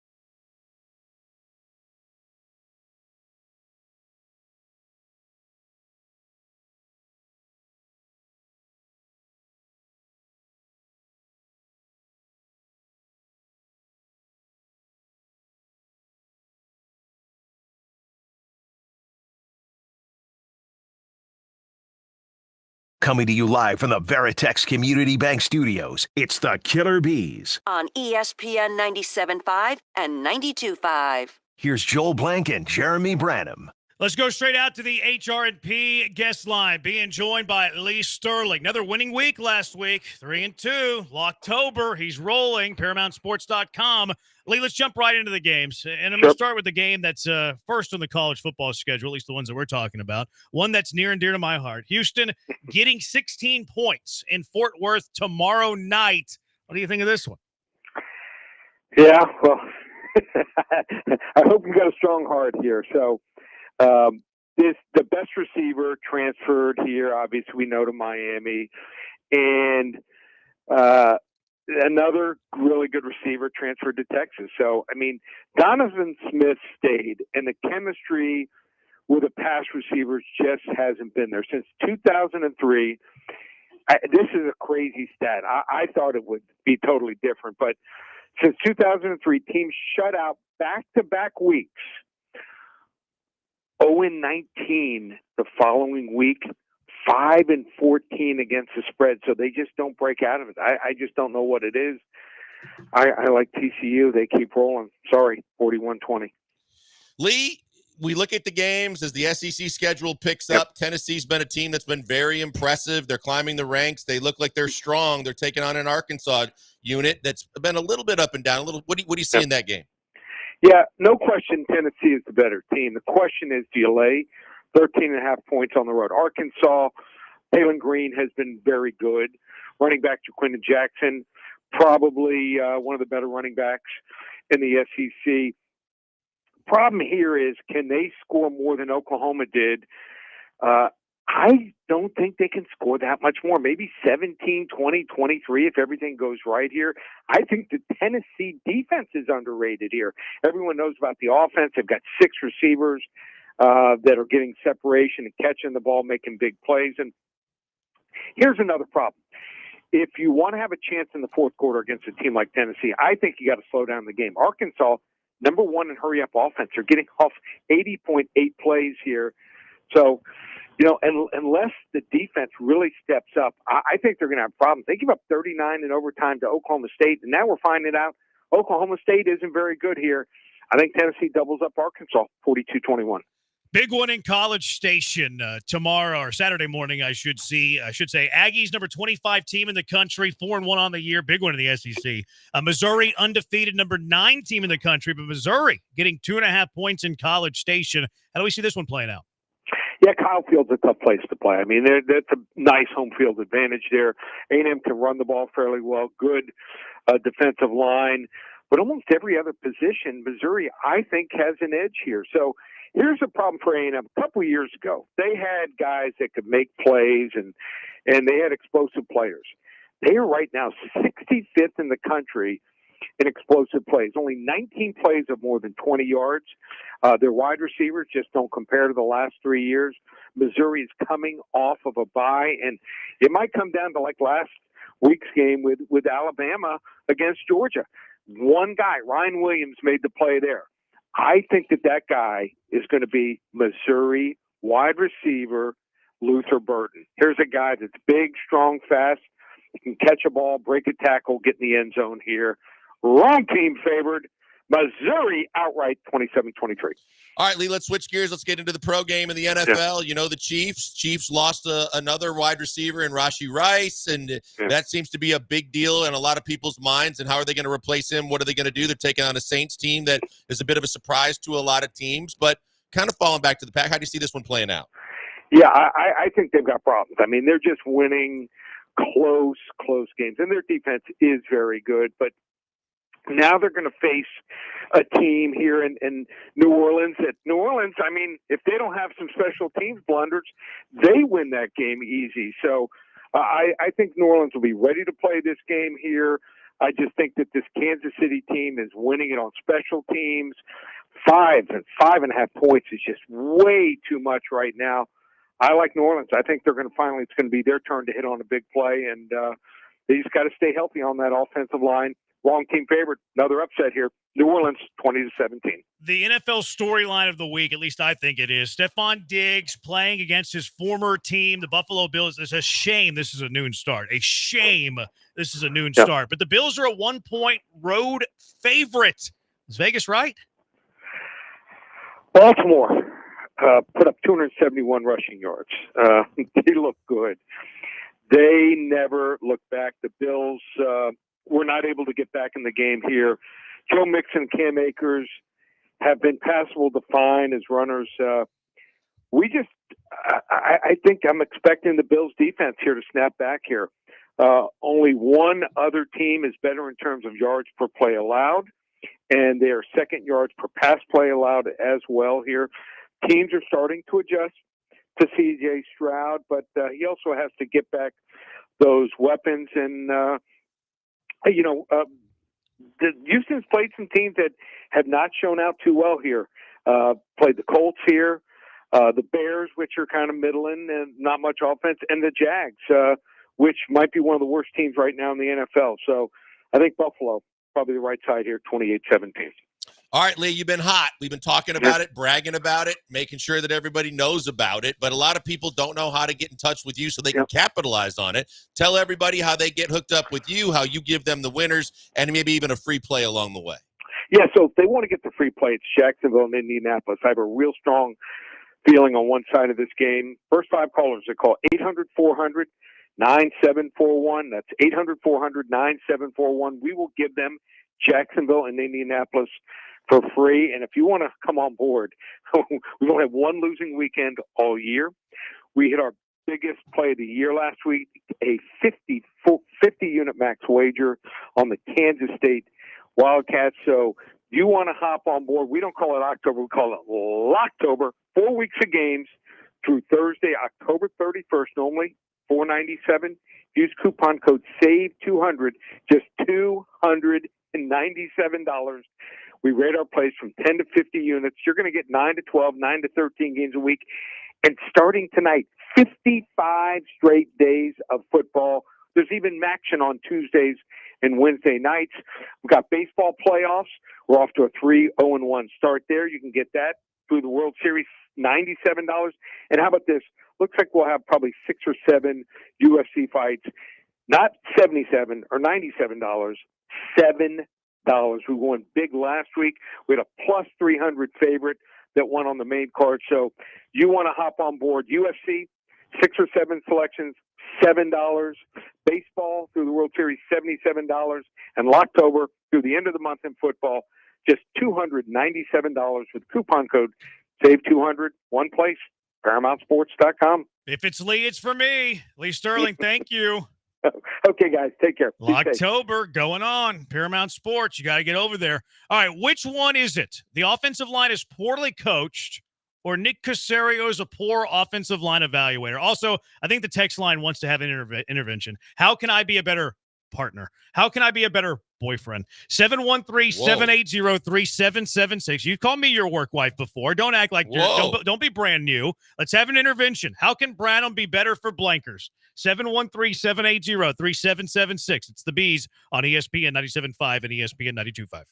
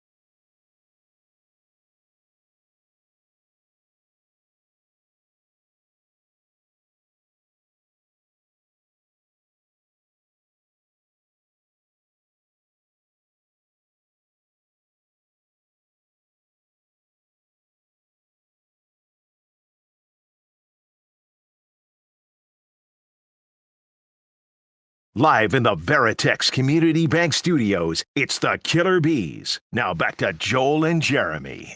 Text line is a challenge them. I said, what am I wrong about? And they said, Will Levis. I wasn't wrong about Levis. Levis was better than the number 1 pick in the NFL draft that year. So I'm just kidding. I was wrong about Levis. I'll eat that one. I'll eat the L. Although there's still time for him to get better. How's that taste? Like mayonnaise? Yeah. It doesn't taste like anything. It doesn't taste like anything. So I think that I always like to listen to people. I have 2 ears and 1 mouth. That's why I think I listen more than I talk. I like to take advice from cowards. I like to take advice from people I've never met. I like to take advice from people whose opinion I do not care about at all. Because I believe in betterment, Blinkers.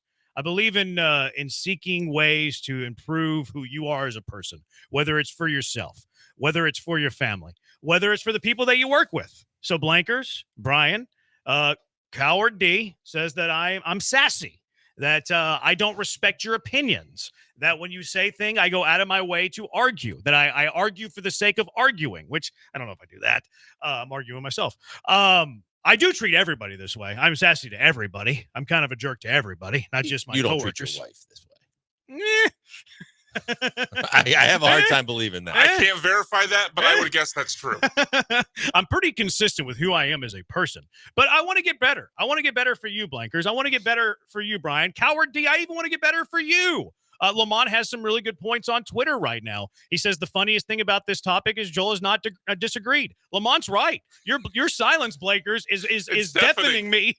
I don't need to, because I work with you every day, so I know how you are and I know how I deal with it, and it goes. But this isn't something that I brought to the table. This is something that D had on his mind that I didn't even realize got to Twitter. Ooh. So could D be a Joel Blank plant? Yeah. Like I've been I didn't even think about that. Now, I will say the one thing you shouldn't have done. You were texting. You were texting right before the call. Hmm. Although I know who you were texting. Yeah. Yeah, something totally different. So, yeah, I didn't know it made it to Twitter. And the one thing I would say to you is that you put it on Twitch. So, therefore, that's going to have a life of its own. Brian, you wouldn't know. I wouldn't.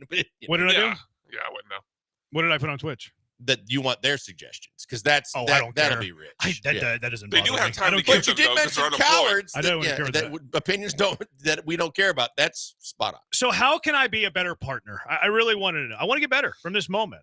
Like I think that we can all grow from certain moments that change our life, like transformative things happen in all of our lives, right? Like we remember things from childhood that sticks out to us, and we're like, okay, well, now I learned a lesson there. Do we need to have couples therapy? No, this is more of an intervention, I think.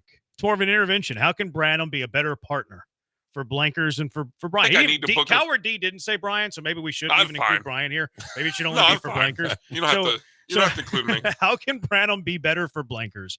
Largo Ghost, I'm not reading anything that you say. Please don't. Nothing that you say Please don't. is I don't good. see it. Yeah. Although this one's actually pretty good. Okay, maybe not. Maybe we won't read that from Largo. Thanks. Although it was pretty funny. All right, so how can I be a better partner for my partner? 0452 wait, so your listeners are chiming in with the same opinion about you and you think they were wrong. The irony. Laughing emoji, laughing emoji, laughing emoji. I don't know if I ever said he was wrong. I said he was a coward. You said he was a coward. You definitely didn't disagree that you were sassy. Yeah, I don't think I did. You co-signed the fact that you were sassy. Yeah, I think I said he was right. 9913, the texter softies are confusing confidence with bullying. Now that's a good point. That's a good counterpoint from 9913. We live in 2024 where times are a little softer. Like, would I be considered arguing for the sake of arguing if this was 1994? Even 2004? Or is it a sign of the times? I think there's something there. Or is there a sign? Is it a sign of the times? I think. Or is this radio? Probably the latter. That's the biggest thing. But That's the there's no biggest fun in that. So, don't let the truth get in the way of a fun Okay, segment here, Blankers. Yeah. I mean, society is a little softer now. I do think being confident and strong in your opinion can be sometimes misconstrued as bullying or arrogant, and I think that's what where a lot of the callers and listeners go to. 7922 says stop being sassy, bro. That's tough, man. Like, I've been conditioned my entire life to live how I live, to be who I am. You might as well just not do the show anymore. I might as well quit. I might as well retire. Tyler and Conrad, I personally hate it when Blakers makes you get under his skin. I don't know if he's ever actively made me. I don't think I've ever done that. I don't think I've ever made you. Now maybe he means like with certain takes where I'm like, I feel like I have to push back. Maybe like that's the closest thing that could possibly be true. Right? Yeah, that's probably true. Close. And I obviously have a tendency to do that. So yeah, I mean, I've said some stupid things in the past. People have not let me forget about a lot of them, but I've said them. Yeah. We all have. I mean, when you're talking for 15 hours a week, a 0979 is a Chicagoan. I have no problem with it. So I think that's because you're from Wisconsin. Oh, there's a rivalry. I think it's also because I think that's what in Chicago sports talk they love that. Yeah, like exactly. A little different up north for sure. And I never lived up north. 7527. Can you repeat the question? Yes. How can I be a better partner for Blankers? To take the suggestion of Coward D.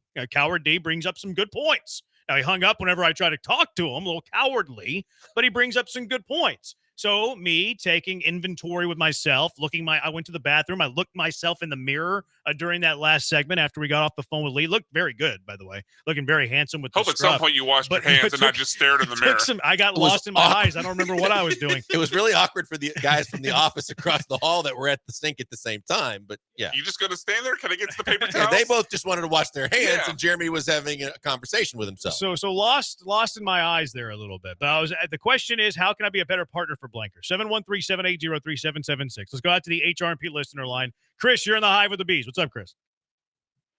Brandon, I'm a big fan of you guys. Joel, a few times he's wanted to just walk out of the studio because anytime he has a point that you disagree with, you make him sound like he doesn't have a point. And Joel's like the heart of the team, and you're like the robot of the team. You know what I mean? I mean, Brandon, we listen to you because you know the numbers. You are, He's a numbers guy. analytical. Lance is a numbers guy. And Joel's like the heart of the team. He's got the experience. He's played the games. He's been there with the Rockets.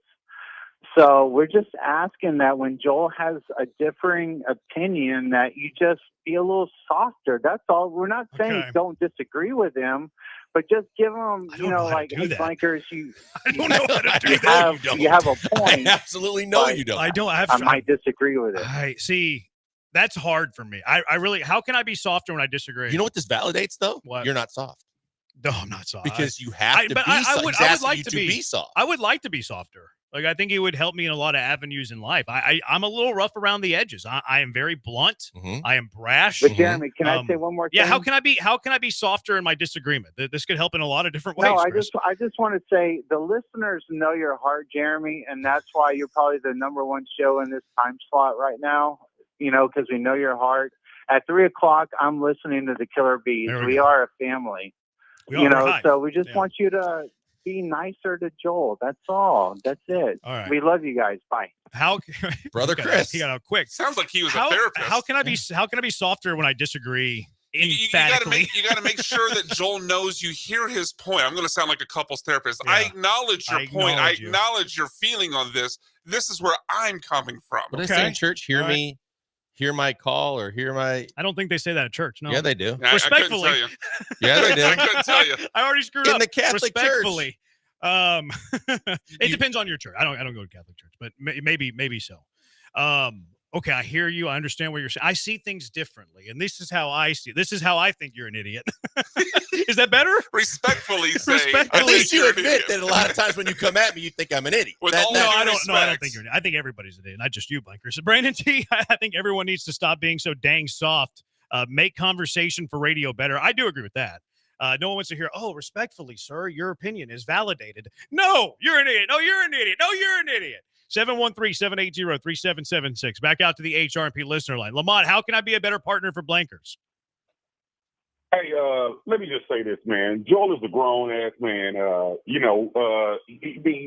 can take it, and I'm pretty sure that's why he's having fun with it right now. And I'm not talking about soft radio, because if you guys just agree on everything, that would be catastrophic for my ears right there, and I wouldn't listen to this show. But my problem is, in going back to D, what he was talking to you about, he didn't say this, but I'm going to say it. it seems forced from your standpoint, Jeremy. It seems like you try to just. It seems like you just try to be the contrarian of the show, and I don't know if that's some kind of formulaic aspect of radio or anything like that. But you try to go out your way to just disagree and man, I love the show. You guys, I done said this about 4 or 5 times, man. You are like the top three shows in the market. But what I do have to say about Jeremy, not Jeremy, but Joe, back. I didn't know Joel about 4 or 5 years ago, and he was doing a show with Barry. And I tried to go at Joel on Twitter a long time ago, saying, man, you only know basketball, man. You don't know football or baseball or something like that. And I got destroyed. I got completely destroyed. I didn't know his pedigree. I didn't know his resume of how deep he went in sports. And I just want to say, I never told Joel this, but say, man, you the dude, dog. You the dude, man. You got me, but Jeremy, man. Yeah.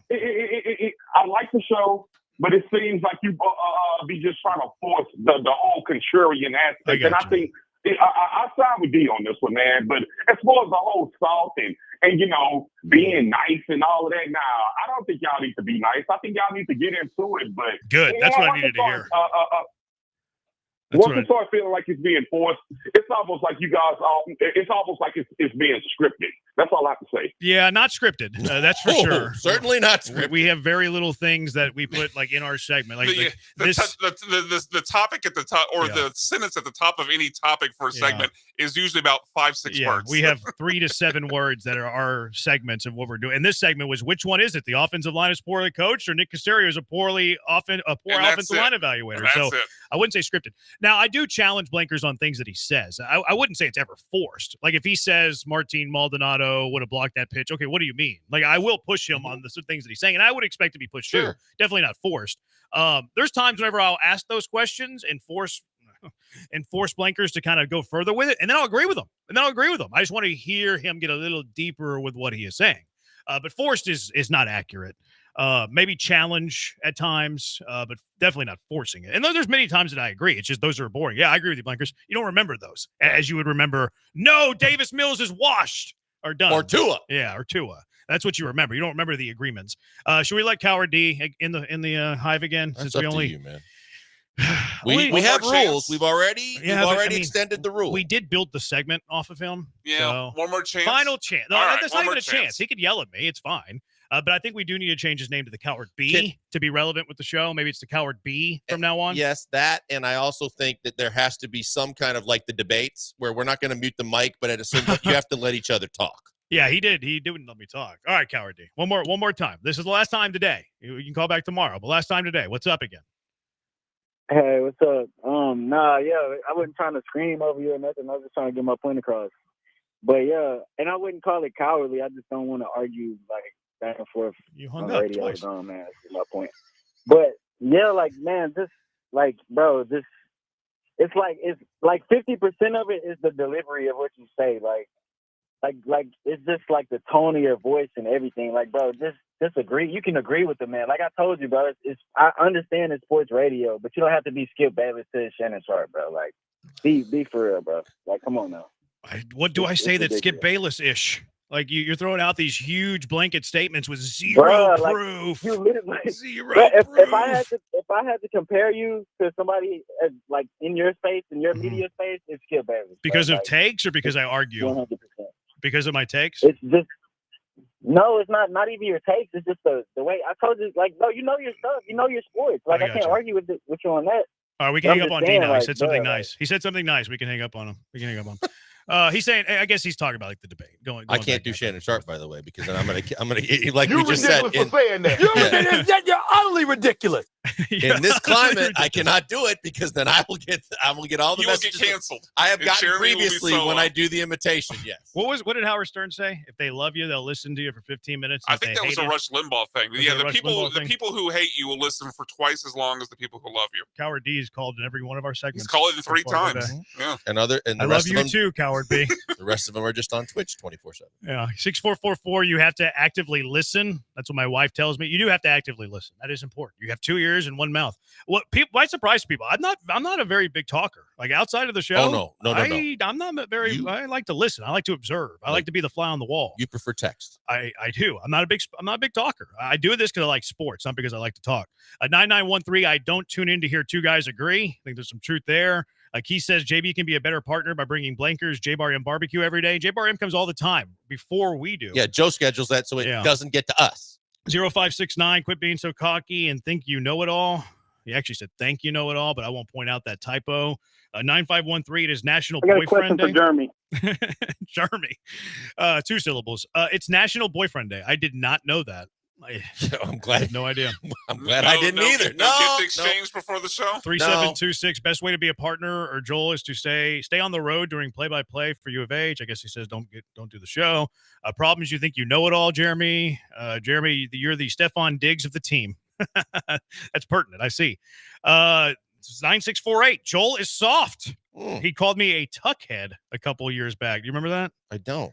Huh. 1031. Is that shocking? I don't remember that. And was it legitimately a Tuckhead? Maybe because I was anti-Tucker and they were pro-Tucker? Or was it Justin Tucker?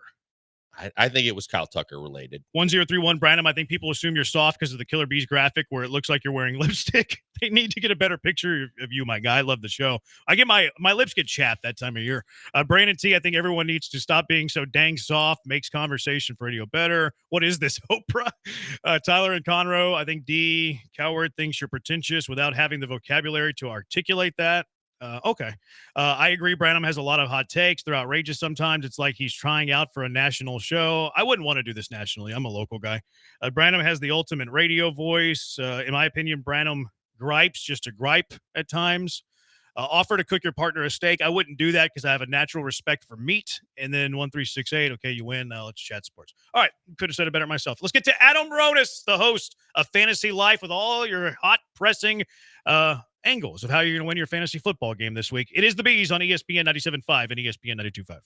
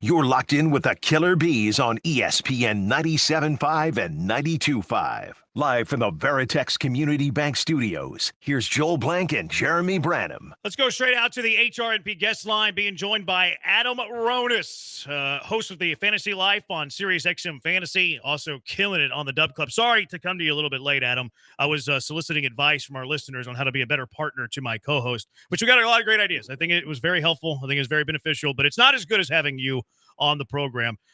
I want to start with Mark Andrews, Adam. And I know we brought up tight end and elite tight end and how they haven't been playing like elite tight ends. How can I justify A, starting Mark Andrews, and then B, even rostering Mark Andrews right now? Yeah, I don't have any good answers for you at this point. He's not even getting targeted. He's not even on the field a lot, running a lot of routes, and it's been brutal. So you can't start him at this point.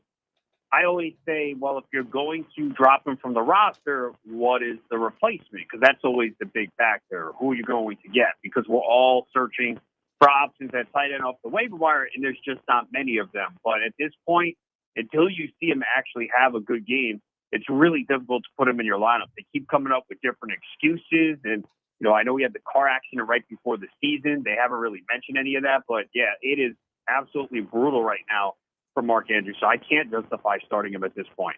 Adam, how do you handle Ramondre Stevenson in New England? He's got a little bit of a fumble issue. There's a whole conversation back and forth that he might play, he might not play. That's got to be a huge problem this week. It is. And, of course, it's one of the better matchups that he's had in recent weeks, which makes it all the more complicated because they signed this guy to a contract in the offseason, and he's had some of these issues in the past. And he's fumbled in each game. He's lost a fumble in each of the last 2 games. I was surprised that Mayo was so critical openly to the media. I know he was asked the question, but to me, this is something that you handle behind the scenes, or you come out and you say, we have confidence in our guy. He clearly knows he has a fumbling issue. You think he wants to lose the ball every single week? So, and it's funny because if you look at Antonio Gibson, he has had a history of fumbling issues, and that's the potential replacement. So, the issue with Stevenson, so I have him in 2 leagues. One of them, I think I have to play him just because I don't have better options. You have to keep in mind this is the first week of bye week. So we have 4 teams on bye. So that's taking running backs out of the player pool. And we have a lot of injuries. We have a lot of guys who haven't practiced Wednesday and Thursday. We don't know if they're going to go. So there might be some scenarios where you might not have a better option, but you clearly have trepidation because when a coach comes out and states that publicly, what happens if he loses a fumble in the first quarter? We may never see him again. Adam Roden is joining us here on the Killer Bees. Adam, I thought the wide receiver issue in Miami without Tua couldn't get any worse, and then we saw what happened during Monday Night Football this last week with Tyler Huntley just absolutely not being able to get any production for Tyreek Hill or Jalen Waddle. How far down the list do you move those guys? What level wide receiver are you now willing to start instead of Tyreek or Jalen Waddle? Is this week's waiver wire pickup star Datavian Wicks someone you would start over either Waddle or Tyreek Hill? Well, over Waddle easily. Waddle is way down the list. I think Tyreek Hill's more right around wide receiver 25. And if you said, hey, I want to start Wicks over him, I'd have no problem. The Rams are 31st in pass DVOA. It's a great matchup. And Jordan Love looked a little shaky in the first half, but rebounds into the second half. Jalen Waddle way further down. And look, Tyler Huntley was put in a tough spot. He's barely been there. It's about 2 weeks. It's not an offense that he was able to grasp really quickly, but you saw some of those throws, just simple throws to get the ball in their hands, just were way off target. So kind of unfair to him to do it immediately. And the Patriots defense at times this year has been pretty solid. So yeah, look, the good news is we heard that Tua could return in week 8, but that means you still have a few more weeks to go where you're trying to get by if you have Tyreek Hill and Jalen Waddle. But Waddle to the bench, Tyreek Hill, it's tougher to bench him, and I know you look at last week and go, well, it could be easy, but maybe they figure it out. And they did hand off the ball to him a couple times. He wasn't able to break big yardage, but they have to figure out a way to get the ball in these guys' hands. I mean, come on, man. We've seen backup quarterbacks come in. I mean, everyone was criticizing Malik Willis, and he found to figured out a way to get it done. Miami has to do the same now. What about this Chiefs situation with their targets? Rashee Rice out for a period of time. Like we're still unsure if it's season ending, although he was placed on the IR today, so he's out for at least 4 weeks. Kelsey looks old. Is there anybody worth picking up? The running back situation, you've had the injuries with Pacheco, Clyde Edwards-Helaire, they activated his window. Which Mahomes targets are you comfortable starting? Kelsey for sure. He had a better game last week, and maybe it was because he did so much in the off season. Maybe he wasn't in the best football shape to start here, but we did see him have a big game last week, and you mentioned how bad the tight ends are. So Kelsey clearly gets an upgrade. Xavier Worthy should be more involved. He had that long touchdown pass, but it's not going to be heavy volume. This is just not a good situation. Patrick Mahomes has not been a great fantasy quarterback. Going back to last year, I thought it would change this year only because of Rashee Rice, Hollywood Brown, Xavier Worthy, all these deep threats. But Rice is out, Brown is out, and Worthy's a rookie. Still learning. We saw Rashee Rice. It took him some time last year. He was not great in the first half. So in deeper leagues, I picked up Justin Watson. I don't feel good about it, but when you have 20 roster spots and you have bye weeks, you're desperate. I know Juju Smith-Schuster is familiar with this offense, and he's been there. But they're going to spread the ball around, and it's not the same offense. They're doing basically what we saw last year. They're winning these close games. If you look at Patrick Mahomes and his pass attempts, 28, 25, 39, 29. They're just playing these tight, close games. They're not forced to put up a lot of points, relying on the defense again. And even the running back situation, Kareem Hunt looked the best last week, and that's after Carson Steele lost a fumble early in the first quarter, and then they basically went away from him. Clyde Edwards-Helaire could be back. That complicates matters further. And we did see P-Ryan get a goal line carry and score a touchdown last week. So, yeah, it's pretty much a mess here in Kansas City. The only guys that you could feel good about starting right now are Travis Kelce and Xavier Worthy. Adam, we know that the Jets situation probably hit its peak worst last week. You've got Wilson, you've got Breece Hall, you've got guys that a lot of people have, and they're planning on getting a lot of production out of. It was bad. The weather was bad. Now they're going across the pond, and the Jets say they're figuring it out. How do you look at that situation? Yeah, I think you have to have patience in these guys. So Breece Hall had at least 18 points in PPR formats the first 3 weeks. So he was getting it done. He had a bad game. Yeah, Braylon Allen looks really good and maybe cuts into him just a little bit, but I think you have to keep the faith in him. Garrett Wilson has faced some really tough quarterbacks so far, including Patrick Surtain. And don't look now, Denver is a really good defense. They are shutting teams down. So that's a defense that was available on a lot of waiver wires that I picked up this week. They've really been suffocating. They're just not allowing anyone to get anything. We all talk about how good the Buccaneers defense. Remember week 3, Denver went into Tampa Bay and held them to 7 points, winning 26-7. They only allowed 13 of the Steelers. So the Denver defense is better than a lot of people think. But the Jets should get better. I mean, the Garrett Wilson thing, it's just the comments and the disconnect with Aaron Rodgers is slightly concerning. And, of course, potential of Devontae Adams lining there. But I think with Garrett Wilson, you're going to continue to run him out there. You hope that he gets better. Same with Breece Hall. I just think it was just a bad game. You mentioned the weather, a tough defense, and I think it will get better for the Jets going forward. Adam Rowan is joining us here in the Killer Bees. Adam, you mentioned Devontae Adams and that potential trade. We know it seems like he's not going to play this week. I would expect that to mean a bump up in targets for obviously Brock Bowers. Who else do you think that benefits? Would a guy like Jacoby Myers or Trey Tucker be someone you would look to make a move for or pick up free agency if they happen to be available? Yeah, I think Trey Tucker in deeper formats. Jacoby Myers was drafted in most leagues. They'll both see an uptick. I expect Brock Bowers. I thought he would have a better game last week. It was disappointing.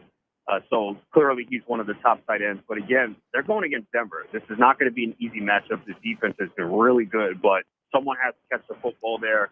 So those would be the three guys. Tucker has some speed, and he might have long-term value there. That's why I picked him up 2 weeks ago, because in case Adams does get dealt, and right now, the way it looks, he's going to get dealt. It's just a matter of when and where. So Tucker could have some long-term value the rest of the year.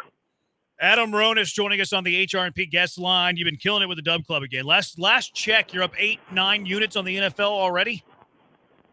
Yeah, 20-9 start, 8.5 units. Last week was 5-1. Had a really good week. The only loss was Marvin Harrison. His receiving yards, usually everyone shreds the Washington secondary, but somehow Arizona decided to run the football instead of passing. But, yeah, some of these lines are a little bit too low. The books have been slow to adjust. So, you can check me out on Twitter at Adam Ronis. See the link there, or DM me, and I'll give your listeners a discount. There you go, at Adam Ronis on Twitter, 20-9, 8.5 units already. We'll talk to you next week, Adam. Thank you. Thanks a lot, guys. Adam Ronis from the Fantasy Live Dub Club. We're so friendly on this show. We love you. We might not like each other, but we love you. Lee Sterling, Locktober, winning week every week. Adam Ronis up 8.5 units, 20-9 on his props. They're killing it for you. Killer Breezy Money. It's just winner after winner after winner. If you listen to the Killer Bees, you are a winner.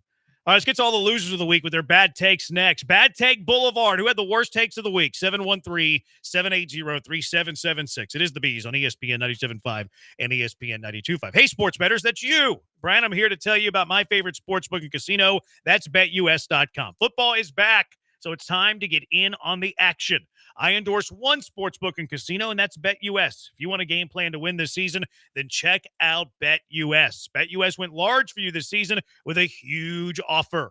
A 125% sign-up bonus on your first 3 deposits. That's right, a 125% bonus on your first 3 deposits. BetUS offers value other sportsbooks simply don't. Gambler's insurance, crypto bonuses, casino bonuses, plus they have all the products you need. Competitive odds, parlays, live betting, odds boost, and prop betting. When you're ready to lay down your bet, give your bet an edge. Why not combine your sign-up bonus with knowledge? Get that knowledge with expert analysis, picks, and predictions on all major sports on their very own BetUS TV. Get started today at BetUS.com or give them a call at 1-800-MY-BetUS. BetUS, where the game begins.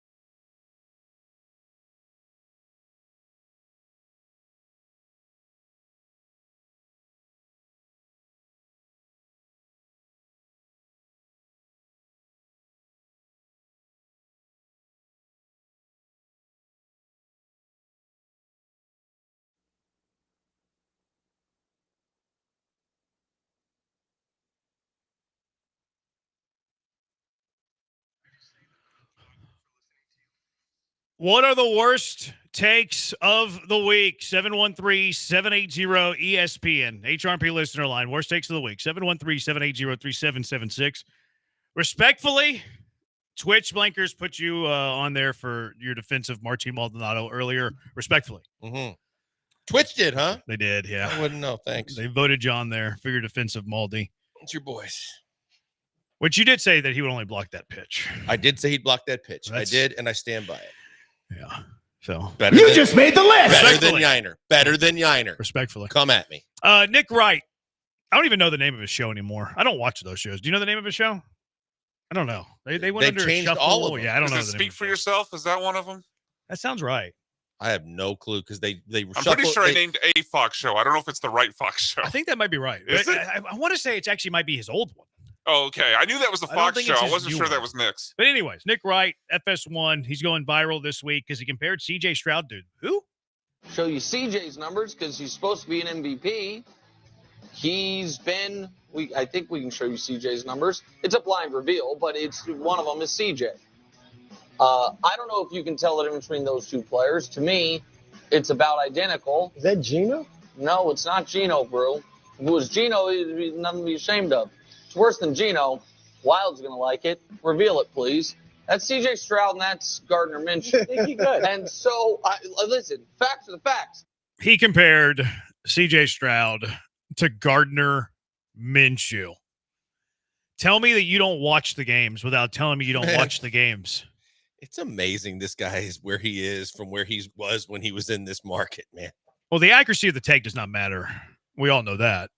But No, you're not paid to be right in this business. No, you're not paid to be right. I mean, you could have a worse hit No, I rate know, than a weatherman. It's about entertainment and being. You know what this strikes me as? 'Cause Sassy. we all know who where Being Nick's Sassy. sassy. Yes, I like sassiness. Beyond sassy though, we all know Nick Wright is a Chiefs fan. And who was the quarterback that everyone kept saying all offseason was the guy that could be the one that dethroned Mahomes? It was C.J. Stroud. So I think this is Nick Wright being annoyed by all the C.J. Stroud this, C.J. Stroud that all offseason. He's going to be the guy to dethrone Mahomes, and now he's taking shots because he's been annoyed by that conversation all offseason. He compared C.J. Stroud to Gardner Minshew because he's looking at line scores. You made the list, Nick Wright. You just made the list. I don't love, like, people say I'm a numbers guy. I'm really not. I like numbers in baseball. I don't think numbers matter in football, and I don't think numbers matter in basketball. Maybe like the team stats, like what is your team offense, what is your total defense, blah, blah, blah, blah. But when you're comparing quarterback number versus quarterback number, do not care. Like, do I care that C.J. Stroud has 4 touchdowns and 2 picks and Gardner Minshew's 3-3 and their yards are relatively the same? No. Which of those two guys are you going to take? Stroud. Their numbers are pretty much irrelevant. Well, and watch them play the game and watch the skill sets and watch the way they throw the football. And do they get W's? And how do the W's translate? Means so much more than from game to game. Who are you playing? What guys do you have to go to this week? He annoys me. Yeah, he's that was a tough one there. Pete Izzle, our guy. I get that Astro fans, they feel like there's a national bias against the Astros and they never pay attention to the Astros and they hate the Astros. Pete Dizzle, though, was on the edge of his seat the other day when Fox Sports sent out their graphic of all the teams in the playoffs. And he's like, where's the Astro? Why don't the Astros have any representation on this graphic? There's literally Jose Altuve right there, Pete Dizzle. Literally right there. Maybe seen it because Jose Altuve is so short. He was hidden behind the taller They players. kind of did it by a seeds, too. So it's like you see but then they started saying, well, that's not him. It clearly is him. It's at least someone in a Houston Astros jersey. So there is at least a Houston Astro on the graphic. But you're right. There is a section. And I would say Astros fans more than the other two major teams in this town are like this. Wait, you want to say Rockets fans are first? No, you had someone way. Oh, I had someone way behind me. Okay. But if it feels like they're Astros fans, it's probably because obviously the scandal from 2017 and everyone trying to come to the defense of our team. But it feels like they're so quick to rush to national biased conversation about any list or conversation that comes out that doesn't include or put the Astros in a favorable light. Yeah. So, Pete Izzle, hate to do it to you, man, but you made the list. You just made the list. You made the It's list. not his first time. Dan Plesac, he has his top 25 starting pitchers. His end of regular season top 25. It did not include Hunter Brown. It included Ronel Blanco, but did not include Hunter Brown. How's Hunter Brown not on this list? He's one of the best 25 pitchers in baseball. Certainly I would say finished so. that Almost way. should be. Yeah. Certainly second half of the season. Yeah, so Dan Plesac, you make the list. You just made the list. Trent Dilfer, head coach of University of Alabama, Birmingham, UAB. You know who UAB does not like? They don't like Alabama. They don't like Alabama. Alabama's kind of their daddy. They don't really like their daddy. So Trent Dilfer, is the head coach at UAB. He was at his press conference. His kids were there. He wanted his kids to come up and sit with him. And he said something that is pretty unforgivable if you're a UAB fan. With a game like this, with a team like this, that with Navy, when you get off to, he can come up. It's like two of them. It's not like this is freaking Alabama. Let's go. Come on, bud. You can come up here. There you go. He compared it to Alabama. Said this is not Alabama. Saying like, look, no one cares about us. We're not Alabama. And saying that as you're wearing the UAB shirt, whenever you have a fan base of UAB fans who hate Alabama, no good. Not good. And then he got crushed because he brought his son up on the podium. That was what you heard at the end. Yeah, I didn't mind his son being up I don't there. think that should be a No, I problem. didn't mind his son being up It's there. just making yourself look small time in the eyes of your fan base. Yeah. Oh, it doesn't matter because we're a nothing school. So Yeah. sure, bring the kid up here. Yeah. That's not a good look. Not a good look. So Trent Dilfer, you made the list. You just made the list. I actually thought he was still coaching high school. No, he's at UAB. He actually doing a pretty good job. Is he? I don't keep up with the lower level football anymore. I'm way above that. Always have been. Your cup says otherwise. Yeah, I think he's been there for a couple of years. I think they're doing pretty good. UAB Blazer football. Okay. Yeah, I think he's having a decent year. Good for him. Let's see. What's their record? He walked away from TV. Never mind. They're 1-3. Oh. He's 5. Jeremy Branham? You just made the list. Sure, I'll wear that one. See, I do admit when I'm wrong. 5-11 in his second season now at UAB. So no, he's not doing well. And now he's ticking off the alums. What did he say on Maybe he's Monday on the Night hot Football seat. that one time? You cannot lose games in the NFL and win. That's the problem he's having in college Did football. he really say Yeah, that? Yeah, he did. This is a famous Oh. clip. You cannot lose games in the NFL and win. Well, problem is he's losing games in college football and not winning. That's a good point, Trent. He's right. He is right. Technically, he is right. And then Keith, who always calls in and asks about old football players and weird stuff, Uh-huh. he makes the list too. He was talking on Twitter to me about the AL wildcard roster, and he said, Cesar Salazar, no shot. He makes the team, and respect Justin Verlander. Was Justin Verlander on the roster? No, sir. Was Cesar Salazar on the roster? Yes, sir. Keith? You just made the list. There you go. Keith, you made the list. Devontae Adams wants out. Where is he going? I think we all know the answer to that. But from a Texans perspective, where do we want him to go? 713-780-3776. It's the Bees on ESPN 97.5 and ESPN 92.5. First, a moment on HR&P, Human Resources and Payroll. It's Cougar owned by my colleague, Go Cougs. And business owners, let HR&P help you, whether it's HR compliance, benefits administration, payroll, onboarding. HR&P can help in any or all of these areas. There's no boxes with HR&P. Doesn't matter how small the job, how big the job.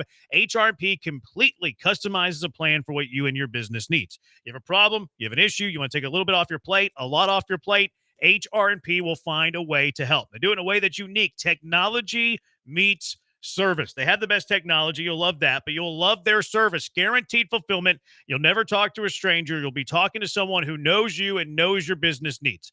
Give them a call at 281-880-6525 and let HR&P customize a plan for you.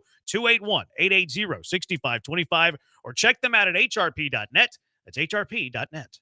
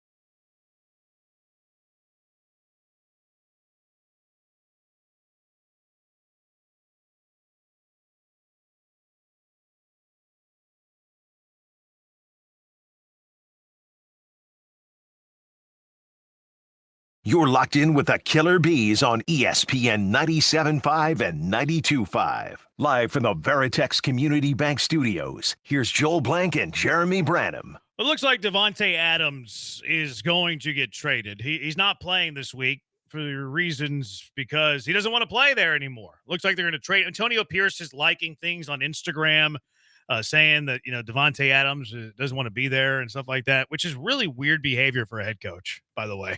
Isn't that really weird behavior by a head coach? Really, really weird when I saw that. You see that from players all the time.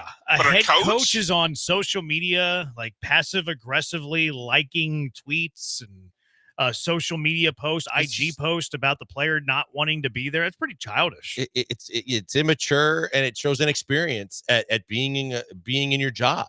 And I think that's something that when he was riding the wave and everybody in the locker room seemed to be behind him and everything like that, it seemed like the logical call, but you had to take this stuff into consideration. Also, some stuff he did in college. Yeah, what was it, like an 8-year show cause for what he was doing during COVID times? Yeah. I don't know if that should impact his status with the Raiders. Like if I'm Mark Davis's son or Al Davis's son, Mark Davis, I don't really care what he did at Arizona State. Like it's a bad look for him probably to get rehired somewhere else. But if he was winning games and winning the AFC West and going to the playoffs, I don't really care what he did at Arizona State. But if you're going to lose games, your stars are kind of quitting on the team. Davante Adams, I saw some thought that Max Crosby is kind of losing faith in Antonio Pierce too. I wonder if he's on the hot seat and be in a chance to be a one and done. Yeah, I was questioning at the time because he seemed like this, this massive motivator, this guy that's rah-rah tough guy that's been there, done that as a player, that got the locker room behind him. And look, it fueled him at the end of the season last year when they were pretty low. But at the same time, I was questioning him as the full-time guy because of his lack of experience and because of the fact that, he's done some things that, regardless of, because the NCAA, we all know their rules are pretty jacked up, but he blatantly just threw it all out the window to do whatever he felt like to figure out, is he going to be a stable head coach with everything that you need? I don't know how long the deal is. I don't remember how long the deal is, but I got to believe if they keep losing like this, and now the players that went to his defense, like Crosby and Adams, end up be the guys that start saying no, that Davis is not a guy that's going to stick with it. Especially since the feeling coming out of Las Vegas last year is the only reason he was made the full-time coach is because the players basically made it known we're going to mutiny if you don't hire Antonio Pierce as our coach. We love him. He's the one that led us to this resurgence over the second half and how quickly he lost that locker room. So, yeah, if the players are out on him, I don't see any reason why the Raiders would stick with them if they have a losing season. I think there's a real good chance he's a one and done. It never really honestly, I mean, there was the two big reasons I think that Mark Davis hired him was, one, he was happy with the way he finished the season. But then secondly, who was that interim coach that they didn't hire and then they went with McDaniels and it turned out to be a disaster? He was a special teams coach at Green Bay, right? He's the Green Bay special teams coach now. I think it was like Bracamonte. It is like that. Yes. No, it's not. Bracamonte's the is the No, I know. something But like it's like that. that. Why can't I think of it? Yeah, it's like that weird name. I'll look it up. Go ahead. Keep going. But I think that's another reason they hired him. Because we kind of regret that we didn't. Bizakaya, Rich Bisaccia. Rich Bisaccia. I think that was part of the reason. It was like, we probably felt like we should have kept him instead of McDaniels. It didn't work. So let's keep the interim this time that finished the season hot. And it's like, maybe we shouldn't have done that. I think there's a legit shot he's one and done. But as it pertains to Davante Adams, like he from LA, he's texting the show saying the Rams need a receiver. Fingers crossed. He's not going to be a Ram. Where do you want him to go from a Texans perspective? Because I think the Jets are the heavy favorite. Like many people already think that it's a foregone conclusion that he's going to be a New York Jet. Yeah, I think when I look at it, I'd like to see him go to a place like the Saints. I don't care if he go, but I care and I don't. The Jets haven't shown me enough, and Rodgers hasn't shown me that he's anywhere close to what he used to be. And they've got so much turmoil there that, yeah, I'd like to keep him out of the AFC just for the sake of one less team that might be a little better that you might have to worry about at some point down the road because you play him on your schedule this year. But overall, if you send him to the NFC, if you send him to a team like Dallas, who's desperate, who were in go-for-it mode and then didn't go for it with anything other than re-signing their own, could they use another weapon? Sure. New Orleans, because he would be reunited yet again with his college quarterback, and maybe that Carr is the guy that, he he's gone to the management and wants him there too. If you send him to the NFC, it's the best thing for the Texans. Yeah, I wouldn't mind if he goes to the Jets. I don't think the Jets are a serious contender to the AFC. Could they be as good as the Texans? Sure, they can be as good as the Texans, but I don't view the Jets as the representative of the AFC to the Super Bowl, even with Devontae Adams. I feel like they're kind of limited offensively, whether it's because Rodgers is old, whether it's because Nathaniel Hackett's their head coach. Like, it would seem that, oh, here they go. You got Garrett Wilson. You got Devontae Adams. You got Breece Hall. You have a young rookie running back in Braylon Allen that's getting more confidence by the week, and they have more confidence in him. I just don't view them as an AFC threat. No, I at the start of the year, I picked them to win the division. At the start of the year, I knew that they had a lot of talent on defense. They had a lot of weapons on offense. They improved their offensive line, and I thought they were going to be a lot better than they've been.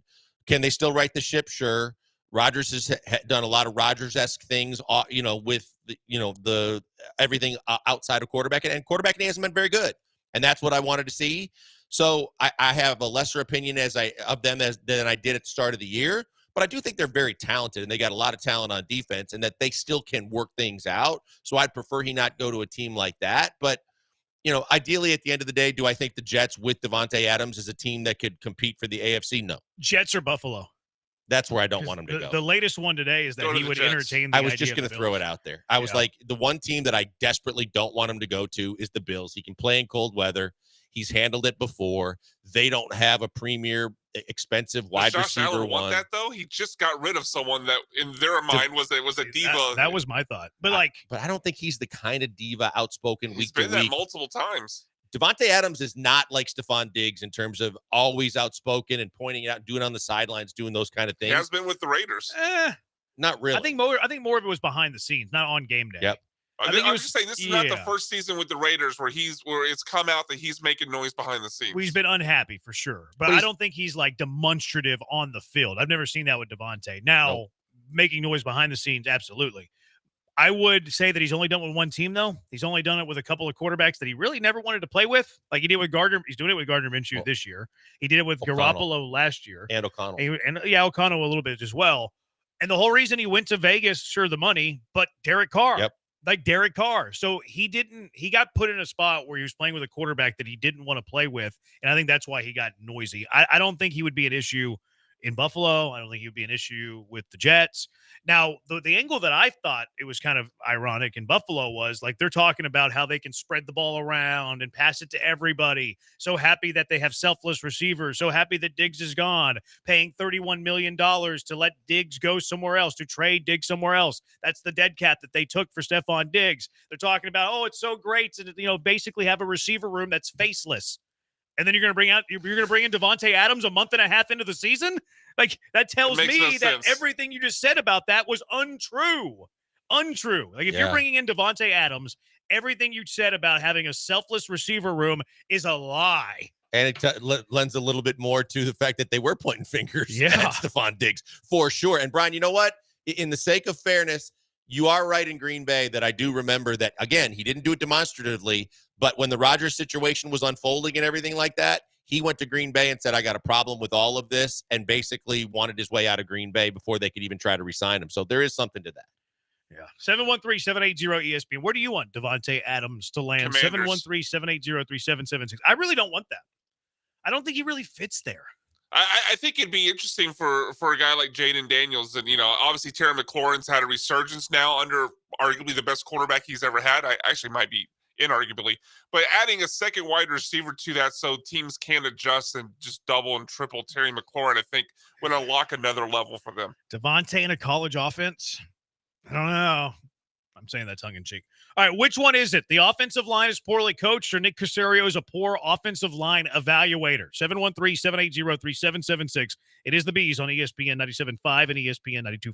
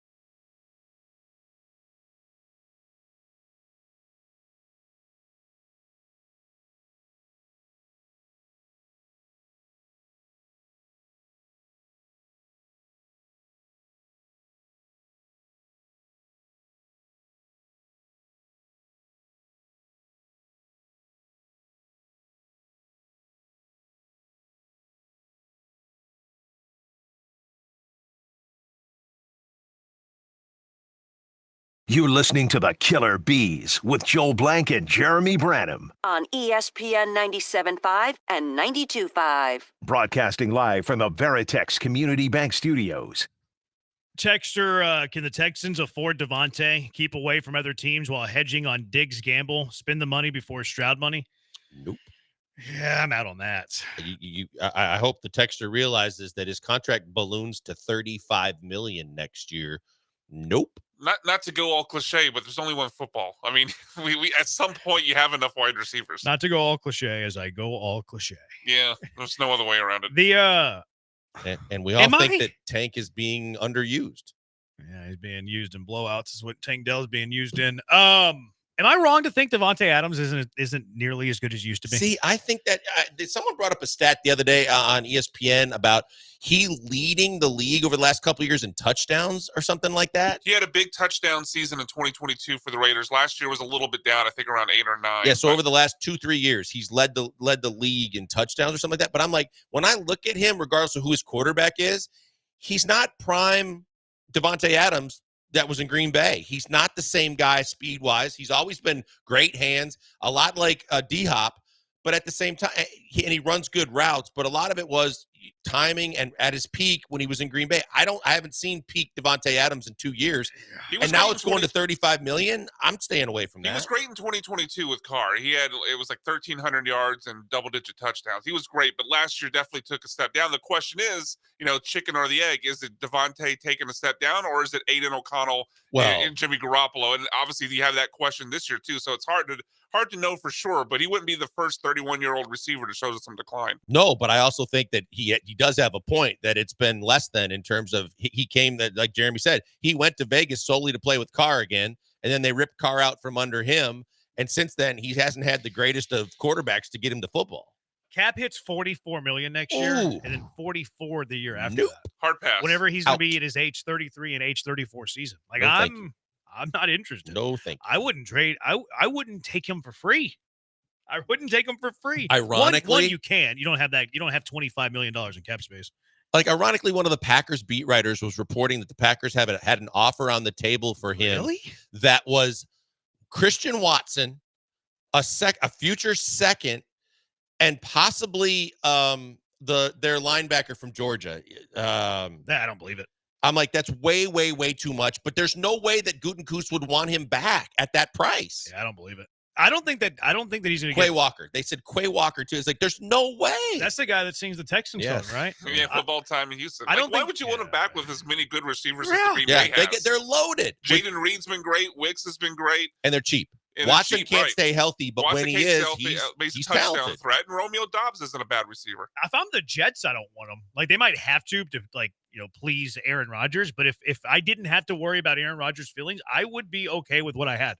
I'm not bringing in Devontae Adams at 32 years old for $35 million and $35 million. I think that's a sign that Aaron Rodgers isn't completely happy with Garrett Wilson. Like we Maybe. saw some of the videos during training camp of them arguing, and make of that what you will. Obviously, Aaron Rodgers has been known to have some drama before, but I've heard a little bit of rumble, and maybe this is just these are from fantasy guys, so who knows? These aren't beat reporters These aren't or real people. Yeah, or Adam Schefter. But it feels like there might be some unhappiness with Aaron Rodgers on how Garrett Wilson is playing. See, but then he goes out in the press conferences and says Garrett's been double covered, and no one gets more attention than him, and we got to find a way to get him the football. That's the public face, though. But I think there's a divorce coming somewhere within that where it's Saleh or some changes are going to be made, because from a Jets perspective, they can't be happy with Lazard, and that was another guy that Aaron had to have. They overpaid him, and he's not been good. Respectfully, I think Lazard's been way He's better actually than had people a few think. touchdowns. Like last year, he got hurt. He was not right. Whenever Rodgers has not played, he's been awful. When Rodgers is playing, he's been good. That's the only guy he trusts. Maybe you're right. No, I think probably right. Yeah, you're probably right. Like, he has a trust factor with Lazard. Like, he knows Lazard. He's comfortable with Lazard. Whereas Garrett Wilson's uber talented. That so far, it's only been 4 games. That so far through 4 games has been a disappointment. He's not had a good start to his season. But yeah, I wouldn't be in on Devontae Adams. And if I'm not, even if I'm a team that's desperate for wide receiver, like maybe the Commanders are, the Steelers are they're desperate. They were in on Ayuk. Now they're in on Devontae Adams. The Bills don't seem like they should be desperate, but maybe they are. Even if I'm a receiver desperate team, I would have trouble parting with more than a 4th rounder. With knowing the Yeah, with contract, the price 35 million, it'd be hard for me to give a top 3 round pick. I'm not sold that even if you're not questioning his ability at this stage in his career, the money alone tells me I'm doing you a massive favor taking him off your books, and you've got problems with him within the organization and the locker room. I'm not going out of my way to take on all of that financially and give you a premium pick like a second-round pick. No way. Yeah, it'd be. I wouldn't part for a top 3 round pick. All right, Texans offensive line. I do think it got better this past week. Certainly, still a lot to be desired. Still nowhere where it needs to be. Still a hindrance to this offense. But I did see some improvements. They were stopping the stunts a little bit better. They weren't perfect, but they were stopping some stunts a little bit better. The one downside of the offensive line that I noticed, though, that I don't think has been as apparent as the first 3 games, Kenyon Green was getting bullied. Oh boy, did he! Kenyon Green was getting he was getting pushed back into C.J. Stroud. The pass blocking that we were worried about that looked like it might be a lot better coming into the first 2 weeks of the season surely looked like he hadn't done anything last week. So I do think that they improved as a unit. I think Kenyon individually took a step back. But the conversation that I have, because you look at this offensive line, I think it has to be one of 2 issues. You have Laramie Tunsil, who's obviously a first-round left tackle, who's been twice rewarded as the highest-paid left tackle in the NFL. Kenyon Green was a first-round draft pick, and he would have been a first-round draft pick even if you didn't pick him. Like, he was going to be drafted in the first round. Juice Scruggs was a second-round draft pick. He probably had a third-round grade, but that's still a high pick, especially for an interior offensive lineman. Shaq Mason was traded for and re-signed. Titus Howard wasn't drafted by Caserio, but Nick Caserio is the man who gave Titus Howard a top 5 right tackle contract. So when I look at the offensive line, all of that stuff and all the capital, whether it's draft capital or financial capital that you've used on the offensive line, tells you that it should be a good offensive line. So I think it has to be one of 2 things. Either the offensive line is poorly coached, and we've brought this up and kicked it around a couple of times with Chris Strouser, or it's a Nick Caserio being a poor offensive line evaluator. Because whenever you have Laramie Tunsil, first-rounder, 2-time highest-paid left tackle in football, Kenyon Green, first-rounder, consensus, Juice Scruggs, a consensus third-rounder that you picked in the second round, Shaq Mason, who's a solid veteran who you extended to a contract, Titus Howard, who was a first-rounder, and even though he wasn't your first-rounder, you paid him top 5 right tackle money. So it's either A, you have a very talented offensive line that's being coached poorly, that they're not living up to their potential, or Nick Caserio is a poor offensive line evaluator. So which of the 2 is it? Now, hear me out, but why can't it be both? It could be. Because it's I look be at either A or B or B. Yeah. Because I look at this, and we talked about this at the start of the year. You do have enough talent. You've had enough talent in the past, and he's even gone out and found talent on the fly when he had to because he didn't prepare for the Kenyon Green injury, to where you were able to really hold everything together, keep CJ upright, keep him protected enough, and you were playing, musical chairs with all the different positions. And then we look at it on paper to start the season, and we say, your tackles look pretty solid. And all the guys that you mentioned look like that they can play, even if Kenyon Green is only a run blocker that really still struggles pass blocking. The rest of the offensive line looks really above average. And so for that, if I'm going to say it could be both, but where I'm going to point the finger first and foremost is coaching, because coaching should be able to take that talent and be able to work on the things that has been basically bothering them the most, that have been the biggest bugaboo that this entire offensive line has had to deal with. The fact that you have the pre-snap penalties, that's one thing. It's one thing to say the tonsillitis that goes all the way down the offensive line, that everybody gets the false starts. That's one thing. But from a coaching perspective, one, you start with the fact the league is really making a big deal about your alignment on the line, and that's something that you got to be focused on, prepared for, and understand that when it happens and the crew looks like they're going to call it, adjust. And that's something you work on in practice. The actual in-game stuff and the pre-snap stuff with the cadence, with all that stuff, those are all things from a coaching perspective have to be better. And then when you start getting it to be a bigger deal because it's become prevalent in every game that you've had so far this season, then you've got to be hyper-focused on that more so than just about anything else week to week to start your week, because it kills the team. It shoots you in the foot every time you do something offensively. Yeah, it could be both. It could be both. It just, to me, it can't be neither. Like, right. It's at minimum one of the 2. I tend to say that it's poorly coached more than it is a Nick Caserio is a poor offensive line evaluator, because I mean, Laramie is a good left tackle, especially post-snap. Post-snap, Laramie Tunsil is one of the best left tackles in football. Pre-snap, there's some issues there. But once you snap the football, he's pretty stinking good. Kenyon, so that can't be Italian evaluation thing. Like Nick Caserio can't misevaluate Laramie Tunsil. Kenyon Green could have been. Yep. And I think if you look back at all the trades that Nick Caserio has made, trading down, passing up Kyle Hamilton, and then eventually selecting Kenyon Green is probably the one that he would most like back if you got a little true serum and you got him liquored up. Center could be in that same category because a lot of people had Drew Scruggs as a 3rd round grade, and then Nick Caserio traded up and then drafted him in the 2nd. Shaq Mason's always been a solid veteran. And then the Titus Howard thing isn't really a Nick Caserio problem because it wasn't a Nick Caserio draft pick, but the moment you gave him the contract is when you assume Titus Howard is yours. He became part of your clock at that moment. Absolutely. You're absolutely right. And that's the thing. You didn't draft him, but you didn't have to extend him. So the minute you extended him, he became a member of your resume and your legacy here in Houston, and it's your responsibility because you didn't have to do it. And now it will be even worse if at the end of the year, because you drafted another offensive lineman, that you are looking to move on from him after you extended him and overpaid him, then that is definitely on Nick Caserio. Yeah, I didn't even think about throwing in the Blake Fisher aspect of this. Yeah. You also used a 2nd round pick, which I don't think is a terrible thing because I do think he's going to be the right tackle starting next year. And I think they're going to let Titus Howard go to save some finances.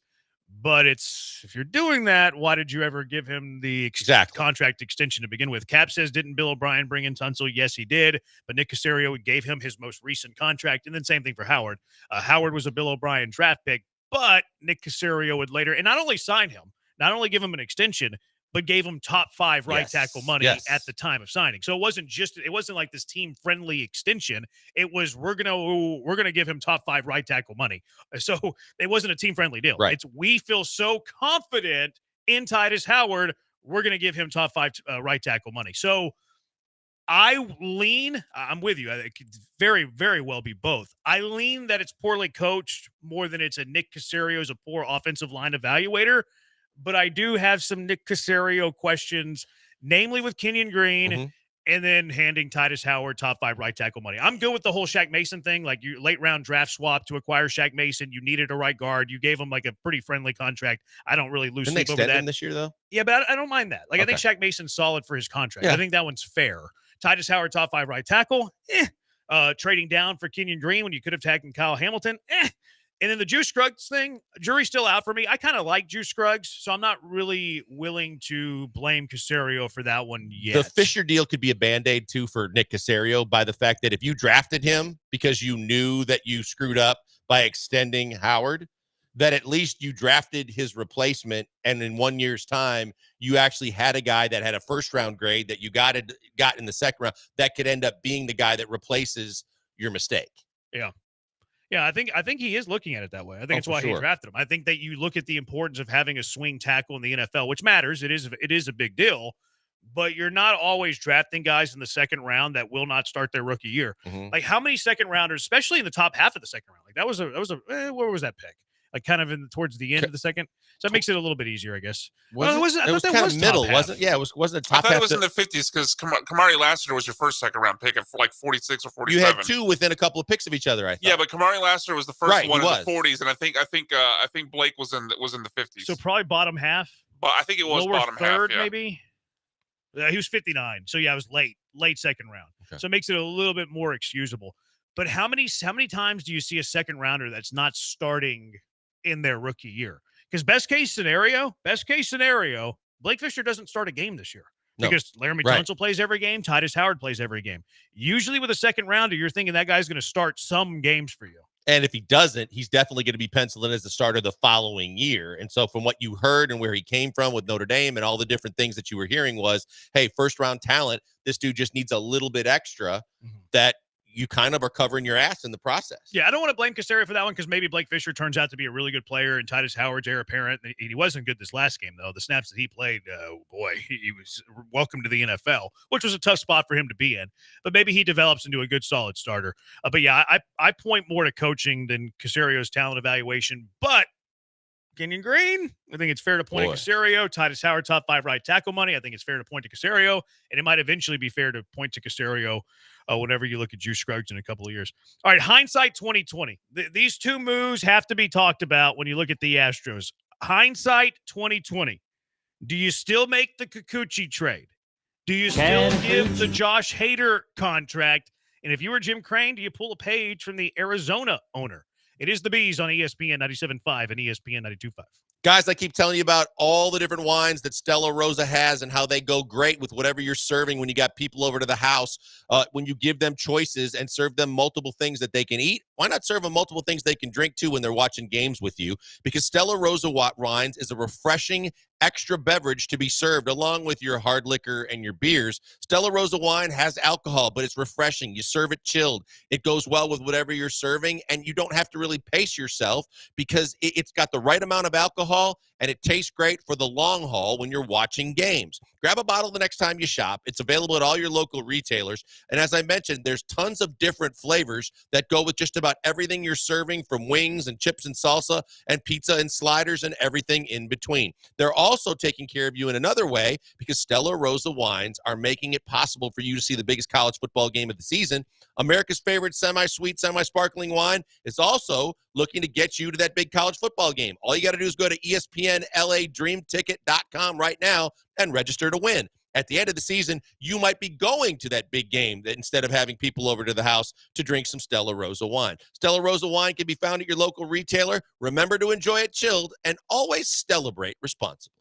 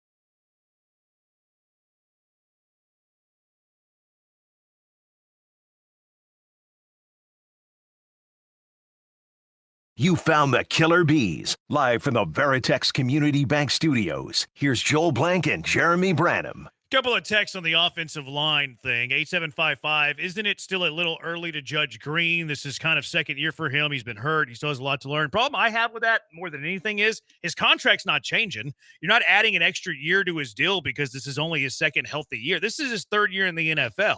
Yes, it's his second year playing, but the contract doesn't change. You got a decision to make this offseason, actually, right? Yeah, we said it's put up or shut up time when it comes to Kenyon Green. We don't care about the fact that he's been hurt. Look, before he got hurt and after he got hurt, especially last week, that run blocking was never the problem. Pass blocking was. And though he kind of looked like he had fixed some things early in the season, and I don't give a rat's ass what number he wears and what he eats for breakfast, lunch, and dinner and all the different things he did that people were talking about. I care if he can pass block. Last weekend, he looked like he still can't pass block. That's a massive problem for a team that has to make a massive decision on him in the next couple of months. And he's got to look better. And Nick drafted him in the first round where, to Jeremy's point, even if you're a second-round pick, especially as an offensive lineman, you can even be a third-round pick. But in a year's time, you should probably be starting on the offensive line for the team that takes you. If you're a first-round pick, you should be starting immediately, but also performing at a certain level to be taken as a first-round pick. He hadn't done those things. Yeah, I think you have to pick up the fifth-year rookie option before their fourth year. So this is Kenyon Green's third year. Next year will be his fourth year. So this offseason, you're going to have the decision whether or not to pick up his fifth-year rookie option. So is this Kenyon Green's second year? It is his second healthy year, but the contract doesn't change. And literally this offseason that's coming up, you're going to have to decide whether or not you want to give Kenyon Green that fifth-year rookie option, which also guarantees the fourth year. So they have a decision to make this offseason. Yeah, because even if you don't want to extend him, this is his window to show he's healthy. He's learned some things. He supposedly worked on, changed his workout routines and got stronger and better. He's going to have to play at a certain level, or a team playing for the kind of goals that the Texans have are going to move on from him, whether they extend him or not, starting next year and maybe sooner. 8835, Jason Peters was signed by the Seahawks. Texans missed out. I bet you that's Keith. Oh, he did. I know that Jason Peters signed with the Seahawks, but Keith's the guy that likes old football players. Yeah, because Jason Peters is not primetime Jason Peters How does he help the Texans?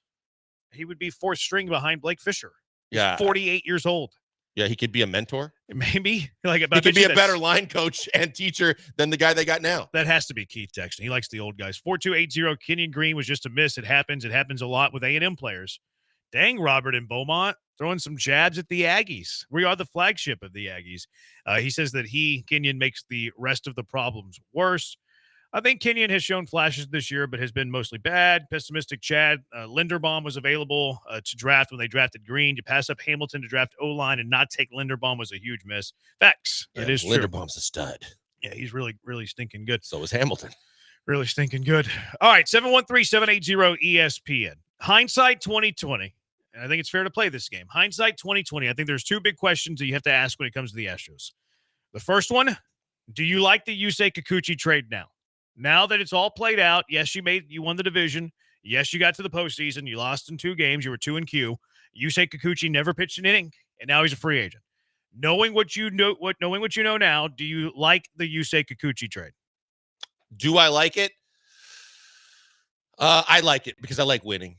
And as much as I didn't like what they gave up, I like it because as an Astro, as much as I doubted it, as much as I didn't like the trade, I like the fact that what he did for this team was a factor in getting him to what they ultimately did, which was get a playoff spot by winning the division, regardless of how far they went once they made the playoffs. The move was made with the playoffs in mind, and the fact that you were in a dogfight with the Mariners, that you weren't sure what you had and you knew what you needed with all the injuries you incurred with starting pitchers.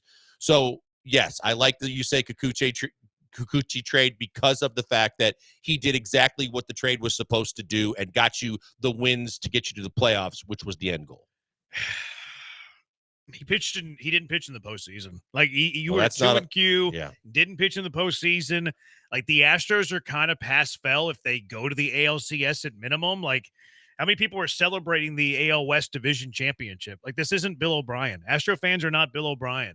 Like you had higher aspirations, you had higher goals, and look, I like the ride of Kikuchi. Kikuchi was fun. I hope they bring Kikuchi back. Mm-hmm. But if knowing what I know now, and obviously you can't do this at the moment of the trade, that's why it's hindsight 2020. But knowing what I know now, you're going to be, Kikuchi's going to pitch well in the regular season. He's not going to pitch in the postseason. You're going to be 2-Q if you make this trade. I don't make that trade. In hindsight, if I knew all that factoring in, I'm just saying because of what he did and because you don't know if you make the playoffs without him because of the performance that he put forward for you.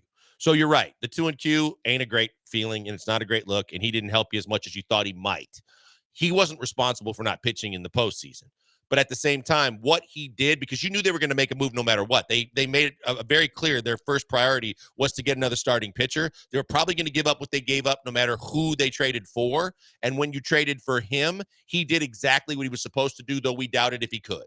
So that's why the way the trade worked out, yeah, it sucks what happened in the playoffs, but I really like, and he likes it here now, and I don't know if that factors in or not, but he'd like to be back, and he pitched his tail off. I think it has to factor in. Him being here, because he's even talked about how much he likes the culture here, how much of a winning organization this is here. Because I was critical of that when they made the trade. That who cares if he's here for 2 months? That I don't think that's a factor if you want him in free agency. I've changed my tone on that. Like he's talked about how much he likes it here. If he never got to experience that, you never have that little 2-month recruitment tool. So I do want him back. But knowing what I know now, and again, hindsight 2020, I wouldn't do it. How about the Josh Hader contract? $95 million, 5 years. If I could do it all again, I never would have done the deal. It was exciting that it was a big name at the time, and I was excited that they got one of the premier names in free agency. You look back at it, I had a lot of apprehension because of the price they paid. Now, if I could do it all again in hindsight, I ain't doing it. There's no way I'm doing it. I don't care about the eye test means a lot more to me sometimes, and you know that, and I always rely on that. But what I saw from Josh Hader wasn't a lights out, lockdown, Class A type closer, no matter what he's paid. And the fact that you paid him at a premium to get what you got, I would not have made that move. I'm not a huge fan of signing relievers to big contracts. I think that you can find relievers. I think you can groom relievers. I think your best reliever is Brian Abreu. I think you can play the free agency game where you're not signing relievers to these big contracts. You can, 1-year deals, and you can still find some really good ones. I'm not a believer in signing relievers to huge deals. So I wouldn't, and I've defended Hader. I wouldn't have done this either. Hindsight 2020. Now you would have been in a difficult spot this year because Presley became very mediocre. Some people would say because of his role. I don't believe that. I still think if Ryan Presley was a closer to the Astros, he would still have this regression back to the mean. I think he would have been very average in that role as well. So it would have made your bullpen pretty dang questionable not having Hader because Presley's regression. But just fundamentally, I don't believe in signing relievers to massive contracts. But also factor that in, Jeremy. So if you don't spend the 19 a year in this year's free agency on Josh Hader, could you have gotten a couple more relievers to fortify somewhere to the mid to the close to the back end of your bullpen so that whether you have Abreu or Presley and you have to switch off, you get a couple of cheaper but still effective relievers to cover the difference. I think you could have, yeah. Yeah, and then I think your bullpen is just fine, and you're not on the hook for 4 more years at $19+ million for a guy that gave you concern. That when you sign that kind of money to that kind of guy to do that job, you should have little to no fear putting him into a game that he could explode. Yeah. Dana Brown backed up a little bit with Hader today, backed him up, defended him. It was like, well, he only blew 3 saves. And it's like, well, there's the other games, the non-save situations that, putting him in tie games and putting him in extra innings when the game was tied, stuff like that, where he kind of didn't have great success. Hopefully he's great the next 4 years. But yeah, hindsight 2020, I wouldn't have done either one of those. 0979 without Kikuchi, they don't make the playoffs.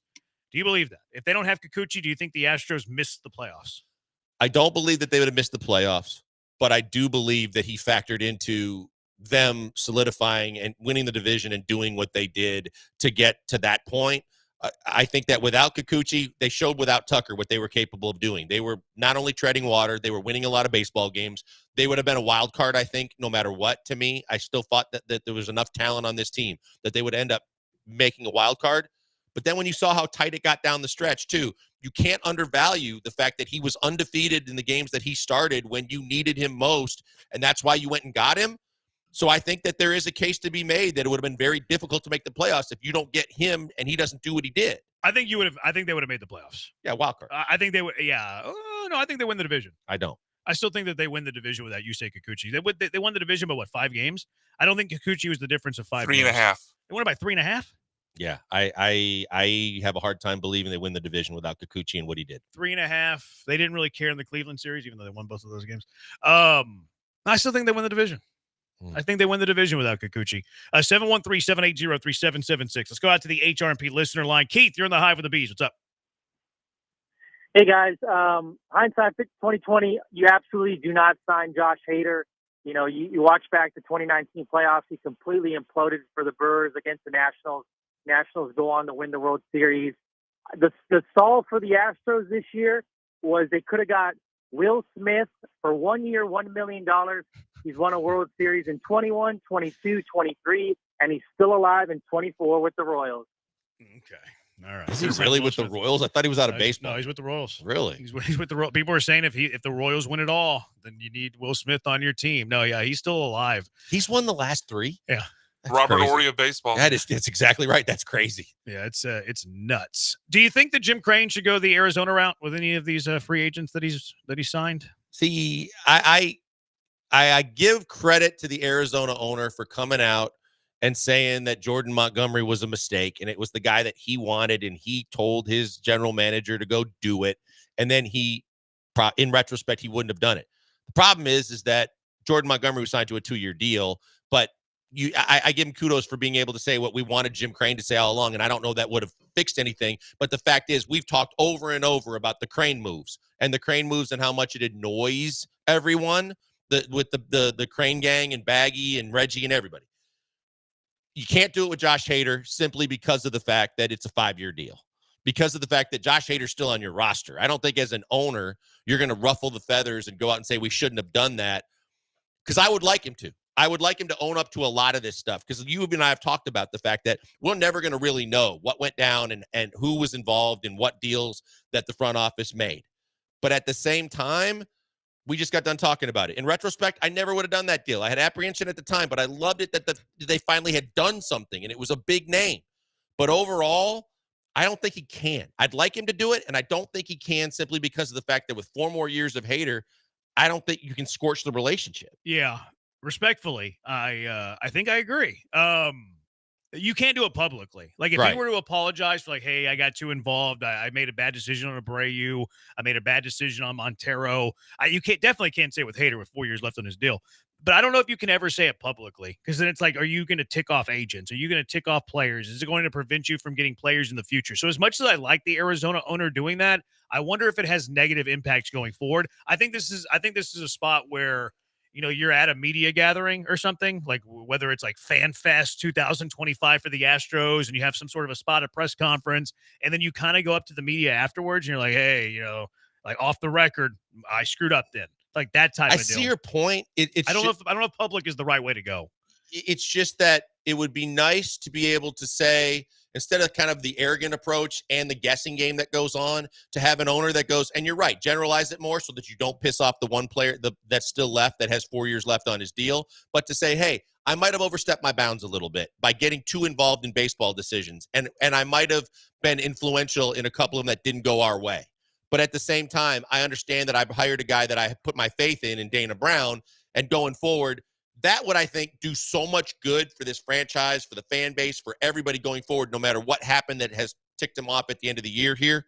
Because what we don't know is driving us nuts in a lot of ways, for how could you let that happen, and how could you throw that much money that's going to continue to hurt this team going forward? Yeah. 713-780-3776. Presley struggled last year, literally coined the term, not to Hater, would have just agreed. Not to Hater. Oh, no to Hater. Would have just groomed Abreu to be your closer. Y'all spell check before y'all send text. Goodness gracious. Without Hater, we have Presley, who is now garbage. The fun y'all had with his name was worth the trade, Ocho. We did have some fun with his name. It'll be sad if he leaves. That might be the last time we ever hear that again.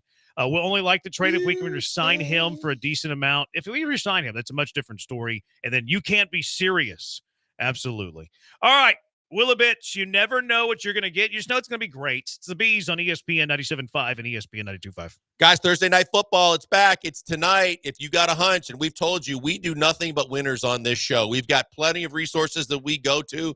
Adam and Lee and the Killer Bees, they're all about giving you winners. If you want a place where you can play some bets on those winners and see what you can do to cash in, like Lee always tells you to do, go to mybookie.ag. It's the place I always tell you to go to, because they're always taking care of their customers. They're doing it again right now.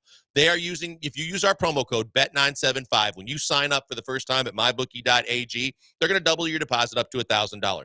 That means you go and you sign up, You get ready to put money in your account. You put in our promo code BET975. You put your money in. You're going to look at your account and go, that's way more than I put in my account. Well, yeah, because almost instantly when you use our promo code and you sign up and put money in, they're going to double it. They're going to put more money in your account. More money in your account, more games you can bet on, more chances you can win.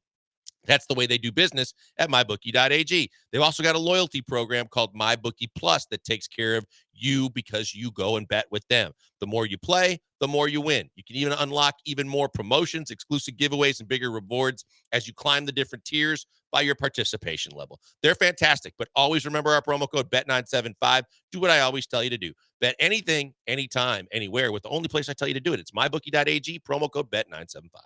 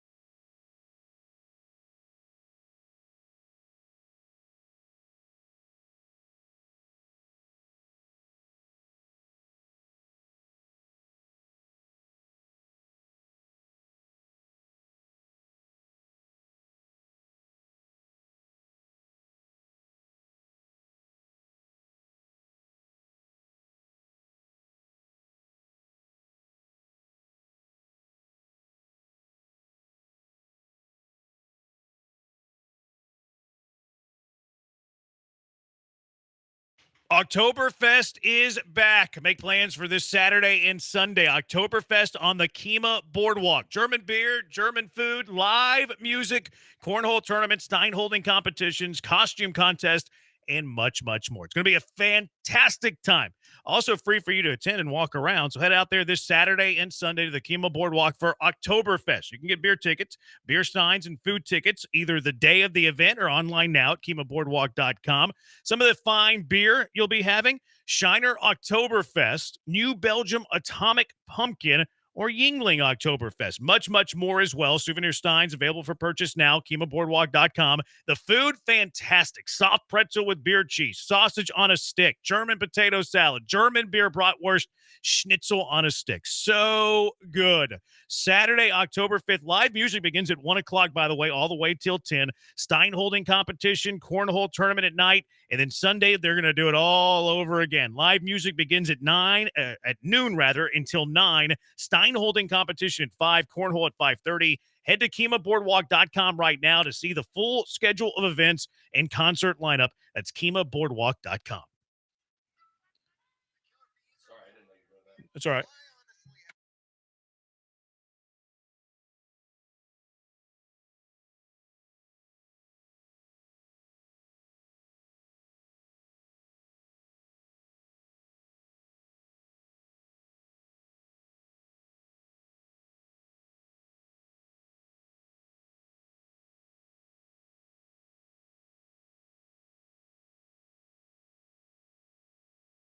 TV show reviews on the Willabits. I haven't actually watched this show. I just watched the trailer. Me Have you seen this new show, Dr. Odyssey? They're doing like this all-out blitz. Is that the one on the cruise ship? The cruise ship. Yes. It's Pacey from what show is Pacey on? He was on Dawson's Creek. Dawson's Creek. Yeah. And Pacey Don from Dawson's Johnson's Creek. in there? I don't know who Don Johnson is. From Miami Vice? Yeah, Oh, really? he's in Yep. there. Oh, yeah. He's in there. Yeah, I do remember Don Johnson. No, I just pulled up the cast. I know his face. I didn't know his name. So this is a guy who's a doctor who is a doctor on a cruise ship, and they have all sort of drama like love and, you know, people are dying and the cruise is rocking and all of this stuff. Is this what network television has become? This crap? This trash? It's the Love Boat with sauce. This is terrible. It's Who's sassy watching Love this? Boat, Brian. And they went like Blitzkrieg with their marketing. They have billboards on the highway. I drive up 45. Really? I've seen them on 59 also. Yeah, they went all out on their marketing for Dr. Odyssey that quite literally looks like the worst show possible ever made. It's one of two shows that's coming out this, I guess, fall season that literally, I told Sean Mapes when I saw the trailer for the other one, and we got the trailer for that one too, but it literally looks like it's written by AI. It's just like, all right, let's take hot people. They're in an exotic location. They're doing something wacky. There we go. There's the show. It's awful. It's just, it feels so formulaic. Yeah, I saw the one commercial where like you get the girl in the lingerie, the saucy lady in the lingerie, and then like she goes into like cardiac arrest. Yeah, it's just like they took they basically made a list of all the popular things that happen in TV shows, and they just mashed them together into a Frankenstein's monster and turned out this crap that you want to play the trailer? Sure. All right. Yeah, be prepared to be very bored and disappointed.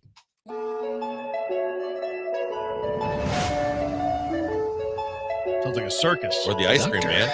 Yeah. Welcome aboard the Odyssey. Uh-oh. This ship is heavy. So dramatic. Our mission is to preserve the dream. And that's why you're here. I'm in. Keep these streamers safe. You're going to be okay. Yeah? No. You don't watch TV. I do watch TV. It's not a question of when you encounter waves. It's if. What is the question? But what you do when they come up. Oh, God. There we go. Yeah, just get them all sauced up and fired up, and then when they are about ready to die or pass out, save them. What would it take for you to watch Pacey on Dr. Odyssey? Pay me. I'm not watching this. If they pay me, I would. I am This so needs to be disappointed a with segment, television. Joel's TV show reviews, where we get him to watch Just a terrible trailer. TV shows. Or just a trailer. Pay Listen me. to the trailer. I don't want to pay you. Just listen Well, to then the I don't want trailer. to watch your stupid television shows. Just the trailer. Review the trailer. Oh, I can do that. Okay, we'll send you Yeah, yeah, trailers. yeah, yeah. You know what? We have another so trailer that I was disappointed. going to play instead. I'll send it to you, and we can do a review. No, of it. no, this is the one that you and Mapes already were talking about Oh, during so you the already baseball know about it? playoffs. This is Okay. the chick that dresses like a hooker, but as a mom, and then she's smart, and she solves crime. I'm so disappointed in what we like, Is that a pretty good synopsis? produce. What is Again, Hollywood doing? It's another AI mashed together show. Yeah, it's hey, what do people like? It's surfing. It's hot people. It's a ripoff of Baywatch. Let's throw it together. She dresses like a hooker. She's really a mom, but she's super smart at solving crimes, and she's here to entertain you. It's the way they write a lot of female characters. Oh, she's sassy and she's got brains, but she's hot too. Next on Fox. What are the worst shows ever made? Texter says that the trailer had me speeding in traffic to get home. I'm in on Dr. Odyssey. Rue Kid from Mighty Ducks is a star. I think the worst Is there show. a Mighty Ducks guy on that cast? I don't know. I think I never watched it, but the worst show I ever saw pitched that made it to air was when Geico or the ABC tried to make a show out of the Geico caveman. They tried to turn it into a sitcom. Did they really? Yeah. Oh yeah. It didn't last for more than like 8 episodes, but they did. It was. I hope they think got it was early Geico as a 2000s. sponsor. We come up with the worst show ideas. Like, what is Hollywood doing with their time? This is what you're doing? That you're creating Geico Caveman, Dr. Odyssey, High Surf. This is brutal. What was that? What was the doctor show with the little kid? Oh, Doogie Howser? No, it was new. It was Oh new. yeah. It was like a teenage doctor. I can't. Yeah. Gosh, I'd have to Google I it. think he had some issues. What do you mean Oh, had he was some like, issues? yeah, He like yeah, Asperger's. yeah, on the but spectrum, when it okay. came to medical stuff, Yeah. he was like spot on. I would never watch the show, but anytime I saw it made me sick. It made me sick that people would watch that What show. if you were the patient of that kid? He knew he lived in his neighborhood. It's so bad. It is so bad. This is why everybody streams these days and nobody watches network television. Yeah. I mean, more so than anything else, too. I mean, and you think about how long they keep going back to the well, too. I just saw one of the commercials for That's what all these shows are. It's going back to the I'm well saying, to what's worked in the past. all and they the just mash it talent together. shows, and they just keep recycling judges and recycling to keep it going. And then Dances with the Stars. Well, yeah, especially Dancing with the Stars. Remember, they killed it off, and then they brought it back. It's like, oh, crap, we don't have any ideas for new shows. Let's bring it back. They bring it back on the same network? Well, they killed it and then put it like only on Disney Plus, and then they brought it back to now ABC. it's on ABC again. Yeah, they brought it back to ABC. Because wasn't it American Idol that went to a different network? Yeah, I think so. I think weird so. too. Well, isn't it? And one of the Dances with the Stars has to wear an ankle bracelet now. That's one of the storylines. That is true. Yes. They don't make quality shows like Burn Notice anymore. Burn Notice wasn't a quality show. Great television. Burn Notice, Dexter.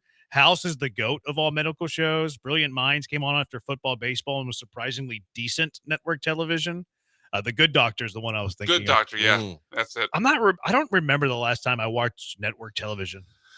Like for a show. Yeah. For a show. Like my daughter watches American Ninja Warrior. Yeah, I don't even and stuff consider that like that. That's a show, but that's it's not a a show, but it's not like a network drama. Yeah. And she likes one of the singing one, The Voice. Yeah, not a show. Again, not really in the category we're I get talking it. about. Yeah. I think the last time I watched network TV might have been like The Office. Yeah, It might Parks be and Rec. that I far think back. it might be Parks and Rec or Community for me. It really might be that. I far like back. Which is 10 years ago now.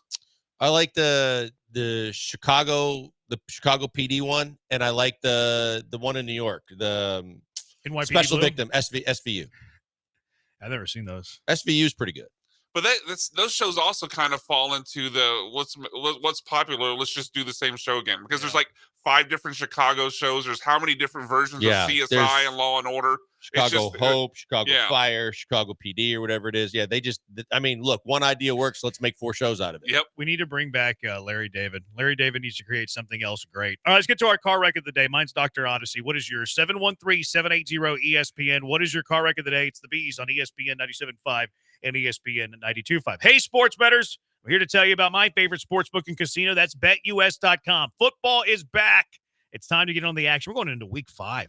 I endorse one sportsbook and casino, and that's BetUS. If you want a game plan to win this season, then check out BetUS. BetUS went large for you this season with a huge offer, a 125% sign-up bonus on your first 3 deposits. That's right, a 125% bonus on your first 3 deposits. BetUS offers value other sportsbooks simply do not. Gambler's insurance, crypto bonuses, casino bonuses, plus they have all the products you need. Competitive odds, parlays, live betting, odds boost, and prop betting. When you're ready to lay down your bet, give your bet an edge. Why not combine your sign-up bonus with knowledge? Get that knowledge with expert analysis, picks, and predictions on all major sports on their very own BetUS TV. Get started at BetUS.com or give them a call at 1-800-MY-BETUS. BetUS, where the game begins.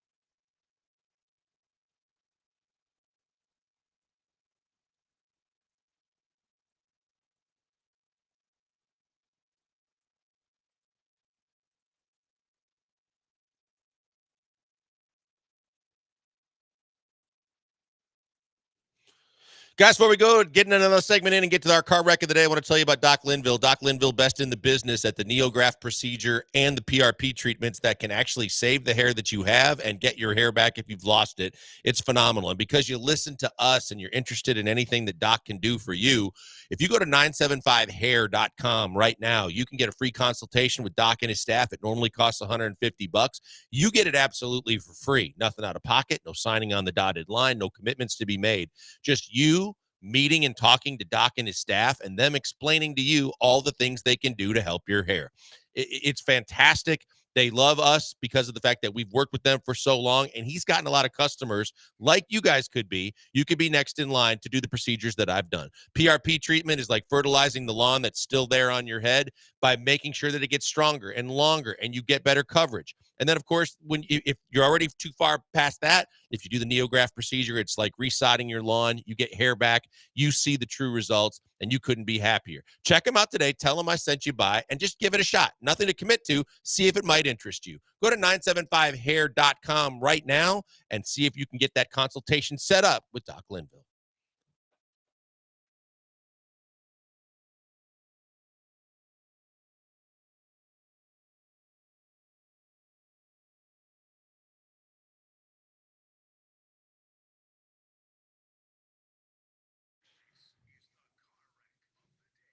What is your car wreck of the day? 713-780-ESPN. Mine's Brian. You didn't play the Astro starter music today. R.I.P. Is that too soon? Pour one out. Too soon. Too soon. Yeah. What's the car wreck of the day? 713-780-3776. What you got, Blake? We still got a little Astros to mention in the car wreck of the day. Phil Maton gets my car wreck of the day. Phil Maton came into a game for the Mets last night with the Mets having a one-run lead and proceeded to give up a one-run home run and then a two-run dinger to lose the game for the Mets. Respectfully, you watched baseball last night? I did. I don't know how you It's could do the it. Brewers. I thought you didn't claim the Brewers. Right, but they're my hometown team, and they were on, and I know my buddies are texting me that the game was on, and it was a one-run game. I put it on. I know you claimed the Bucks and the Packers. I thought the Brewers were dead to you. I'm happy you have They're buddies. not dead to me, but they're a small market team. They never spend the money to actually look at big commit. time Blank over here. Small love. And I told you I became an Astros peasants. fan when I moved here. So there you go. Yeah, I was too devastated to watch baseball. They also used Ryan Stanek last night before Maton. It was really kind of weird. I did read the some people were mad they didn't use Edwin Diaz and they used I did read that Maton had the 8th inning this morning, but yeah, I was too sad to watch any baseball yesterday. I want to nominate Rasheed Rice's mom. Yeah. Was she a porch pirate? Is that I their way to think it was say it? a hallway of a hotel, right? No, of her apartment complex. Oh, Which it's apartment Rasheed complex. Rice, you're not taking care of mom? Maybe it was a nice apartment. It could be a nice one. Okay. It was a nice apartment. Well, they did have an apartment complex with ring cameras. He's on a rookie deal. Yeah, he's probably going to be fined legally for his actions in the. That's true. He's going to need to hang on to his money for time being. But not till the end of the year. And then she was wearing his jersey whenever she was caught on camera. Stealing. And it said Rice's mom. Oh, yeah, it said Rice's mom. I forgot about that. Mama Rice. I wonder who that could be. My goodness. Jesus. Bad. And she only walked by the door like 2 times before she actually yeah. decided to take it. She was just getting eyes on the scene. It does make you wonder the how lay of the land. It makes you wonder how in 2024 people don't realize like every door has a Ring doorbell. Like, you're not going to get away with Even that at sort apartment of stuff. complexes? Yeah, no, I see them all the time. Huh. Yeah, All right, what do you nominate for car wreck of the day? The coward D for coming on and hanging up on us 3 times or calling to the show 3 times, even though he apparently thinks you're a sassy. Call me sassy. Yeah, he called you And sassy. disrespectful to Blankers. At least he came back. 3 times. Yeah, 3 times. You got called out, and a lot of guys would have ran. Hung He came up back. twice. We let him go the 3rd time, but That was yeah. fun. 4078 says this podcast sucks. Don't even talk about Houston sports most of the time. It's funny. Podcast? My car wreck of the day is the Killer Bees, says 9198. 9392. Car wreck of the day is this air and these allergies. Be careful. Might turn into pneumonia. There's some stuff going around. Yeah, that's scary. 4965, car wreck of the day, the Baltimore Orioles. Not only did Good they call. get beat by Kansas City on the field, but they also got dunked on by social media. Oh, yeah. As the Royals media staff used a quote from The Wire, a TV show based in Baltimore. See their post? I didn't see it. So the Orioles had posted a picture of a throne, like a king, a royal would sit on, and it had a Oriole sitting on it, an Oriole bird sitting on it. Said this seat's taken. And then, of course, they quote tweeted with Bobby Witt and said seats ours or something like that. Nice. Yeah, I really it was well done. I'm not going to watch October baseball anymore, but I really hope Kansas City beats the Yankees. Oh, I'm rooting against the Yankees and the Dodgers. That's what I'm rooting for. Yeah, I do look forward to that. Did Detroit have any burn? No, the Detroit didn't have a burn to the Astros. I don't think they so. just put moving on, ALDS bound. They kept it classy. Detroit. Just like AJ wants them to. That's good. All right, what's winning here? I go with Rushy Rice's mom. That's fine. All right, Good with that does it. All right, he's Brian doing all the hard work. Thank you. He's Blank on Brandon. Talk to you tomorrow, Houston. Hall of Fame coming up at 7. Brad Gilmore and Jobber T.